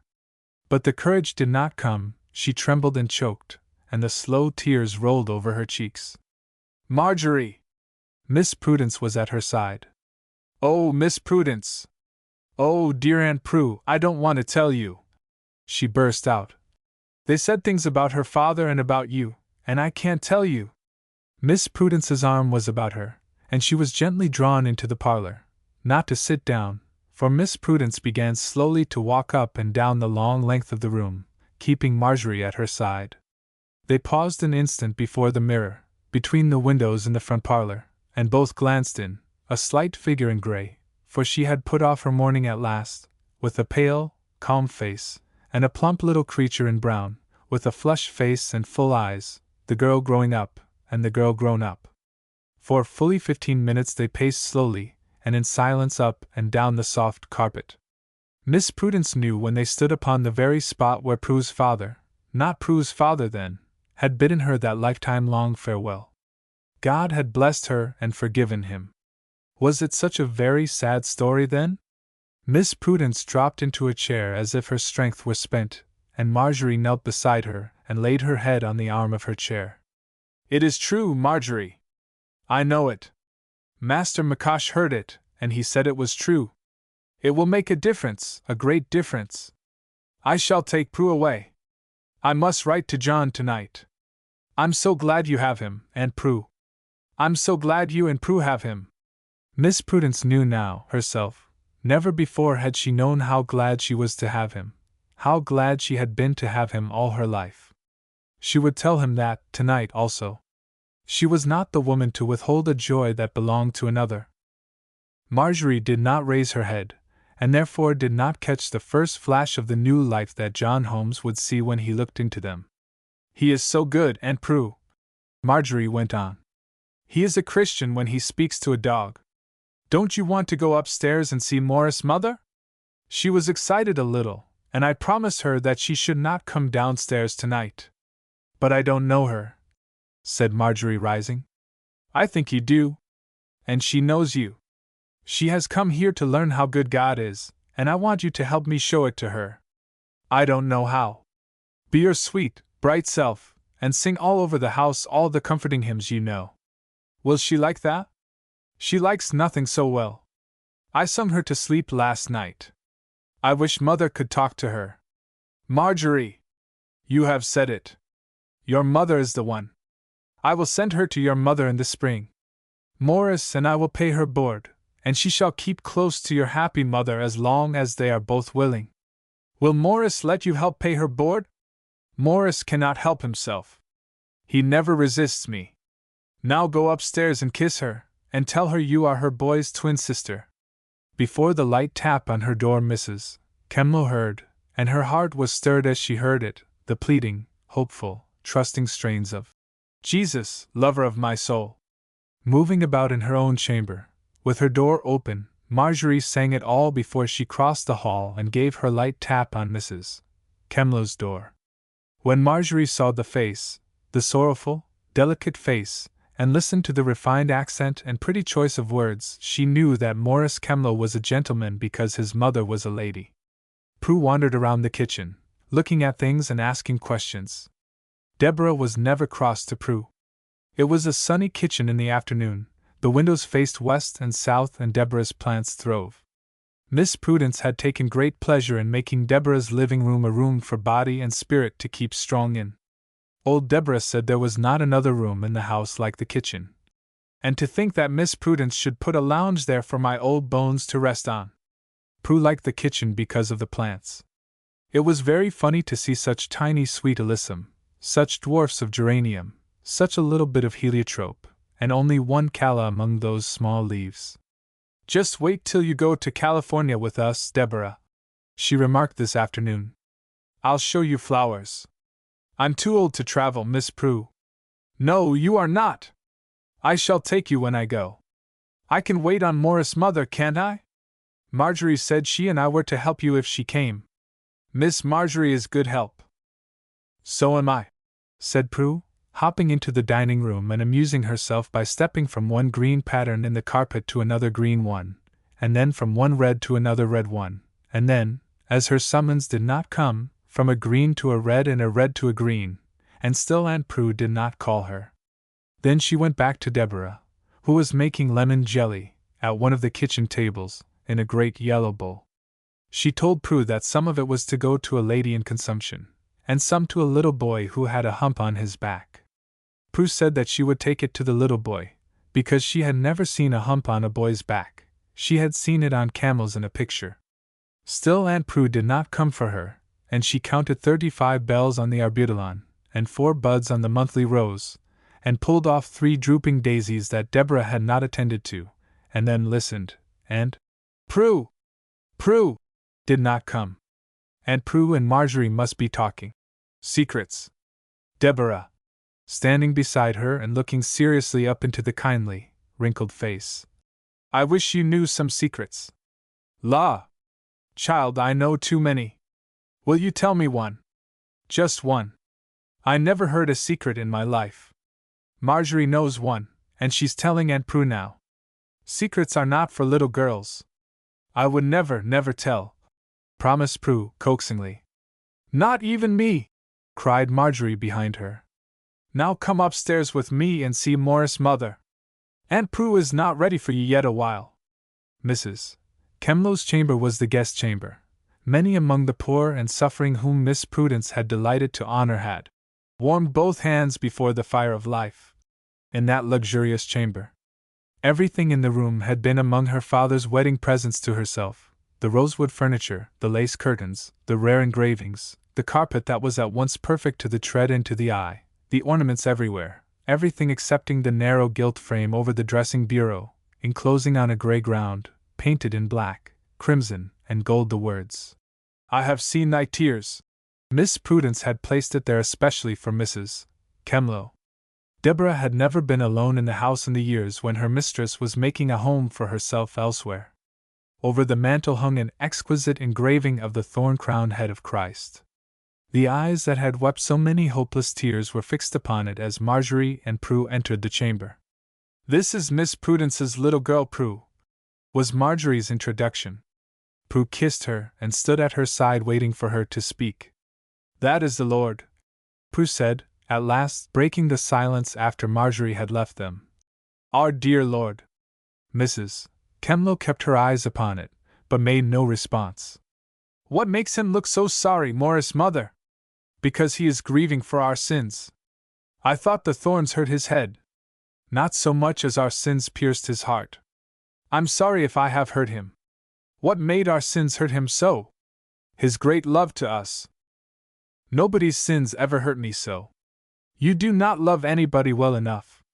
The spirit of peace was brooding, at last, over the worn face. Morris had left her with his heart at rest, for the pain on lip and brow began to pass away in the first hour of Miss Prudence's presence. Prue was summoned after what to her seemed endless waiting, and nestling in Aunt Prue's lap, with her head on her shoulder and her hand in hers, she sat still in a content that would not stir itself by one word. "Little Prue, I want to tell you a story." "Oh, good!" cried Prue, nestling closer to express her appreciation. "What kind of stories do you like best?" "Not sad ones. Don't let anybody die. This story is about a boy. He was like other boys, he was bright and quick and eager to get on in the world. He loved his mother and his brother and sister, and he worked for them on the farm at home. And then he came to the city and did so well that all his friends were proud of him. Everybody liked him and admired him. He was large and fine-looking and a gentleman. People thought he was rich, for he soon had a handsome house and drove fine horses. He had a lovely wife, but she died and left him all alone. He always went to church and gave money to the church, but he never said that he was a Christian. I think he trusted in himself. People trusted him so much that he began to trust himself. They let him have their money to take care of. They were sure he would take good care of it and give it safe back, and he was sure, too. And he did take good care of it, and they were satisfied. He was generous and kind and loving. But he was so sure that he was strong that he did not ask God to keep him strong, and God let him become weaker and weaker, until temptation became too great for him and he took this money and spent it for himself, this money that belonged to other people. And some belonged to widows who had no husbands to take care of them, and to children who had no fathers, and to people who had worked hard to save money for their children and to take care of themselves in their old age. But he took it and spent it trying to make more money for himself, and instead of making more money always he lost their money that he took away from them. He meant to give their money back, he did not mean to steal from anyone, but he took what was not his own and lost it, and the people had to suffer, for he had no money to pay them with. "That is sad," said Prue. "Yes, it was very sad, for he had done a dreadful thing and sinned against God." "Do you think he ought to be punished?" "Yes, if he took poor people's money and little children's money and could not give it back." "So people thought, and he was punished. He was sent to prison." "To prison? Oh, that was dreadful. And he had to stay there for years and work hard, with other wicked men. Wasn't he sorry?" "He was very sorry. It almost killed him. He would gladly have worked to give the money back, but he could not earn so much. He saw how foolish and wicked he had been to think himself so strong and trustworthy and good when he was so weak. And when he saw how wicked he was, he fell down before God and asked God to forgive him. His life was spoiled, he could not be happy in this world, but as God forgave him, he could begin again and be honest and trustworthy, and be happy in heaven because he was a great sinner and Christ had died for him." "Did his sins hurt Christ?" Prue asked. "Yes. I'm sorry he hurt Christ," said Prue sorrowfully. "He was sorry too." "Is that all?" "Yes, he died, and we hope he is in heaven tonight, praising God for saving sinners. I don't think that is such a sad story. It would be sad if God never did forgive him." It was bad to be in prison, but he got out and wasn't wicked any more. Did you ever see him, Aunt Prue? Yes, dear, many times. Did you love him? I loved him better than I loved anybody, and Uncle John loved him. Was he ever in this room? Yes. He has been many times in this chair in which you and I are sitting. He used to love to hear me play on that piano, and we used to walk in the garden together, and he called me Prue and not Aunt Prue, as you do. Aunt Prue! The child's voice was frightened. I know who your story is about. Your dear papa. Yes, my dear papa. And aren't you glad he is safe through it all, and God has forgiven him? Yes, I'm glad, but I'm sorry he was in that prison. He was happy with you, afterward, you know. He had your mama and she loved him, and then he had you and you loved him. But I'm sorry. So am I, darling, and so is Uncle John. We are all sorry, but we are glad now because it is all over and he cannot sin any more or suffer any more. I wanted to tell you while you were little, so that somebody would not tell you when you grow up. When you think about him, thank God that he forgave him, that is the happy part of it. Why didn't Papa tell me? He knew I would tell you someday, if you had to know. I would rather tell you than have anyone else in the world tell you. I won't tell anybody ever. I don't want people to know my papa was in a prison. I asked him once what a prison was like and he would not tell me much. She kept her head on Miss Prudence's shoulder and rubbed her fingers over Miss Prudence's hand. There were no tears in her eyes. Miss Prudence's quiet, hopeful voice had kept the tears from coming. Some day she would understand it, but tonight it was a story that was not very sad, because he had got out of the prison and God had forgiven him. It would never come as a shock to her. Miss Prudence had saved her that. XX. Heirs together. Oh, for a mind more clear to see, a hand to work more earnestly, for every good intent. Phoebe Cary. Aunt Prue, began Marjorie, I can't help thinking about beauty. I don't see why you should, child, when there are so many beautiful things for you to think about. It was the morning after Prue had heard the story of her father. It was Saturday morning, and she was in the kitchen, helping Deborah bake. Mrs.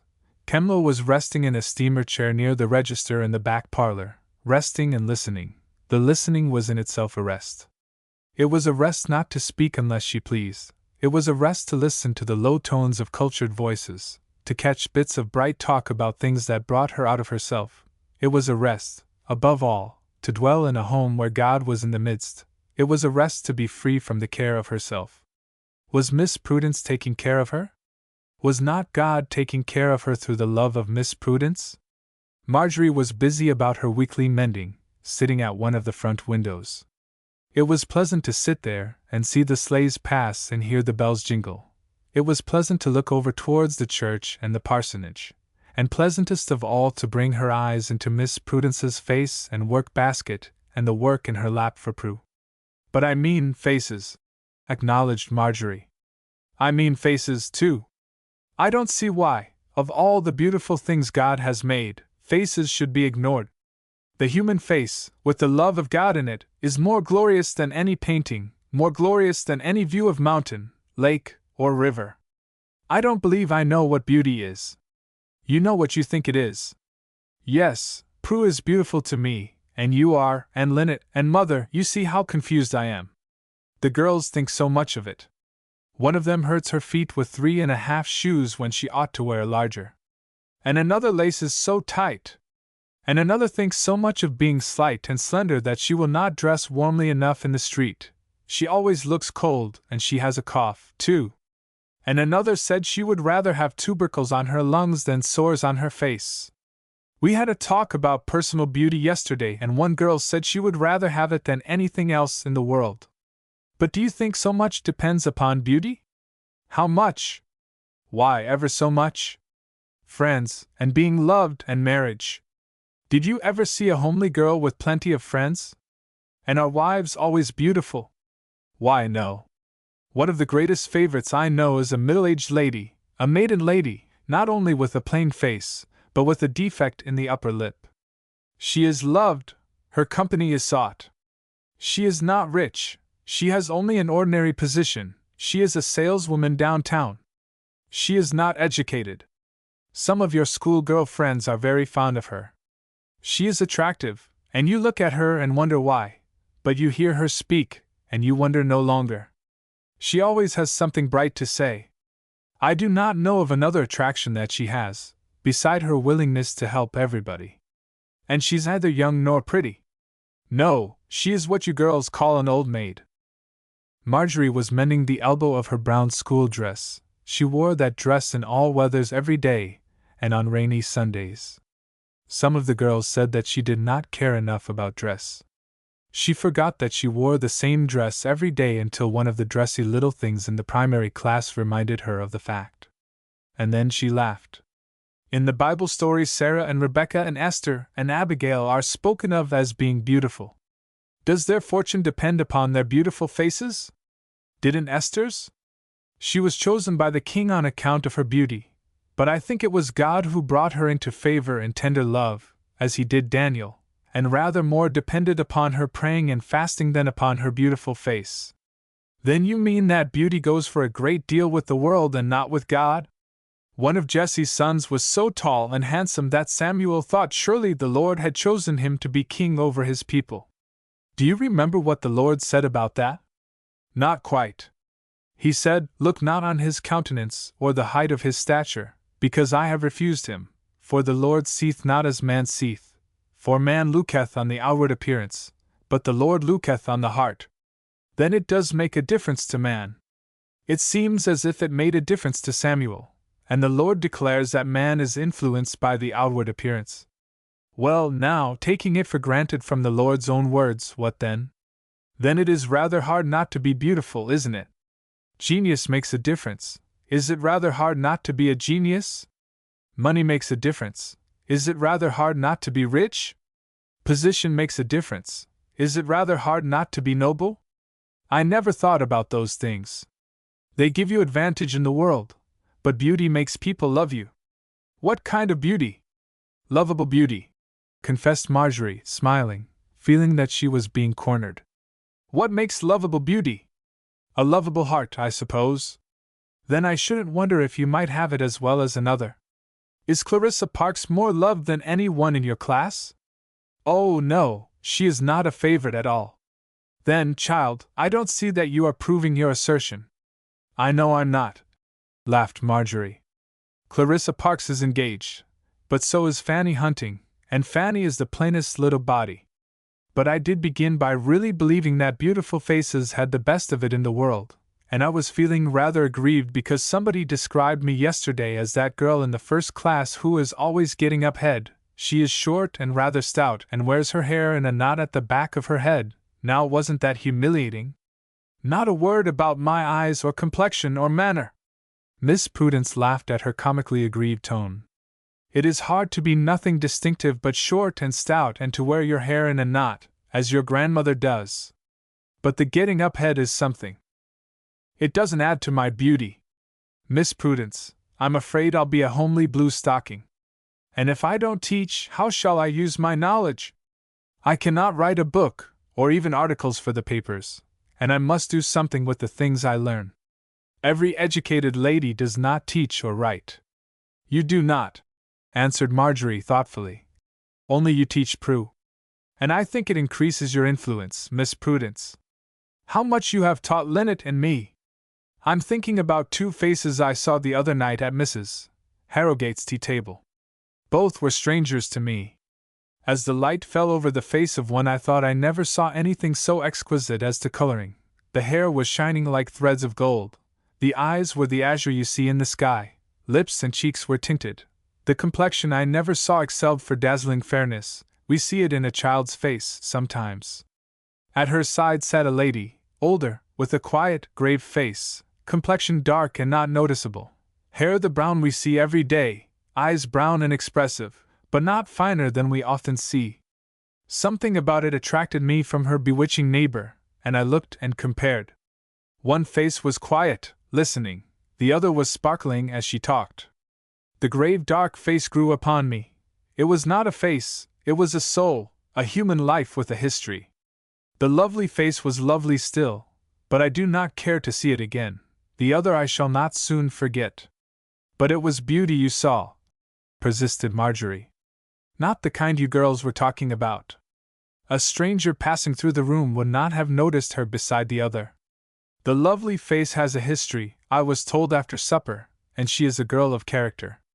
Still, I wish storied books would not dwell so much on attitudes, and how the head sets on the shoulders, and the pretty hands and slender figures. It makes girls think of their hands and their figures. It makes this girl I know not wrap up carefully for fear of losing her slender figure. And the eyelashes and the complexion. It makes us dissatisfied with ourselves. The Lord knew what kind of books would be written when he said that man looketh on the outward appearance. But don't Christian writers ever do it? Christian writers fall into worldly ways. There are lovely girls and lovely women in the world, we meet them every day. But if we think of beauty, and write of it, and exalt it unduly, we are making a use of it that God does not approve, a use that he does not make of it himself. How beauty and money are scattered everywhere! God's saints are not the richest and most beautiful. He does not lavish beauty and money upon those he loves the best. I called last week on an Irish washerwoman and I was struck with the beauty of her girls, 4 of them, the eldest 17, the youngest 6. The eldest had black eyes and black curls, the second soft brown eyes and soft brown curls to match, the third curls of gold, as pretty as Prudence, and black eyes, the youngest blue eyes and yellow curls. I never saw such a variety of beauty in one family. The mother was at the washtub, the oldest daughter was ironing, the second getting supper of potatoes and Indian meal bread, the third beauty was brushing the youngest beauty's hair. As I stood and looked at them I thought, how many girls in this city would be vain if they owned their eyes and hair, and how God had thrown the beauty down among them who had no thought about it. He gives beauty to those who hate him and use it to dishonor him, just as he gives money to those who spend it in sinning. I almost think that he holds cheaply those 2 things the world prizes so highly, money and beauty. After a moment Marjorie said, I do not mean to live for the world. And you do not sigh for beauty? Smiled Miss Prudence. No, not really. But I do want to be something besides short and stout, with my hair in a knot. The fun in her eyes did not conceal the vexation. Miss Prudence, it's hard to care only for the things God cares about, she said earnestly. Yes, very hard. I think you care only for such things. You are not worldly one single bit. I do not want to be, one single bit. I know you do give up things. But you have so much, you have the best things. I don't want things you have given up. I think God cares for the things you care for. I hope he does, said Miss Prudence gently. Marjorie, if he has given you a plain face, give it back to him to glorify himself with. If a beautiful face, give that back to him to glorify himself with. You are not your own, your face is not yours, it is bought with a price. Marjorie's face was radiant just then. The love, the surprise, the joy, made it beautiful. Miss Prudence could not forbear, she drew the beautiful face down to kiss it. People will always call you plain, dear, but keep your soul in your face, and no matter. Can I help Deborah now? Or isn't there something for me to do upstairs? I can study and practice this afternoon. I don't believe you will. Look out in the path. Marjorie looked, then with a shout that was almost like Lynette she dropped her work, and sprang towards the door. For there stood Lynette herself, in the traveling dress Marjorie had seen her last in, not older or graver, but with her eyes shining like stars, ready to jump into Marjorie's arms. How Miss Prudence enjoyed the girls' chatter! Marjorie wheeled a chair to the grate for Lynette, and then, having taken her wraps, kneeled down on the rug beside her and leaned both elbows on the arm of her chair. How fast she asked questions, and how Lynette talked and laughed and brushed a tear away now and then. Was there ever so much to tell before? Miss Prudence had her questions to ask, and Morris' mother, who had been coaxed to come into the great steamer chair and all, had many questions to ask about her boy. Marjorie was searching her through and through to discover if marriage and travel had changed her. But, no, she was the same happy, laughing Lynette, full of bright talk and funny ways of putting things, with the same old attitudes and the same old way of rubbing Marjorie's fingers as she talked. Marriage had not spoiled her. but had it helped her? That could not be decided in 1 hour or 2. When she was quiet, there was a sweeter look about her mouth than there had ever used to be, and there was an assurance, no, it was not so strong as that, there was an ease of manner, that she had brought home with her. Marjorie was more her little sister than ever. Marjorie laughed to herself because everything began with Linnet's husband and ended in him. The stories about Genoa seemed to consist in what was said and did. What was the attraction of Naples and the summit of Mt. Vesuvius? The run down to Sicily and the glimpse of Vesuvius were somehow all mingled with Will's doings. The stories about the priest at Naples were all how he and Will spent hours and hours together comparing their 2 Bibles, and the tract the priest promised to translate into Italian was The Amiable Louisa, that Will had chosen, and when the priest said he would have to change the title to suit his readers, Will had suggested A Moral Tale. This priest was confessor to a noble family in the suburbs, and once, when driving out to confess them, had taken Will with him, and both had stayed to lunch. The priest had given them his address, and Will had promised to write to him. He had brought her what he called his paintings from his studio, and she had pinned them up in her little parlor. They were painted on paper and were not remarkable evidences of genius. Not quite the old masters, although painted in Italy by an Italian. His English was excellent. He was expecting to come to America some day. A sea captain in Brooklyn had a portrait of him in oil, and when Miss Prudence went to New York she must call and see it. Morris and he were great friends. That naughty Will had asked him one day if he never wished to marry, and he had colored so, poor fellow, and said, "It is better to live for Christ," and Will had said he hoped he lived for Christ, too. The priest had a smooth face and a little round spot shaven on top of his head. She used to wish Marjorie might see that little round spot. And the pilot, they had such a funny pilot. When anything was passed him at the table, or you did him a favor, he said, "Thank you," in Italian and in English. And how they used to walk the little deck! And the sunsets! She had to confess that she did not see one sunrise till they were off Sandy Hook coming home. But the moonlight on the water was most wonderful of all. That golden ladder rising and falling in the sea. They used to look at it, and talk about home and plan what she would do in that little house. She used to be sorry for Morris, but he did not seem lonesome. He was always buried in a book at leisure times, and he said he would be sailing over the seas with his wife some day. Morris is so good, she added. Sometimes he has reminded me of the angels who came down to earth as young men. I think he was a Christian before he was 7 years old, said his mother. At night Marjorie said, when she conducted Linnet up to her chamber, that they would go back to the blessed old times, and build castles, and forget that Linnet was married and had crossed the ocean. "I'm living in my castle now," returned Linnet. "I don't want to build any more. And this is lovelier than any we ever built." Marjorie looked at her, but she did not speak her thought. She almost wished that she might grow up and be happy in Linnet's way. With a serious face Linnet lay awake after Marjorie had fallen asleep, thinking over and over Miss Prudence's words when she bade her good night. "It is an experience to be married, Linnet, for God holds your 2 lives as one, and each must share his will for the other. If joyful, it is twice as joyful; if hard, twice as hard." "Yes," she had replied. "Will says we are heirs together of the grace of life." 21. Morris again. "Overshadow me, O Lord, with the comfort of thy wings." Marjorie stood before the parlor grate. It was Saturday afternoon, and she was dressed for traveling, not for a long journey, for she was only going home to remain over Sunday and Monday, Monday being Washington's birthday, and a holiday. She had seen Linnet those few days that she visited them on her return from her voyage, and her father and mother not once since she came to Maple Street in September. She was hungry for home. She said she was almost starving. "I wish you a very happy time," said Miss Prudence as she opened Marjorie's pocketbook to drop a $5 bill into its emptiness. "I know it will be a happy time," Marjorie affirmed.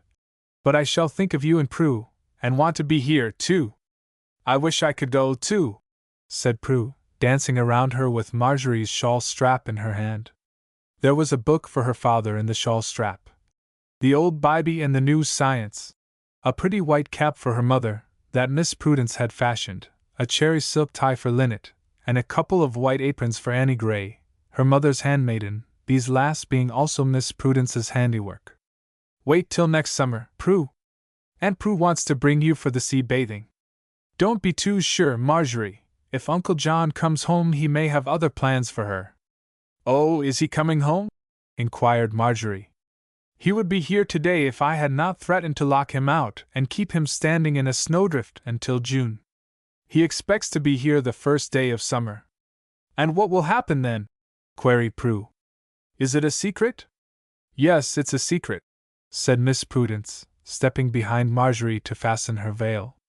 Does Marjorie know? Asked Prue anxiously. I never can guess, said Marjorie. Now, kitten, goodbye, and sing to Mrs. Kemlow while I am gone, and be good to Aunt Prue. Marjorie, dear, I shall miss you, said Miss Prudence. But you will be so glad that I am taking supper at home in that dear old kitchen. And Linnet will be there, and then I am to go home with her to stay all night. I don't see how I ever waited so long to see her keep house. We'll calls the house Linnet's Nest. I'll come back and tell you stories about everything. Don't wait any longer, dear. I'm afraid you'll lose the train. I must give you a watch like Linnet's for a graduating present. Marjorie stopped at the gate to toss back a kiss to Prue watching at the window. Miss Prudence remembered her face years afterward, flushed and radiant, round and dimpled, such an innocent, girlish face, without one trace of care or sorrow. Not a breath of real sorrow had touched her in all her 18 years. Her laugh that day was as light-hearted as Prue's. That girl lives in a happy world, Mrs. Kemlow had said to Miss Prudence that morning. She always will, Miss Prudence replied. She has the gift of living in the sunshine. Miss Prudence looked at the long mirror after Marjorie had gone down the street, and wished that it might always keep that last reflection of Marjorie. The very spirit of pure and lovely girlhood. But the same mirror had not kept her own self there, and the self reflected now was the woman grown out of the girlhood. Would she keep Marjorie from womanhood? Miss Prudence thought in these days that her own youth was being restored to her, but it had never been lost, for God cannot grow old, neither can any of himself grow old in the human heart which is his temple. Marjorie's quick feet hurried along the street. She found herself at the depot with not one moment to lose. She had brought her English literature, that she might read Tuesday's lesson in the train. She opened it as the train started, and was soon so absorbed that she was startled at a voice inquiring, "Is this seat engaged?" "No," she replied, without raising her eyes. But there was something familiar in the voice, or was she thinking of somebody? She moved slightly as a gentleman seated himself beside her. Her veil was shading her face. She pushed it back to give a quick glance at him.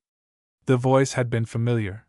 There was still something more familiar in the hair, the contour of the cheek, and the blonde mustache. "Hollis!" she exclaimed, as his eyes looked into hers. She caught her breath a little, hardly knowing whether she were glad or sorry. "Why, Marjorie!" he returned, surprise and embarrassment mingled in his voice. He did not seem sure, either, whether to be glad or sorry. For several moments neither spoke.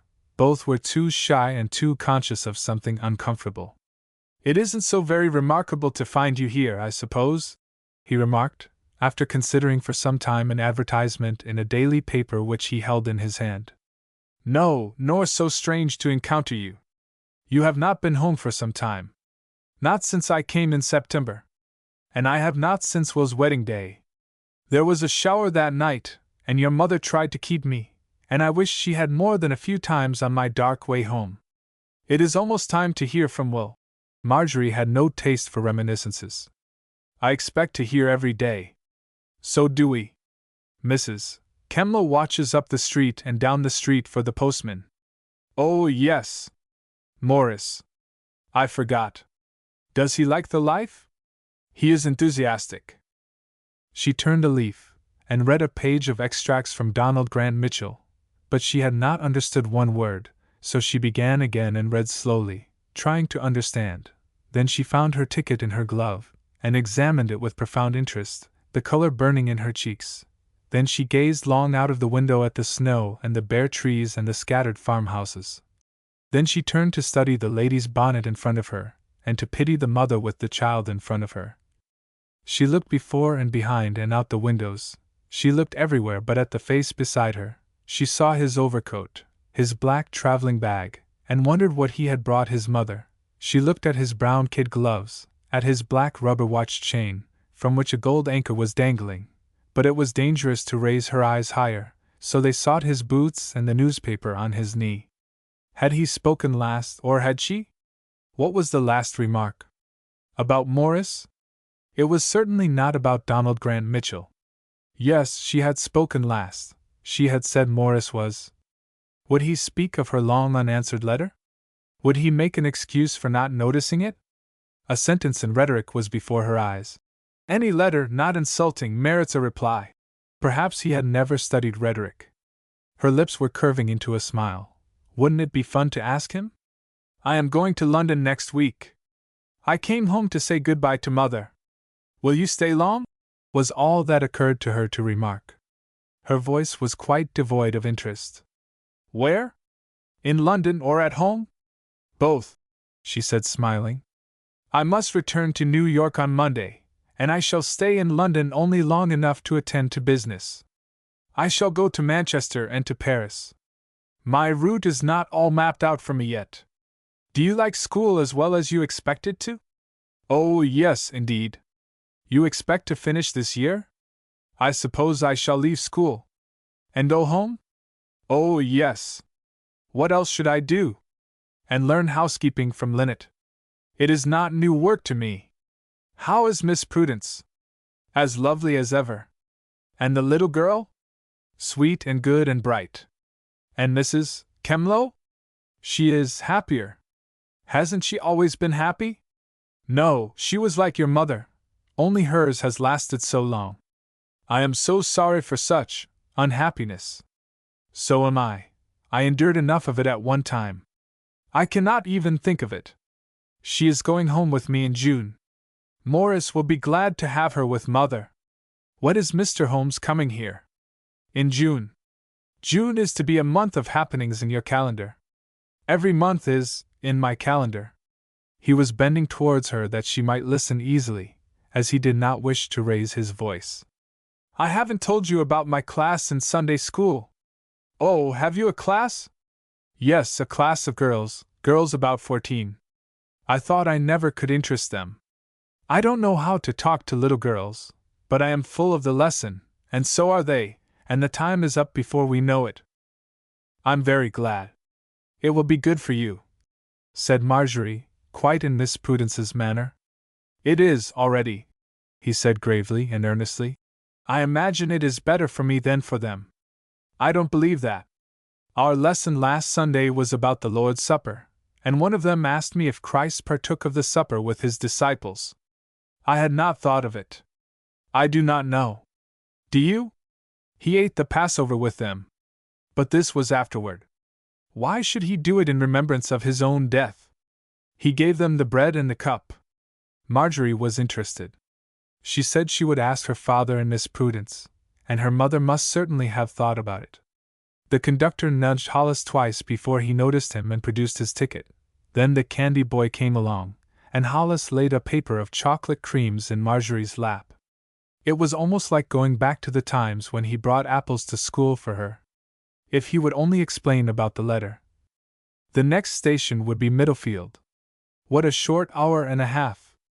She buttoned her glove, took her shawl strap into her lap, loosening the strap so that she might slip her English literature in, tightened it again, ate the last cream drop, tossed aside the paper, and was ready for Middlefield. As the train stopped, he took the shawl strap from her hand. She followed him through the car, gave him her hand to assist her to the platform, and then there was a welcome in her ears, and Linnet and her father seemed to be surrounding her. Captain Raid had brought Linnet to the train, intending to take Hollis back. Linnet was jubilant over the news of Will's safe arrival. They had found the letter at the office. Father has letters too, she said to Hollis. He will give you his news.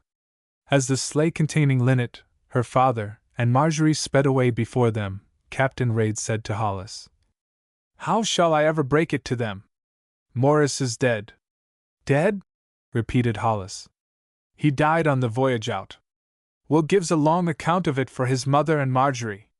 It seems the poor fellow was engaged to her, and has given Will a parting present for her. How did it happen? Will has tried to give details, but he is rather confusing. He is in great trouble. He wanted to bring him home, but that was impossible. They came upon a ship in distress, and laid by her a day and a night in foul weather to take them off. Morris went to them with a part of the crew, and got them all safely aboard the Linnet, but he had received some injury, nobody seemed to know how. His head was hurt, for he was delirious after the first night. He sent his love to his mother, and gave Will something for Marjorie, and then did not know anything after that. Will is heartbroken. He wants me to break it to Linnet, but I didn't see how I can. Your mother will have to do it. The letter can go to his mother. Miss Prudence will see to that. But Marjorie, said Hollis slowly. Yes, poor little Marjorie, said the old man compassionately. It will go hard with her. Linnet or her mother can tell her. The captain touched his horse, and they flew past the laughing sleigh load. Linnet waved her handkerchief, Marjorie laughed, and their father took off his hat to them. Oh dear, groaned the captain. Lord help her, poor little thing, prayed Hollis, with motionless lips. He remembered that last letter of hers that he had not answered. His mother had written to him that she surmised that Marjorie was engaged to Morris, and he had felt it wrong, almost interfering.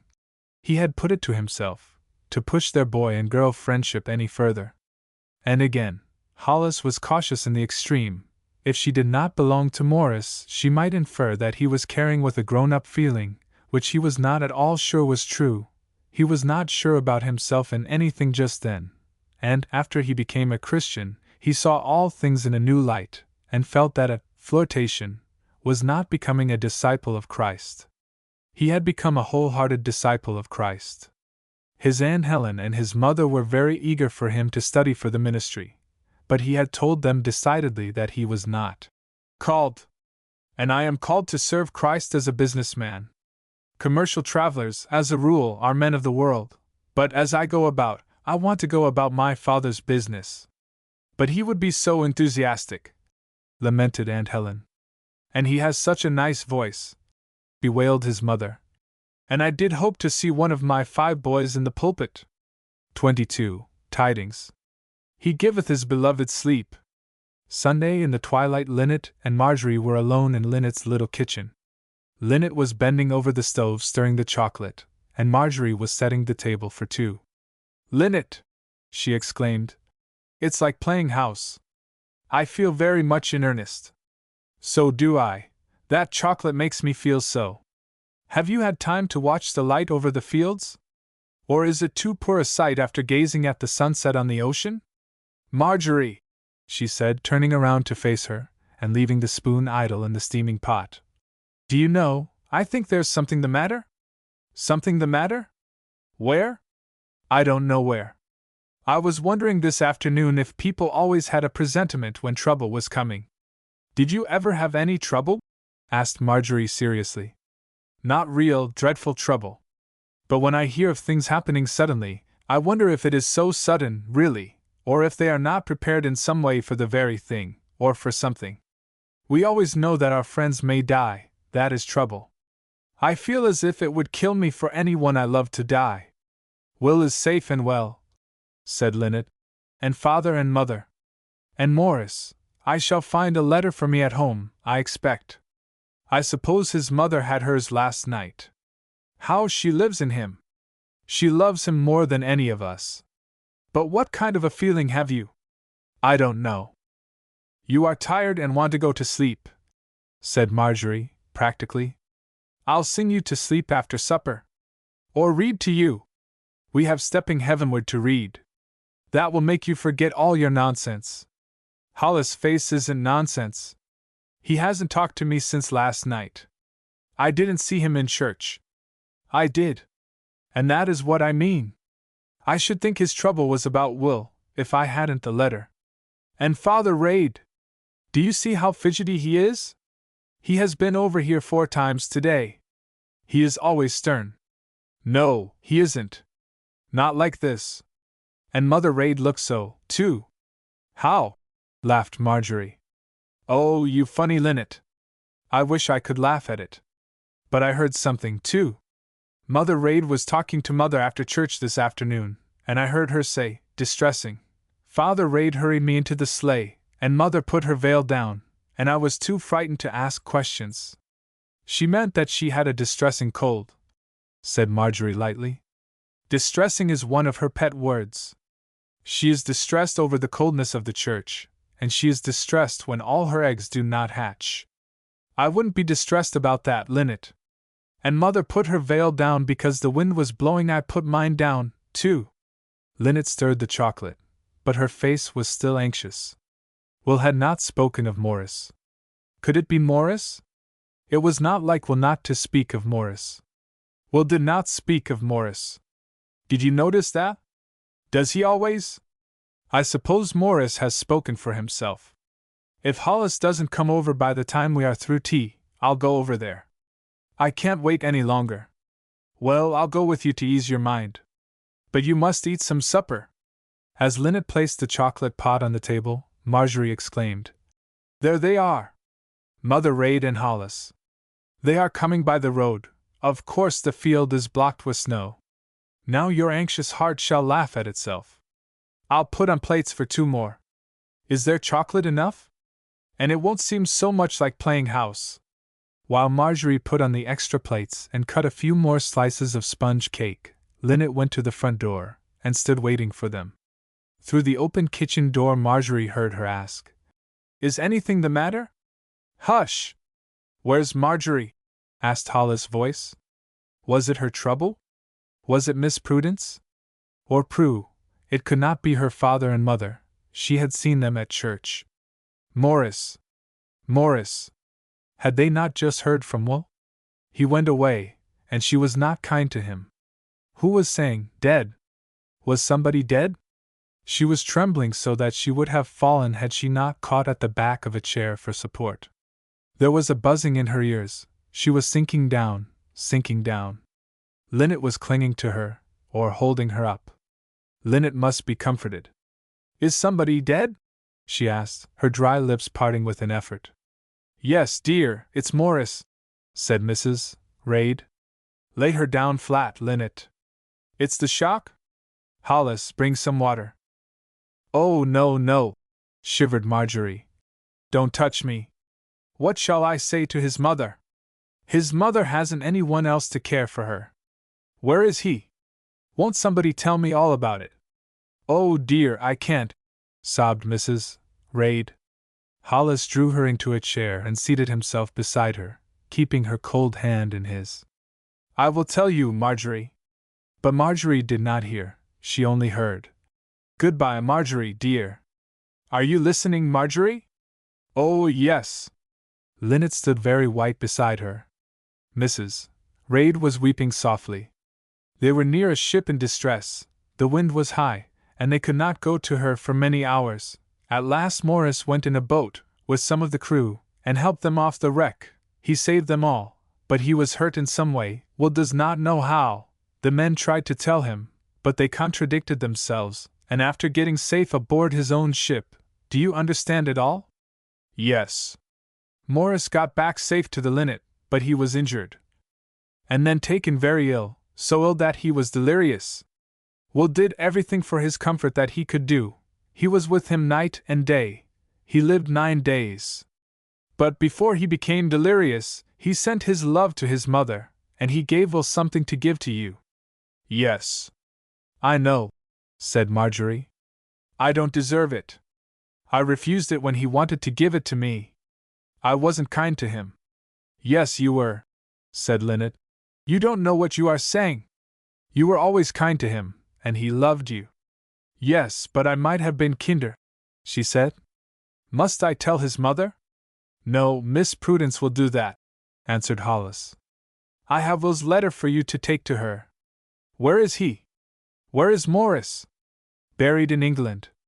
Will could not bring him home, said Hollis. His mother! What will she do? Moaned Marjorie. Marjorie, you talk as if there was no one to comfort her, rebuked Mrs. Reid. You have all your boys, Mrs. Reid, and she had only Morris, said Marjorie. Yes, that is true, and I cannot spare one of them. Do cry, child. Don't sit there with your eyes so wide open and big. Marjorie closed her eyes and leaned back against Linnet. Morris had gone to God. It was hours before the tears came. She sobbed herself to sleep towards morning. She did not deserve it, but she would keep the thing he had sent to her. Another beautiful life was ended. Who would do his work on the earth? Would Hollis? Could she do a part of it? She would love his mother. Oh, how thankful she was that he had known that rest had begun to come to his mother, that he had known that she was safe with Miss Prudence. It was like Marjorie, even in her first great sorrow, to fall asleep thanking God. 23. God's love. As many as I love I rebuke and chasten. Marjorie opened her English literature. She must recite tomorrow. She had forgotten whom she had studied about Saturday afternoon. Again Hollis was beside her in the train. Her shawl strap was at her feet. Her ticket was tucked into her glove. She opened at the same place in English literature. Now she remembered. Donald Grant Mitchell. His Dream Life was one of Morris' favorites. They had read it together one summer under the apple tree. He had coaxed her to read aloud, saying that her voice suited it. She closed the book. She could not study. How strange it would be to go among the girls and hear them laugh and talk. Would any of them ask her if she were in trouble? They would remember her sailor boy. Was it Saturday afternoon? Hollis wore those brown kid gloves, and there was the anchor dangling from his black chain. She was not too shy to look higher, and meet the smile of his eyes today. Was she going home and expecting a letter from Morris? There was a letter in her pocket, but it was not from Morris. Hollis had said he expected to hear from Will, and they had heard from Will. He would be home before very long, and tell them all the rest. The train rushed on. A girl was eating peanuts behind her, and a boy was studying his Latin grammar in front of her. She was going to Morris' mother. The rushing train was hurrying her on. How could she say to Miss Prudence, "Morris is dead"? Marjorie. Well, she answered, rousing herself. Are you comfortable? The voice was sympathetic. Tears started. She could only nod in reply. There seemed to be nothing to talk about today. She had replied in monosyllables so long that he was discouraged with his own efforts at conversation, and lapsed into silence. But it was a silence that she felt she might break at any moment. The train stopped at last. It had seemed as if it would never stop, and then as if it would stop before she could catch her breath and be ready to speak. If she had not refused that something he had brought her, this would not have been so hard. Had he cared so very much? Would she have cared very much if he had refused those handkerchiefs she had marked for him? But Hollis had taken her shawl strap, and was rising. You will not have time to get out. Did you think I would leave you anywhere but with your friends? Have you forgotten me so far as that? I was thinking of your time. Never mind. One has always time for what he wants to do most. Is that an original proverb? I do not know that it is a quotation. She dropped her veil over her face, and walked along the platform at his side. There were no street cars in the small city, and she had protested against the carriage. I like the air against my face. That last walk with Morris had been so full of talk. This was taken in absolute silence. The wind was keen and they walked rapidly. Prue was watching at the window, loving little Prue, as Marjorie knew she would be. There's a tall man with Marjorie, Aunt Prue. Aunt Prue left the piano and followed her to the door. Mrs. Kemlow was knitting stockings for Morris in her steamer chair. Marjorie was glad of Prue's encircling arms. She hid her face in the child's hair while Hollis passed her and spoke to Miss Prudence. Miss Prudence would be strong. Marjorie did not fear anything for her. It might be cowardly, but she must run away from his mother. She laid Will's letter in Hollis' hand, and slipping past him hastened up the stairway. Prue followed her, laughing and pulling at her cloak. She could tell Prue. It would relieve her to talk to Prue. They were both weeping, Prue in Marjorie's arms, when Miss Prudence found them in her chamber an hour later. The only light in the room came through the open door of the airtight. "Does she know?" asked Marjorie, springing up to greet Miss Prudence. "Yes, she is very quiet. I have prayed with her twice, and we have talked about his life and his death. She says that it was unselfish to the end. He sent his love to her. Did Hollis tell you?" "I read the letter. I read it twice." She holds it in her hand now. "Has the tall man gone?" asked Prue. "Yes, he did not stay long." "Marjorie, you did not bid him good night." "I know it. I did not think." "Marjorie, dear." Miss Prudence opened her arms, and Marjorie crept into them. "Oh, Aunt Prue, I would not be so troubled, but he wanted to give me something, some little thing he had brought me, because he always did remember me, and I would not even look at it. I don't know what it was. I refused it, and I know he was so hurt. I was almost tempted to take it when I saw his eyes, and then I wanted to be true." "Were you true?" "I tried to be." "Then there is nothing to be troubled about. He is comforted for it now. Don't you want to go down and see his mother?" "I'm afraid to see her." "She will comfort you. She is sure now that God loves her. I have been trying to teach her, and now God has taught her so that she can rejoice in his love.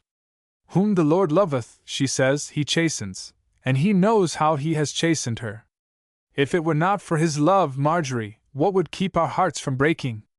"Papa died, too," said Prue. Marjorie went down to the parlor. Mrs. Kemlow was sitting at the grate, leaning back in her steamer chair. Marjorie kissed her without a word. "Marjorie! The girls ought to know. I don't believe I can write." "I can. I will write tonight. And copy this letter, then they will know it just as it is. He was with you so long they will not miss him as we do. They were older, and they loved each other, and left him to me. And, Marjorie." "Yes'm." "Tell them I am going to your mother's as soon as warm weather comes, unless one of them would rather take me home. Tell them Miss Prudence has become a daughter to me. I am not in need of anything. Give them my love, and say that when they love their little ones, they must think of how I loved them." "I will," said Marjorie. "You and Mother will enjoy each other so much." Marjorie wrote the letters that evening, her eyes so blinded with tears that she wrote very crookedly. No one would ever know what she had lost in Morris. He had been a part of herself that even Lynette had never been. She was lost without him, and for months wandered in a new world. She suffered more keenly upon the anniversary of the day of the tidings of his death than she suffered that day. Then, she could appreciate more fully what God had taken from her. But the letters were written, and mailed on her way to school in the morning. Her recitations were gone through with, and night came, when she could have the rest of sleep. The days went on outwardly as usual. Prue was daily becoming more and more a delight to them all. Mrs. Kemlow's sad face was sweet and chastened, and Miss Prudence's days were more full of busy doings, with a certain something of a new life about them that Marjorie did not understand. She could almost imagine what Miss Prudence had been 20 years ago. Despite her lightness of foot, her inspiriting voice, and her young interest in every question that pertained to life and work and study, Miss Prudence seemed old to 18-years-old Marjorie. Not as old as her mother, but nearly 45 was very old. When she was 45, she thought, her life would be almost ended, and here was Miss Prudence always beginning again. Answers to her letters arrived duly. They were not long, but they were conventionally sympathetic. One daughter wrote, "Morris took you away from us to place you with friends whom he thought would take good care of you. If you are satisfied to stay with them, I think you will be better off than with me. Business is dull, and Peter thinks he has enough on his hands." The other wrote, "I am glad you are among such kind friends. If Miss Palmer thinks she owes you anything, now is her time to repay it. But she could pay your board with me as well as with strangers, and you could help me with the children. I am glad you can be submissive, and that you are in a pleasanter frame of mind. Henry sends love, and says you never shall want a home while he has a roof over his own head." The mother sighed over both letters. They both left so much unsaid. They were wrapped up in their husbands and children. I hope their children will love them when they are old, was the only remark she made about the letters. I'm your child too, said Marjorie. Won't you take me instead? No, not instead of Morris, but with him? In April Will came home. He spent a night in Maple Street, and almost satisfied the mother's hungry heart with the comfort he gave her. Marjorie listened with tears. She went away by herself to open the tiny box that Will placed in her hand. Kissing the ring with loving and reverent lips, she slipped it on the finger that Morris would have chosen, the finger on which Lynette wore her wedding ring. Semper Fidelis. She could see the words now as he used to write them on the slate. If he might only know that she cared for the ring! If he might only know that she was waiting for him to come back to bring it to her! If he might only know, but he had God now, he was in the presence of Jesus Christ. There was no marrying or giving in marriage in the presence of Christ in heaven. Giving in marriage and marrying had been in his presence on the earth, but where fullness of joy was, there was something better. Marriage belonged to the earth. She belonged to the earth, but he belonged to heaven. The ring did not signify that she was married to him. I think it might have meant that to her, if she had read the shallow sentimentalism of some love stories. But Miss Prudence had kept her from false ideas, and given her the truth, that marriage was the symbol of the union of Christ and his people. A pure marriage was the type of this union. Lynette's marriage was holier and happier because of Miss Prudence's teaching. Miss Prudence was an old maid, but she had helped others beside Lynette and Marjorie towards the happiest marriage. Marjorie had not one selfish, or shallow, or false idea with regard to marriage. And why should girls have, who have good mothers in the Old and New Testaments? With no shamefacedness, no foolish consciousness, she went down among them with Morris' ring upon her finger. She would as soon have been ashamed to say that an angel had spoken to her. Perhaps she was not a modern schoolgirl, perhaps she was as old-fashioned as Miss Prudence herself. 24. Just as it ought to be. I chose my wife, as she did her wedding gown, for qualities that would wear well. Goldsmith. Prudence! Well, John, she returned, as he seemed to hesitate. Have we arranged everything? Everything. And you have been home 3 hours. 3.5, if you please. It is now 6 o'clock. Then the tea bell will ring. No, I told Deborah to ring at 7 tonight. She will think you are putting on the airs of the master. Don't you think it is about time? Or, it will be at 6:30. Why, in half an hour? Half an hour may make all the difference in the world. In some instances, yes? They were walking up and down the walk they had named years ago. The shrubbery path. He had found her in the shrubbery path in the old days when she used to walk up and down and dream her girlish dreams. Like Lynette, she liked her real life better than anything she had dreamed. Mr. Holmes had returned with his shoulders thrown back, the lines of care softened into lines of thought, and the slouched hat replaced by a broad-brimmed Panama.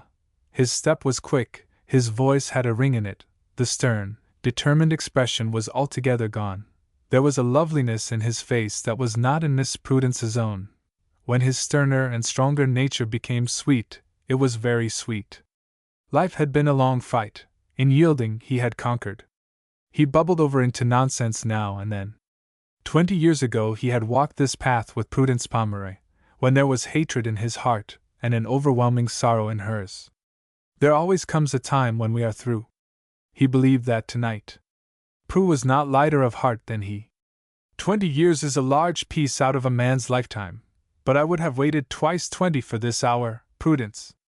I wish I deserved my happiness as much as you do yours, John. Perhaps you haven't as much to deserve. I'm glad I don't deserve it.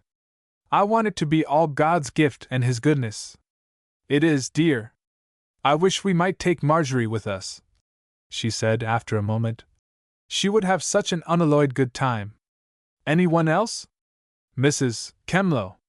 Is that all? There's Deborah. Prudence, you ought to be satisfied with me. You don't know how to be married. Suppose I wait 20 years longer and learn. No, it is like learning to swim. The best way is to plunge at once. And at once will be in about 20 minutes, instead of 20 years. What do you mean? she asked, standing still in unfeigned astonishment. I mean that your neighbor across the way has been invited to call at 6:30 this evening to marry me, and I supposed you were willing to be married at the same time. John Holmes! Do you want to send me off again? But I never thought of such a thing. It wasn't necessary. One brilliant mind is enough to plan. What did you ask me to come home for? But not now, not immediately. Why not? He asked gravely. Because, she smiled at her woman's reason. I'm not ready. Don't you know whether you are willing or not? Yes, I know that. Aren't you well enough acquainted with me? Haven't you proved me long enough? Oh, John, her eyes filling with tears. What else can you mean by ready? She looked down at her dress, a gray flannel, an iron gray flannel, a gray flannel and linen collar and cuffs to be married in. But was it not befitting her gray locks? John, look at me! I am looking at you. What do you see? You were never so lovely in your life. You were never so obstinate in your life. I never had such a good right before. Now listen to reason. You say this house is to be sold, and the furniture, for future housekeeping, is to be packed and stored, that you and Prue are to sail for Havre the first steamer in July, and who beside your husband is to attend to this, and to get you on board the steamer in time? But John, laying her hand in expostulation upon his arm. But Prudence, he laughed. Is Deborah to go with us? Shall we need her in our Italian palace, or are we to dwell amid ruins? Nothing else would make her old heart so glad. Marjorie and Mrs. Kemlow expect to go home tomorrow. Yes. Don't you want Marjorie to stay and help you? With such a valiant husband at the front. I suspect you mean to create emergencies simply to help me out of them. I'm creating one now, and all I want you to do is to be helped out, or in. But John, I must go in and fix my hair. Your hair looks as usual. But I don't want it to look as usual. Do you want the bride to forget her attire and her ornaments? A blue figure with curls flying and arms outstretched was flying down towards them from the upper end of the path. Oh, Aunt Prue! Mr. March has come over, without Mrs. March, and he asked for you. I told him Uncle John had come home, and he smiled, and said he could not get along without him. John, you should have asked Mrs. March, too. I forgot the etiquette of it. I forgot she was your pastor's wife. But it's too late now. Prue! Miss Prudence laid her hand on Prue's head to keep her quiet. Ask Marjorie and Mrs. Kemlow and Deborah to come into the parlor. We are to be married, Prue, said John Holmes. Who is? Asked Prue. Aunt Prue and I. Don't you want Papa and Mama instead of Uncle John and Aunt Prue? Yes, I do. Wait for us to come. I'll run and tell them, she answered, fleeing away. John, this is a very irregular proceeding. It quite befits the occasion, however, he answered gravely. Very slowly they walked toward the house. All color had left Miss Prudence's cheeks and lips. Deborah was sure she would faint, but Mrs. Kemlow watched her lips, and knew by the firm lines that she would not. No one thought about the bridegroom, because no one ever does. Prue kept close to Miss Prudence, and said afterward that she was Mamma's bridesmaid. Marjorie thought that Morris would be glad if he could know it. He had loved Mr. Holmes. The few words were solemnly spoken. Prudence Pomeroy and John Holmes were husband and wife. What God hath joined. Oh, how God had joined them. She had belonged to him so long. The bridegroom and bride went on their wedding tour by walking up and down the long parlor in the summer twilight. Not many words were spoken. Deborah went out to the dining room to change the tablecloth for one of the best damasks, saying to herself, It's just as it ought to be. Just as it ought to be. And things do happen so once in a while in this crooked world. 25. The will of God. To see in all things good and fair, thy love attested is my prayer. Alice Carey. Linnet is happy enough, said their mother. But there's Marjorie. Yes, there was Marjorie. She was not happy enough. She was 21 this summer, and not many events had stirred her uneventful life since we left her the night of Miss Prudence's marriage. She came home the next day bringing Mrs. Kemlo with her, and the same day she began to take the old household steps. She had been away but a year, and had not fallen out of the old ways as Linnet had in her 3 years of study, and she had not come home to be married as Linnet had. She came home to do the next thing, and the next thing had even been something for her father and mother, or Morris' mother.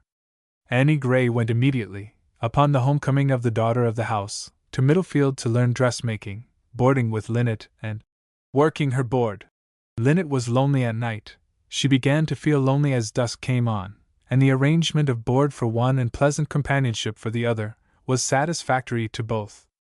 Not that there was very much for Annie to do, besides staying at home Monday mornings to help with the washing, and ironing Monday evening or early Tuesday. Linnet loved her housekeeping too well to let any other fingers intermeddle. Will decided that she must stay, for company, especially through the winter nights, if he had to pay her board.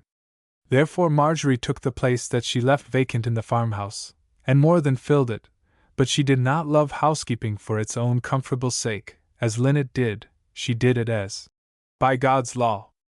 Her father's health failed signally this first summer.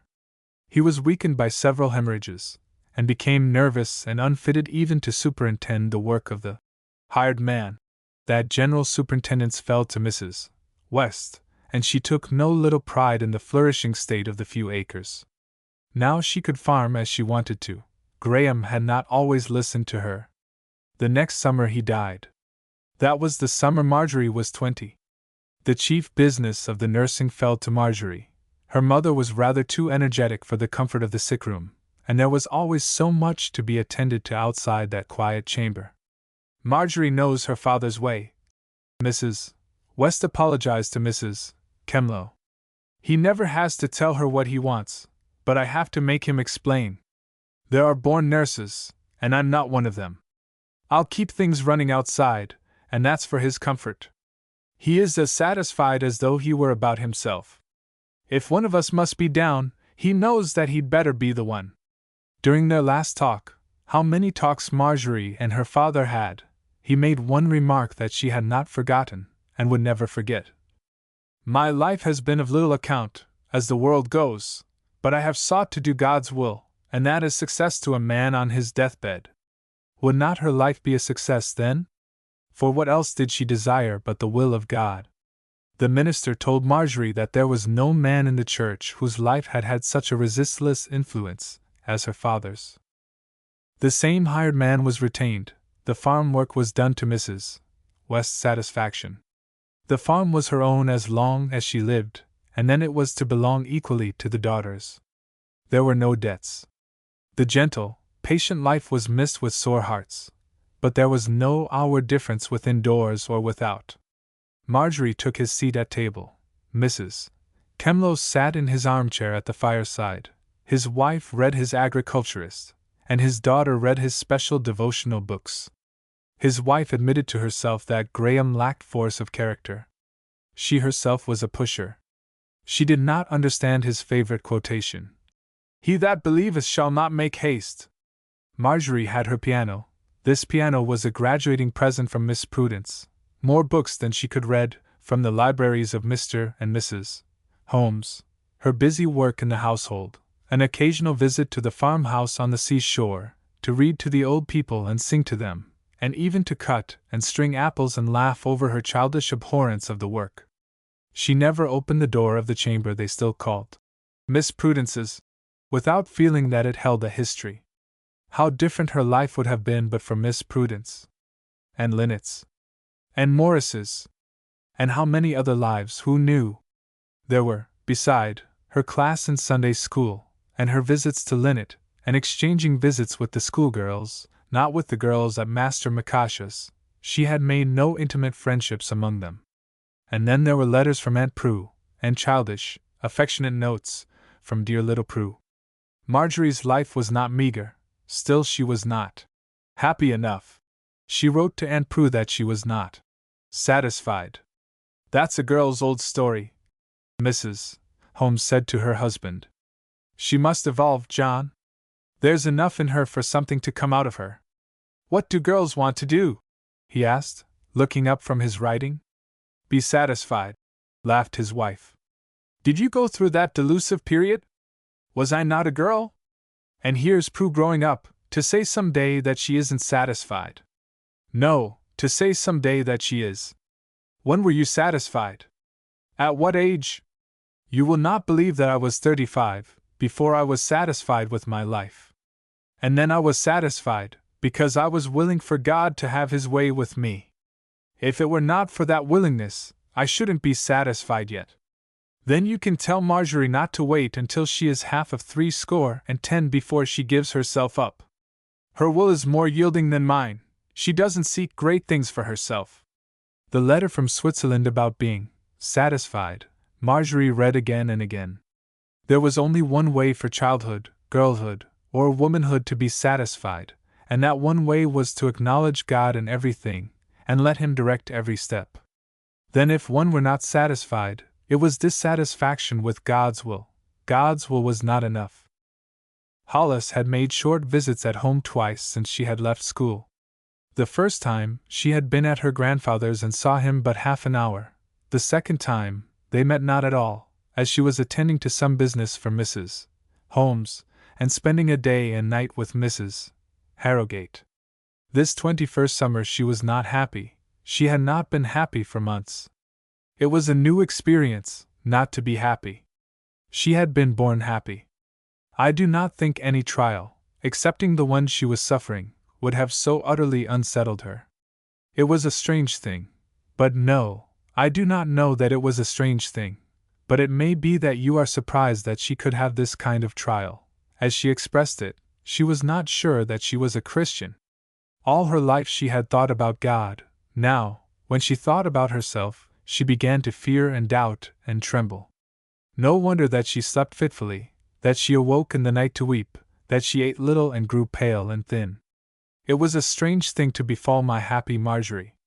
Her mother could not understand it. She tempted her appetite in various ways, sent her to her grandfather's for a change, and to Linnet's, but she came home as pale and dispirited as she went. She works too hard, thought the anxious mother, and sent for a woman to wash and iron, that the child might be spared. Marjorie protested, saying that she was not ill, but as the summer days came, she did not grow stronger. Then a physician was called, who pronounced the malady nervous exhaustion, prescribed a tonic, cheerful society, sea bathing, horseback riding, and said he would be in again. Marjorie smiled and knew it would do no good. If Aunt Prue were near her she would open her heart to her. She could have told her father all about it, but she shrank from making known to her mother that she was not ill, but grieving because she was not a Christian. Her mother would give her energetic advice, and bid her wrestle in prayer until peace came. Could her mother understand, when she had lived in the very sunshine of faith for 30 years? She prayed for hours at a time, but peace came not. She had fasted and prayed, and still peace did not come. Her mother was as blithe and cheery as the day was long. Linnet was as full of song as a bird, because Will was on the passage home. In Mrs. Kemlow's face and voice and words and manner was perfect peace. Aunt Prue's letters were overflowing with joy in her husband and child, and joy in God. Only Marjorie was left outside. Mrs. Reid had become zealous in good works. She read extracts from Hollis' letters to her, where he wrote of his enjoyment in church work, his Bible class, the Young Men's Christian Association, the prayer meeting. But Marjorie had no heart for work. She had attempted to resign as teacher in Sunday school, but the superintendent and her class of bright little girls persuaded her to remain. She had sighed and yielded. How could she help them to be what she was not herself? No one understood and no one helped her. For the first time in her life she was tempted to be cross. She was weary at night with the effort all day to keep in good humor. And she was a member of the church? Had she a right to go to the communion? Was she not living a lie? She stayed at home the Sabbath of the summer communion, and spent the morning in tears in her own chamber. Her mother prayed for her, but she did not question her. "Marjorie, dear," Morris' mother said, "can you not feel that God loves you?" "I know He does," she replied, bursting into tears. "But I don't love Him." In August of this summer Captain Will was loading in Portland for Havana. She was ready for sea, but the wind was ahead. After 2 days of persistent headwind, Saturday night came, and it was ahead still. Captain Will rushed ashore and hurried out to Linnet. He would have one Sunday more at home. Annie was spending a week in Middlefield, and Linnet was alone. She had decided not to go home, but to send for Marjorie, and was standing at the gate watching for someone to pass, by whom she might send her message, when Will himself appeared, having walked from the train. Linnet shouted. He caught her in his arms and ran around the house with her, depositing her at last in the middle of the grass plat in front of the house. "One more Sunday with you, sweetheart! Have you been praying for a head wind? Suppose I should pray for it to be ahead as long as we live. Poor little girl! It's hard for you to be a sailor's wife, isn't it? It isn't hard to be your wife. It would be hard not to be," said demonstrative Linnet. "You are going with me next voyage, you have promised. Your father has not said I might. He won't grumble. The Linnet is making money for him. You haven't had any supper, Will. And I am forgetting it. Have you? I didn't feel like eating, but I did eat a bowl of bread and milk. Do you intend to feed me on that? No, come in and help, and I'll get you the nicest supper you ever had. I suppose I ought to go over and see father. Wait till afterward, and I'll go with you. Oh, Will! Suppose it is fair tomorrow, will he make you sail on Sunday? I never have sailed on Sunday. But he has. He says it is all nonsense not to take advantage of the wind. I have been in ships that did do it. But I prefer not to. The Linnet is ready as far as she can be, and not be in motion. There will not be as much to do as there is often in a storm at sea. But this is not an emergency, and I won't do it if I can help it. But your father is so determined. So am I, said Will in a determined voice. But you do not own a plank in her, said Linnet anxiously. Oh, I hope it won't be fair tomorrow. It isn't fair tonight, at any rate. I believe you were to give a hungry traveler some supper. Linnet ran in to kindle the fire and make a cup of tea. Will cut the cold boiled ham and the bread, while Linnet brought the cake and sugared the blueberries. Linnet, we have a precious little home. Thanks to your good father. Yes, thanks to my father. I ought not to displease him. Will returned seriously. You do please him. You satisfy him in everything. He told Hollis so. Why, I didn't tell you that Hollis came in the train with me. See how you make me forget everything. He is to stay here a day or so, and then go on a fishing excursion with some friends, and then come back here for another day or so. What a fine fellow he is! He is the gentleman among us boys. I would like to know what you are, said Linnet indignantly. A rough old tar, laughed Will, for the sake of the flash in his wife's eyes. Then I'm a rough old tar too, said Linnet decidedly. How short the evening was! They went across the fields to see Hollis, and to talk over affairs with the largest owner of the Linnet. Linnet wondered when she knelt beside Will that night if it would be wrong to ask God to keep the wind ahead until Monday morning. Marjorie moaned in her sleep in real trouble.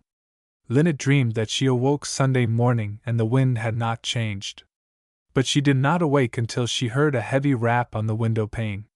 It was scarcely light, and Will had sprung out of bed and had raised the window and was talking to his father. I'll be here in an hour or less time to drive you into Portland. Hollis won't drive you, but I'll be here on time.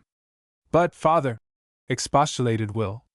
He had never resisted his father's will as the others had done. He inherited his mother's peace-loving disposition. He could only expostulate and yield.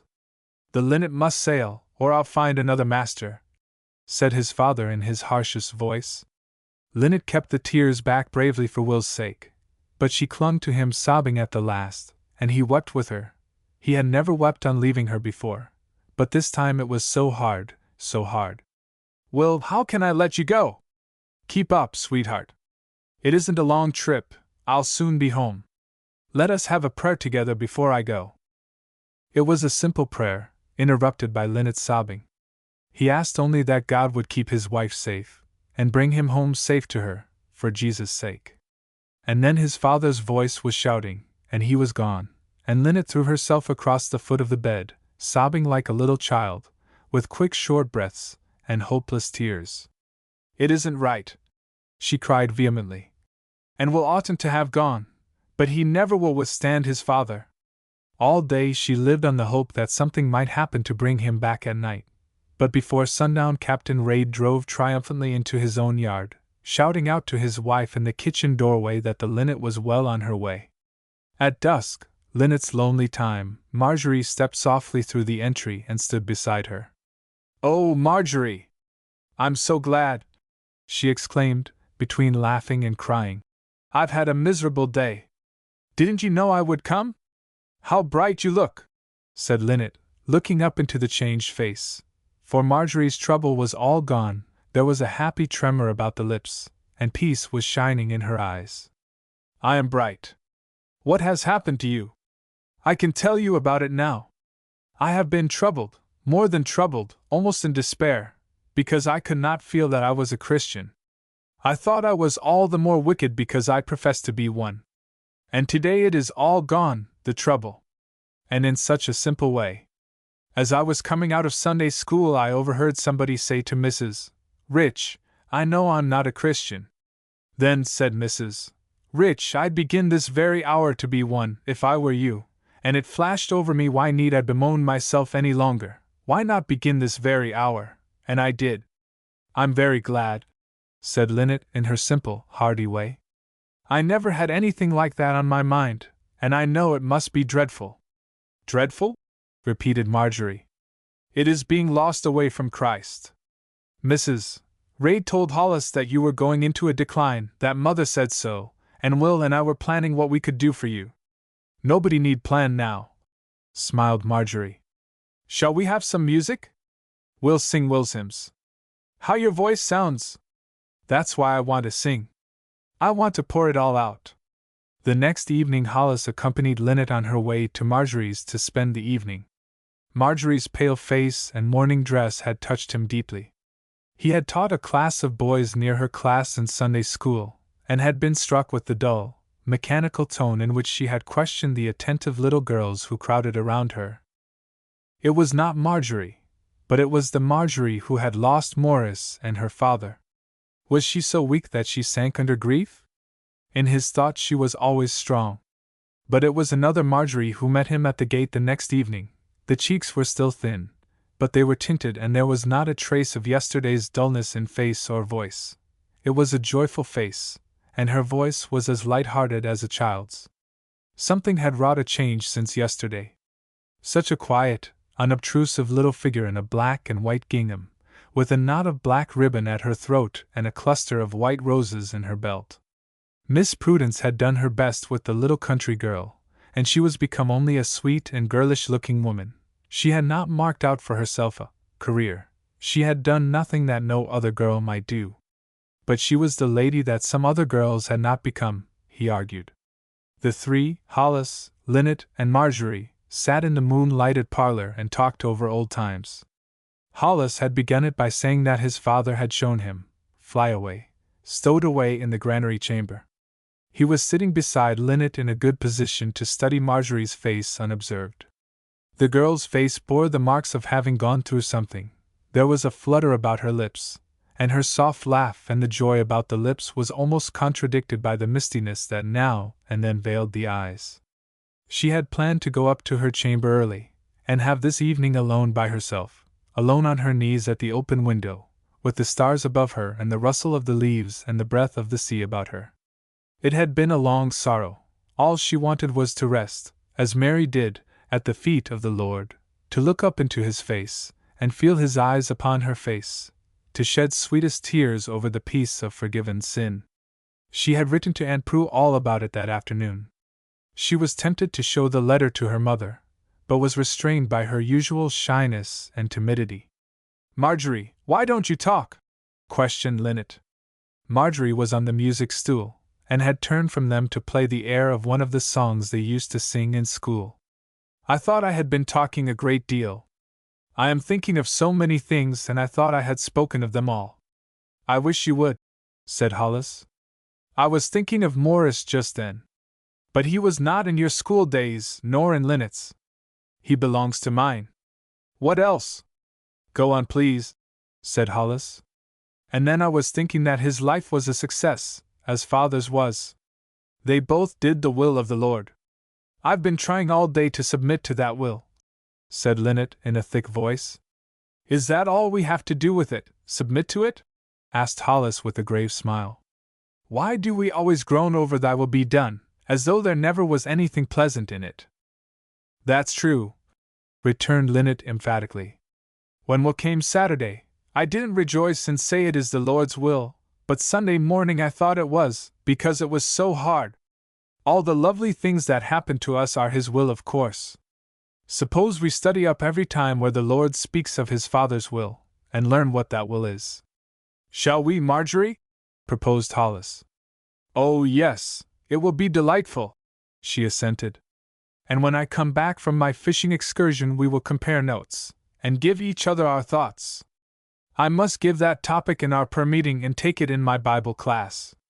We know the will of God is our sanctification, said Marjorie slowly. I don't want to sigh, that will be done about that. Hollis, I mean to hold on to that. Every happy thing is God's will as well as the hard ones, said Linnet. And here come the mothers for some music, exclaimed Marjorie. They cannot go to sleep without it. And Marjorie's mother did not go to sleep with it. Hollis had invited himself to remain all night, saying that he was responsible for Linnet and could not go home unless she went home. 26. Marjorie's mother. Leave to heaven the measure and the choice. Johnson. Marjorie fell asleep as happy as she wanted to be, but her mother did not close her eyes and sleep all that night. She closed them in prayer, however, and told Miss Prudence afterward that she did not catch one wink of sleep. All night long she was asking the Lord if she might intermeddle between Marjorie and Hollis. As we look at them, there was nothing to intermeddle with. Marjorie herself did not know of anything. Perhaps, more than anything, she laid before the Lord what she wanted Him to do. She told Him how Marjorie looked, and how depressed she had been, and her own fear that it was disappointment that was breaking her heart. The prayer was characteristic. Lord, Thou knowest all things, Thou knowest the hearts of both, and what is in Thy will for both, but Thou dost choose means, Thou hast chosen means since the world began, and if Thou hast chosen me, make me ready to speak. Soften the heart of the young man, show him how ill he has done, and knit their hearts to each other as Thou didst the hearts of David and Jonathan. Make her willing as Thou didst make Rebekah willing to go with the servant of Abraham. Give her favor in his eyes, as Thou gavest favor to Abigail in the eyes of David. Bring her into favor and tender love, as Thou broughtest Daniel. Let it not be beneath Thy notice, the sparrows are not, and she is more than many sparrows to Thee. Give me words to speak, and prepare his heart to listen. The king's heart is in Thine hand, and so is his heart. If we acknowledge Thee in all our ways, Thou wilt direct our steps. I do acknowledge Thee.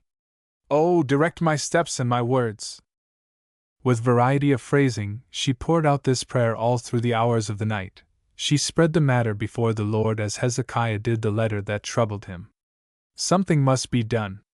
She forgot all the commands to wait, to sit still and see the salvation of the Lord. She forgot, or put away from her, the description of one who believeth. He that believeth shall not make haste. And she was making haste with all her might.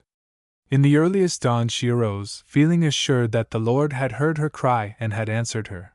He had given her permission to speak to Hollis. That He permitted her to speak to Hollis, I know. That it was His will, I do not know. But she was assured that she knew, and she never changed her mind. It may be that it was His will for her to make a mistake and bring sorrow upon Marjorie. The Lord does not shrink from mistakes. He knows what to do with them. Before the house was astir, Hollis found her in the kitchen. She had kindled the fire, and was filling the tea kettle at the pump in the sink. Good morning, Mrs. West. Excuse my early leave, but I must meet my friends today. Hollis! She set the tea kettle on the stove, and turned and looked at him. The solemn weight of her eye rooted him to the spot. Hollis, I've known you ever since you were born. And now you are going to find fault with me, he returned, with an easy laugh. No, not to find fault, but to speak with great plainness. Do you see how changed Marjorie is? Yes. I could not fail to notice it. Has she been ill? Yes, very ill. You see the effect of something. But she is better. She was so bright last night. Yes, last night, she returned impressively, setting the lid of the tea kettle firmly in its place. Did you ever think that you did wrong in writing to her so many years and then stopping short all of a sudden, giving her no reason at all? Do you mean that has changed her and hurt her? He asked, in extreme surprise. I do. I mean that. I mean that you gained her affections and then left her, she returned with severity. Hollis was now trembling in every limb, strong man as he was. He caught at the back of a chair, and leaned on his 2 hands as he stood behind it gazing into her face with mute lips. And now, what do you intend to do? I never did that. It was not in my heart to do that. I would scorn to do it, he declared with vehemence. Then what did you do? She asked quietly. We were good friends. We liked to write to each other. I left off writing because I thought it not fair to interfere with Morris. Morris! What did he have to do with it? She wears his ring, he said in a reasoning voice. She wears it as she would wear it if a brother had given it to her. They were brother and sister. Hollis stood with his eyes upon the floor. Afterward Mrs. West told Miss Prudence that when it came to that, she pitied him with all her heart. He shook all over and looked as if he would faint. Mrs. West! He lifted his eyes and spoke in his usual clear, manly voice. I have never thought of marrying any one beside Marjorie. I gave that up when Mother wrote me that she cared for Morris. I have never sought anyone since. I have been waiting. If she loved Morris, she could not love me. I have been giving her time to think of me if she wanted to. I'd like to know how. You haven't given her the first sign. She does not know me. She is shy with me. I do not know her. We do not feel at home with each other. How are you going to get to feel at home with each other 500 miles apart? Inquired the practical mother. It will take time. Time? I should think it would. Mrs. West pushed a stick of wood into the stove with some energy. But if you think it is because I do think so. Then she must know me better than I thought she did. He continued thoughtfully. Didn't she go to school with you? Not with me grown up. That's a distinction that doesn't mean anything. It means something to me. I am more at home with Lynette than I am with her. She has changed. She keeps within herself. Then you must bring her out. How can she care, if she thinks I have trifled with her? I didn't say she thought so, I said I thought so. You have hastened this very much. I wanted her to know me and trust me. I want my wife to love me, Mrs. West. No doubt of that, Master Hollis. With a sigh of congratulation to herself. All you have to do is to tell her what you have told me. She will throw you off. Has she said so? He inquired eagerly. Do you think she is the girl to say so? I am sure not, he answered proudly. Hollis, this is a great relief, said Marjorie's mother. Well, goodbye, he said, after hesitating a moment with his eyes on the kitchen floor, and extending his hand. I will speak to her when I come back. The Lord bless you, she answered fervently. Just then Marjorie ran lightly downstairs singing a morning hymn, entering the kitchen as he closed the door and went out. Hollis just went, said her mother. Why didn't he stay to breakfast? She asked, without embarrassment. He had to meet his friends early, replied her mother, averting her face and busying herself at the sink. He will have to eat breakfast somewhere, but perhaps he expects to take a late breakfast on the fish he has caught. Mother, Lynette and I are to be little girls and go berrying. Only be happy, children, that's all I want, returned Mrs. West, her voice breaking. While Marjorie fried the fish for breakfast, her mother went to her chamber to kneel down and give thanks. 27. Another walk and another talk. We are not to lead events but to follow them. Epictetus. Marjorie was so happy that she trembled with the joy of it. The relief from her burden, at times, was almost harder to bear than the burden itself. She sang all day hymns that were the outpouring of her soul in love to Christ. "What a child you are, Marjorie," her mother said one day. "You were as doleful as you could be, and now you are as happy as a bird. Do you remember what Luther says? Luther says several wise and good things. And this is one of them. It is one of Aunt Prue's favorite sayings: the Christian should be like a little bird, which sits on its twig and sings, and lets God think for it." "That's all very well for a bird, but we have to do," replied her mother sharply. "We have to do what God thinks, though," returned Marjorie quickly. "Child, you are your father all over again. He always wanted to wait and see, but mine was the faith that acted." "But now can we act until we wait and see?" persisted Marjorie. "I want to be sure that God means for us to do things. Many a thing wouldn't have happened if I hadn't pushed through. Why, your father would have been willing for Lynette to be engaged years and years." "So would I," said Marjorie seriously. A week later, one afternoon towards dusk, Marjorie was walking home from her grandfather's. Her happy face was shaded by a brown straw hat, her hands were sunburned, and her fingers were scratched with numerous berrying expeditions. There was a deepened color in the roundness of her cheeks. She was a country maiden this afternoon, swinging an empty basket in her hand. She was humming to herself as she walked along, hurrying her steps a little as she remembered that it was the mail for her long, foreign letter. This afternoon she was as happy as she wanted to be. Within half a mile of home she espied a tall figure coming towards her, a figure in a long linen duster, wearing a gray, low-crowned, felt hat. After an instant she recognized Hollis and remembered that today he was expected home. She had not thought of it all day. "Your mother sent me to meet you," he said without formal greeting. Instantly she detected a change in his manner towards her. It was as easy as if he were speaking to Lynette. "I've been off on one of my long walks. Do you remember our walk together from your grandfather's, how many years ago? When I appealed to your sympathies and enlisted you in my behalf? You were in trouble, weren't you?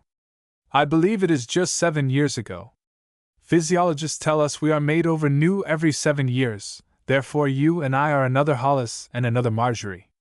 "I hope I am another Hollis," he answered gravely. "And I am sure I am another Marjorie," she said more lightly. "How you lectured me then!" "I never lectured anyone. You lectured me. I never forgot it. From that hour I wanted to be like your cousin Helen. You do not need to copy anyone. I like you best as yourself. You do not know me. No, I do not know you, but I want to know you. That depends upon yourself as well as upon me. I do not forget that. I am not quick to read and you are written in many languages. Are you fond of the study of languages? Did you succeed in French?" "Fairly. And I can express my wants in German. Will you write to me again?" There was a flush now that was not sunburn, but she did not speak. She seemed to be considering. "Will you, Marjorie?" he urged, with gentle persistence.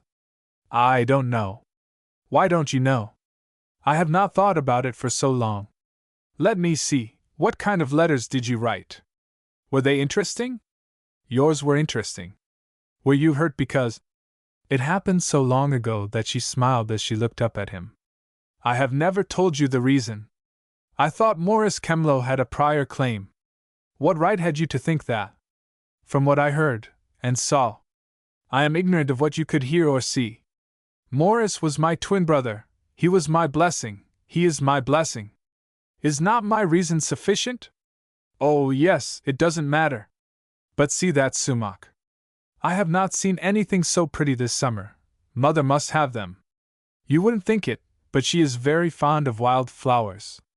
She stepped aside to pluck the sumac and sprays of goldenrod. They were growing beside a stone wall, and she crossed the road to them. He stood watching her. She was as unconscious as the goldenrod herself.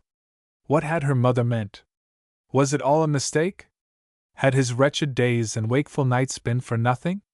Was there nothing for him to be grieved about? He knew now how much he loved her, and she. He was not a part of her life, at all. Would he dare speak the words he had planned to speak? "Then, Marjorie, you will not write to me," he began afresh, after admiring the sumac.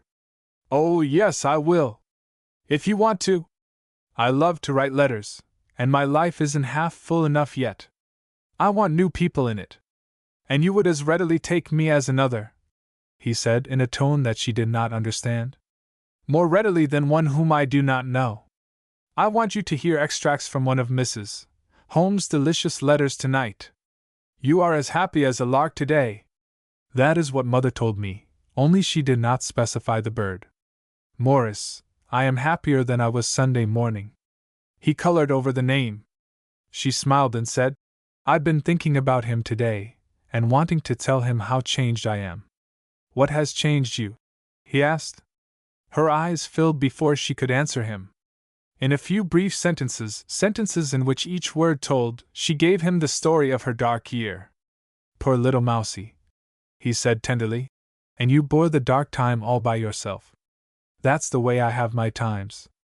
But I do not have my happy times by myself, you see. Did nothing else trouble you? No, oh no. Nothing like that.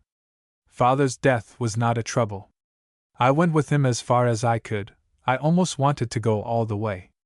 And there was nothing else to hurt you? He asked very earnestly. Oh no, why should there be? She answered, meeting his questioning eyes frankly. Do you know of anything else that should have troubled me? No, nothing else. But girls do have sometimes.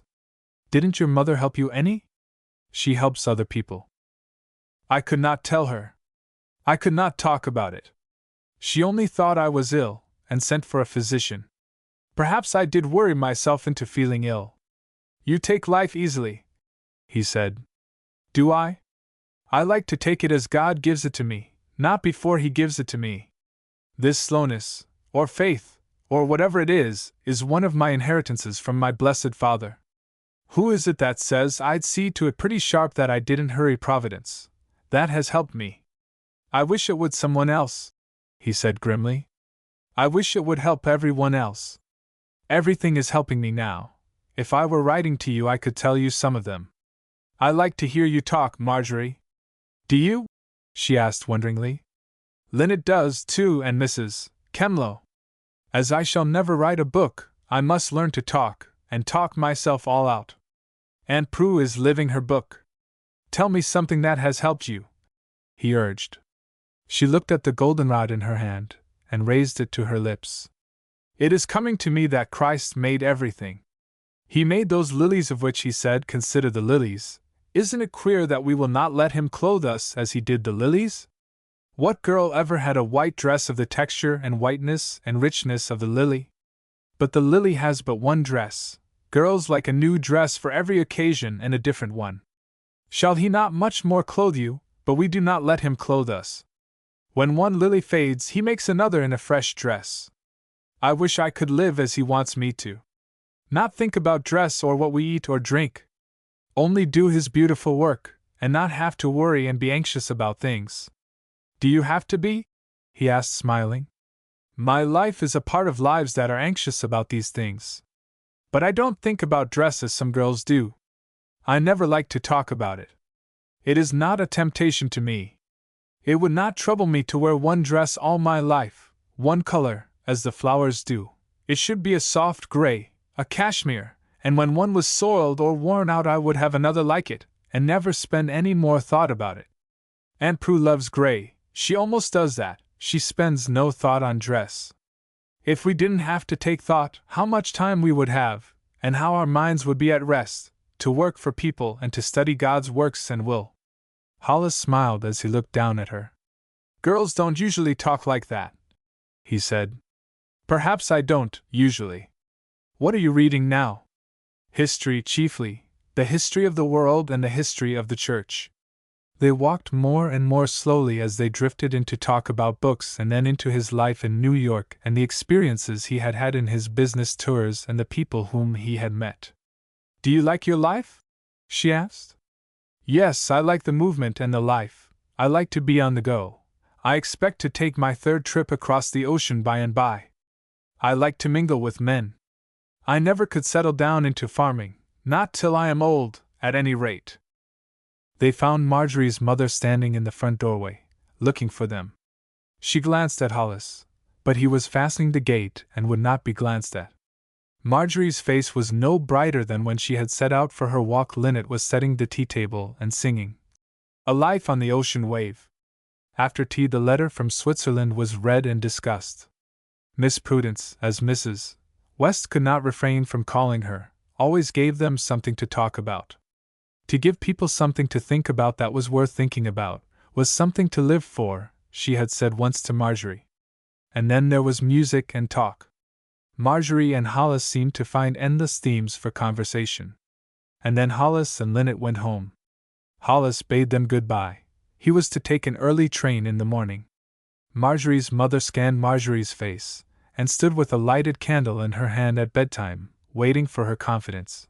But unconscious Marjorie closed the piano, piled away the sheets of music, arranged the chairs, and then went out to the milk-room for a glass of milk. "Good night, Mother," she called back. "Are you waiting for anything? Did you set the sponge for the bread?" "Oh, yes," in a laughing voice. And then the mother went slowly and wonderingly up the stairs, muttering, "Well, well, of all things!" Marjorie drew Aunt Prue's letter from her pocket to think it all over again by herself. Mr. Holmes was buried in manuscript. Prue was studying with her, besides studying French and German with the pastor's daughter in the village, and she herself was full of many things. They were coming home by and by to choose a home in America. "When I was your age, Marjorie, and older, I used to fall asleep at night thinking over the doings of the day and finding my life in them, and in the morning when I awoke, my thought was, what shall I do today? And now when I awake, now, when my life is at its happiest and as full of doings as I can wish, I think, instead, of Christ, and find my joy in nearness to Him, in doing all with His eye upon me. You have not come to this yet, but it is waiting for you. Your first thought tomorrow morning may be of some plan to go somewhere, of someone you expect to see, of something you have promised today, but by and by, when you love Him as you are praying to love Him, your first thought will be that you are with Him. You can imagine the mother awaking with joy at finding her child asleep beside her, or the wife awaking to another day with her husband. But blessed more than all is it to awake and find the Lord Himself near enough for you to speak to. Marjorie went to sleep with the thought in her heart, and awoke with it, and then she remembered that Hollis must be on his way to the train, and then that she and Linnet were to drive to Portland that day on a small shopping excursion and to find something for the birthday present of Morris' mother. Several days afterward, when the mail was brought in, Mrs. West beckoned Marjorie aside in a mysterious manner and laid in her hand a letter from Hollis. "Yes," said Marjorie. "Did you expect it?" "Oh, yes." Mrs. West waited until Marjorie opened it, and felt in her pocket for her glasses. In the other time she had always read his letters. But Marjorie moved away with it, and only said afterward that there was no news in it. It was not like the letters of the other time. He had learned to write as she had learned to talk. Her reply was as full of herself as it would have been to Morris. Hollis could never be a stranger again. 28. The Linnet. He who sends the storm steers the vessel. Rev. T. Adams. August passed and September was almost through, and not one word had been heard of the Linnet. Linnet lived through the days and through the nights, but she thought she would choke to death every night. Days before she had consented, her mother had gone to her and urged her with every argument at her command to lock up her house and come home until they heard. At first, she resented the very thought of it.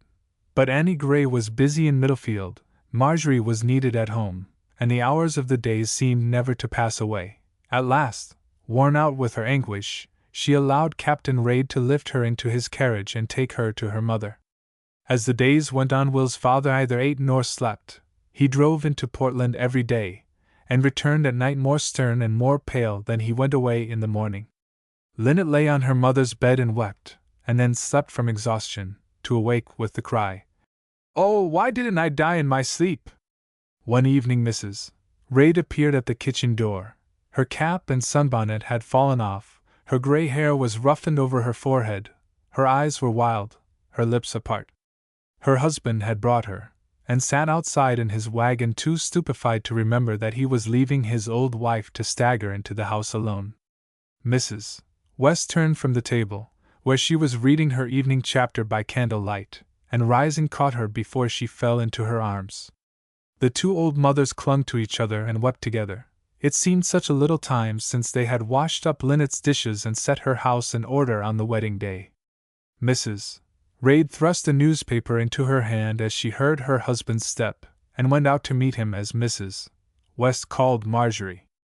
Lynette was asleep upon her mother's bed. "My baby, my poor baby!" cried her mother, falling on her knees beside the bed. "Must you wake up to this?" She awoke at midnight, but her mother lay quiet beside her, and she did not arouse her. In the early light she discerned something in her mother's face, and begged to know what she had to tell. Taking her into her arms, she told her all she knew. It was in the newspaper. A homeward-bound ship had brought the news. The Linnet had been seen, wrecked, all her masts gone, deserted, not a soul on board. The captain supposed she went down that night. There was a storm, and he could not find her again in the morning. He had tried to keep near her, thinking it worth while to tow her in. Before she ended, the child was a dead weight in her arms. For an hour they all believed her dead. A long illness followed. It was Christmas before she crossed the chamber, and in April Captain Reid brought her downstairs in his arms. His wife said he loved Lynette as he would have loved an own daughter. His heart was more broken than hers. "Poor father," she would say, stroking his grizzly beard with her thin fingers. "Poor father." Cynthia, African John's wife, had a new suggestion every time she was allowed to see Lynette. Hadn't she waited, and didn't she know? Mightn't an East Indian have taken him off and carried him to Madras, or somewhere there, and wasn't he now working his passage home as she had once heard of a shipwrecked captain doing? Or perhaps some ship was taking him around the Horn. It took time to go around that Horn, as everybody knew. Or suppose a whaler had taken him off and carried him up north, could he expect to get back in a day, and did she want him to find her in such a plight? So Lynette hoped and hoped. His mother put on mourning, and had a funeral sermon preached, and his father put up a gravestone in the churchyard, with his name and age engraved on it, and underneath, "Lost at sea." There were many such in that country churchyard. It was 2 years before Lynette could be persuaded to put on her widow's mourning, and then she did it to please the two mothers. The color gradually came back to her cheeks and lips. She moved around with a grave step, but her hands were never idle. After 2 years she insisted upon going back to Will's home, where the shutters had been barred so long, and the only signs of life were the corn and rye growing in the fields about it. Annie Gray was glad to be with her again. She worked at dressmaking, and spent every night at home with Lynette. The next summer the travelers returned from abroad, Mr. Holmes, more perfectly his developed self, little Prue growing up and as charming a girl as ever Papa and Mama had hoped for, prayed for, and worked for, and Mrs. Holmes, or Miss Prudence, and Aunt Prue, as she was called, a lady whose slight figure had become rounded and whose white hair shaded a fair face full of peace. There was no resisting such persuasions as those of Mrs. Kemlow, the girl's mother, and the girls themselves, and almost before they had decided upon it they found themselves installed at Mrs. West's for the summer. Before the first snow, however, a house was rented in New York City, the old, homelike furniture removed to it, and they had but to believe it to feel themselves at home in the long parlor in Maple Street. Lynette was taken from her lonely home by loving force, and kept all winter. She could be at rest with Miss Prudence. She could be at rest and enjoy and be busy. It was wonderful how many things she became busied about and deeply interested in. Her letters to Marjorie were as full of life as in her school days. She was Lynette, Mrs. Holmes wrote to her mother, but she was Lynette chastened and sanctified. And all this time Hollis and Marjorie had written to each other, and had seen each other for 2 weeks every day each year. During the winter Lynette spent in New York the firm for which he traveled became involved. The business was greatly decreased. Changes were made. One of the partners left the firm. The remaining head had a nephew, whom he preferred to his partner's favorite, Hollis Reid, and Hollis Reid found himself with nothing to do but to look around for something to do. "Come home," wrote his father. "I will build you a house, and give you 50 acres of good land. With the letter in his pocket, he sought his friends, the Holmes. He was not so averse to a farmer's life as he had been when he once spoke of it to Marjorie. He found Prue practicing. Papa was in the study, she said, and Mamma and Linnet had gone to the train to meet Marjorie. Marjorie did not tell me that she was coming. It was to be your surprise, and now I've spoiled it. Nothing can spoil the pleasure of it, he returned. Prue stationed herself at the window, as when she was a little girl, to watch for Marjorie. She was still the blue bird with the golden crest. 29. One night. We are often prophets to others only because we are our own historians. Madame Swetchine. The evening before Marjorie started for New York, she was sitting alone in her father's armchair before the sitting-room fire. Her mother had left her to go up to Mrs. Kemlow's chamber for her usual evening chat. Mrs. Kemlow was not strong this winter, and on very cold days did not venture downstairs to the sitting-room. Marjorie, her mother, and the young farmer who had charge of the farm were often the only ones at the table, and the only occupants of the sitting-room during the long winter evenings. Marjorie sighed for Linnet, or she would have sighed for her, if she had been selfish. She remembered the evenings of studying with Morris, and the master's tread as he walked up and down and talked to her father. Now she was alone in the dim light of 2 tallow candles. It was so cold that the small wood stove did not sufficiently heat the room, and she had wrapped the shawl about her that Linnet used to wear to school when Mr. Holmes taught. She hid herself in it, gathering her feet up under the skirt of her dress, in a position very comfortable and lazy, and very undignified for a maiden who would be 25 on her next birthday. The last letter from Hollis had stated that he was seeking a position in the city. He thought he understood his business fairly, and the outlook was not discouraging. He had a little money well invested. His life was simple, and beyond the having nothing to do, he was not anxious. He had thought of farming as a last resort, but there was rather a wide difference between tossing over laces and following the plow. Not that I dread hard work, but I do not love the solitude of country life. A wise man is never less alone than when he is alone, Swift writes. But I am not a wise man, nor a wild beast. I love men and the homes of men, the business of men, the opportunities that I find among men.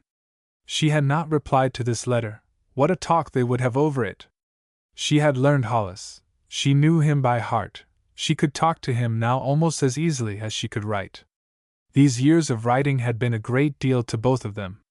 They had educated each other. The last time Mrs. West had seen Hollis, she had wondered how she had ever dared speak to him as she had spoken that morning in the kitchen. Had she effected anything? She was not sure that they were engaged. She had talked it over with his mother, and that mother was equally in the dark.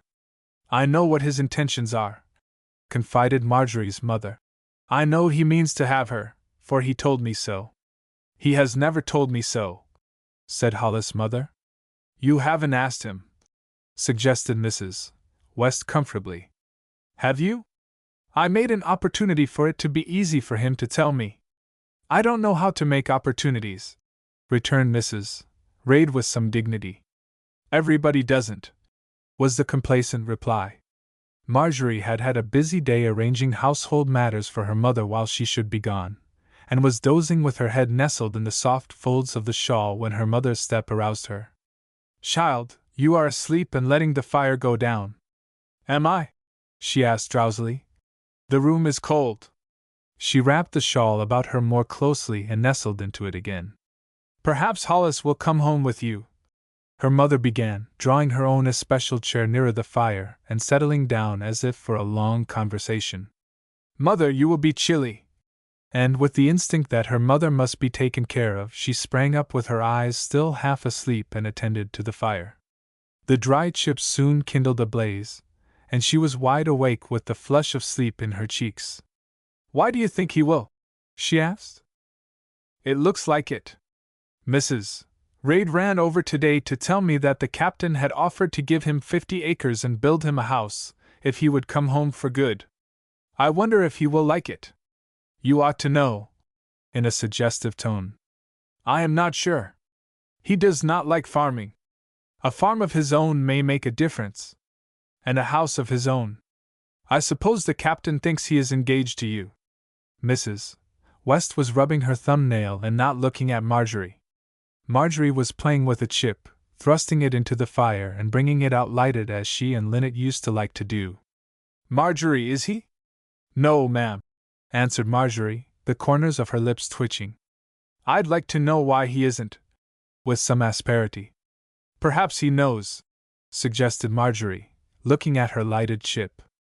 It was childish, but she must be doing something, if her mother would insist upon talking about Hollis. Do you know? Marjorie dropped her chip into the stove and looked up at the broad figure in the wooden rocker, a figure in a black dress and gingham apron, with a neat white cap covering her gray hair, a round face, from which Marjorie had taken her roundness and dimples, a shrewd face with a determined mouth and the kindliest eyes that ever looked out upon the world. Marjorie looked at her and loved her. Mother, do you want to know? I haven't anything to tell you. Seems to me he's a long time about it. Marjorie colored now, and rising from her seat in front of the fire, wrapped the shawl again around her. Mother dear, I'm not a child now, I am a woman grown. Too old to be advised, sighed her mother. I don't know what I need to be advised about. People never do. It is more than 3 years ago that he told me that he had never thought of anyone but you. Why should he tell you that? Marjorie's tone could be sharp as well as her mother's. I was talking about you. I said you were not well, I was afraid you were troubled, and he told me that. Troubled about what? Marjorie demanded.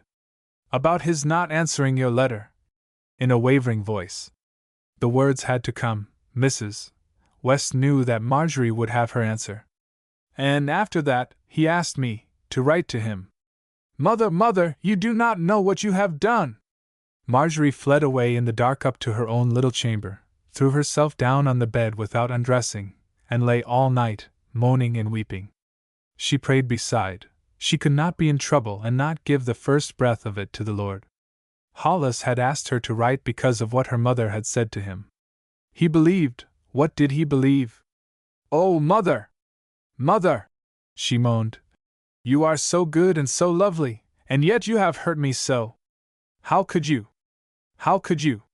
While the clock in Mrs. Kemlow's room was striking 6, a light flashed across her eyes. Her mother stood at the bedside with a lighted candle in her hand. I was afraid you would oversleep. Why, child? Didn't you undress? Haven't you had anything but that quilt over you? Mother, I am not going. I never want to see Hollis again, cried Marjorie weakly. Nonsense, child, answered her mother energetically. It is not nonsense. I will not go to New York. What will they all think? I will write that I cannot come. I could not travel today. I have not slept at all. You look so. But you are very foolish. Why should he not speak to me first? It was your speaking to him first. What must he think of me? Oh, mother, how could you? The hopeless cry went to her mother's heart. Marjorie, I believe the Lord allows us to be self-willed. I have not slept hither, but I have sat up by the fire. Your father used to say that we would not make haste if we trusted, and I have learned that it is so. All I have done is to break your heart. Not quite that, poor mother. But I shall never write to Hollis again. Mrs. West turned away and set the candle on the bureau. But I can, she said to herself. Come downstairs where it is warm, and I'll make you a cup of coffee. I'm afraid you have caught your death of cold. I am cold, confessed Marjorie, rising with a weak motion. Her new gray traveling dress was thrown over a chair, her small trunk was packed, even her gloves were laid out on the bureau beside her pocket-book. Linnet has counted on it so, sighed her mother. Mother! Rising to her feet and standing by the bedside. I will go. Linnet shall not be disappointed. That's a good child. Now hurry down, and I'll hurry you off, said her mother in her usual brisk tone. An hour and a half later Mrs. West kissed Marjorie's pale lips, and bade her stay a good while and have a good time. And before she washed up the breakfast dishes she put on a clean apron, burnished her glasses, and sat down to write to Hollis. The letter was as plain as her talk had been. He had understood then, he should understand now. But with Marjorie would be the difficulty. Could he manage her? XXX, the cozy corner. God takes men's hearty desires and will instead of the deed where they have not the power to fulfill it, but he never took the bare deed instead of the will. Richard Baxter. Prue opened the door, and sprang into Marjorie's arms in her old, affectionate way, and Marjorie almost forgot that she was not in Maple Street, when she was led into the front parlor. There was as much of the Maple Street parlor in it as could be well arranged. Hollis was there on the hearth rug, waiting modestly in the background for his greeting. He had not been a part of Maple Street. The greeting he waited for was tardy in coming, and was shy and constrained, and it seemed impossible to have a word with her alone all the evening. She was at the piano, or chatting in the kitchen with old Deborah, or laughing with Prue, or asking questions of Linnet, and when, at last, Mr. Holmes took her upstairs to show her his study, he said good night abruptly and went away.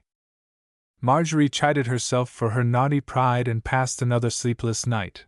In the morning she looked so ill that the plans for the day were postponed, and she was taken into Mrs. Holmes' own chamber to be petted and nursed to sleep. She awoke in the dusk to find Aunt Prue's dear face beside her. "Aunt Prue," she said, stretching up her hands to encircle her neck, "I don't know what to do." "I do. Tell me." "Perhaps I oughtn't to. It's Mother's secret. Suppose I know all about it." "You can't." "How can you?" "Lie still," pushing her back gently among the pillows, "and let me tell you. I thought I was to tell you. A while ago the postman brought me a note from your mother. She told me that she had confessed to you something she told me last summer." "Oh!" exclaimed Marjorie, covering her face with both hands. "Isn't it too dreadful? I think your mother saw clearly that she had taken your life into her own hands without waiting to let God work for you and in you. I assured her that I knew all about that dark time of yours, and she wept some very sorrowful tears to think how heartbroken you would be if you knew. Perhaps she thought you ought to know it. She is not one to spare herself. She is even harder upon herself than upon other sinners. But Aunt Prue, what ought I to do now? What can I do to make it right? Do you want to meddle?" "No, oh no, but it takes my breath away. I'm afraid he began to write to me again because he thought I wanted him to." "Didn't you want him to?" "Yes, but not as Mother thought I did. I never once asked God to give him back to me, and I should if I had wanted it very much, because I always ask him for everything. Your pride need not be wounded, poor little Marjorie. Do you remember telling Hollis about your dark time, that night he met you on your way from your grandfather's?"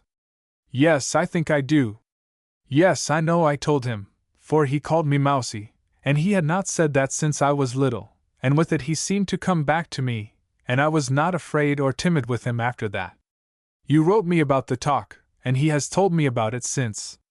To be frank, Marjorie, he told me about the conversation with your mother, and how startled he was.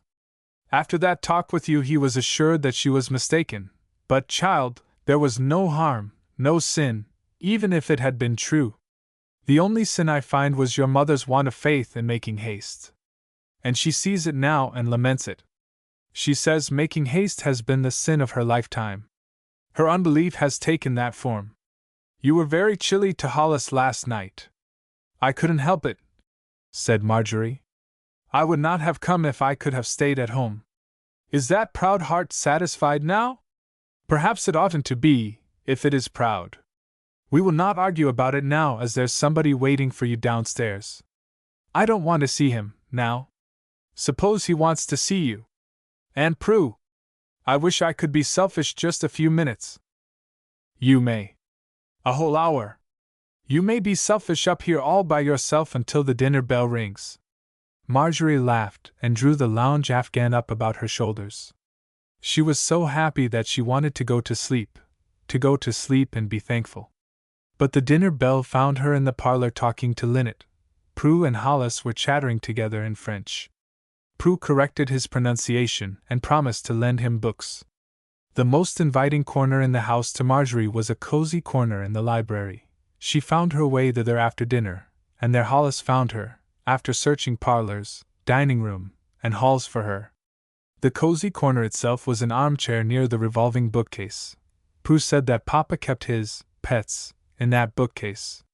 Marjorie had taken a book into her hand and was gathering a thought here and there when Hollis entered. He pushed a chair to her side, and seating himself, took the book from her fingers. "Marjorie, I have come to ask you what to do."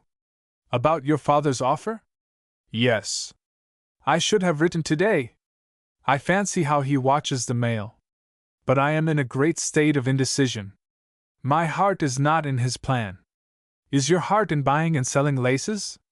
"I don't see why you need put it that way," he returned, with some irritation. "Don't you like my business?" "Do you?" "I like what it gives me to do. I should not choose it if I were a man." "What would you choose?" "I have not considered sufficiently to choose, I suppose. I should want to be one of the mediums through which good pass to my neighbor." "What would you choose for me to do?" "The thing God bids you do.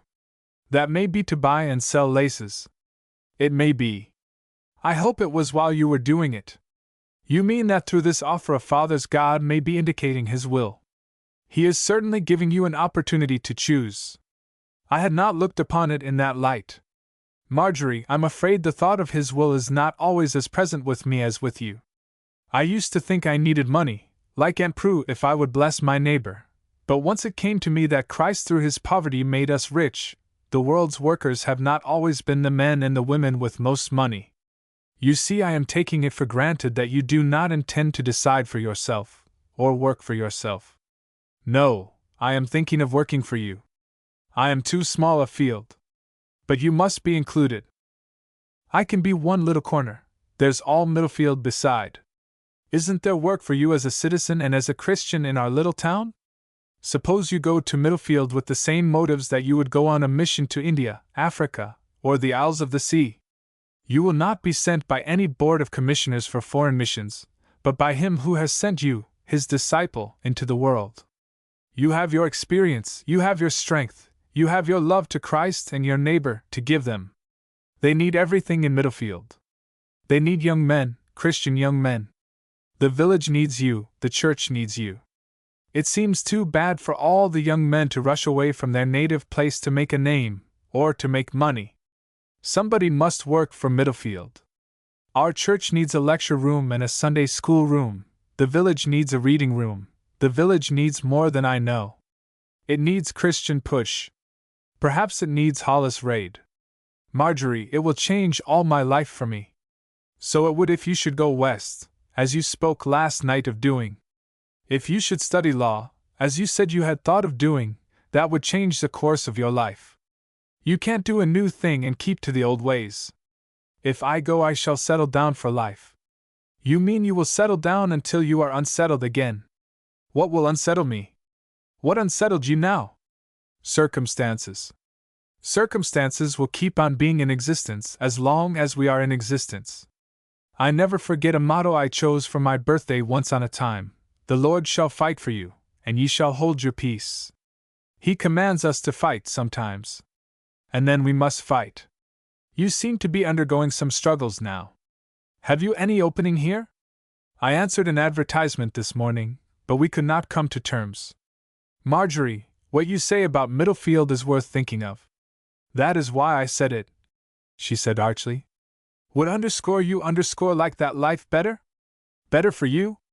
No, better for yourself. I am there already, you know. With rising color. I believe I will write to Father and tell him I will take his kindness into serious consideration. There is no need of haste. He will want to begin to make plans. He is a great planner. Marjorie! I just thought of it. We will rent Lynette's house this summer, or board with her, and superintend the building of our own. Do you agree to that? You haven't taken it into serious consideration yet.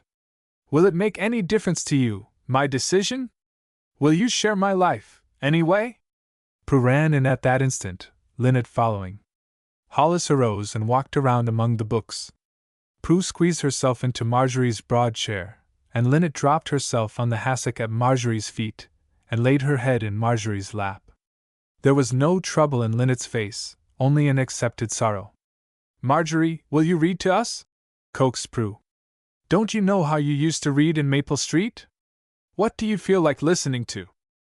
Your voice, said Prue demurely. 31. And what else? What is the highest secret of victory and peace? To will what God wills. W.R. Alger. And now what further remains to be told? Would you like to see Marjorie in her new home, with linnet's chimneys across the fields? Would you like to know about Hollis' success as a Christian and a Christian citizen in his native town? Would you like to see the proud, indulgent grandmothers the day baby will take his first steps? For Aunt Linnet named him, and the grandfather declares she loves him better than his mother, if anything. One day dear Grandma West came to see the baby, and bring him some scarlet stockings of her own knitting. She looked pale and did not feel well, and Marjorie persuaded her to remain all night.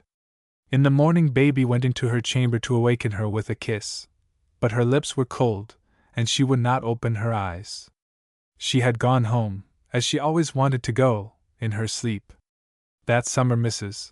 Kemlow received a letter from her elder daughter. She was ill and helpless. She wanted her mother, and the children wanted her. They need me now, she said to Marjorie, with a quiver of the lip. And nobody else seems to. When one door is shut, another door is opened. And then the question came up, what should Linnet and Marjorie do with their father's home? And then the Holmeses came to Middlefield for the summer in time to solve the problem. Mrs. Holmes would purchase it for their summer home, and she whispered to Marjorie, when Prue marries the medical student that Papa admires so much, we old folks will settle down here and be Grandpa and Grandma to you all. In time Linnet gave up waiting for Will, and began to think of him as waiting for her. And in time, they all knew God's will concerning them, as you may know if you do the best you can before you see it clearly. The End. End of Project Gutenberg's Miss Prudence, by Jenny Maria Drinkwater Conklin.